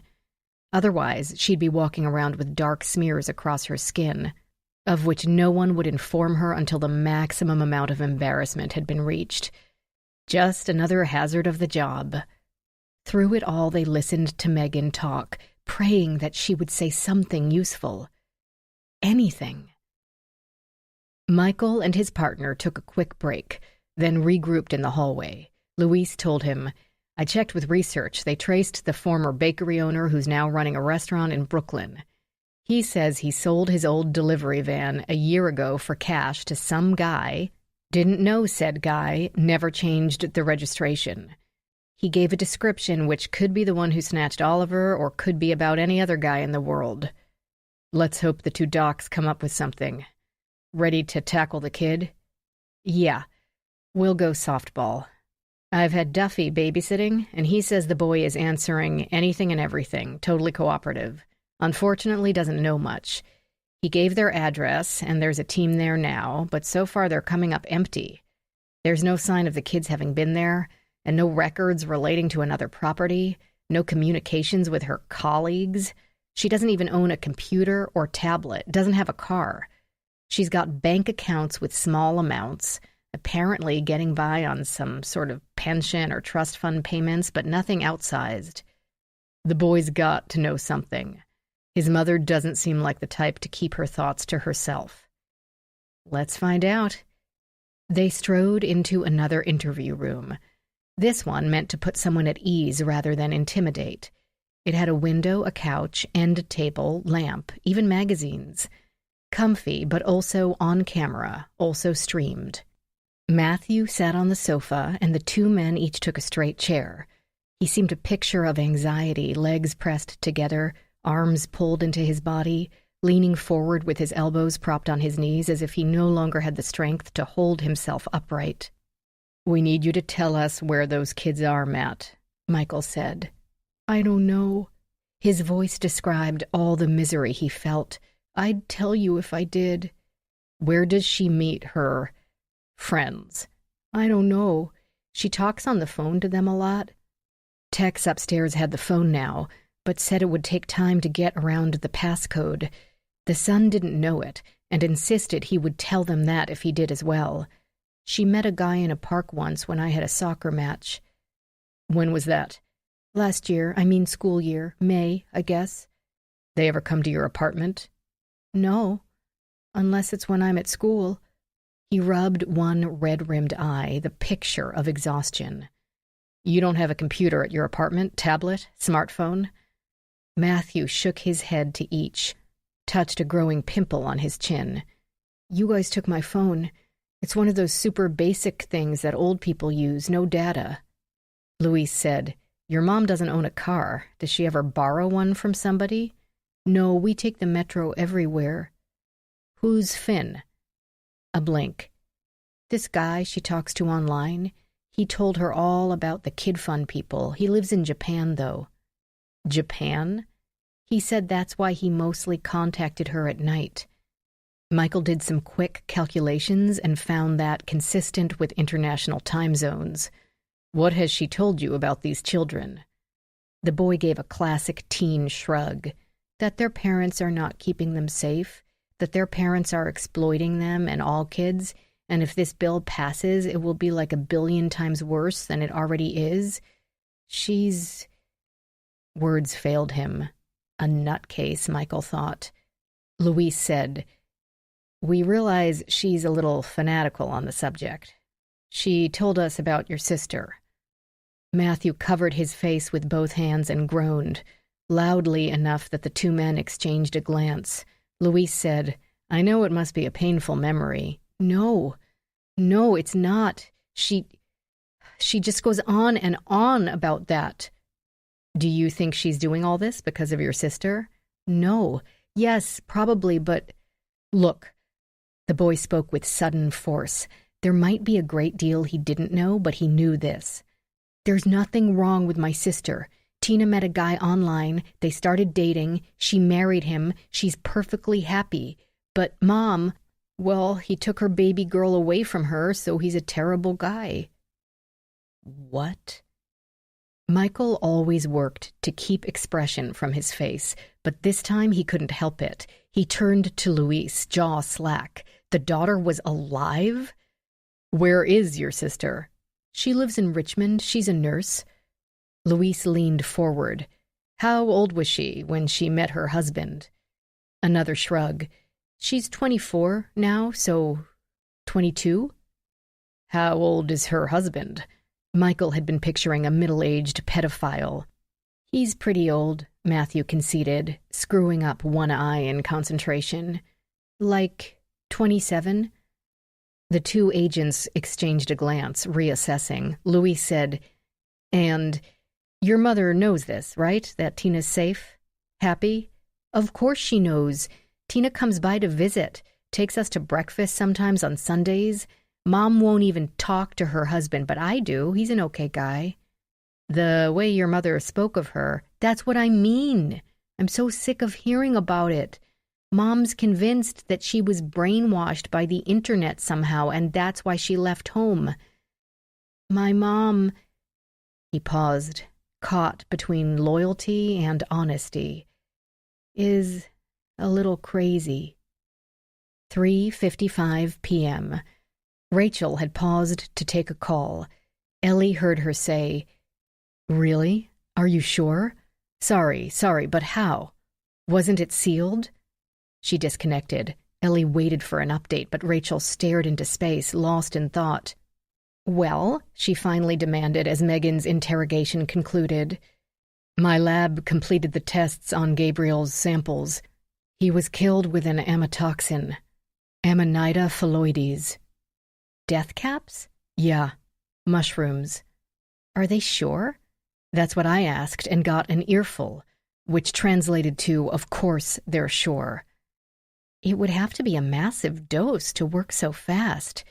Usually people linger for days, can even be saved if the situation is caught early enough. Any idea how it was ingested? What was in his stomach? It had been largely empty, so it was hard to tell, but they tested everything at his townhouse that seemed recently used. Rachel seemed to be watching her with great attention. It turned out to be in the Gatorade. Ellie felt her jaw fall open. What? How? Wait, that bottle was sealed. I heard it crack when he opened it. My toxicologists pulled the bottle and looked at the cap under the stereo microscope. Apparently, it had been resealed. Caps like that are connected to the ring around the neck of the bottle, with tiny plastic bridges that break when you twist it. Someone melted just enough new connections to make it seem sealed. If he had looked at it under magnification, it would have been obvious. But who would do that? Huh. So it looks like product tampering. Maybe. Ellie shook her head. But right before the hearing? Way too coincidental. I couldn't agree more. Plus, with a product sitting in someone else's house, Ellie was thinking out loud, someone from Megan's group got into the house to take Mason. Did they take the time to leave a doctored bottle as well? And were they trying to kill Becca or Hunter? For all they knew, Taylor might drink it. But how would they know that size and flavor would be there? Unless they saw Becca buying it at the grocery or worked somewhere that delivered it. Jenny, the nanny, would know, Rachel said. She sounded as though she had no enthusiasm for the idea, and she would know only Gabriel liked them. She's also out of the country with the perfect alibi and could have coached Megan on how to get into the house without getting caught. But what possible motive would she have? I don't know. Ellie tried to fight the wave of despair trying to wash over her. None of this makes any sense. It feels like we're still missing a huge piece of this puzzle. I agree. What made you collect the bottle? We would have never known where the poison came from if you hadn't collected it. Force of habit, I guess. Because I think my cousin isn't telling me all she knows, and neither do you. Ellie had no rational explanation for the quaking at the rock bottom of her stomach, and her words sounded lame even to her. I figured it had to be poison, and knew we'd be looking for a pathway. That was the only thing I'd seen him consume. and those drinks clearly were there for only him. She couldn't identify the look on Rachel's face. The Locard dean had either decided that Ellie was completely innocent of all involvement, or was the mastermind behind the whole inexplicable scheme. But in the meantime, they had no choice but to go back to work. Rachel swabbed the steering wheel and each interior handle for contact DNA. The swabs all turned black from the fingerprint powder, but that would not preclude getting a profile. The powder wouldn't interfere with the results. Meanwhile, Ellie constructed the vacuum with its sterile filter screen and gave the van carpet the cleaning it had needed for at least a year. The dust, fibers, hair, and dirt filled up the clear plastic section between the hose and the motor. All the while, she wallowed in the acute awareness that this was taking too long. Usually, such work was done after a suspect had been apprehended or a victim found, and the evidence gathered to build a case. The circumstances here were different. The fates of 4 young children depended on her correct interpretation of this evidence right now. At the back of the vehicle bay sat a series of tables, outfitted with microscopes, stereo microscopes, and everything else they could need to pick apart, trace evidence, and package it for further analysis. Rachel had already started on the dirt from the rear driver's side tire. Trace evidence was a bit like buried treasure. If the dirt, for instance, had only bits of asphalt or a stone or two, perhaps the kind of clean mud that could be picked up anywhere in the country, it would not help them. But if it contained something more specific, perhaps it could narrow the search to an area. A mineral only found in a certain quarry, a paint only used at a certain factory. The actual soil could give them a clue as well, but they'd probably need to find a forensic geologist for that level of detail. Again, they did not have time for that. There's fine shards of glass here in 2 layers. There's something on each layer running at right angles. How much you want to bet it's transparent semiconductors, and these are pieces of Noah Thomas's cell phone screen? I will not take that bet, Ellie said, settling down at another stereo microscope with the vacuumings. Could ICP identify the shards as matching his phone? She referred to glass analysis via inductively coupled plasma spectrometry. The model, probably. I don't know how much variation there is from phone to phone. It could prove this van abducted Noah, except we already know that. She ground out the last 3 words. Frustration gripped them both. Yep. Great evidence for a trial, which is really not our concern at the moment. What do you have? Ellie said. Lots of stuff. Animal hairs, human hairs, pollen, and feathers. Maybe Megan has a dog and a bird? I don't think so. The hairs have a long root, but not quite like a dog's. And it's so thick, I think it's a horse's. Or maybe a cow's. Rachel sat back. Really? Ellie scooped some of the debris, there was plenty, into a new petri dish and handed it over to her. Take a look at this. For 10 minutes, they used plastic picks and tweezers to examine items, transferring some to slides and making wet mounts to use the transmission microscope, using their phone to look up reference images for comparison. Definitely a cow's, Rachel said, and I think some bits in the tread could be manure. Plenty of farms in the area.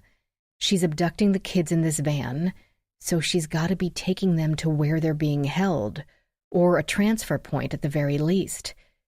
I think I have pea pollen over her. What? Peas, like green peas. They sort of look like little hoagie rolls, at least according to my great good friend Google. They worked in silence for a while, picking minuscule bits of plant and animal life out of the piles and separating them into the plastic dishes. 1 or 2 pieces of a certain leaf could have been picked up anywhere, but a goodly number of one particular species would be more significant. Had to be, because they really needed a break. All the while, a monitor broadcasted young Matthew's interrogation, as he explained about his mother's obsessions and how a mysterious benefactor named Finn gave her all the support she needed to put them into action. Ellie had accumulated a pile of small seeds. I've got a bunch of this. It looks familiar, but I can't quite place it. And searching football-shaped seed brings up a tidal wave of possibilities. Rachel glanced at it. Dill. I ought to know. My mom uses enough of the stuff. That makes sense. Why, I wouldn't know. I mean, not a fan. Lots of twigs, pieces of branch. Too small for me to tell. You found any white flowers?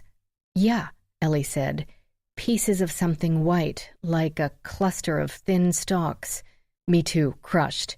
But I think I recognize it. I think it's black cohosh. That grows wild, doesn't it? Yes, but it's also cultivated as a dietary supplement. I had a suspected food tampering case last year. A woman thought her husband was trying to poison her because after meals she'd have nausea, dizziness, wonky vision.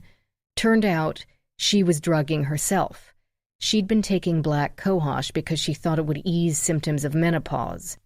Ah, a fascinating tour through the microscopy of botanical samples, but Ellie wondered if any of it could help. Some people have no ill effects, but some do. It's everywhere through these samples. That's an awful lot for just a patch in someone's yard. You're thinking a commercial crop, Rachel said. Maybe. A farm that produces peas, dill, cohosh, and cows, and chickens. There's too many feathers to belong to a household pet, unless they live in the van. Rachel's words came faster and stronger as the first ray of hope edged through their gloom. A farm, even a commercial one, could be isolated, away from the road, no neighbors in sight, and still within easy driving distance. The hope moderated. There are an awful lot of them once you get outside the city. We need the agents. They have the manpower. Rachel picked up her phone. All this work would prove unneeded if Megan would tell them where to find the children. But from the woman's behavior, from her boldness in trying to take Taylor when she had to know law enforcement would be monitoring the family, from her willingness to use her own son, Ellie didn't think she'd give up. They should start with ones that have closed, even temporarily. Harvest season is beginning, but I doubt they'd be having customers come to the door while they're hiding a bunch of stolen kids, Ellie suggested. Her own phone lit up with a text from Becca. Anything happening? Hearing starts in a half hour. As if Ellie might have forgotten. Chapter 34, 3:30 p.m. Sophie Tran hated it when adults assumed that because she was a girl, she existed for them to dump their kids on. She had a number of aunts and uncles who did just that. The second they stepped into the house, it was, go and play with Sophie, as if she really wanted to hang out with their first grader. And now here she was, a freaking prisoner, and still assigned that role. Clearly it had been left to her to figure out how to feed, clean, and amuse a traumatized 3-year-old who had a lot of questions and didn't hesitate to ask each and every one. Noah was nice to the kid, telling him not to worry in a soothing tone he hadn't used with Sophie. But feeding the boy the rest of the brownies and wiping off the little hands with the sanitizer was up to her. She used the brownies whenever the tears came, and Oliver had decimated their supply. More than that, he had seriously disrupted their escape plans. The preschooler could sure walk okay. He hadn't stopped moving around the barn since he'd arrived. But she doubted he could run very fast on such tiny legs. They'd either have to go slow or, if we waited until dark, then we could get across the field without anyone seeing us. Noah shook his head. Younger guy sat out there all night. Despite the heat in the barn, Sophie stifled a chill. The idea of that horrible man first carrying her and then watching the place she slept all night long filled her with a panic she couldn't name. He has to sleep sometime. Yeah, he laid on a cot out there, but he could wake up at any time. What's a cot? It's a fold-up bed, like a hammock, only it doesn't swing. Oh, besides, once we got to the woods, we don't know where to go, and we wouldn't be able to see anything. We don't know where to go now. We can at least follow the sun so we know we're going in the same direction, not walking in circles. Oliver interrupted, coming by to pat Sophie's knee to get her attention. Where's my mom? I want to go home. I know, kid, we all do. We're going to run away from here and try to find her, okay? He considered this, the tiny nose wrinkling in concentration. I am not supposed to run away. This is different. We want to run to your mom. Still confusing, but if it involved his mother, he was in. Let me pick you up, she said, and being a very small child, he did not find this request strange. She had held plenty of babies. At any large family gathering, her Nana would find one to thrust into Sophie's arms, then stand back and beam. It's a baby. Isn't that great? Wouldn't you like to have 1 or 2 or 5? Sophie would hold the tiny human long enough not to hurt Nana's feelings and then give it back. They were cute, but not that cute. Oliver, however, seemed a lot heavier than he looked. Maybe he was denser than she had expected. Or maybe when she picked up her little cousins, she wasn't planning to make a frantic escape across open farmland carrying them. That might color her observations. She let the kid slip to the ground again and considered asking Noah, now peering out the crack by the door, if he could take him. Noah was skinnier than she was, yet he played sports like her, so he probably had a lot more muscle than she could see. But Noah turned and gestured for her to join him. She scurried up to another crack to see both younger guy and old guy in conversation, not 4 feet from the barn door. I don't know why she's not back, old guy complained. Younger guy said, probably ran into traffic and stayed there. It's about to start. That wasn't the plan, old guy said in the furious kind of tone her one uncle used sometimes. The tone that made her aunt look really worried. And she's got the damn van. She felt a shove and a soft head as Oliver pushed in between her and Noah, not to be left out of whatever the big kids were doing. So what do you want to do? The gray-haired man thought a minute, then said, We don't have much of a choice at this point. We'll have to take my car. Are you sure? If she's been compromised one way or the other, it's time to get rid of them. Finally. Each head swung until they stared at the barn door, and Sophie swore they could see through each crack and crevice into her very brain. A terrible certainty seized her. They're going to kill us, she said to Noah. 3:51 p.m. Rachel stood over 2 FBI agents' shoulders as they each searched for where the children might be. The one on the left searched commercial farms in Virginia and Maryland. The way the white van had been popping up to steal children in the city made Rachel believe Megan's headquarters could not be too far away. There weren't too many large ones within reasonable driving distance to D.C., but many of the small artisanal farms that catered to the city dwellers' desire for healthy, clean foods. The agent on her right searched the state's business license sites, cross-referencing the names of farm owners and operators with the names of child challenge activists and those of other civic groups with concerns about online kids' games. Not that they had a roster or some such thing.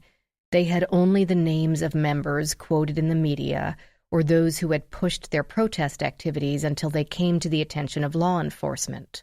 Megan had not, and there were no matches so far. Michael Tyler paced behind the 3 of them, tapping options on his phone, checking texts and emails, hoping for a clue. Here's one that mentions black cohosh, the one on the left said, but no cattle, no chickens. Her partner said, Put it in the middle section of the list. Maybe there are chickens for the owner's personal stock. They might not mention it on the website. Rachel stood there feeling useless, acutely aware of every passing second. They were trying to narrow locations in 2 states down to one likely spot, and there was Delaware right over the Chesapeake Bay Bridge, and Pennsylvania. Her phone buzzed at her hip and she checked the screen. Agnes, the digital expert. What do you have? Agnes, of course, would not take offense at the abrupt greeting. She would have taken offense at "Hi, how are you?" as a waste of her time. I've gotten what I can out of Noah Thomas's phone.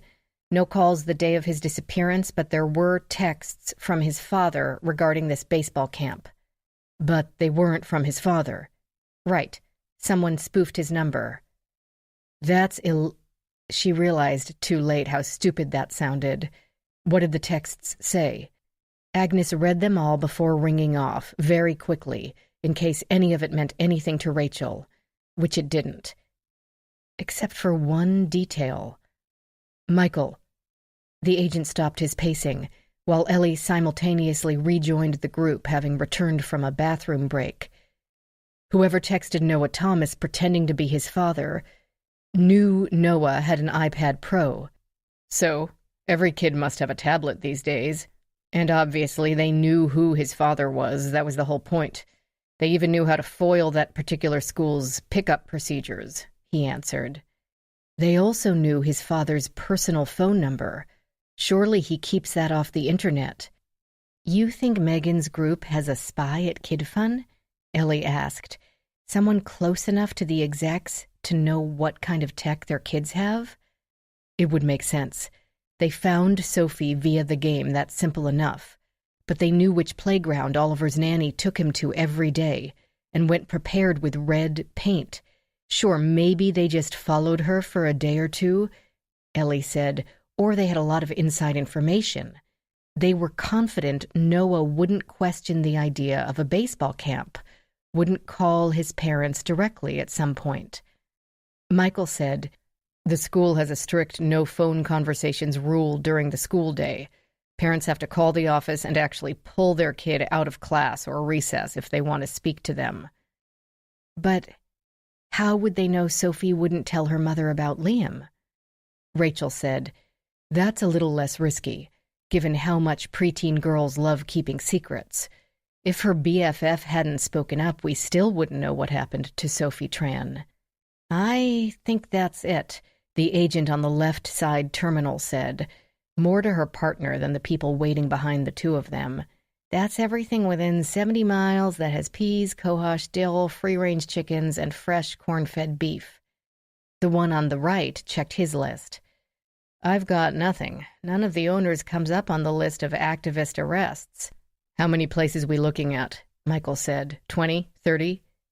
3, the female agent said. The furrow between the tall man's brows smoothed some. "Really? Only 3? As she wrote the address and owners' names on a piece of copy paper, she added, "One has apparently shut down, though." The other agent had been reading over her shoulder and checking his own lists. "License is still active, should have renewed last month, but they have a grace period. Their website hasn't been updated in over a year, and the homepage has a note about appreciating all their past customers. It might be a dead end." Michael snatched the piece of paper, a life jacket to a drowning man. "Or it might be perfect." Ellie said, "I'm coming with you." "No." He looked at her face and softened his voice by a half-tone or so. "These people are serious enough to kidnap 4 kids. Who knows what they'll do if confronted." She bristled until he added, "Besides, if this isn't the place, we'll have to go on to the next place. And they could all be wrong, and the kids are just in a messy house with people who go to a lot of farmers markets." "I know, but—" She stopped, obviously unable to think of a good enough but. "I'll make sure the scene is disturbed as little as possible until you can process. And," he gazed at her directly, his eyes dark and piercing, "I'll call you immediately if we find Mason." Alive or dead, he meant. "Do that." As the FBI agent turned to go, Rachel said, "I'm going to the committee hearing. I can't do anything more here, and if Megan's group is planning a confrontation, it will be there." Ellie said, "Let's go. It might be faster to walk." "In this heat," Rachel said, and punched the button for the elevator. "Not on your life. I'll drive." Chapter 35, 4:10 p.m. Rachel had no problem finding a parking space near the Hart Senate office building. At 4 o'clock, a good deal of D.C. workers had already finished their meetings and packed up their work to take home. School's field trips were over and the tourist buses on their way back to hotels. The whole building smelled like paper and floor cleaner. A text to Becca brought her out to meet them. A few minutes later, they were cutting across the center atrium, Ellie's boots squeaking on the polished marble floor. A sculpture rested in the center of it, black sheet metal cut into shapes and bolted together, almost as if a little boy had built his own rocket ship out of a cardboard box. Ellie began, "What is Mountains and Clouds?" Becca said. "The name of it is Mountains and Clouds." Most of the flat pieces of metal ended in a sharp peak at the top. "I see the mountain part, the rest of it not so much." Becca led them through a series of gleaming hallways, occasionally greeting coworkers or acquaintances. She did not bother to introduce them. There wasn't time. Everyone they passed seemed busy, relatively young, and nicely dressed, Ellie thought. Some seemed too young to work there or anywhere, and she wondered if they were interns or if she was just getting old. Even the middle-aged men and women moved with more energy than expected, and all wore clothes that were businesslike, not luxurious, but with a uniform tidiness. Men wore ties, women's blouses were tucked, often into skirts. As a world, it differed from Ellie's daily experience of cargo pants, plainclothes detectives, undercover narcotics officers, paramedics, bad smells, and blood. A world she suddenly missed. It might not be as hygienic, but it was home. Becca hustled them through a door into a cavernous room of dark-paneled walls and somber wall-sconce lighting. Heavy draperies covered floor-to-ceiling windows. A curved bar of the same deep wood spread across one end of the room, with at least 25 comfy-looking desk chairs behind it, more than half occupied by men and women in suits. More chairs lined all 3 walls behind this structure. On the floor in front of it sat 3 less impressive-looking folding tables covered with black cloth and rows of padded, stackable metal chairs. Clearly nothing had yet begun. Occupants milled in some type of hanging-out posture in these last minutes before the hearing began. Some texted or checked email, some typed on laptops, one read the paper, at least 3 were on the phone. The rest either chatted with each other or conferred with assistants who hovered over their shoulders. From the numbers, Ellie estimated that each senator had at least 1 assistant in attendance, all to be seated behind the curving desk in chairs lined up against the walls to wait like chambermaids at the Queen's bedside. Hunter stood at the front right table. There he conferred with a willowy woman with jet black hair and Asian features, a tall black man, and a heavy-set man with dark hair and reddened eyes.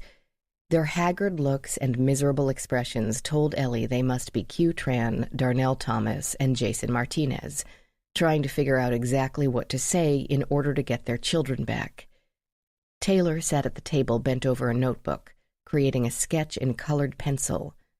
Becca pointed them toward this table and then returned to the dais. Behind the huge curved desk, Taylor had been taken home, calmed down, and pumped up. In fresh clothes and her hair tied back in a bow, she did not seem to bear any ill effects of nearly being kidnapped. As Ellie watched, she looked up and beamed across the room at her mother, happy to be in the thick of things with the grown-ups. Hunter saw Ellie as they approached and stepped away from his colleagues. He strode to them quickly, perhaps keeping them out of earshot of the 2 parents. "Where are the kids?" Their lack of response answered his question. "You don't have them yet? Megan didn't confess?" "We have some good leads," Rachel told him in her calm, commanding tone. She described the winnowing process and that FBI agents would be arriving at the farm at any moment. "Of course, we can't be sure that's the right place, but it's well worth a try." "When will they get there? Will they call us, you, anybody, right away? Hell." He started to glance at the kid-fun parents, seemed to prevent himself. "They're so afraid of what's going to happen if they don't say whatever magic words those crazies want to hear. Jason is about to collapse, and Q is having chest pains." "We don't get that impression from Megan," Rachel said. I don't believe she ever intended to harm the kids. Hunter checked his watch. Sit with Taylor. Don't tell the others who you are. But they already... Darnell Thomas had seen Ellie at his house the previous evening, though they hadn't been introduced. But Hunter had already gone to join Becca for a brief, intense consult. Ellie watched them, unable to read the expression on her cousin's face. Concern, annoyance, and a touch of relief? Ellie had been correct when speaking to Rachel the day before. She still thought of Becca as she had been at 12. Becca, now an adult, had outgrown the volatility of childhood, the wearing of her heart emblazoned on one sleeve, and now Ellie had no idea at all what might be in her cousin's mind.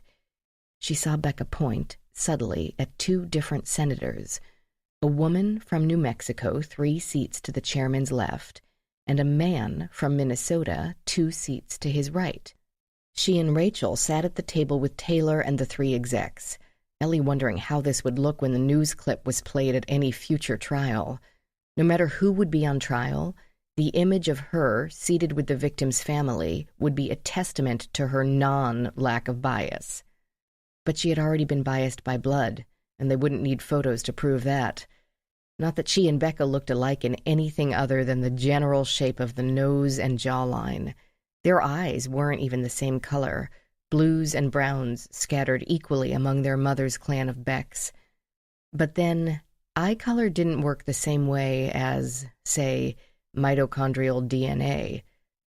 Q, Darnell, and Jason had seated themselves and continued talking without noticing the 2 women. Ellie did not say anything to Taylor. The girl was quiet and occupied. Best to leave her that way. But this lasted only a second or 2 before the girl looked up. Her face glowed to have another family member present. "Hi, are you going to testify too?" "No, I'm just here to listen to everyone." Saying, "I'm here because one way or another something bad is going to happen and I need to be here when it does," hardly seemed like a good idea. The girl chattered on about her mother picking out what clothes to wear. If the afternoon's trauma had frightened her at the time, the bustle of the hearing had erased it. "They don't usually let kids in here, but I'm more mature than everyone else my age," Taylor informed her. "And your parents are understandably terrified to let you out of their sight," Ellie thought as Hunter sat and laid one arm loosely around his daughter. "That's right, sweetie, but you have to be super quiet. Once we start, no talking or even whispering. Got that? It's very important." "Right."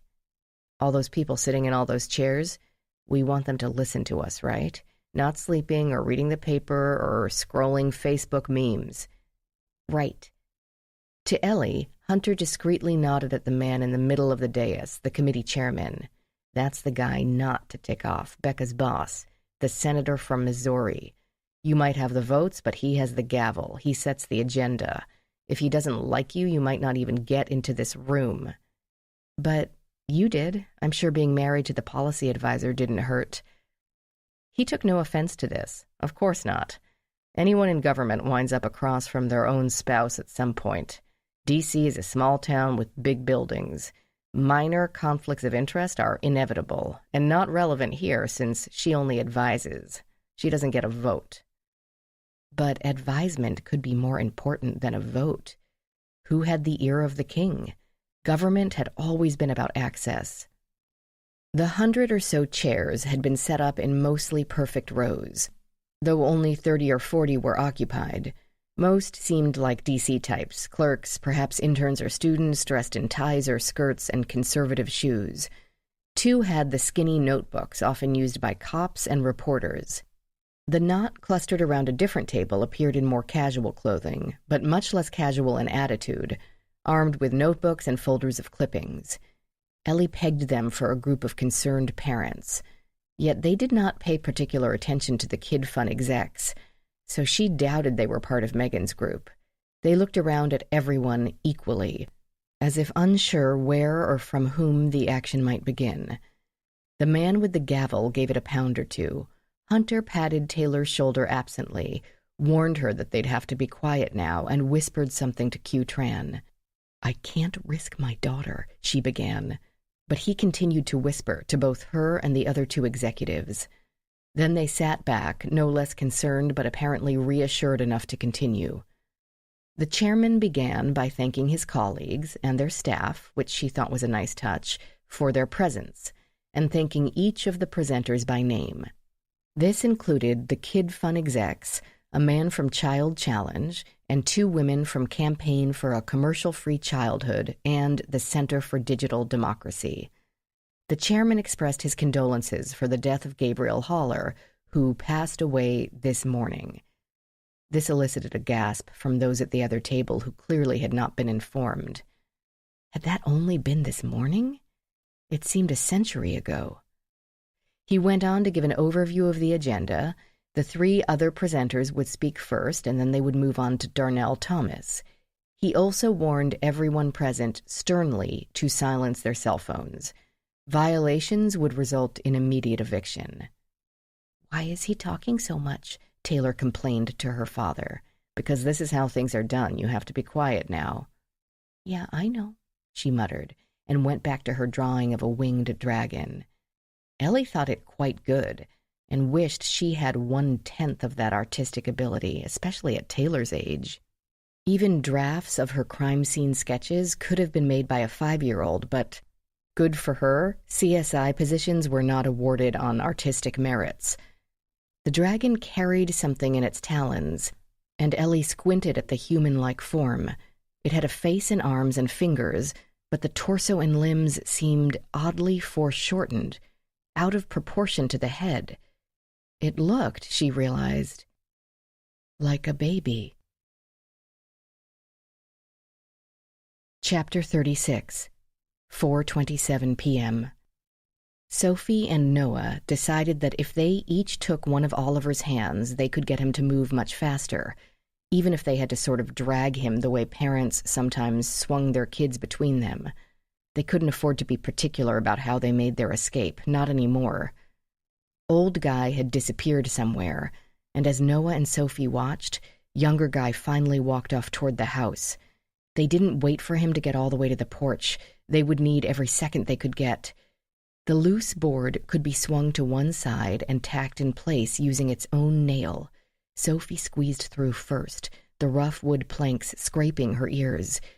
She had read that if your head could fit through a space, then the rest of the body would too, which didn't really make sense because your shoulders were much wider than your head. But her head made it out, eyes blinking in the bright daylight. Then she dragged her back and her chest. For once, she wasn't happy about her growing breasts. Through the narrow opening, wood fibers raking along her body and ripping small tears in the nylon fabric of her shirt. But if she, the biggest, could make it, the others could too. Besides, she feared that if Noah went first and she couldn't fit through, he'd leave without her. She wouldn't blame him if he did. "Hurry, Sophie," Noah urged. "I'm trying." The stupid chickens started up before she even got her boobs out, squawking and cackling. She saw that there were only 5 or 6 of them with a narrow coop attached to the wall of the barn and a 6-foot square pen made of chicken wire. Maybe they thought they were going to be fed. Or maybe a new person to look at was the most exciting thing that had happened to them in months, because they would not shut up about the human being oozing through the barn walls. "Move, Sophie, someone's coming." Younger Guy must have come back. Maybe he heard them move the plank, or the chickens alerted him. She put her palms on either side of the opening and shoved off, trying to free her hips. Her feet scrambled against the dirt floor, trying to gain leverage, and she accidentally kicked one of the boys, Oliver, to judge from the aggravated howl. "He's coming in!" They didn't have a chance now. With a heart plunging to her knees, she realized she had to wiggle back into the horrid barn and move the plank back before Younger Guy got inside, so they could stand there and pretend they hadn't been trying to escape. Hadn't even thought about that, despite the rips in her clothing and the scrapes that were already starting to bleed. Her shoulders were still outside with the raucous chickens when the door opened. Through the gap, she watched a new guy run in. And OMG, he was way scarier than both Younger Guy and Old Guy put together. A huge man with thin black hair and a scar on his temple. Sophie pushed with all her might and tumbled out of the barn.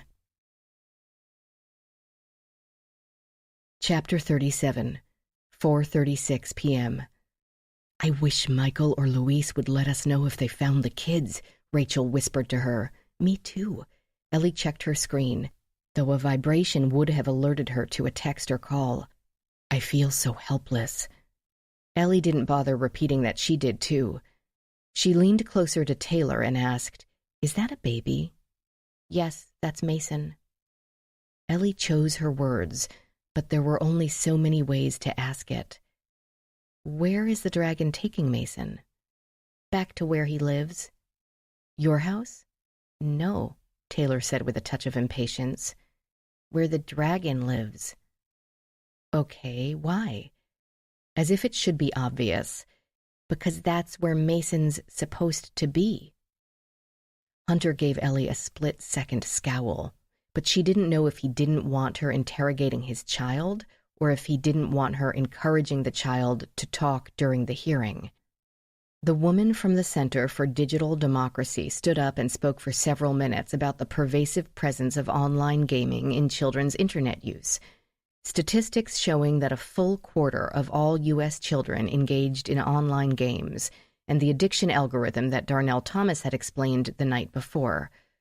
Her dense speech only lasted 3 or 4 minutes. Becca had told her that the most valuable commodity senators have is time. It absolutely could not be wasted. So nearly every witness, unless otherwise arranged, would stick to 5 minutes or less.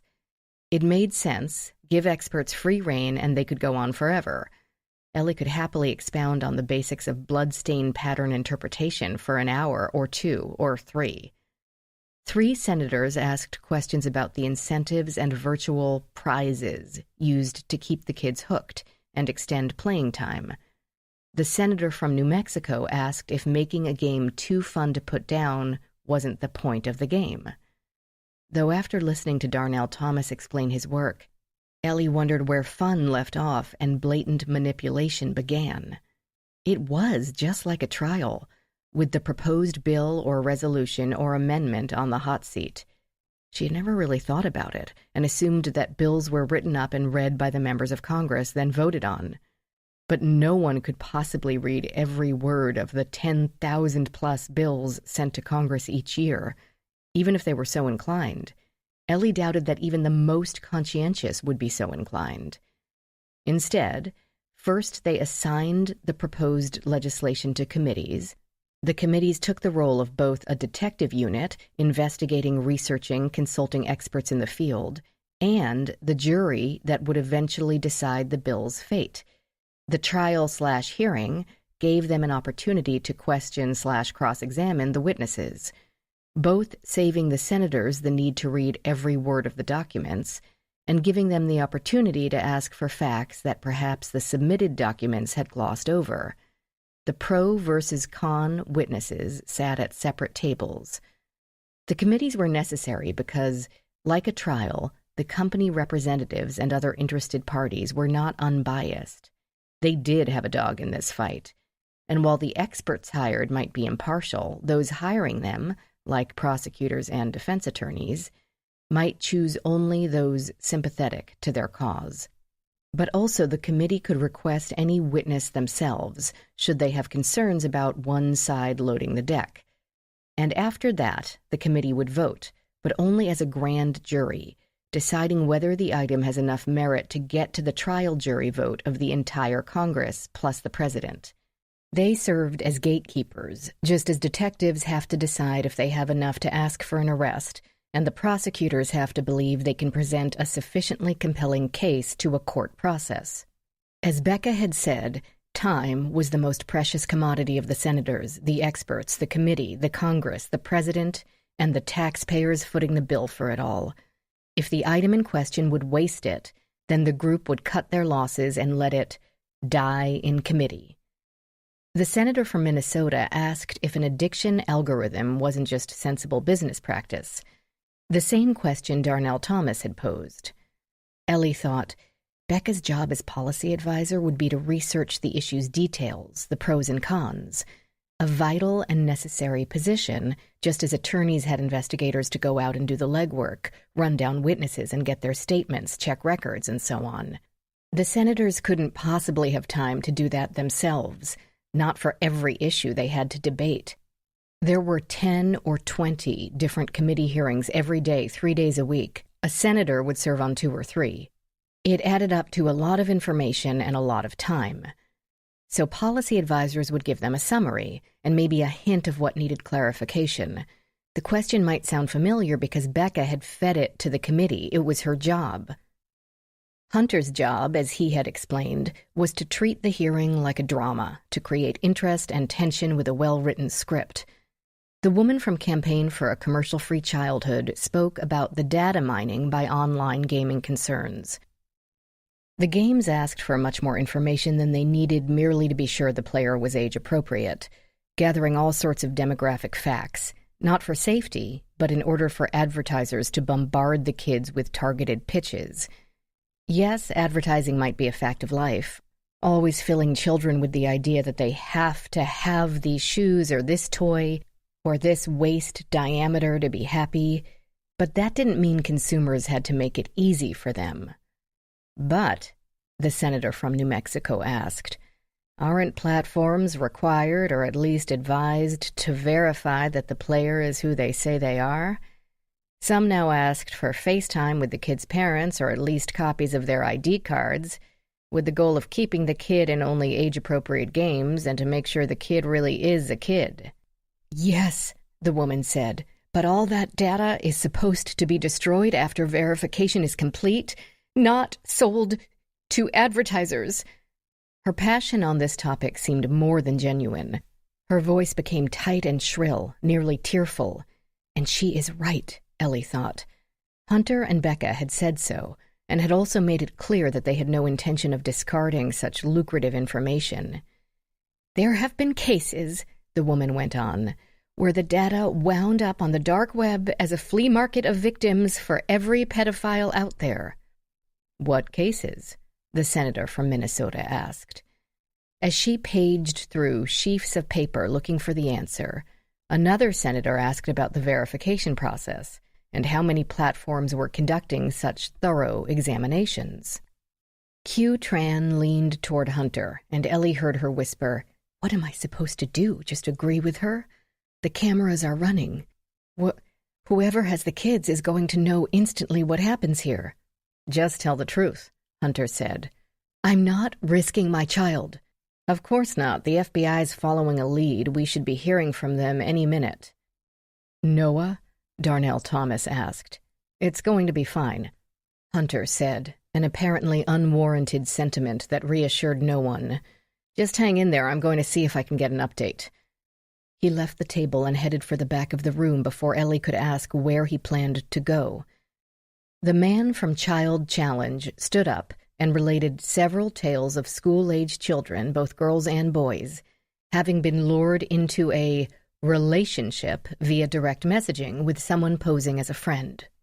Online gaming provided children entertainment and communication across cultures and borders, but it needed to be locked up as tightly as a school building in this age of mass shootings.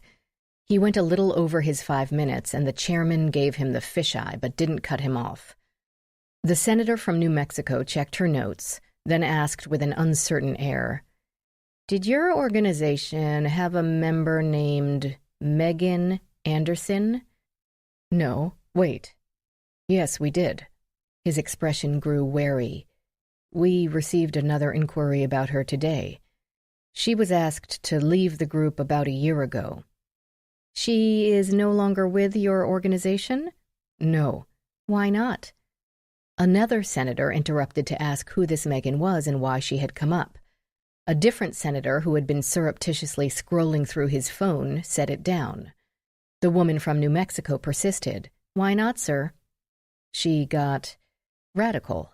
We wanted to picket the headquarters of companies like KidFun. She wanted to slash all their tires. We wanted to monitor proposed bills and amendments like this one here. She said we should hire hackers to install ransomware on their website and use the ransom payments to give all parents of minors a free mirroring program to transmit them a copy of every interaction their child had online. We found her ideas a little concerning." Are you aware that 4 children of Kid Fun execs were abducted yesterday? The man's face froze, his mind taking those words and trying to rearrange them into a pattern that made sense. At this task, his mind failed. What? The 2 women next to him appeared equally confused. The scattered spectators murmured, the reporters scribbling furiously. Every senator sat up straighter. The chairman gave a single sharp rap with his gavel. Megan and other Child Challenge members kidnapped the children in order to force their parents to change their testimony today. Those are some of the parents right there. She pointed at 3 executives. All 3 paled and looked around in near panic, wondering what this revelation would do to their children's safety. Where had Hunter gone? "Ma'am," the man said, "I have no idea what you're talking about." "That's not going to be sufficient, Mr. A door banged at the back of the room. Excited footsteps made Ellie turn to see Sophie Tran and Noah Thomas making a beeline for their parents, who leapt to their feet, stumbling over their chairs to get free. Behind them, Hunter strode along with a satisfied smile on his face, carrying Oliver Martinez. Though once the little boy caught sight of his father, he nearly leapt from Hunter's arms to get to the floor and run. Michael Tyler followed, with a much less happy expression. He probably hated the lack of proper procedure in this case. The children, as any victims would, should have been separated and their statements obtained, a process that could take hours. They should have been checked by doctors and counselors, given a private moment to be reunited with their families. But not even he could have resisted the plea of such children for the only thing they wanted, to feel their parents' embrace once again. Luis, however, couldn't help but beam. The screams and excited chatter as Noah and Sophie were also swept up told everyone in the room what had just occurred. The chairman didn't even bother to ask for order right away. Ellie noticed Becca filling him and the other senators in on who was who, pointing from the dais. Create drama. Get their attention. Rachel clapped Michael on the arm in congratulations. Thank heavens for black cohosh and green peas. Mason, Ellie demanded, though she already knew the answer from the heavy way he turned to her. No, there's no sign he was ever there. The 2 men we caught on the property denied any knowledge of him. But I don't know why they'd lie when they admitted taking the other 3. They would if Mason had been killed, she thought. But the children seemed fine. Sophie's shirt had some small tears across the back with thin scratches on the skin underneath, and all 3 appeared dirty and wearied beyond exhaustion, but otherwise physically unharmed. Not that they could deny it under the circumstances, Michael went on. According to what they started blurting out as soon as we showed up, they were about to drive the kids to Sophie's ballpark and let them go. The hearing had begun.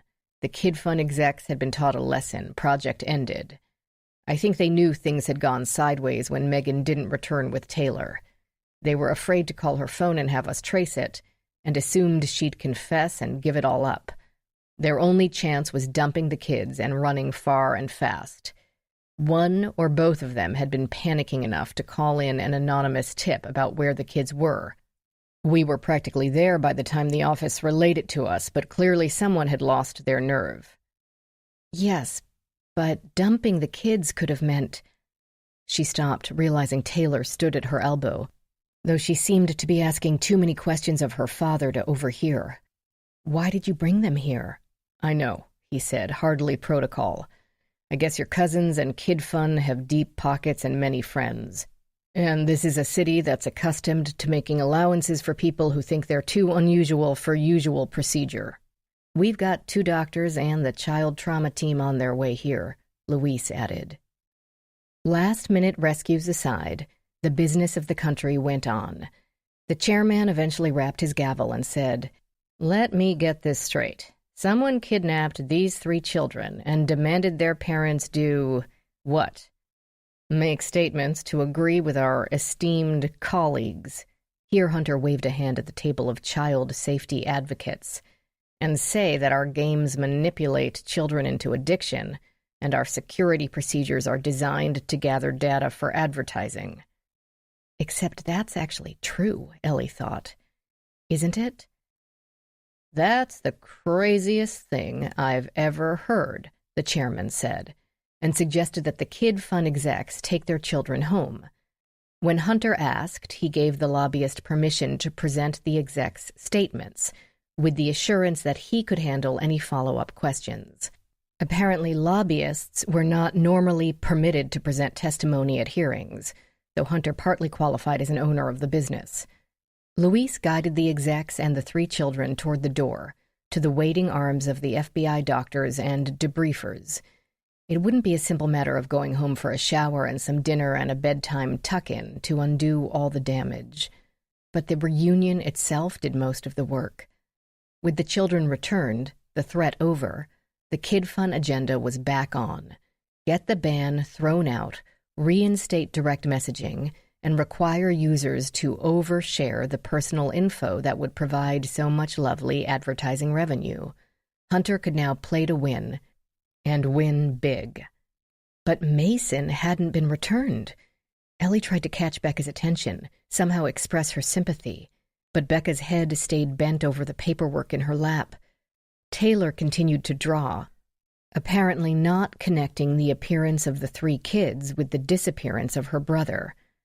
I think this is an excellent illustration of the kind of overreaction that we see from people who supposedly care about protecting children, he began.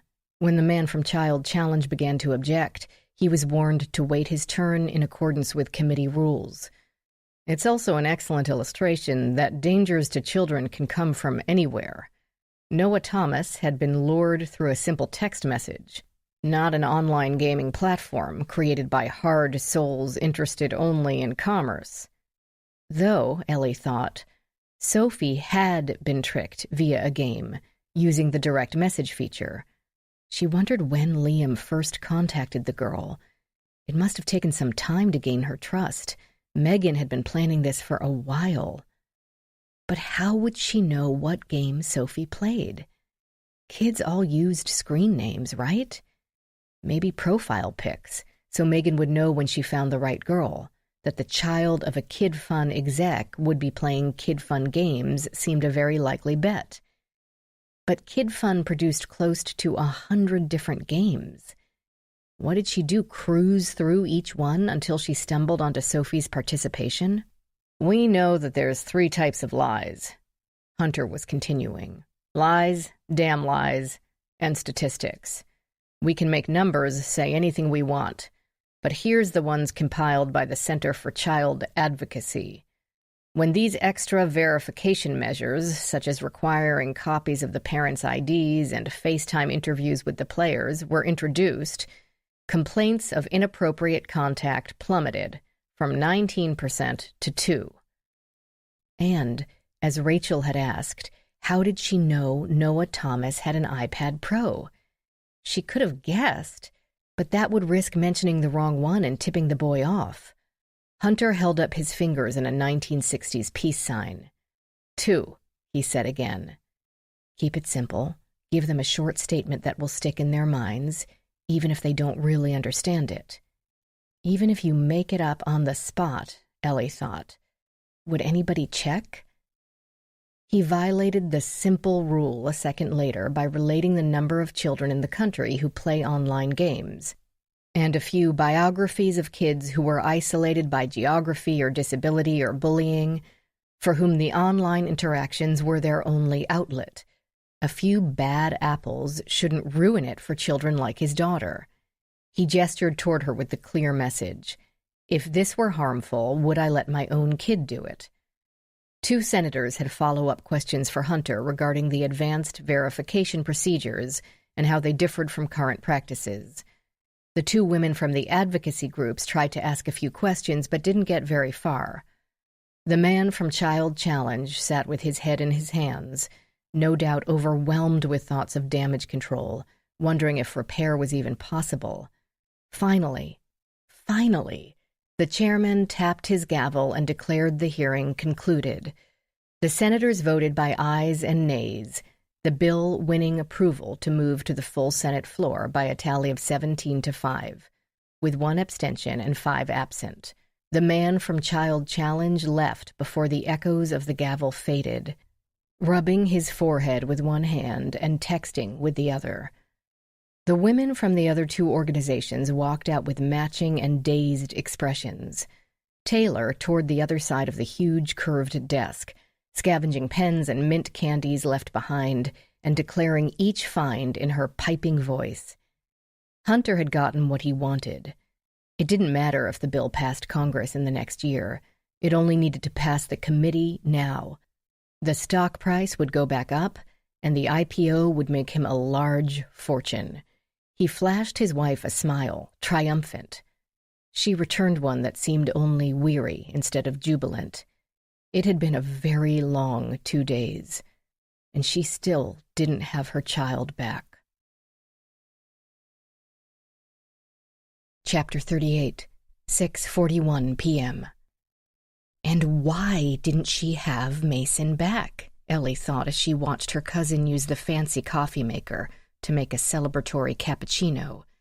It wasn't champagne, but still the party mood lingered. They'd pulled off a great success against a boatload of odds.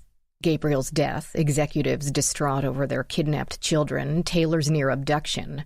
With all that working against them, they'd accomplished their goal. But their kid was still missing. Why didn't they seem, devastated?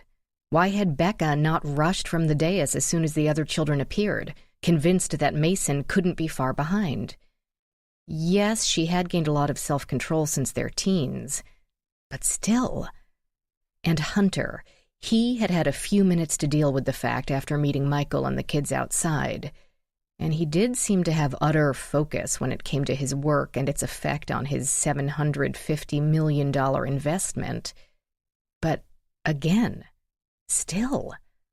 Now Hunter had been on the phone with Tara for 10 minutes, with all sorts of instructions about this overseas account and some T-bond fund. He had shown a surprising love for comfy clothes and had ripped off the tie instantly upon their return, and now padded around the kitchen in sweatpants and bare feet. Taylor danced around in her hanging with grown-ups outfit until she noticed his attire and ran off to change as well. Rachel had headed back to the Locard and Michael and Luis to the FBI building to finish the paperwork for the arrests of the 2 men and Megan. Charging them with kidnapping, extortion, and several other crimes would be a much longer process, one that could wait until Monday to begin. They'd be back, though, since they'd forgotten the special duffel bag made for ransoms, with the hidden trackers inside. It still sat on the kitchen counter next to Taylor's notebook. Ellie should go to her apartment. There was nothing more she could do at the house, and the family might want some privacy after 2 hellish days. So did she. Yet she leaned against the marble island, pretending that she wanted some caffeine, and let her mind worry over these inconsistencies like a loose string on a sweater. Too many other ones might unravel, but she couldn't stop pulling. Hunter had been incensed the day before at his son's disappearance, and Becca bereft. Both of them flummoxed when the ransom was ignored. It wasn't as if they didn't care about Mason. So why weren't they more upset at this setback? And then the answer came to her with a clear and startling certainty. They already knew. They knew exactly where the 3 children were and that Mason was not among them. They knew because they had arranged it. But why? How? Where was Mason? And why was Gabriel dead? Ellie turned and left the kitchen, heading for the back staircase. Becca watched her go, her lips parting to ask where she headed, but Ellie hustled past her and she did not follow. Hunter was still on the phone. She took the steps 2 at a time. Light showed under the rim of Taylor's bathroom. Few people desired privacy more than preteen girls, and Ellie crossed to the bookshelf. 49 Ways to Kill Somebody sat right there where she had left it. The page between defenestration and entombment still missing. She carried it over to Taylor's nightstand and clicked on the light as the sunlight outside began to fade. She'd taken a photo of the ransom note with her phone, and used it to compare the font and the page color, knowing that the color might not be perfect. It seemed to match perfectly. It didn't prove anything, of course, but between that and the fragment of hair caught in the glue, it certainly indicated that the ransom note had come from inside the house. She had no doubt that Gary, the whiz with paper, could prove it. Analysis of the paper fibers, the ink, maybe touch DNA from Taylor's fingers. But to what end? She paged through the rest of the book. She expected to find an entry on poisoning, and did. Pro, need not be present. Con, obtaining a poison, though it did not contain any surprises. Obtaining a poison would not be difficult when they grew in your backyard, with the textbook on mycology in Becca's study to help you along. It did not describe how to reseal a plastic screw top, but that wasn't pediatric neurosurgery either. Take a soldering iron or a fork or a paperclip, heat it enough to melt plastic even just a little, and go around the top to create new connections between the cap and its lower ring under the threads.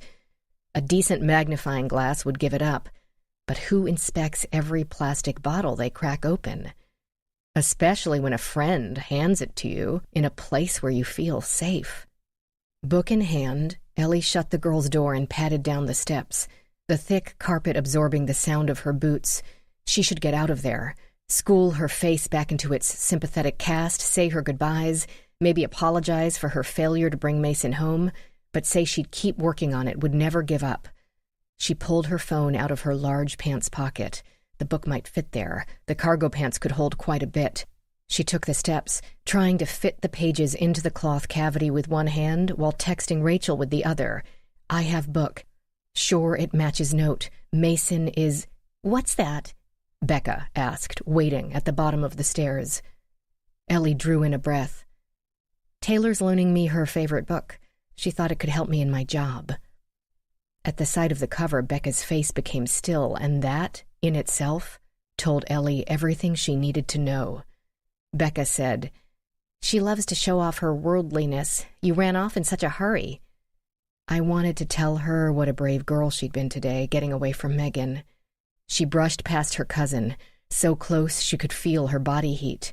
She needed to get with Rachel, regroup, decide on a course of action.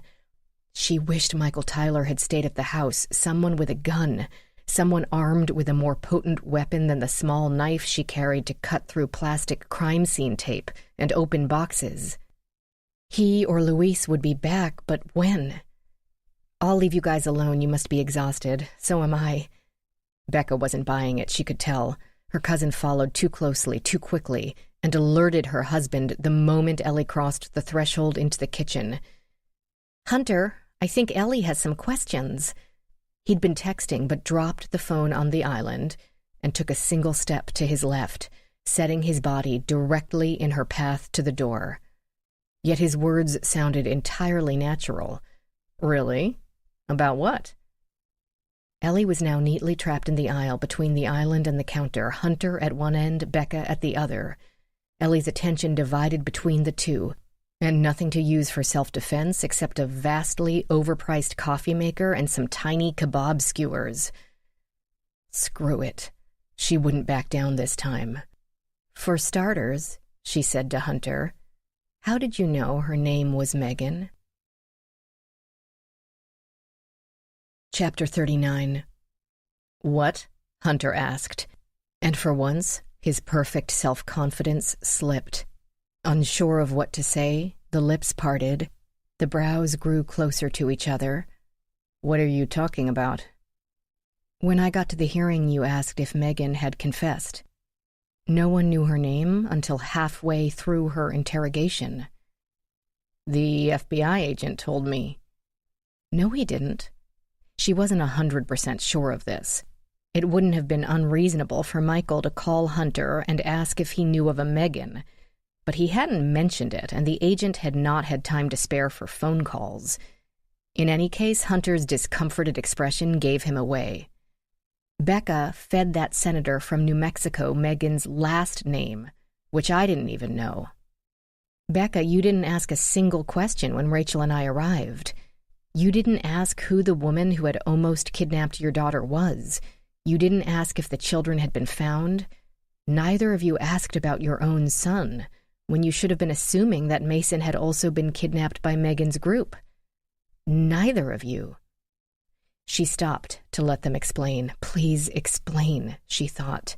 Tell me my childhood BFF wasn't behind the abduction of 4 children.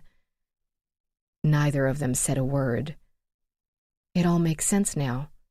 Inside her pocket, her phone gave a tiny buzz, still on vibrate mode from the Senate hearing, probably Rachel texting her back. Ellie went on, pressing, while they were off balance. How Megan knew exactly where to contact Sophie, what might tempt her. Surely you both heard all about Q's daughter from her countless meetings to prepare for the hearing and the IPO auditors. Maybe a company picnic. Parents talk about their kids, especially when those kids are, in a way, beta testing your product. Darnell would have chatted about his son's favorite electronics and his obsession with baseball. Both of you would know about Megan's threats. She wasn't going to go away, so you decided to use her. Finn, she accused Hunter with that final word. He didn't deny it and no longer appeared discomforted. His mind had already leapt ahead to damage control.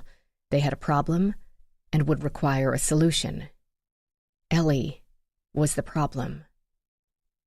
According to Megan's son, the mysterious Finn knew everything about Kid Fun, where the execs lived, where their kids could be found, the parents' phone numbers, photos of the houses, kids, cars, nannies, schools, when who would be out of town on business.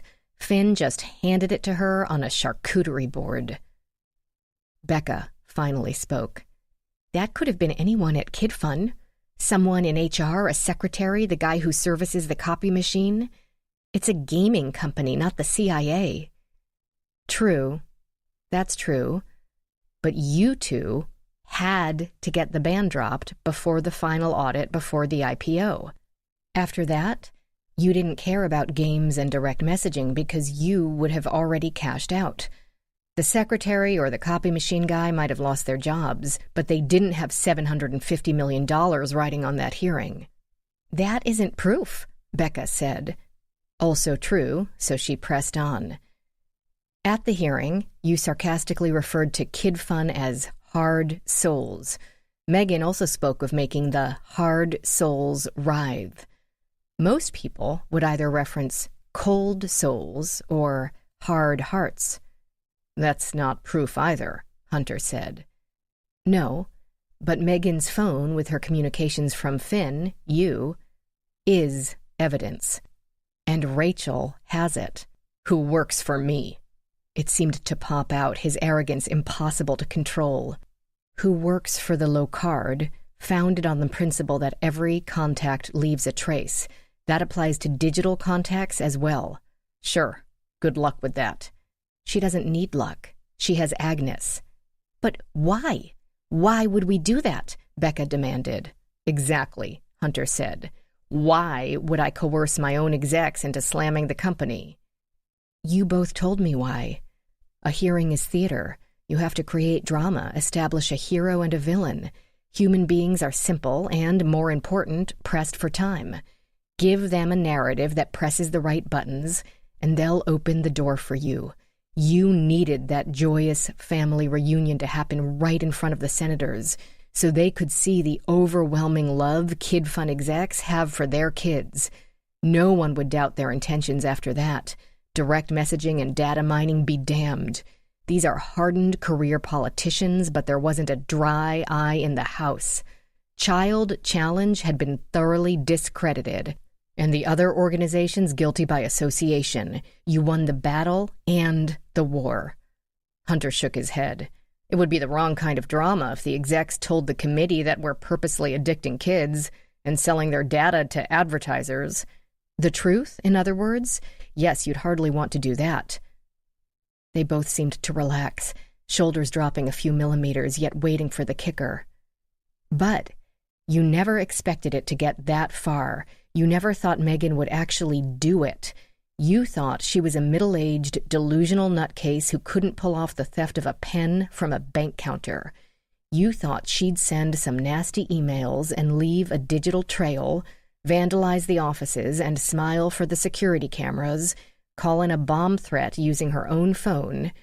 Whatever she did, how mild or how outrageous, whether the police caught her at it or she got away scot-free, anything could then be used to discredit Child Challenge at the hearing, which was your only goal. Take a potential threat and turn it into an asset, the same way attorneys might needle an expert witness until they lose their temper on the stand. At that point, it ceases to matter what they did or what they said. All that matters is perceived credibility. As Darnell said, you can get anyone to do anything online, where nothing is real, so everything is. You only need to push the right buttons. Neither of them said anything. She could swear Hunter looked a little proud. But she didn't get caught. She actually grabbed a child, your child, you thought, and left the authorities without a single clue. You knew right then your creation had slipped out of the lab and out of your control. But what could you do? Call the cops? How did she convince you that she didn't have Mason? Or did you even care? She didn't have Mason, he said stiffly. I know, Ellie said. We'll get to that later. But you did know she had 3 other children, and you did nothing. You, both of you, let her terrorize small children and their families because it served your purposes. How did it do that? Hunter said. We were losing that hearing. We came so close to losing.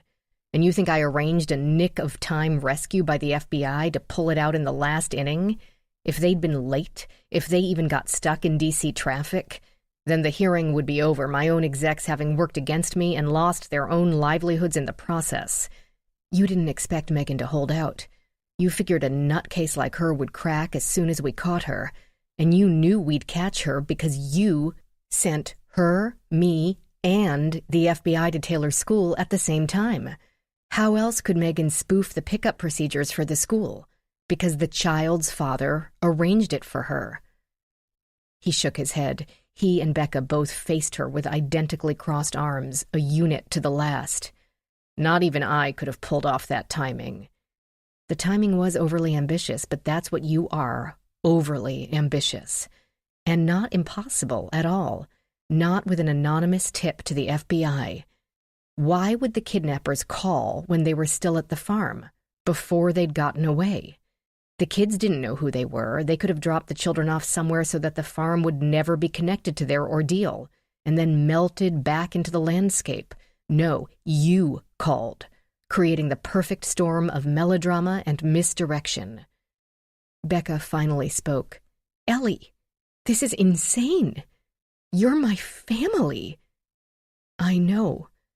She had to ignore the pain in her heart, had to ignore it or she wouldn't get through this, and having begun, she had to get through it. That's what makes this so miserable. But Taylor is yours, and you would have let her go through the trauma even briefly of being— Never! Becca burst out, the famous temper surfacing at last.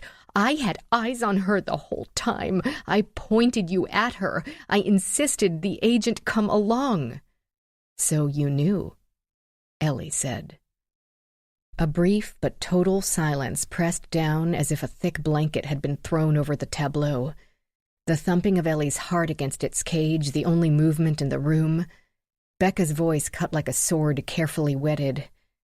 Ellie, are you still mad that I have a mom and you don't? Or that you're not my best friend anymore? Where is this coming from? Ellie ignored this, too. In case you haven't noticed, Hunter said, I don't have my son back. He wasn't found on Megan's farm or whatever. So, if I'm the criminal mastermind behind it all, where is my kid? His self-satisfied aura cracked on this last word, real emotion and real fear behind it. Ellie said, That's what's been confounding me all this time. Nothing seemed consistent. Nothing made sense. Now I see the facts didn't fit together because they weren't related. We had 3 separate crimes: the abduction of the 3 children, Gabriel's murder, and Mason's disappearance. Abduction, Becca corrected. Disappearance. Murder? Hunter burst out. Gabriel wasn't murdered. It was some weird virus or aneurysm, wasn't it? Destroying Angel, Ellie said. What's that? Ask your wife, the one who handed Gabriel the Gatorade, knowing that no one else in the house would drink it, the one who minored in mycology, the study of mushrooms, who had to notice the amanita growing in your woods. He looked to Becca for a denial. Ellie didn't think her expression had changed one iota, but clearly her husband knew her much, much better than Ellie ever had. What he saw stunned him. What? Why? Why Gabriel? He was backing out. All the emotion she'd kept stuffed down inside her for 2 days erupted, and Ellie caught a glimpse of the young, always emotional Becca. He wanted to cancel the IPO. He wanted the hearing to kill us. The last thing he said was he'd tell the truth about the company, and all because he had cold feet over the algorithm and the data mining. The whole company would go down the tubes because he had an attack of conscience. Everything we'd done, the risks we took, would all have been for nothing. That was just talk. I could have controlled Gabriel. I couldn't take that chance. You couldn't. You didn't even think about talking to me?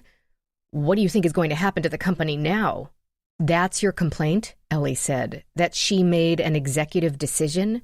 Shut up. And that quickly he put his wife's upgrade from kidnapper and extortionist to killer out of his mind and moved forward. Damage control. One glance at Becca and they were a team again. The Gabriel problem had been in the past. The Ellie problem still stood in front of them. Ellie took a breath, turned her face toward her first cousin. Are you really thinking of a way to kill me, Becca?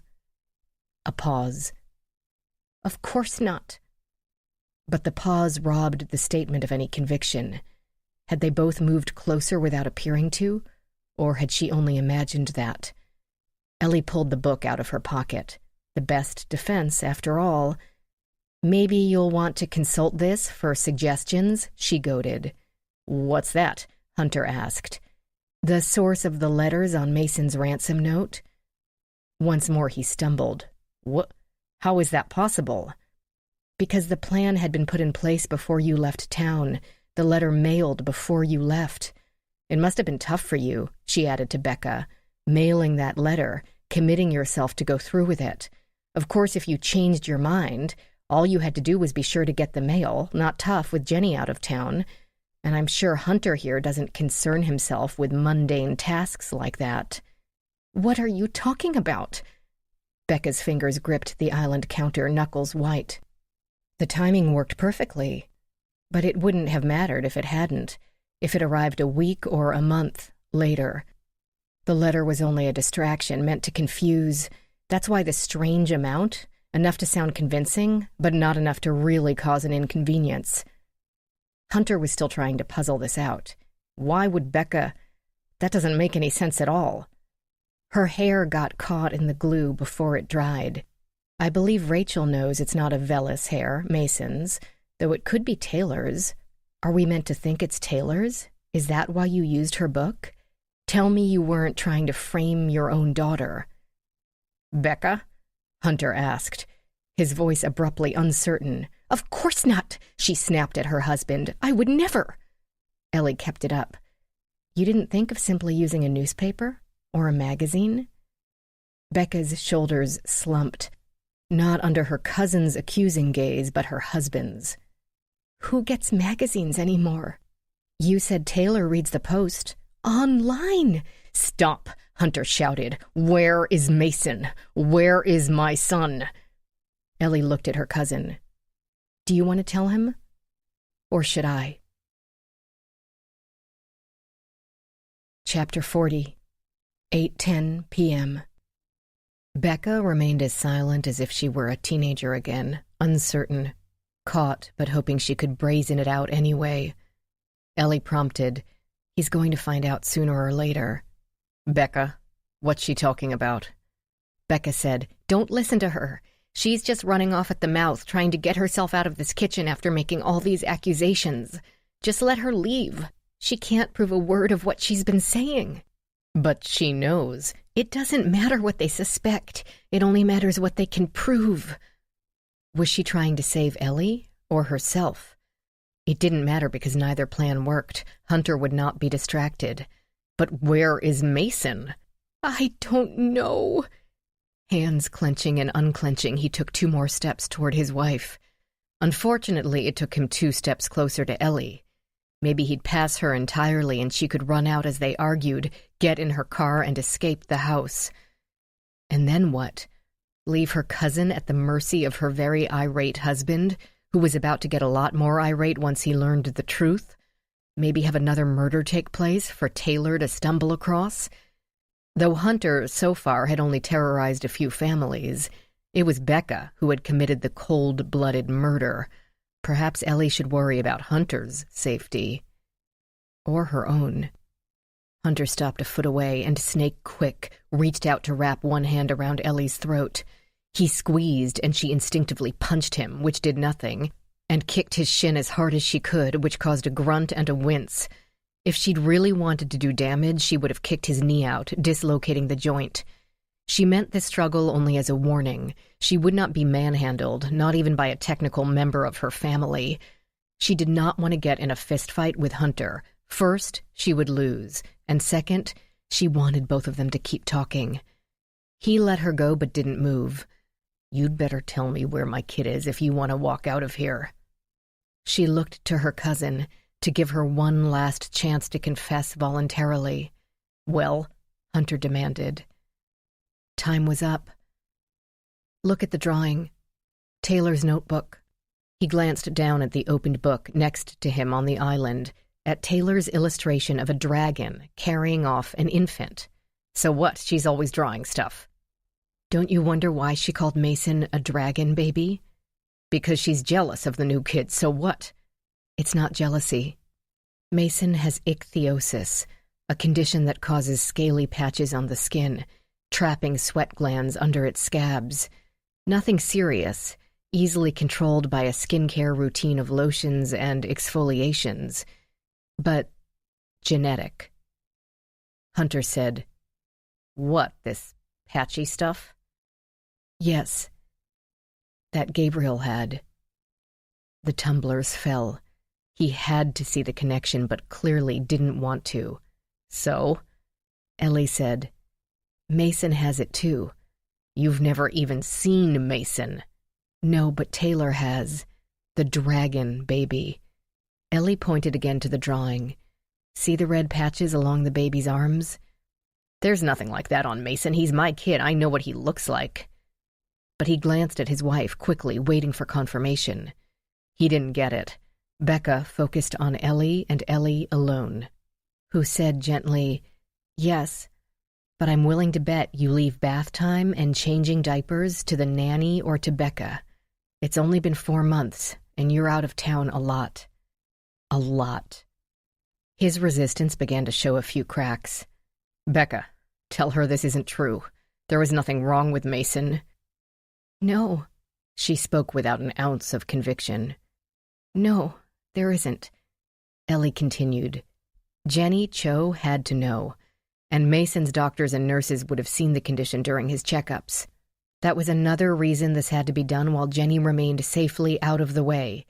Maybe to help her out, give her an ironclad alibi, but maybe so that she would not be here to be questioned about Mason's medical conditions. She might have even known about Gabriel, but this way Megan and her group will be blamed for his disappearance, case closed, no reason to talk to Jenny at all. Hunter couldn't hide from this truth any longer. He turned to his wife. "Gabriel? Really? Really?" She stared at the table, at her daughter's drawing of her son and the dragon. Ellie said, "Did you even think of what this would do to Taylor? Wondering for the rest of her life what happened to her brother, if he was alive, if whoever took him would come back for her?" "Don't be ridiculous," Becca said. "Taylor is happy he's gone. Now she's got us all to herself again." "Maybe you really believe that," Ellie said. "It's still inexcusable." This sparked fire. What the hell would you know about having children, about having a family? Hunter also spared no sympathy for his daughter, too focused on his own humiliation. "Gabriel, really? You did—" Becca could have argued with Ellie all day and never cracked her iron shell, but she didn't last 30 seconds under Hunter's eye. "It was only a few times. You were gone so much. It didn't mean anything. I could get him out of our lives, but if you ever knew, ever suspected, you'd reject Mason and you'd leave me. Our lives would fall apart, the house, the accounts, the projects. It wasn't worth it. I had to let the baby go. And it killed me." Her voice broke on the last 4 words, so heartfelt and so piteously that Ellie almost wanted to turn away and write this off as a family conflict, to be worked out among the parties themselves. Almost. But a man had been killed. "She loves you," Ellie told Hunter. "She murdered Gabriel to keep you." "My friend?" The words burst out in ragged shards, and this time he did brush past Ellie. "You two were pretending around me, knowing all the time, making a fool." Ellie was free. She could run now, and they probably wouldn't even notice. But then Hunter's hands went around her cousin's throat, and as strong as the running and the spinning and the aerobics might have made her, Becca didn't stand a chance against his mindless rage. Her cousin was bent backward over the table, legs trapped, arms pulling uselessly at his biceps. Ellie grabbed one of Hunter's arms and tried to pull it away, the effort a sneeze in the hurricane of his fury. He did stop killing his wife long enough to shove Ellie away. Her hip slammed against the marble countertip, and her spine popped loudly enough to be heard over Becca's gasps. Ellie needed a weapon. A gun might make him rethink his strategy, but of course she didn't have one. Knives abounded, and she could stab him, but that would only make him turn on her, unless she actually killed him. The knife block included a pair of scissors, and she pulled it out. Yanking the plug of the expensive coffee maker, she cut the cord at its base. Then she approached the struggling couple and found the outlet at the end of the island. Ellie had no idea if this would work. It might kill him. It might just make him madder. It might kill him and Becca both. She inserted the plug into the outlet. It didn't have a GFI. She had to hope it dated to some far earlier remodel, before the stainless steel Sub-Zero and the Simonelli. With luck, it would at least startle Hunter into rational thought before the circuit breaker tripped and cut the power, and before he turned around and strangled Ellie instead. Becca's feet were kicking but losing strength. Ellie touched the wire to Hunter's right ear, careful to hold it well back from the hot ends. There had not been time to strip them. A tremor ran through Hunter's body, down to his bare, grounded feet. "Daddy!" Taylor stood in the doorway to the dining room, her eyes huge, both hands held out in front of her as if she could push her father away from her mother. Then the lights went out. The circuit breaker had tripped, but in the dying light from the windows, Ellie saw Taylor's mouth open for another scream, which didn't come. Instead, the girl turned and ran, springing away as fast as any rabbit. The hands around Becca's neck loosened, then fell. Hunter stepped heavily to one side and slid awkwardly into a chair as Becca rolled over, sucking in breath as quickly as she could, coughing, then sucking again. Ellie heard the rear veranda door clatter against its stops as if thrown by great force, and was in motion before she even realized what her body might be doing. Always smarter than her, it had reacted to the danger before she could form the thought. Taylor, distraught, horrified, unable to swim. Ellie burst out of the back door across the flagstones, past George the Stone Lion and his no-name partner. Taylor's pajamaed form was already 3/4 of the way down the lawn with no signs of slowing. "Turn right," Ellie prayed. "Turn right and go to your tree. Climb your tree to your special alone place. Don't go to the dock." The girl kept on straight, the short legs moving with unbelievable speed. Behind her, she heard the veranda door slam once more, and a more solid sound like the thunk of a car door. "Don't go to the dock. Don't go off the end of the dock. Don't be like Benji. It's not really that peaceful." Taylor didn't turn toward the woods. Her bare feet hit the planks of the dock with a slap so loud it made Ellie wince. "Stop!" Ellie shouted, or thought she shouted. Her heart beat too loudly for her to hear. It was a long dock. It would take her a while. A splinter might slow her down, the hard wood too painful after the soft grass. Without the slightest hesitation, Taylor disappeared off the end. Ellie reached the boards only a second. It had to be only a second. It couldn't have been longer. After her, could just catch a glimpse of the white print pajama set in the water, already downstream from the jumping-off point by several feet. She had to do what Taylor had done. Don't hesitate, don't slow down. No time to take off shoes. I don't know what real difference shoes would make anyway. She hit the water in a most inelegant dive, more or less smacking her face and stomach onto the surface. The sting distracted her from the shock of the water, which, while not exactly cold yet, wasn't exactly warm either. She tried to breathe, and managed only to get a mouthful of the Potomac. It didn't taste great. Where is she? Ellie's body was longer, stronger. She should be within reach with one more kick. But her fingers felt only water, that nothingness heavier than air. She kicked harder, tried to lift her head out of the small waves. There, a flash of white against the greenish-brown flow. Ellie gave a frantic sprint, legs and arms in a panicked rush. Something grabbed her foot. She wouldn't have believed her body could get any more mindlessly hysterical, but it did. She flailed wildly, kicking against the tendrils, until the submerged tree branches around her ankle flowed and gapped. Another push, and her hand touched cloth. Ever so briefly, before the current took it once more out of her range, but enough to know she hadn't imagined it. Her water-blurred eyes saw the whitish shade below the surface, and then she had hold of it. With both hands, she grabbed the girl's torso and hefted her upper body out of the water. This pushed Ellie below the surface, but only for a moment. Her legs scissored. Maybe taking off the shoes would have helped, and she managed to get both their heads into the air. Taylor had gone completely limp. Ellie had no idea if the girl was breathing. She tried to grasp the girl's back to her chest, looping one arm across her from armpit to armpit in the classic lifeguard carry. But to be honest, Ellie had no idea how lifeguards dragged the rescued to safety. Though Aunt Rosalie had worked hard to teach her, Ellie wasn't much of a swimmer. With the set sun below the horizon, the shadow of the trees turned the riverbank to a deep darkness. There were no inlets or cleared land in sight, and the current felt much stronger than she had expected. She struggled toward the shore, her kicking legs tangling with Taylor's lifeless ones. Ellie didn't bother shouting for help. There would be no one to hear. A very small but grassy sliver of bank appeared ahead, and Ellie aimed for it. Easier said than done, but the water grew slightly shallower and calmer near the edge. She talked herself toward it with Aunt Katie's mantra, "I can do this, I can do this," though she was not at all sure that she could. Where is the river bottom? She should be able to reach the bottom, stand up, and pull Taylor out.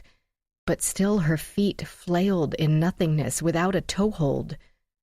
She heard a voice. "Here, I'll get her." A dark figure appeared on the slope only 2 feet away. Once more she pushed the girl's body upward. Taylor should breathe. She should be able to breathe. This once again shoved Ellie under the water's surface. Where the hell is the bottom? Taylor was torn from her hands, and yet she couldn't pull herself up, her feet finding only silt that didn't give enough purchase and even sucked her down farther. Her hands were in the air, breaking the surface, but the rest of her needed to breathe and couldn't, and her legs had done all they could. The soaking water, her flailing limbs, the smell of algae and lichen and restraints. And suddenly she was 4 years old again, in the back seat of a car, slowly sinking into...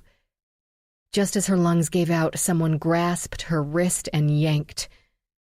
Somehow she knew it was Michael Tyler before she opened her eyes. He crouched halfway in and halfway out of the water, fighting for balance in the uncertain, shifting, wet earth of the riverbank. Behind him, she caught a glimpse of Rachel holding Taylor as she coughed up water. Behind them, Becca stood with her hands to her face, screaming with a raspy, damaged throat, one long wail of animal despair. For her daughter or for herself, Ellie couldn't tell. Ellie could do nothing to help, coughing and coughing to expel water from her lungs, her largest ambition at the moment to keep from throwing up on Michael. It might have been less likely if he hadn't kneed her in the ribcage trying to haul her weakened body up onto the grass, but she wasn't about to quibble. Her face in a pile of branches, she rolled into a ball, hacking wet breaths onto the earth. When this finally slowed, she could hear the noises of someone else doing the same. "She's okay," Michael told her. "Taylor's all right." Chapter 41, Sunday, 10:30 a.m. Rachel Davies stood in her front yard, supervising her helper as he cared for the chrysanthemums. D'Antone held the garden hose with both hands and great concentration, always fascinated by the cascade of clear liquid it produced, and how it could take different forms depending on how one held one's fingers over the end. But his experimentations always seemed to end with one or both of them in dripping clothes, and this morning Rachel had to make sure it wasn't her. D'Antone waved the hose. "On the plants, honey. The plants need the water, not the wall." "Much." "Yes, that's mulch." "Flower." "Flower, yes." And suddenly, Jalen Williams materialized alongside them on the sidewalk. It unnerved her that someone 6'5", with bulging biceps and bike racing champion calves, could move so unobtrusively. Did the Army give ninja training now? "Hello," he began. But then D'Antone, with his hose, turned toward him, and he had to take a quick 2 steps to his left to keep his pants dry. D'Antone dropped the hose and squealed in delight, arms raised in a demand to be picked up. Rachel twisted the nozzle and shut off the water, mostly to keep herself from snapping, "What the hell are you doing here?" By that time, D'Antone had already wriggled back to the ground and dashed as fast as toddler legs could take him through the front door, no doubt to find some toy that the visitor simply had to see. Rachel fixed the man with her neutral face, waiting for an explanation. "Sorry for not calling first, but I'm on my way to the airport and I wanted to see D'Antone one more time." "Oh. Not, I'm glad you did, because of course she wasn't glad at all. No offense, Jalen Williams, but I hope I never see you again." A pause, then a rush of words she already knew to be uncharacteristic. "You're doing a great job with him. I mean, I know you know that, but I wanted to say it. He's lucky to have you and Loretta." And Rachel felt one tiny string of the straitjacket around her heart stretch and loosen. Her mother had been right. He simply wanted to make sure his boy was well cared for before stepping out of his life. "But I don't intend just to walk away," he continued. She blinked, the straitjacket laced up again, even tighter. "I'm not going to be one of those guys who just drops some sperm and figures the rest isn't his problem. I want to be D'Antone's dad. I want to be everything for him that a dad should be. And what makes you think, but I have another year to go on my deployment, and I don't want to mess up what you've got going here. I do not want to mess that up." "Then don't." Simple as that. Replying as steady as granite, he said, "I don't intend to. He's happy, he's stable. I want that for him. I want him to know exactly where his home is. But I also want to be his dad. My plan is to leave everything exactly as it is." "Good. Until I get back stateside. Then we'll see." "Oh, the hell," about some sort of shared custody, visitations, something. She could feel her face flushing, a sort of white-hot wave of blood welling up from deep inside her. Rage or fear? It didn't matter which. "We'll work it out. I just want him to be happy. I don't want to take him away from you." She managed to take some air into her lungs, just a crack.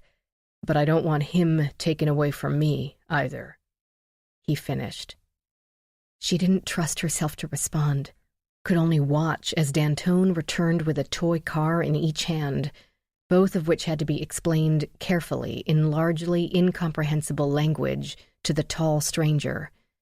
Jalen listened and asked a few questions, then shook his son's tiny hand with solemn reverence.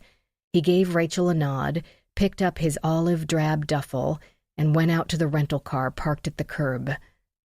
Only then did Rachel suck in a deep breath and snatch her little boy up, holding him to her, feeling his skinny but strong arms wrap around her neck, smelling his special baby shampoo mixed with a hint of Play-Doh. A year. She had a year before the Army demolitions expert came back and blew up her life. The car pulled away, and a 1960s-era Mustang in slightly faded burgundy pulled into her drive. A convertible, she noticed, and hoped Ellie wouldn't want to put the top down in this heat. D'Antone squealed at the thrill of having two visitors in the same morning and waved his cars at the emerging woman. "This is your car?" Rachel asked. Ellie beamed. "A college graduation present to myself. It's a 65. Are you sure it can make it?" "Of course it can," Ellie said. "Trust me." The drive from Washington, D.C. to Haven, West Virginia took Ellie 5 hours, but through incredibly scenic areas, including a national park, Shenandoah, and a national forest, George Washington and Jefferson. This prompted Ellie to spend 4 miles wondering why such men had to share a location. Hadn't each deserved a forest of his own? And maybe Washington got to keep his first name in order to distinguish the man from the city? And, in the sunny daylight, the roads only occasionally racked the nerves with a shoulder crumbling off into a sheer gorge, or a bridge suspended hundreds of feet above a valley of water and treetops. "Sorry about the space," Ellie said to Rachel, who sat with a copy paper supply-size box on her lap. "It wouldn't be so bad if it weren't. Taylor, what's in here?" The girl yanked out one of her earbuds. The back seat barely had enough room for the 11-year-old next to the suitcases and boxes. "What? That? It's books." "Well," Rachel said to Ellie, "I can't argue with a girl who reads books. As long as they don't produce deep vein thrombosis. Thanks again for coming with me." "No problem. I felt like I wanted to see this to the end. And I wanted to talk to you." Ellie had been too discombobulated to question Rachel's accompaniment on this trip, and now wished she had. There were few more ominous requests in the known universe than "I want to talk to you." "About what?" "A job," Rachel said without preamble. "The Locard needs a crime scene instructor. Our current one is leaving to continue her research at a body farm in Utah. So you would have an office, 2 classes per session, and we can talk about your areas of research and getting you whatever resources you might need. You would also be expected to participate in our private contract work." Meaning work like finding a rich lobbyist's missing child. Ellie drove 2 more miles in wordless surprise. The Locard wants me? The Locard? A place with all the equipment and materials she could possibly need? A place that worked on the most baffling, most unique, and, as an added benefit, where her ex-husband would not be working. She wouldn't have the threat of transfer to another office should staffing demand it. Most of all, she'd be able to do forensic work full-time. Rachel misinterpreted her silence and assured her, "You don't have to answer today. Let's just deliver our charge first." "I'm not a charge," Taylor said. "Sacred trust?" Rachel tried. The girl considered this, then nodded. Then she noticed a freeway sign and read the announcement of a tunnel ahead with so much excitement she nearly danced in her seat, or at least in the space allotted her by 3 suitcases and 4 boxes. Ellie guided the car into the tile-coated tunnel cut into a mountain with less enthusiasm, trying not to think about the weight of the rock and stone suspended above her. "Keep your eyes on the road and ignore everything else," her Aunt Joanna always said. Joanna had taught her to drive, having had much more patience than her husband, Paul. Everyone in her mother's family had taken the time to teach her a skill or leave her with a memory to carry with her every day of her life, even sometimes ones she didn't want. And now, that family would have to teach Taylor. The 11-year-old had shown surprising resilience, as she lost both her parents and her lavish home in less than a week. Her parents' crimes weren't an appropriate subject for such a young person, but Taylor demanded honesty. She had nothing left. Ellie wished her relatives had been as honest with her. If they had, she might not be just past 30 and still wondering how her mother had truly died and where her father had gone. Taylor went on, "Hey, here's that bridge." The roadway over the New River soared close to 900 feet above the rushing water. "Keep your eyes on the road. Graham took me on a picnic in that park once. There's a trail with stone steps and a patio with these magnifying telescopes that you can use if you put a quarter in. Graham said when I got bigger I could get a raft and go down the river in the waves." Ellie felt a little better to hear the enthusiasm in the girl's voice. A little. When she pulled into the gravel drive of the little house in which she had spent few but formative years, Taylor burst from the back seat before Ellie could kill the engine. Aunt Katie appeared on the porch. She heard the gravel, always did. She wore a brightly colored blouse and her good yoga pants, her long graying hair brushed and pulled back with jeweled clips. The house seemed smaller than Ellie remembered. Of course, she'd been smaller herself. The oak trees had crowded in over the years. One of the 3 steps to the ground sagged in the middle, but the porch had been freshly painted, the wooden railings a newly bright white, as if in preparation for Taylor's homecoming. The girl flung herself at her grandmother, and Katie enveloped her in a hug twice as fierce. They had a quick, hushed conversation before Taylor skipped around her and into the house. The wooden screen door swung shut with one quick bang. Ellie pushed herself forward, made her feet move while Katie waited. Rachel stayed at the car, doubtless giving her the privacy needed for this incredibly awkward family reunion. Would Aunt Katie strike her? Scream at her? At a very minimum, tell her never to set foot on the property again? That she had no right to consider herself part of... And then she was there, and Aunt Katie enveloped her in a bear hug as tight as the one with which she'd just welcomed Taylor. Ellie had no choice.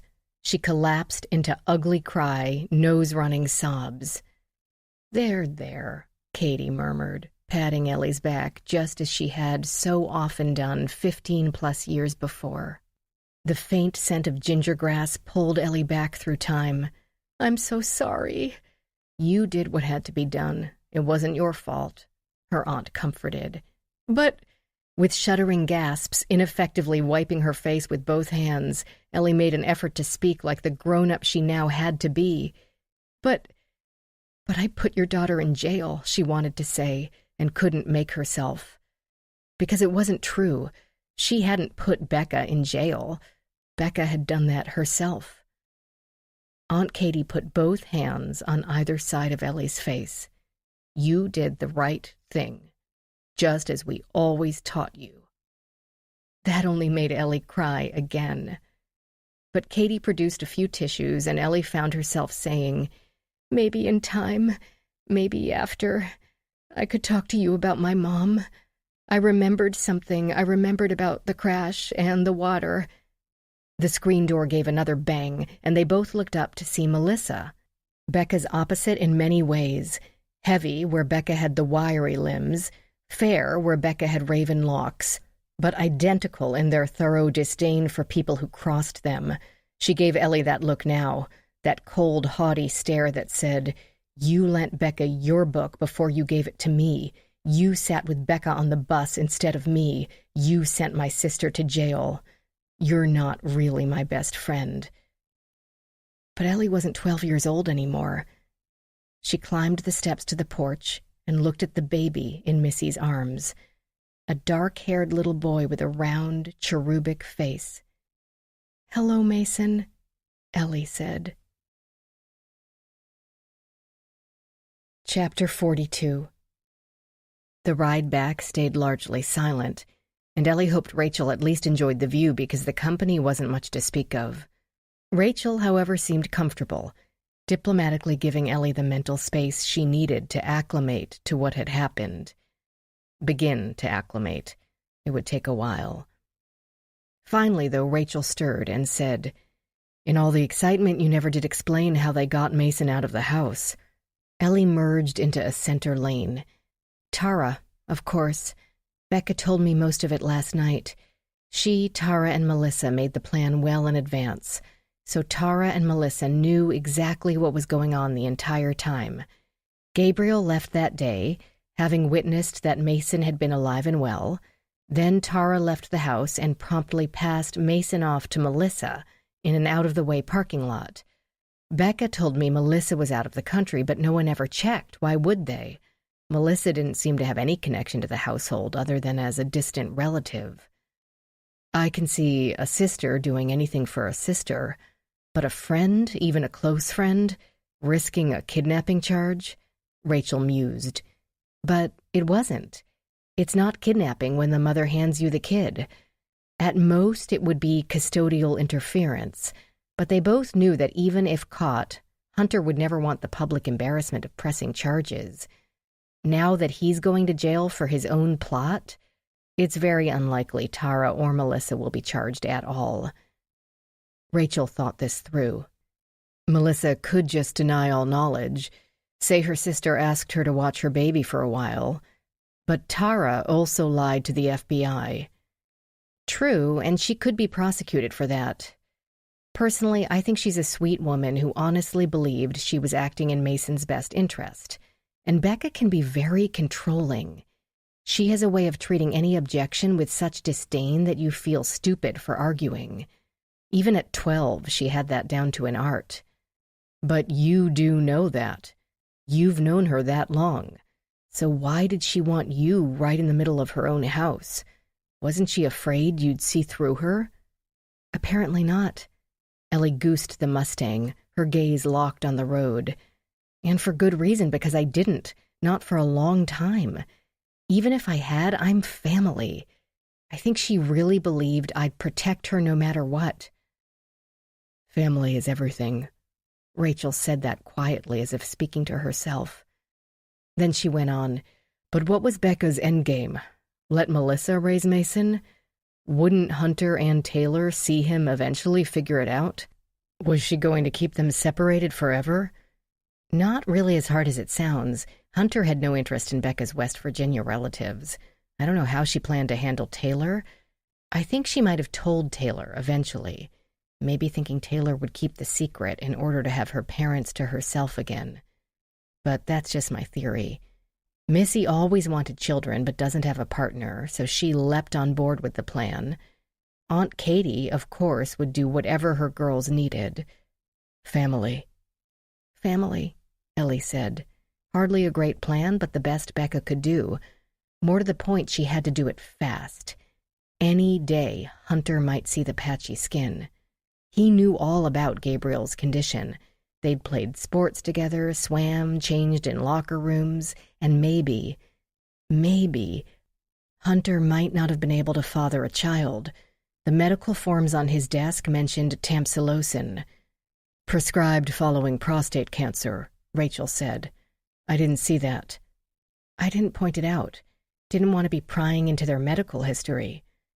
Cancer wouldn't necessarily have rendered him sterile. That's not a common reaction. Yes, but if he ever thought about it, he might have wondered about that 11-year gap between children.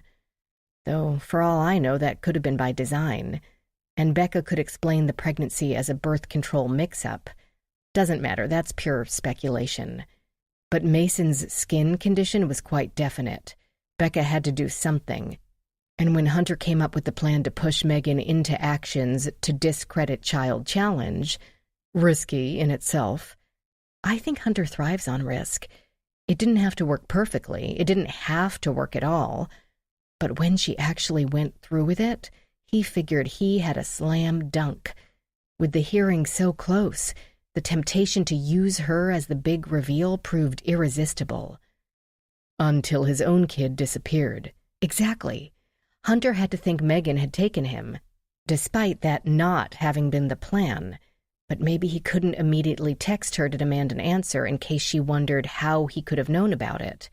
He wasn't supposed to be Finn. So Hunter hired you, both to make himself look innocent, and so he could aim you at Megan if she didn't give Mason back. He also had to consider the possibility that it was a real ransom-induced kidnapping, unrelated to his plot, in which case he genuinely needed your help.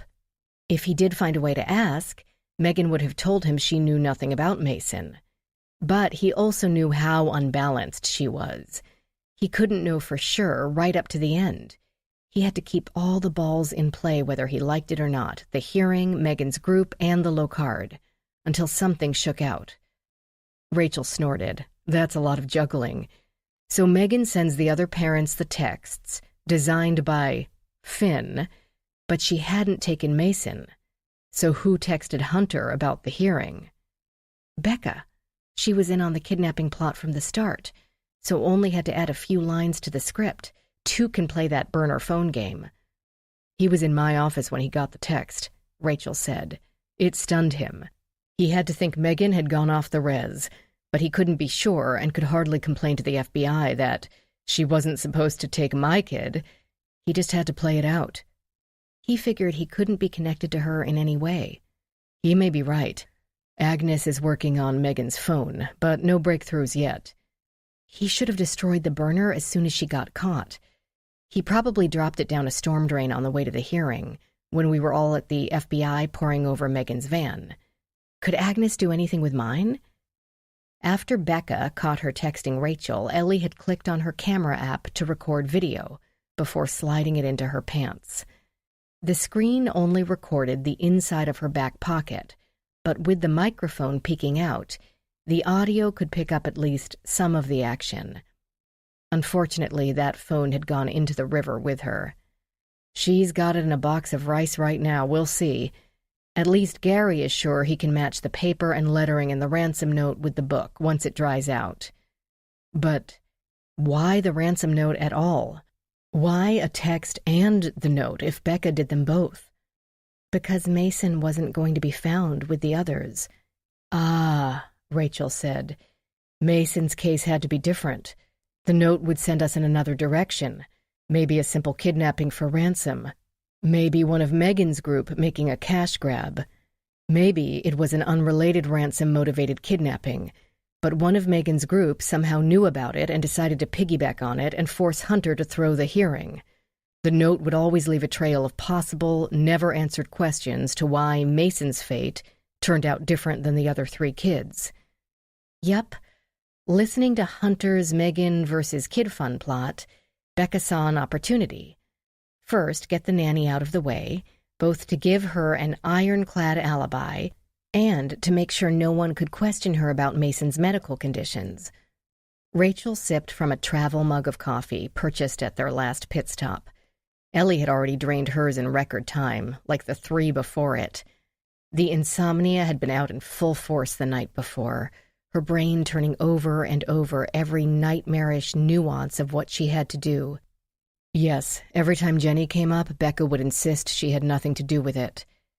As with Tara, Becca did her best to make sure her friends would be safe. When the mother herself said Tara had left with Harper, and only Harper, who would question it?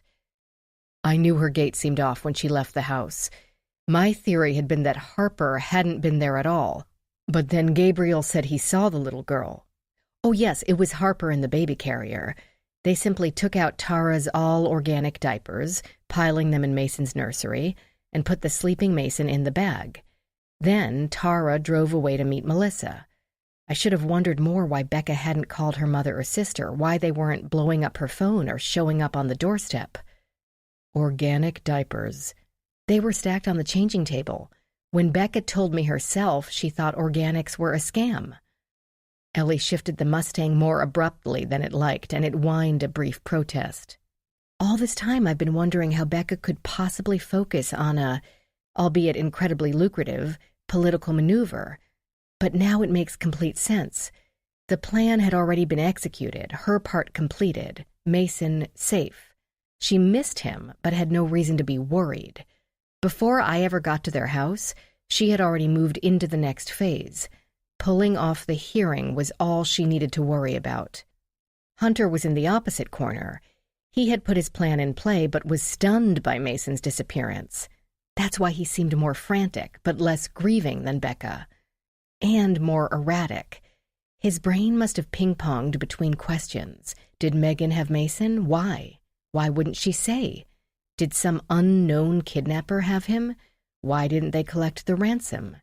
Had Becca and/or Taylor done something to him? But he had to be so careful not to appear to us and to Megan to have more information than he should have. Both he and Becca had to act baffled in front of you and the FBI. And you, Rachel said. Yes, and me. But if Mason was out of the way, why did she have to kill Gabriel? No offense, but there she moves past desperate mother and into cold-blooded killer. Ellie had always prided herself on not shrinking from reality. Yes, her flesh and blood had been very cold indeed. Gabriel's existence would always be a threat to her secret, but more than that, he was going to give up the lucrative parts of the online gaming empire. She and Hunter had to keep the price up until they could sell out. Otherwise, the entire thing was for nothing. But to murder her lover, the father of her child. To us, ice cold. To her, a logical choice. I hate to sound cynical, but the truth is people murder inconvenient lovers, even parents of their children, all the time. If she were a man, you wouldn't even think to question it. Huh, Rachel said in surprise. You're right. But how could Becca give up her child? She wasn't poor or addicted. Would a divorce really be so impossible? I couldn't. That's because you're a typical mom who can't conceive of being separated from your son under any circumstances. Rachel wasn't typical, since D'Antone had been her sister's child, but clearly that made no difference to her. Not everyone's emotions are that clear-cut. Becca saw her choice as this. She could lose Mason and keep her beautiful life, or keep Mason and lose her marriage, partial custody of Taylor, and home. She might have a great job, but the real money is Hunter's. He's got the family money and the company, the stocks, the bonds. She'd be perfectly comfortable with her own estate, but comparatively a pittance in light of his wealth and status. So she had to choose. We see a pathologically ambitious woman who would sacrifice her own child for wealth. But I believe Becca saw herself as standing on the roof of the embassy in Saigon, lifting Mason into a helicopter just to get him to a better place. Really? Rachel's voice echoed her disbelief. That's what I think, but I am biased. She pulled into Rachel's drive, switched off the engine. On the swing, under the oak tree, Rachel's mother read a story to D'Antone, whose eyes had closed in the afternoon warmth. Rachel watched them. I still can't see it. I know, Ellie said, and I like that about you. About that job? You don't have to decide no. I'll take it. The end. This book was read for you by Mia Barron, a member of SAG-AFTRA. This is Mia Barron. We hope you have enjoyed this production of Red Flags by Lisa Black. Recorded books are available wherever audiobooks are sold. Thank you for listening to Recorded Books.